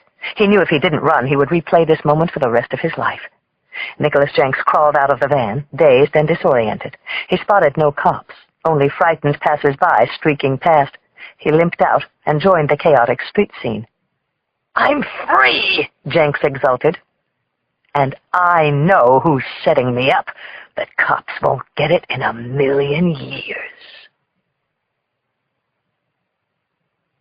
Chapter 112.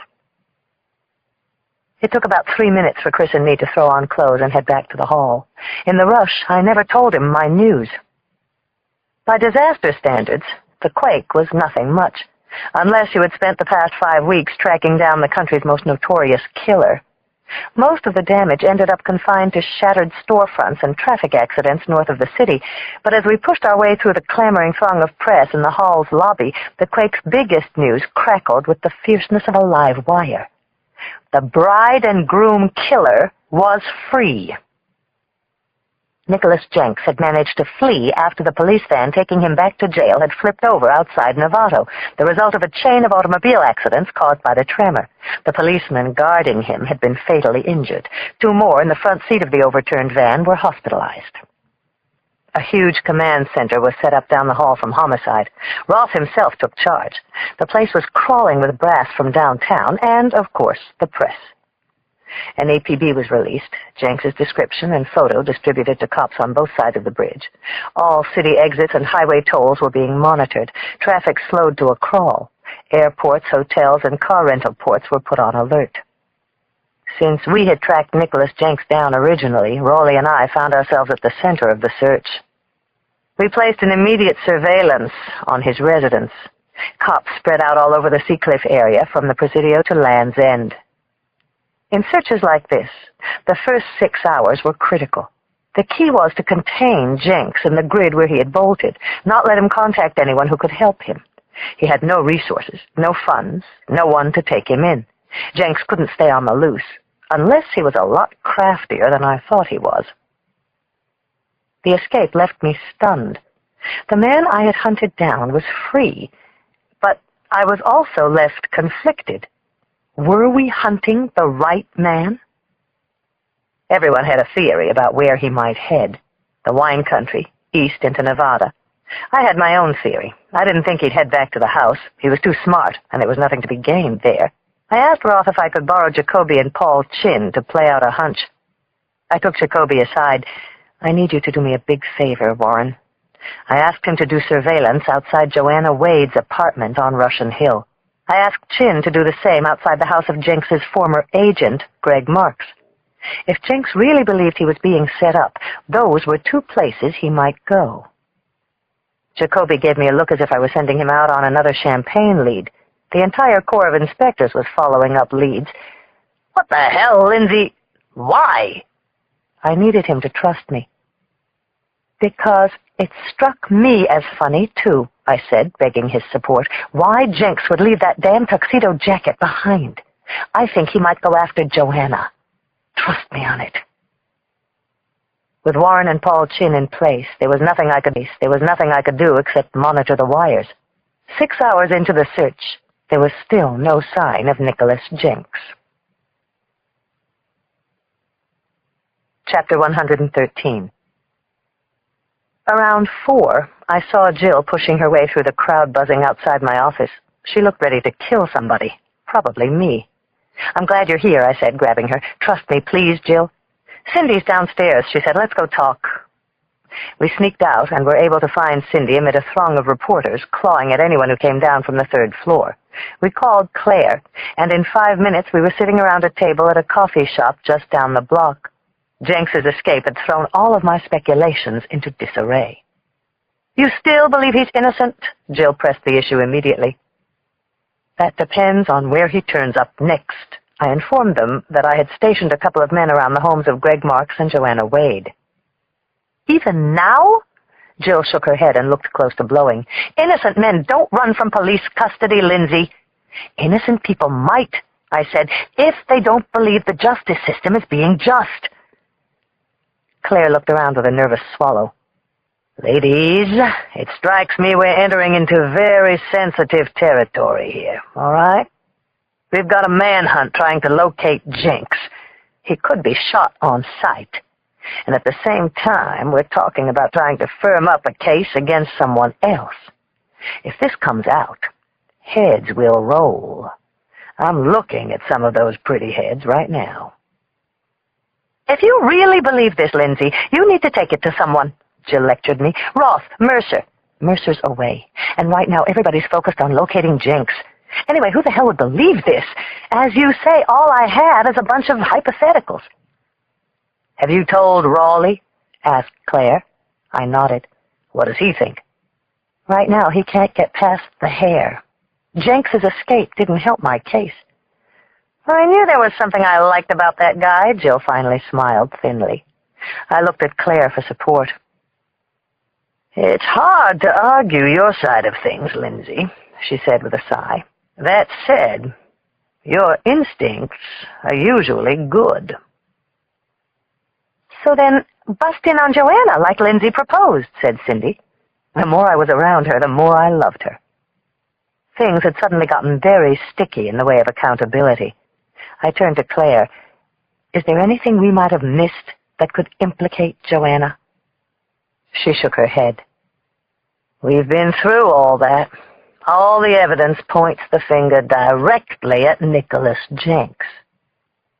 Claire, I'm talking about something that was there, right in front of us, that we just didn't see. I want to be with you on this, Lindsay, Claire said, but we've been through it. Everything. There's got to be something. Something that could tell us if the killer is male or female.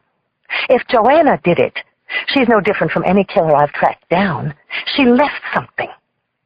We just haven't seen it. Jenks did, or someone did for him, and we found him. And we ought to be out looking for him now, urged Jill, before we end up with couple number 4. I felt alone, but I just couldn't surrender. It wouldn't be right. Please, I begged Claire, go through everything one more time. I think we've got the wrong man. Chapter 114. In the light of the makeup mirror, the killer sat transfixed by soft blue eyes that were about to become gray. The first thing was to smear her hair until all the blonde had been dyed away, then brush it back smooth 100 times until it had lost its luster and shine. You forced me into this, she said to the changing face. Forced me to come out one more time. I should have expected as much. You love games, don't you, Nick? With a cotton swab, she applied the base, a clear, sticky balm with a glue-like smell.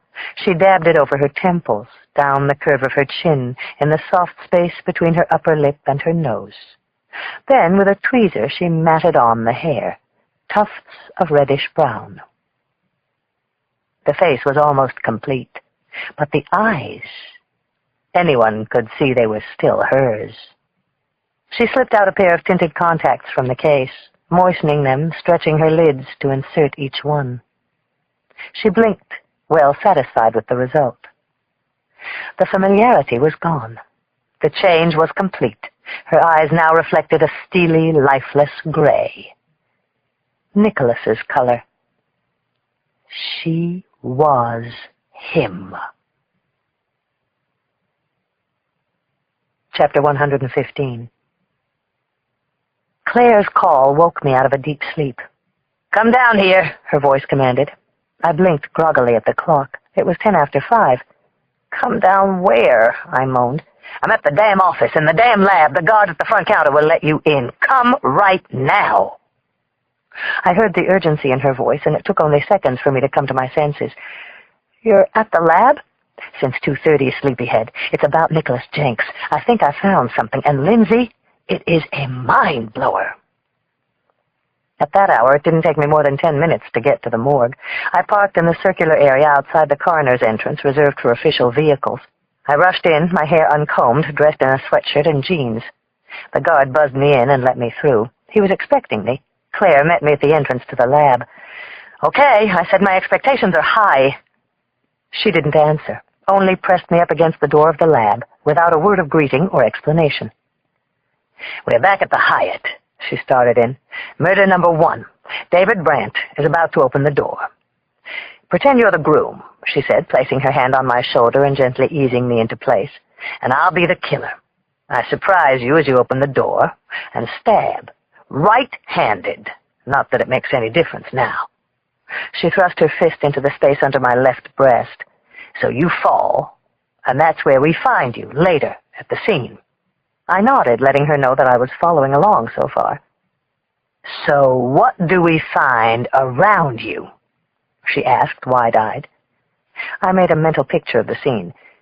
Champagne bottle, tuxedo jacket. True, but that's not where I'm headed. Blood. A lot of blood. Closer. Remember, he died of a cardiac electromechanical collapse. We simply assumed he was scared to death. I stood up, gazed down at the floor.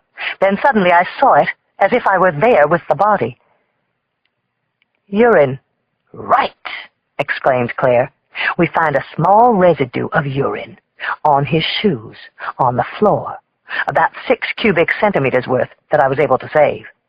It seemed logical that it belonged to the groom. Voiding is a natural response to sudden fear or death. But I was thinking last night, there were traces of urine in Cleveland, too. And here, back at the Hyatt, I never even had it tested. Why would I? I always assumed it was from David Brandt. But if you were here, crumpled on the floor, and I was the killer standing above you, and the pee was here, she said, pointing to the floor around me, who the hell's urine would it be? Our eyes locked in one of those shining moments of epiphany. The killer's, I said. Claire smiled at her bright student. The annals of forensic medicine are rich with examples of murderers getting off when they kill. So peeing isn't so far-fetched. Your nerves will be on end, and good old compulsive me, obsessive down to the last detail, refrigerates it in a vial, never knowing what for. And the thing that makes this all come together is urine can be tested. Tested for what? For sex, Lindsay. Urine can reveal sex. Jesus, Claire. I was stunned. She took me into the lab to a counter with 2 microscopes, some chemicals in bottles, and a device I recognized from college chemistry classes as a centrifuge. There aren't any flashing gender signs in urine, but there are things to look for. First, I took a sample and spun it down in the centrifuge with this KOH stain, which is something we can use to isolate impurities in blood cultures. She motioned for me to look in the first scope. See? These tiny, filament-like branches with little clusters of cells like grapes. Candida albicans. I looked at her blankly. Yeast cells, honey. This urine's laced with high deposits of yeast. Boys don't get them. I started to smile, but before I could even reply, she dragged me on. Then I put the other sample under the scope and brought it up 3,000 mag. 3,000 mag. Check this out. I lowered myself over the scope and squinted in. You see those dark crescent-shaped cells swimming around? Claire asked. Uh-huh. Red blood cells. Lots of them. I lifted my head from the scope and looked at her. They wouldn't show up in a man's urine. Not to anywhere near this degree. Not unless they've got a bleeding kidney, which to my knowledge none of our principals show any signs of. Or, I shook my head slowly, unless the killer was menstruating. Chapter 116. I stared at Claire as the information settled in my mind. All along, Nicholas Jenks had been telling the truth. He hadn't been in the room when David and Melanie Brandt were killed that night, nor in Napa, probably not even near the Hall of Fame in Cleveland. I had hated Jenks so much I couldn't see past it. None of us had been able to get past the fact that we wanted him to be guilty. All the evidence, the hair, the jacket, the champagne, had been an incredible deception. Jenks was a master of the surprise ending, but someone had set the master up. I put my arms around Claire and hugged her. You're the best. You're damn right I am. I don't know what it proves, she answered, patting my back, but the person standing over that poor boy at the murder scene was a woman. And I'm just as sure that she stabbed David Brandt to death with her right hand. My mind was spinning. Jenks was loose, hundreds of cops on the chase, and he was innocent. So, Claire looked at me and smiled. It's the second best news I've heard lately, I said. Second best? I took her hand. I told Claire what Medved had shared with me. We hugged again. We even did a little victory dance. Then, both of us got back to work. Chapter 117. Upstairs at my desk, I radioed Jacoby. Poor guy, he was still sitting outside Joanna Wade's home at the corner of Filbert and Hyde. You all right, Warren? Nothing that a shower and a couple of hours of sleep wouldn't improve. Tell me what's going on. What's going on? Jacoby recited as if he were resentfully going over his log. 4:15 yesterday afternoon, Target comes out, struts down the block to Gold's Gym.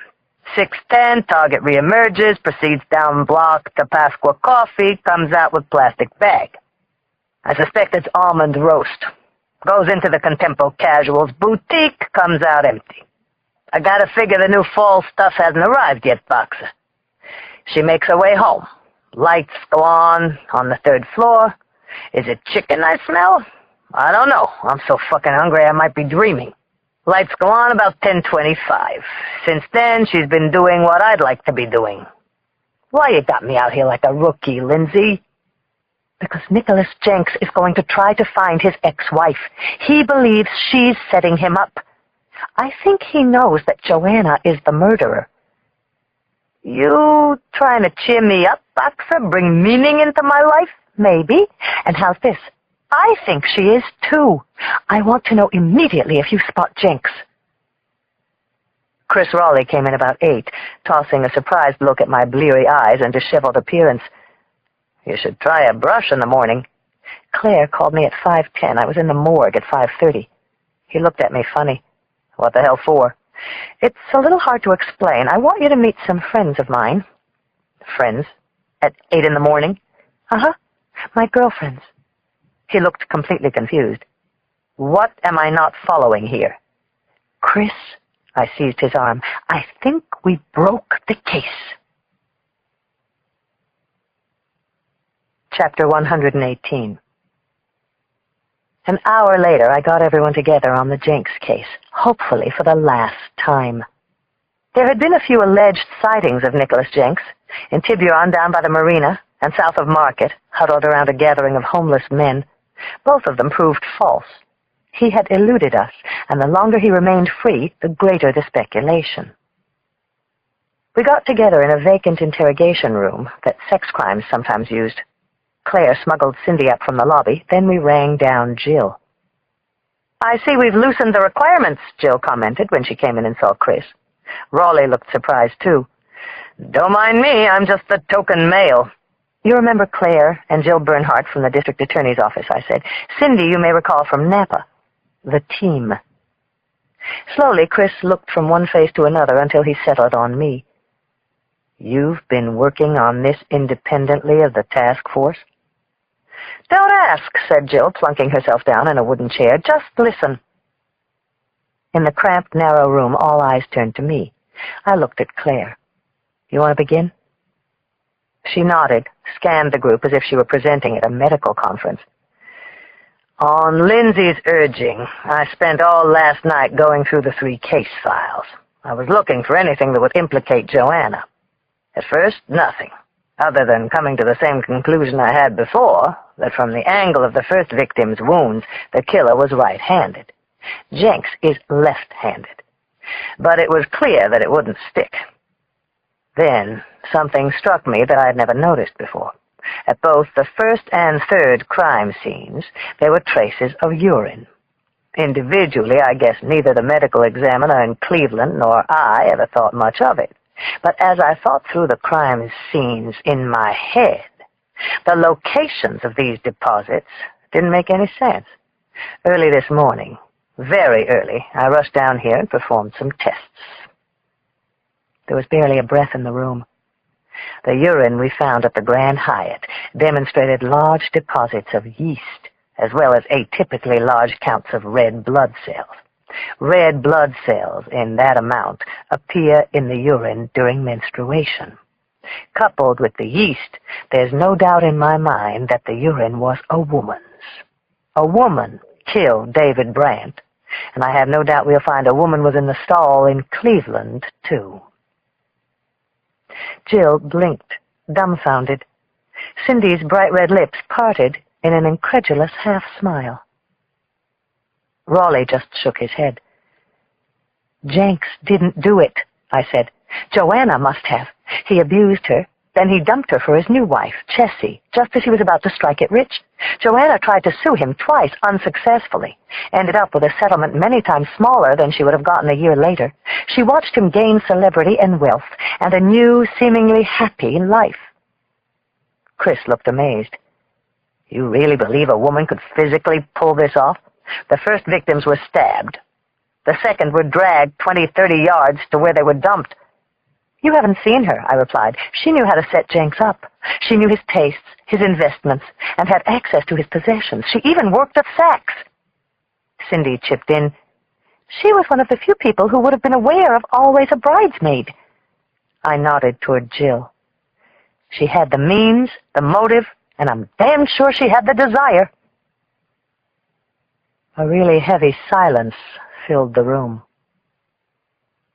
So, how do you want to play this? Chris finally said. Half the force is looking for Jenks. I want to inform Mercer. Try to get Jenks brought in without someone killing him. Then I want to go ahead and pierce Joanna's cover.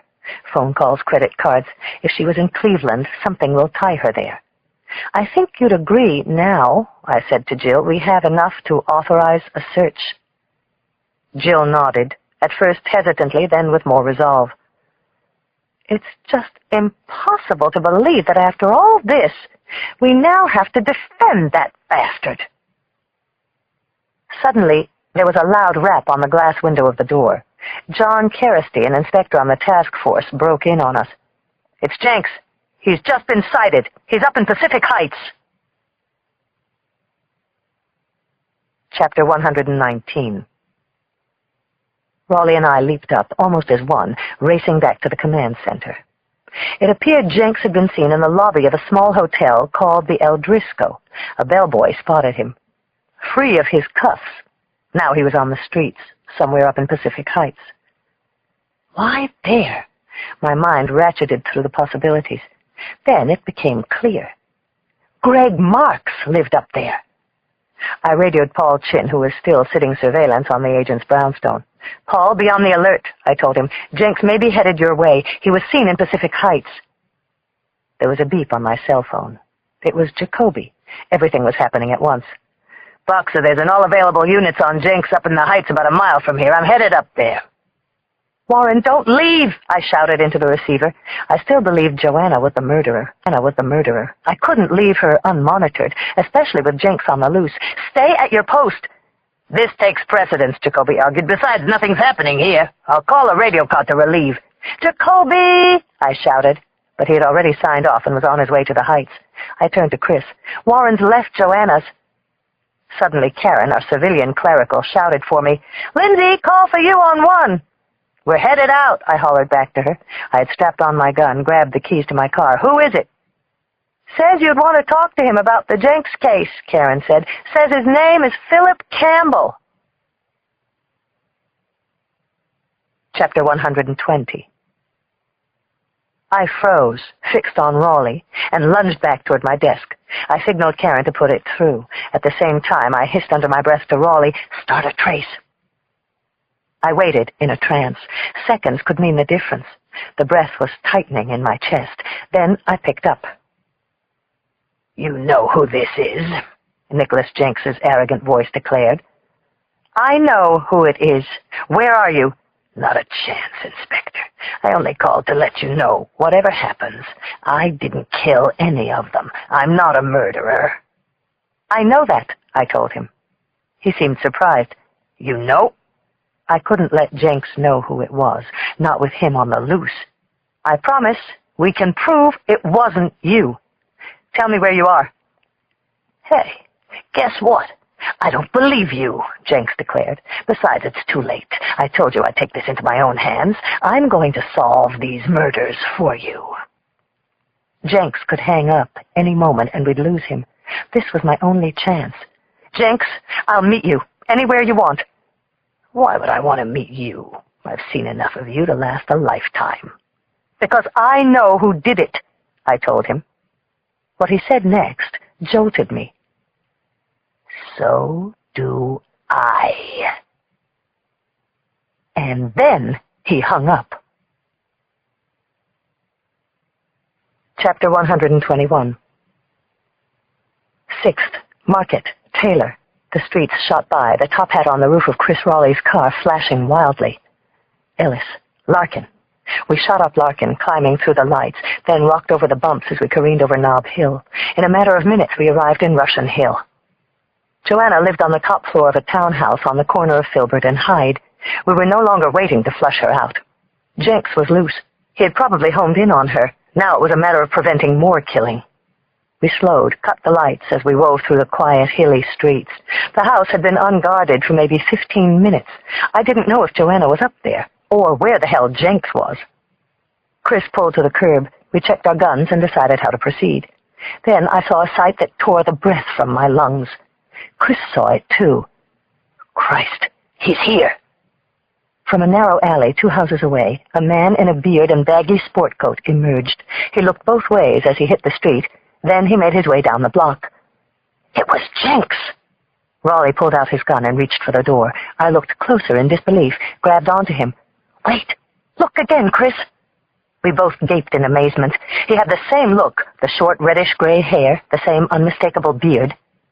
But it wasn't Jenks! The figure was thinner, fairer. The hair was slicked back, hiding a longer length, not cut short. I could see that much. It was a woman. That's Joanna, I said. Where's Jenks? Chris grunted. This just keeps getting creepier. We watched the figure slink down the block as a frenzy of possibilities ran through my mind. This was creepy. I'll follow her, said Chris. You go upstairs. Make sure it's her, Lindsay. I'll radio for support. Go on, Lindsay, go. The next moment I was out of the car, crossing the street toward Joanna's apartment. Chris eased the Taurus down the block. I pushed random buttons until a woman's angry voice replied. I identified myself, and a gray-haired woman emerged from the apartment next to the front door. She announced that she was the landlady. I badged her, got her to locate a key pronto. Then I told her to get back in her apartment. I had my gun out, took off the safety. A film of hot sweat was building up on my face and neck. I reached Joanna's apartment on the 3rd floor. My heart was pounding. Careful, Lindsay, a voice inside me said. Then came a cautioning chill. Could Nicholas Jenks be here? I had certainly entered enough hostile environments during my police career. None worse than this. I inserted the key, turned, and when the lock caught, pushed the door with my foot. It swung open, revealing the bright, stylishly decorated apartment of Joanna Wade. Anyone here? I shouted. No one answered. There was no one in the living room. Same for the dining room, kitchen. A coffee mug in the sink. The Chronicle out and folded to the style section. No sign that I was in the home of a psycho. That bothered me. I moved on.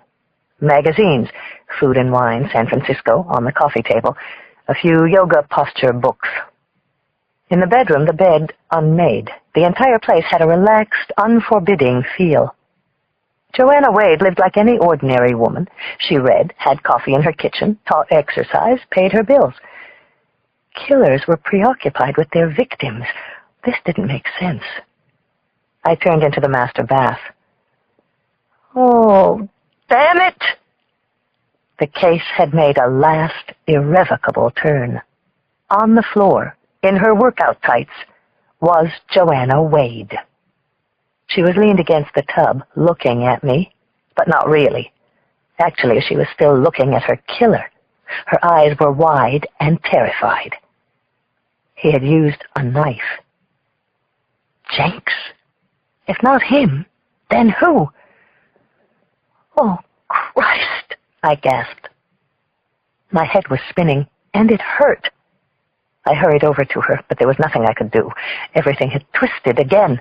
I knelt over the dead woman as a final, shuddering thought filled my mind. If it wasn't Joanna, who was Chris following? Chapter 122. Within minutes, 2 blue and whites screeched to a stop outside. I directed the patrol officers upstairs to the grisly body of Joanna, but my thoughts had turned to Chris.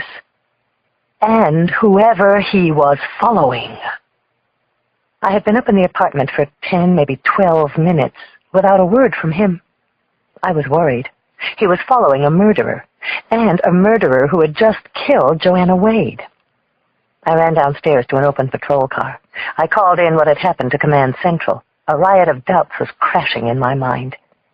Could it somehow have been Jenks after all? Could Jill have been right? Was he manipulating us right from the start?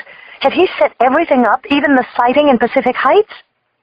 But if it was him, why? Why, after I had told him I believed him? Why would he kill her now? Was Joanna's death something I could have prevented? What in hell was going on? Where was Chris, damn it? My cell phone finally beeped. To my relief, it was Chris. Where are you? You had me scared to death. Don't do that to me. Down by the marina. The suspect's in a blue Saab. Chris, be careful. It's not Joanna. Joanna's dead. She was stabbed a bunch of times in her apartment. Dead? He repeated. I could feel the frantic question slowly sinking into his mind. Then who the hell is driving the Saab up ahead of me? Tell me where you are exactly. Bay and North Point. The suspect just pulled up to the curb. The suspect is getting out of the car. Somehow this sounded familiar. Bay and North Point? What was down there? In the tumult of blue and white screeching up in front of Joanna's building and reporting in, I raked my mind for a connection. He's heading away from the car, Lindsay. He's starting to run. Then it hit me. The photo I had picked up at Jenks's house. The beautiful and unmistakable moonlit dome. The Palace of Fine Arts. It was where he had been married. I think I know where he's going, I shouted. The Palace of Fine Arts. Chapter 123. I took off in the radio car with the siren blaring all the way to the Presidio. It took me no more than 7 minutes, with traffic wildly shifting out of my way, to speed down Lombard over to Richardson to the south tip of the Presidio. Up ahead, the golden rotunda of the Palace of Fine Arts loomed powerfully above a calm, gleaming pond. I saw Chris's blue Taurus pulled up diagonally across from the tip of the park and jackknifed the patrol car to a halt next to it. I didn't see a sign of any other cops. Why hadn't any backup arrived? What the hell was going on now? I clicked my gun off safety and made my way into the park underneath the giant rotunda. No way I was waiting. I was startled by people running toward me, away from the rotunda grounds. "Someone's shooting!" one of them screamed. Suddenly my legs were flying. "Everyone out! I'm San Francisco police!" I screamed as I bumped through the people rushing by. "Maniac with a gun!" one of them yelled. I ran around the pond alongside a massive marble colonnade. There was no sound up ahead, no more shots. Leading with my gun, I rounded corners until I was in sight of the main rotunda. Huge Corinthian columns soared above me, capped with ornate heroic carvings. I could hear voices in the distance, a woman's mocking tone. "It's just you and me, Nick. Imagine that. Isn't it romantic?" And a man's voice, Jenks's. "Look at you. You're pathetic. As always." The voices echoed out of the huge dome of the main rotunda. Where was Chris? And where was our backup? Cops should have been here by now. I held my breath, straining to hear the first police siren. Every step I took, I heard my own footsteps echoing to the roof. "What do you want?" I heard Jenks's cry reverberating off the stone. Then the woman shouting back, "I want you to remember them. All the women you fucked." Still no sign of Chris. I was tight with worry. I decided to go around the side of a row of low arches that ran down to where the voices were coming from. I ducked around the corner of the colonnade. Then I saw Chris. He was sitting there, propped against a pillar, watching everything unfold. My first reaction was to say something like, "Chris, get down, someone will see you." It was one of those slow-motion perceptions where my eyes were faster than my mind. Then I was seized with horrible fright, nausea, and sadness. Chris wasn't watching, and he wasn't hiding. The front of his shirt was covered with blood. All my police training nearly gave way. I wanted to scream, to cry out. It took everything I had to hold it in. 2 dark bloodstains were soaking through Chris's shirt. My legs were paralyzed. Somehow I forced myself over to him. I knelt down. My heart was pounding. Chris's eyes were remote, his face as gray as stone. I checked for a pulse and felt the slightest rhythm of a heartbeat. "Oh, Chris, no!" I stifled a sob. When I spoke, he looked up, eyes glimmering as he saw my face. His lips parted into a weak smile. His breath wheezed, heavy and labored. My eyes filled with tears. I applied pressure to the holes in his chest, trying to push back the blood. "Oh, Chris, hang in there. Hang in there. I'll get help." He reached for my arm. He tried to speak, but it was only a weak, guttural whisper. "Don't talk, please." I raced back to the patrol car and fumbled with the transmitter until I heard dispatch. "Officer down! Officer down!" I shouted. 406! I repeat, 406! The statewide call for alarm.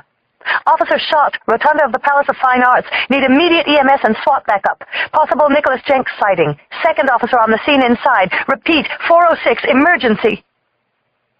As soon as the dispatcher repeated the location back to me with a copy, I threw down the transmitter and headed back inside. When I got to him, Chris was still holding on to small breaths. A bubble of blood popped on his lip. "I love you, Chris," I whispered, squeezing his hand. Voices rang out ahead in the rotunda. I couldn't make them out, but it was the same man and woman. Then there was a gunshot. "Go," Chris whispered. "I'm holding on." Our hands touched. "I've got rear," he muttered with a smile. Then he pushed me away. I scurried ahead, my gun drawn, glancing back twice. Chris was watching. Watching my back. I ran in a low crouch all the way down the length of the row of columns closest in, clear up to the side of the main rotunda. The voices echoed, intensified. My eyes were riveted. They were straight across the basilica. Jenks, in a plain white shirt. He was holding one arm, bleeding. He'd been shot. And across from him, holding a gun and dressed in a man's clothes, Jessie Jenks. Chapter 124. She looked like a bizarre disfigurement of the beautiful woman she was. Her hair was matted and dyed gray and red. Her face still carried the marks of her disguise, a man's sideburns and flecks of a red beard. She was holding a gun tightly, pointing it directly at him. "I have a present for you, Nick." "A present?" Jenks said in desperation. "What the hell are you talking about?" "That's why we're here. I want to renew our vows." Jessie took a small pouch out of her jacket and tossed it at his feet. "Go ahead. Open it." Nicholas Jenks knelt stiffly and picked up the pouch. He opened it, the contents spilling into his palm. His eyes bulged in horror. "The 6 missing rings." "Jessie, Christ," he said, "you're out of your mind. What do you want me to do with these?" He held out a ring. "These will put you in the gas chamber." "No, Nick," Jessie said, shaking her head. "I want you to swallow them. Get rid of the evidence for me." Jenks's face twitched in apprehension. "You want me to what?" "Swallow them. Each one is someone you've destroyed, someone whose beauty you've killed. They were innocent. Like me. Little girls on our wedding days. You killed us all, Nick. Me, Kathy, Joanna. So now give us something back. With this ring, I do pledge." Jenks glared and shouted at her. "That's enough, Jessie." "I'll say when it's enough. You love games, so play the game. Play my game this time. Swallow them." She pointed the gun. "No sense pretending I won't shoot, is there, dear?" Jenks took one of the rings, raised it to his lips. His hand was shaking badly. "That was Melanie, Nicky. You would have liked her. Athletic, a skier, a diver. Your type, huh? She fought me to the end. But you don't like us to fight, do you? You like to be in total control." She cocked the gun and leveled it at Jenks's head. Jenks put the ring in his mouth. With a sickened expression, he forced it down his throat. Jessie was losing it. She was sobbing, trembling. I didn't think I could wait any longer. Police! I yelled. I stepped forward, 2 hands on my .38, leveling it at her. She spun at me, not even showing surprise, then back to Jenks. He has to be punished. It's over, I said, carefully advancing toward her. Please, Chessie, no more killing. As if she suddenly realized what she had become, the sickening things she'd done, she looked at me. I'm sorry. I'm sorry for everything that happened. Except this. She fired. At Jenks. I fired, too. At her. Chessie's slender body flew backward, hitting the wall hard and crumpling against it. Her beautiful eyes widened, and her mouth sagged open. I looked and saw that she'd missed Jenks. He was staring at her in disbelief. He didn't think she could do it, didn't think she hated him that much. He still believed he controlled Chessie, and probably that she loved him. I hurried to her, but it was too late. Her eyes were already glazed, and the blood was streaming from her chest. I held her head and thought that she was so beautiful, like Melanie, Rebecca, Kathy. And now she was dead, too. Nicholas Jenks turned toward me with a gasp of relief. I told you I was innocent. I looked at him in disgust. 8 people were dead. The brides and grooms, Joanna, now his own wife. I told you I was innocent? Is that what he thought? I swung, my fist catching him square in the teeth. I felt something shatter as Jenks dropped to his knees. So much for innocence, Jenks. Chapter 125. I was running, and I realized that I no longer knew exactly what I was doing, where I was. Somehow my instincts brought me back to where Chris had been shot. He was still up against the pillar in the same position. He looked as if he'd been waiting for me to return. I rushed up to him, knelt down as close as I could get. I could see police and the EMS medical crew finally arriving. What took them so long? What happened? Chris whispered. I could barely hear him. I got her, Chris. Chessie Jenks was the killer. He managed to nod his head. That's my girl, he whispered. Then Chris smiled faintly, and he died on me. I never would have imagined or dreamed that Chris would be the first to die. That was the most terrible and dreadful shock. I was the sick one, the one whom death had brushed against. I put my head down close to his chest. There was no movement, no breath, just a terrifying stillness. Everything seemed so unreal. Then the medics were working on Chris, doing heroic, useless things, and I just sat there, holding his hand. I felt hollowed out and empty and incredibly sad. I was sobbing, but I had something to say to him. I had to tell Chris one last thing.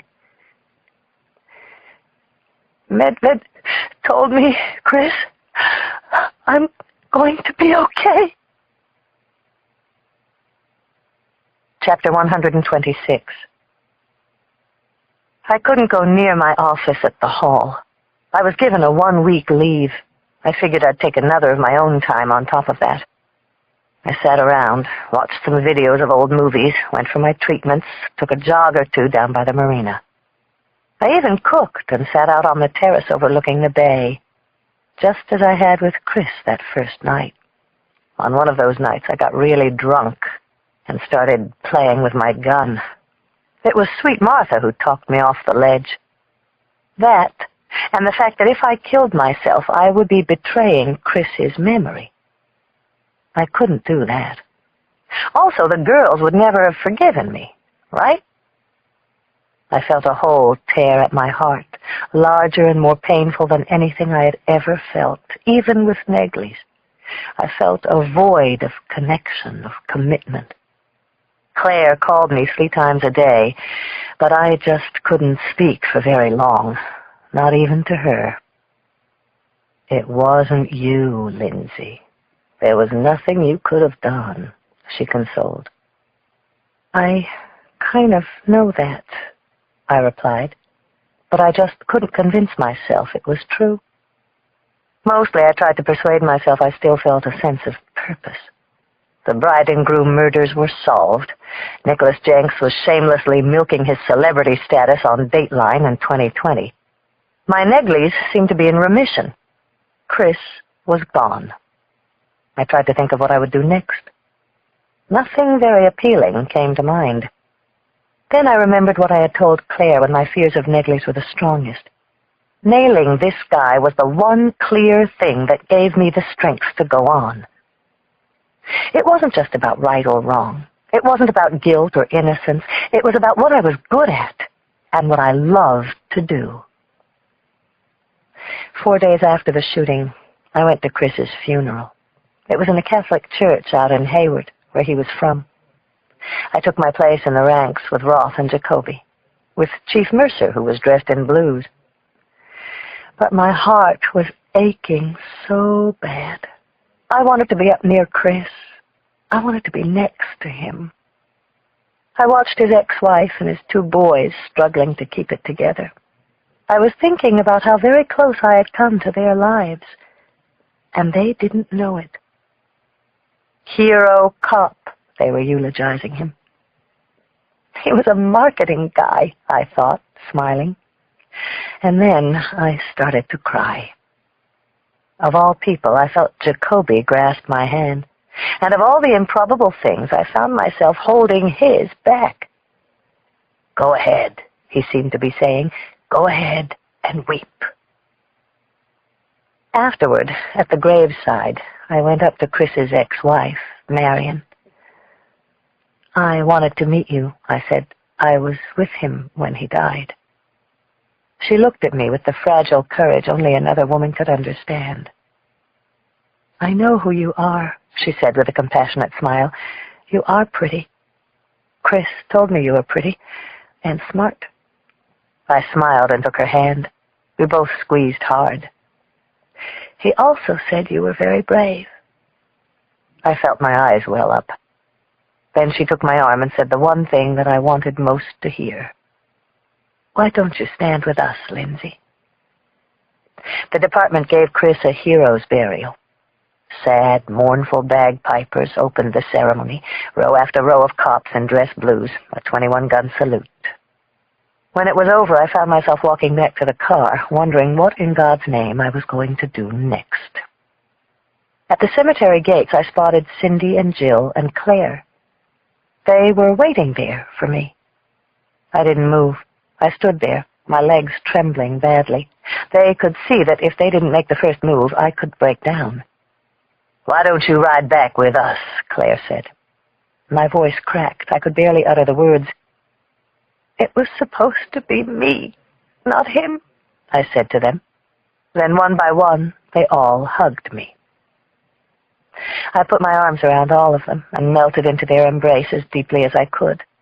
All 4 of us were crying. Don't ever leave me, guys. Leave? Jill said with wide eyes. None of us, promised Cindy. We're a team, remember? We will always be together. Claire took hold of my arm. We love you, sweetie, she whispered. The 4 of us walked arm in arm out of the cemetery. A cooling breeze was blowing in our faces, drying our tears. At 6 o'clock that night, I was back inside the halls of the Hall of Justice. There was something important I had to do. In the lobby, almost the first thing you see, there's a large marble plaque. On it are 93 names, the names and dates of 91 men and 2 women who wore the uniform of the SFPD and died in the line of duty. A mason is working on the plaque. It's an unwritten rule on the force. You never count them.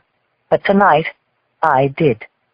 93, starting with James S. Kuntz on October 5, 1878, when the SFPD was first formed. Tomorrow, there will be one more. Christopher John Raleigh. The mayor will be there, Mercer, too. The reporters who cover the city beat, Marion and the boys. They will memorialize him as a hero cop. I will be there, too. But tonight, I don't want speeches or ceremonies. Tonight, I want it to be just him and me. The mason finishes up the engraving of his name. I wait while he sands the marble, vacuums away the last particle of dust. Then I walk up and run my hand over the smooth marble, over his name. Christopher John Raleigh. The mason looks at me. He can see the pain welling in my eyes. You knew him, huh? I nod, and from somewhere deep in my heart, a smile comes forth. I knew him. Partner, I say. Epilogue. Coup de grâce. Chapter 127. I have come to learn that murder investigations always have loose ends and questions that cry out to be answered. Always. But not this time. I was home one night about a month after we buried Chris. I'd finished dinner for one, fed and walked her sweetness, when there was a knock on the door, a single authoritative rap. I hadn't buzzed anyone up from downstairs, so I went and looked through the peephole before I opened up. I couldn't believe my eyes. It was Nicholas Jenks. He had on a blue blazer over a white shirt and dark gray slacks. He looked as arrogant and obnoxious as ever. "Aren't you going to let me in?" he asked, then smiled as if to say, "Of course you are. You can't resist, can you?" "No, actually I'm not," I told him. I walked away from the door. "Get lost, asshole." Jenks knocked again, and I stopped walking. "We have nothing to talk about," I called loudly enough for him to hear. "Oh, but we do," Jenks called back. "You blew it, Inspector. I'm here to tell you how." I froze. I could feel my eyes blazing, heat burning the back of my neck. I walked back to the door, paused, then opened it, my heart beating fast. "You blew it." He was smiling, or maybe laughing at me. "I'm celebrating," he said. "I'm a happy fella. Guess how come?" "Don't tell me, because you're a bachelor again." "Well, there's that. But I also just sold North American rights to my latest book. $8 million. Then the movie's paid for. This one's non-fiction, Lindsay. Guess the subject. Go ahead, take a stab." I wanted desperately to punch Jenks out again. "And I'm the one you have to share your news with? How goddamn sad for you." Jenks continued to grin. "Actually, I came here to share something else. You are the only one I want to share this with. Do I have your attention yet, Lindsay? You blew it. Big time, babe." He was so creepy and inappropriate that he was scaring me. I didn't want him to see it. What did he mean, I blew it? "I'd offer you a drink, but I hate your guts," I smirked. He threw up his hands, imitated my smirk. "You know, I feel exactly the same thing toward you. That's why I wanted to tell you this, Lindsay. Only you." He lowered his voice to a whisper. "Jessie did what I told her to do. Right up until the very end. The murders? We were playing a terrible, wonderful game. Tragic husband and wife. Kill happy, innocent husbands and wives. We were living out the plot of a novel. My novel.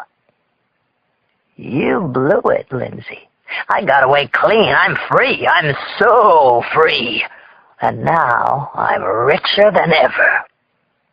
He stared at me. Then he started to laugh. It was probably the most sickening sound I'd heard in my life. "It's true. Jessie would do anything I wanted her to do. All of them would. That's why I picked them. I used to play a game where they barked like dogs. They loved it. Want to play, Lindsay? Ruff, ruff." I glared at him. "Don't you feel kind of inadequate?" playing your father's old games. Joanna told me. I took things way past anything my father ever imagined. I've done it all, Inspector, and I got away with it. I planned every murder. Doesn't that make your fucking skin crawl? Doesn't it make you feel inadequate? Suddenly, Jenks was putting on plastic gloves he took out of his jacket pockets. What the hell? This is perfect, too, he said. I'm not here, Lindsay. I'm with this sweet little liar of a bitch in Tahoe. I have an alibi bought and paid for. Perfect crimes, Lindsay. My specialty. As I turned to run, Jenks took out a knife. I want to feel this going inside you, Lindsay. Deep, the coup de grace. Help! I screamed, but then he hit me hard. I was shocked at how fast he moved and how powerful he was. I slammed into a living room wall and almost went out. Martha instinctively went after him.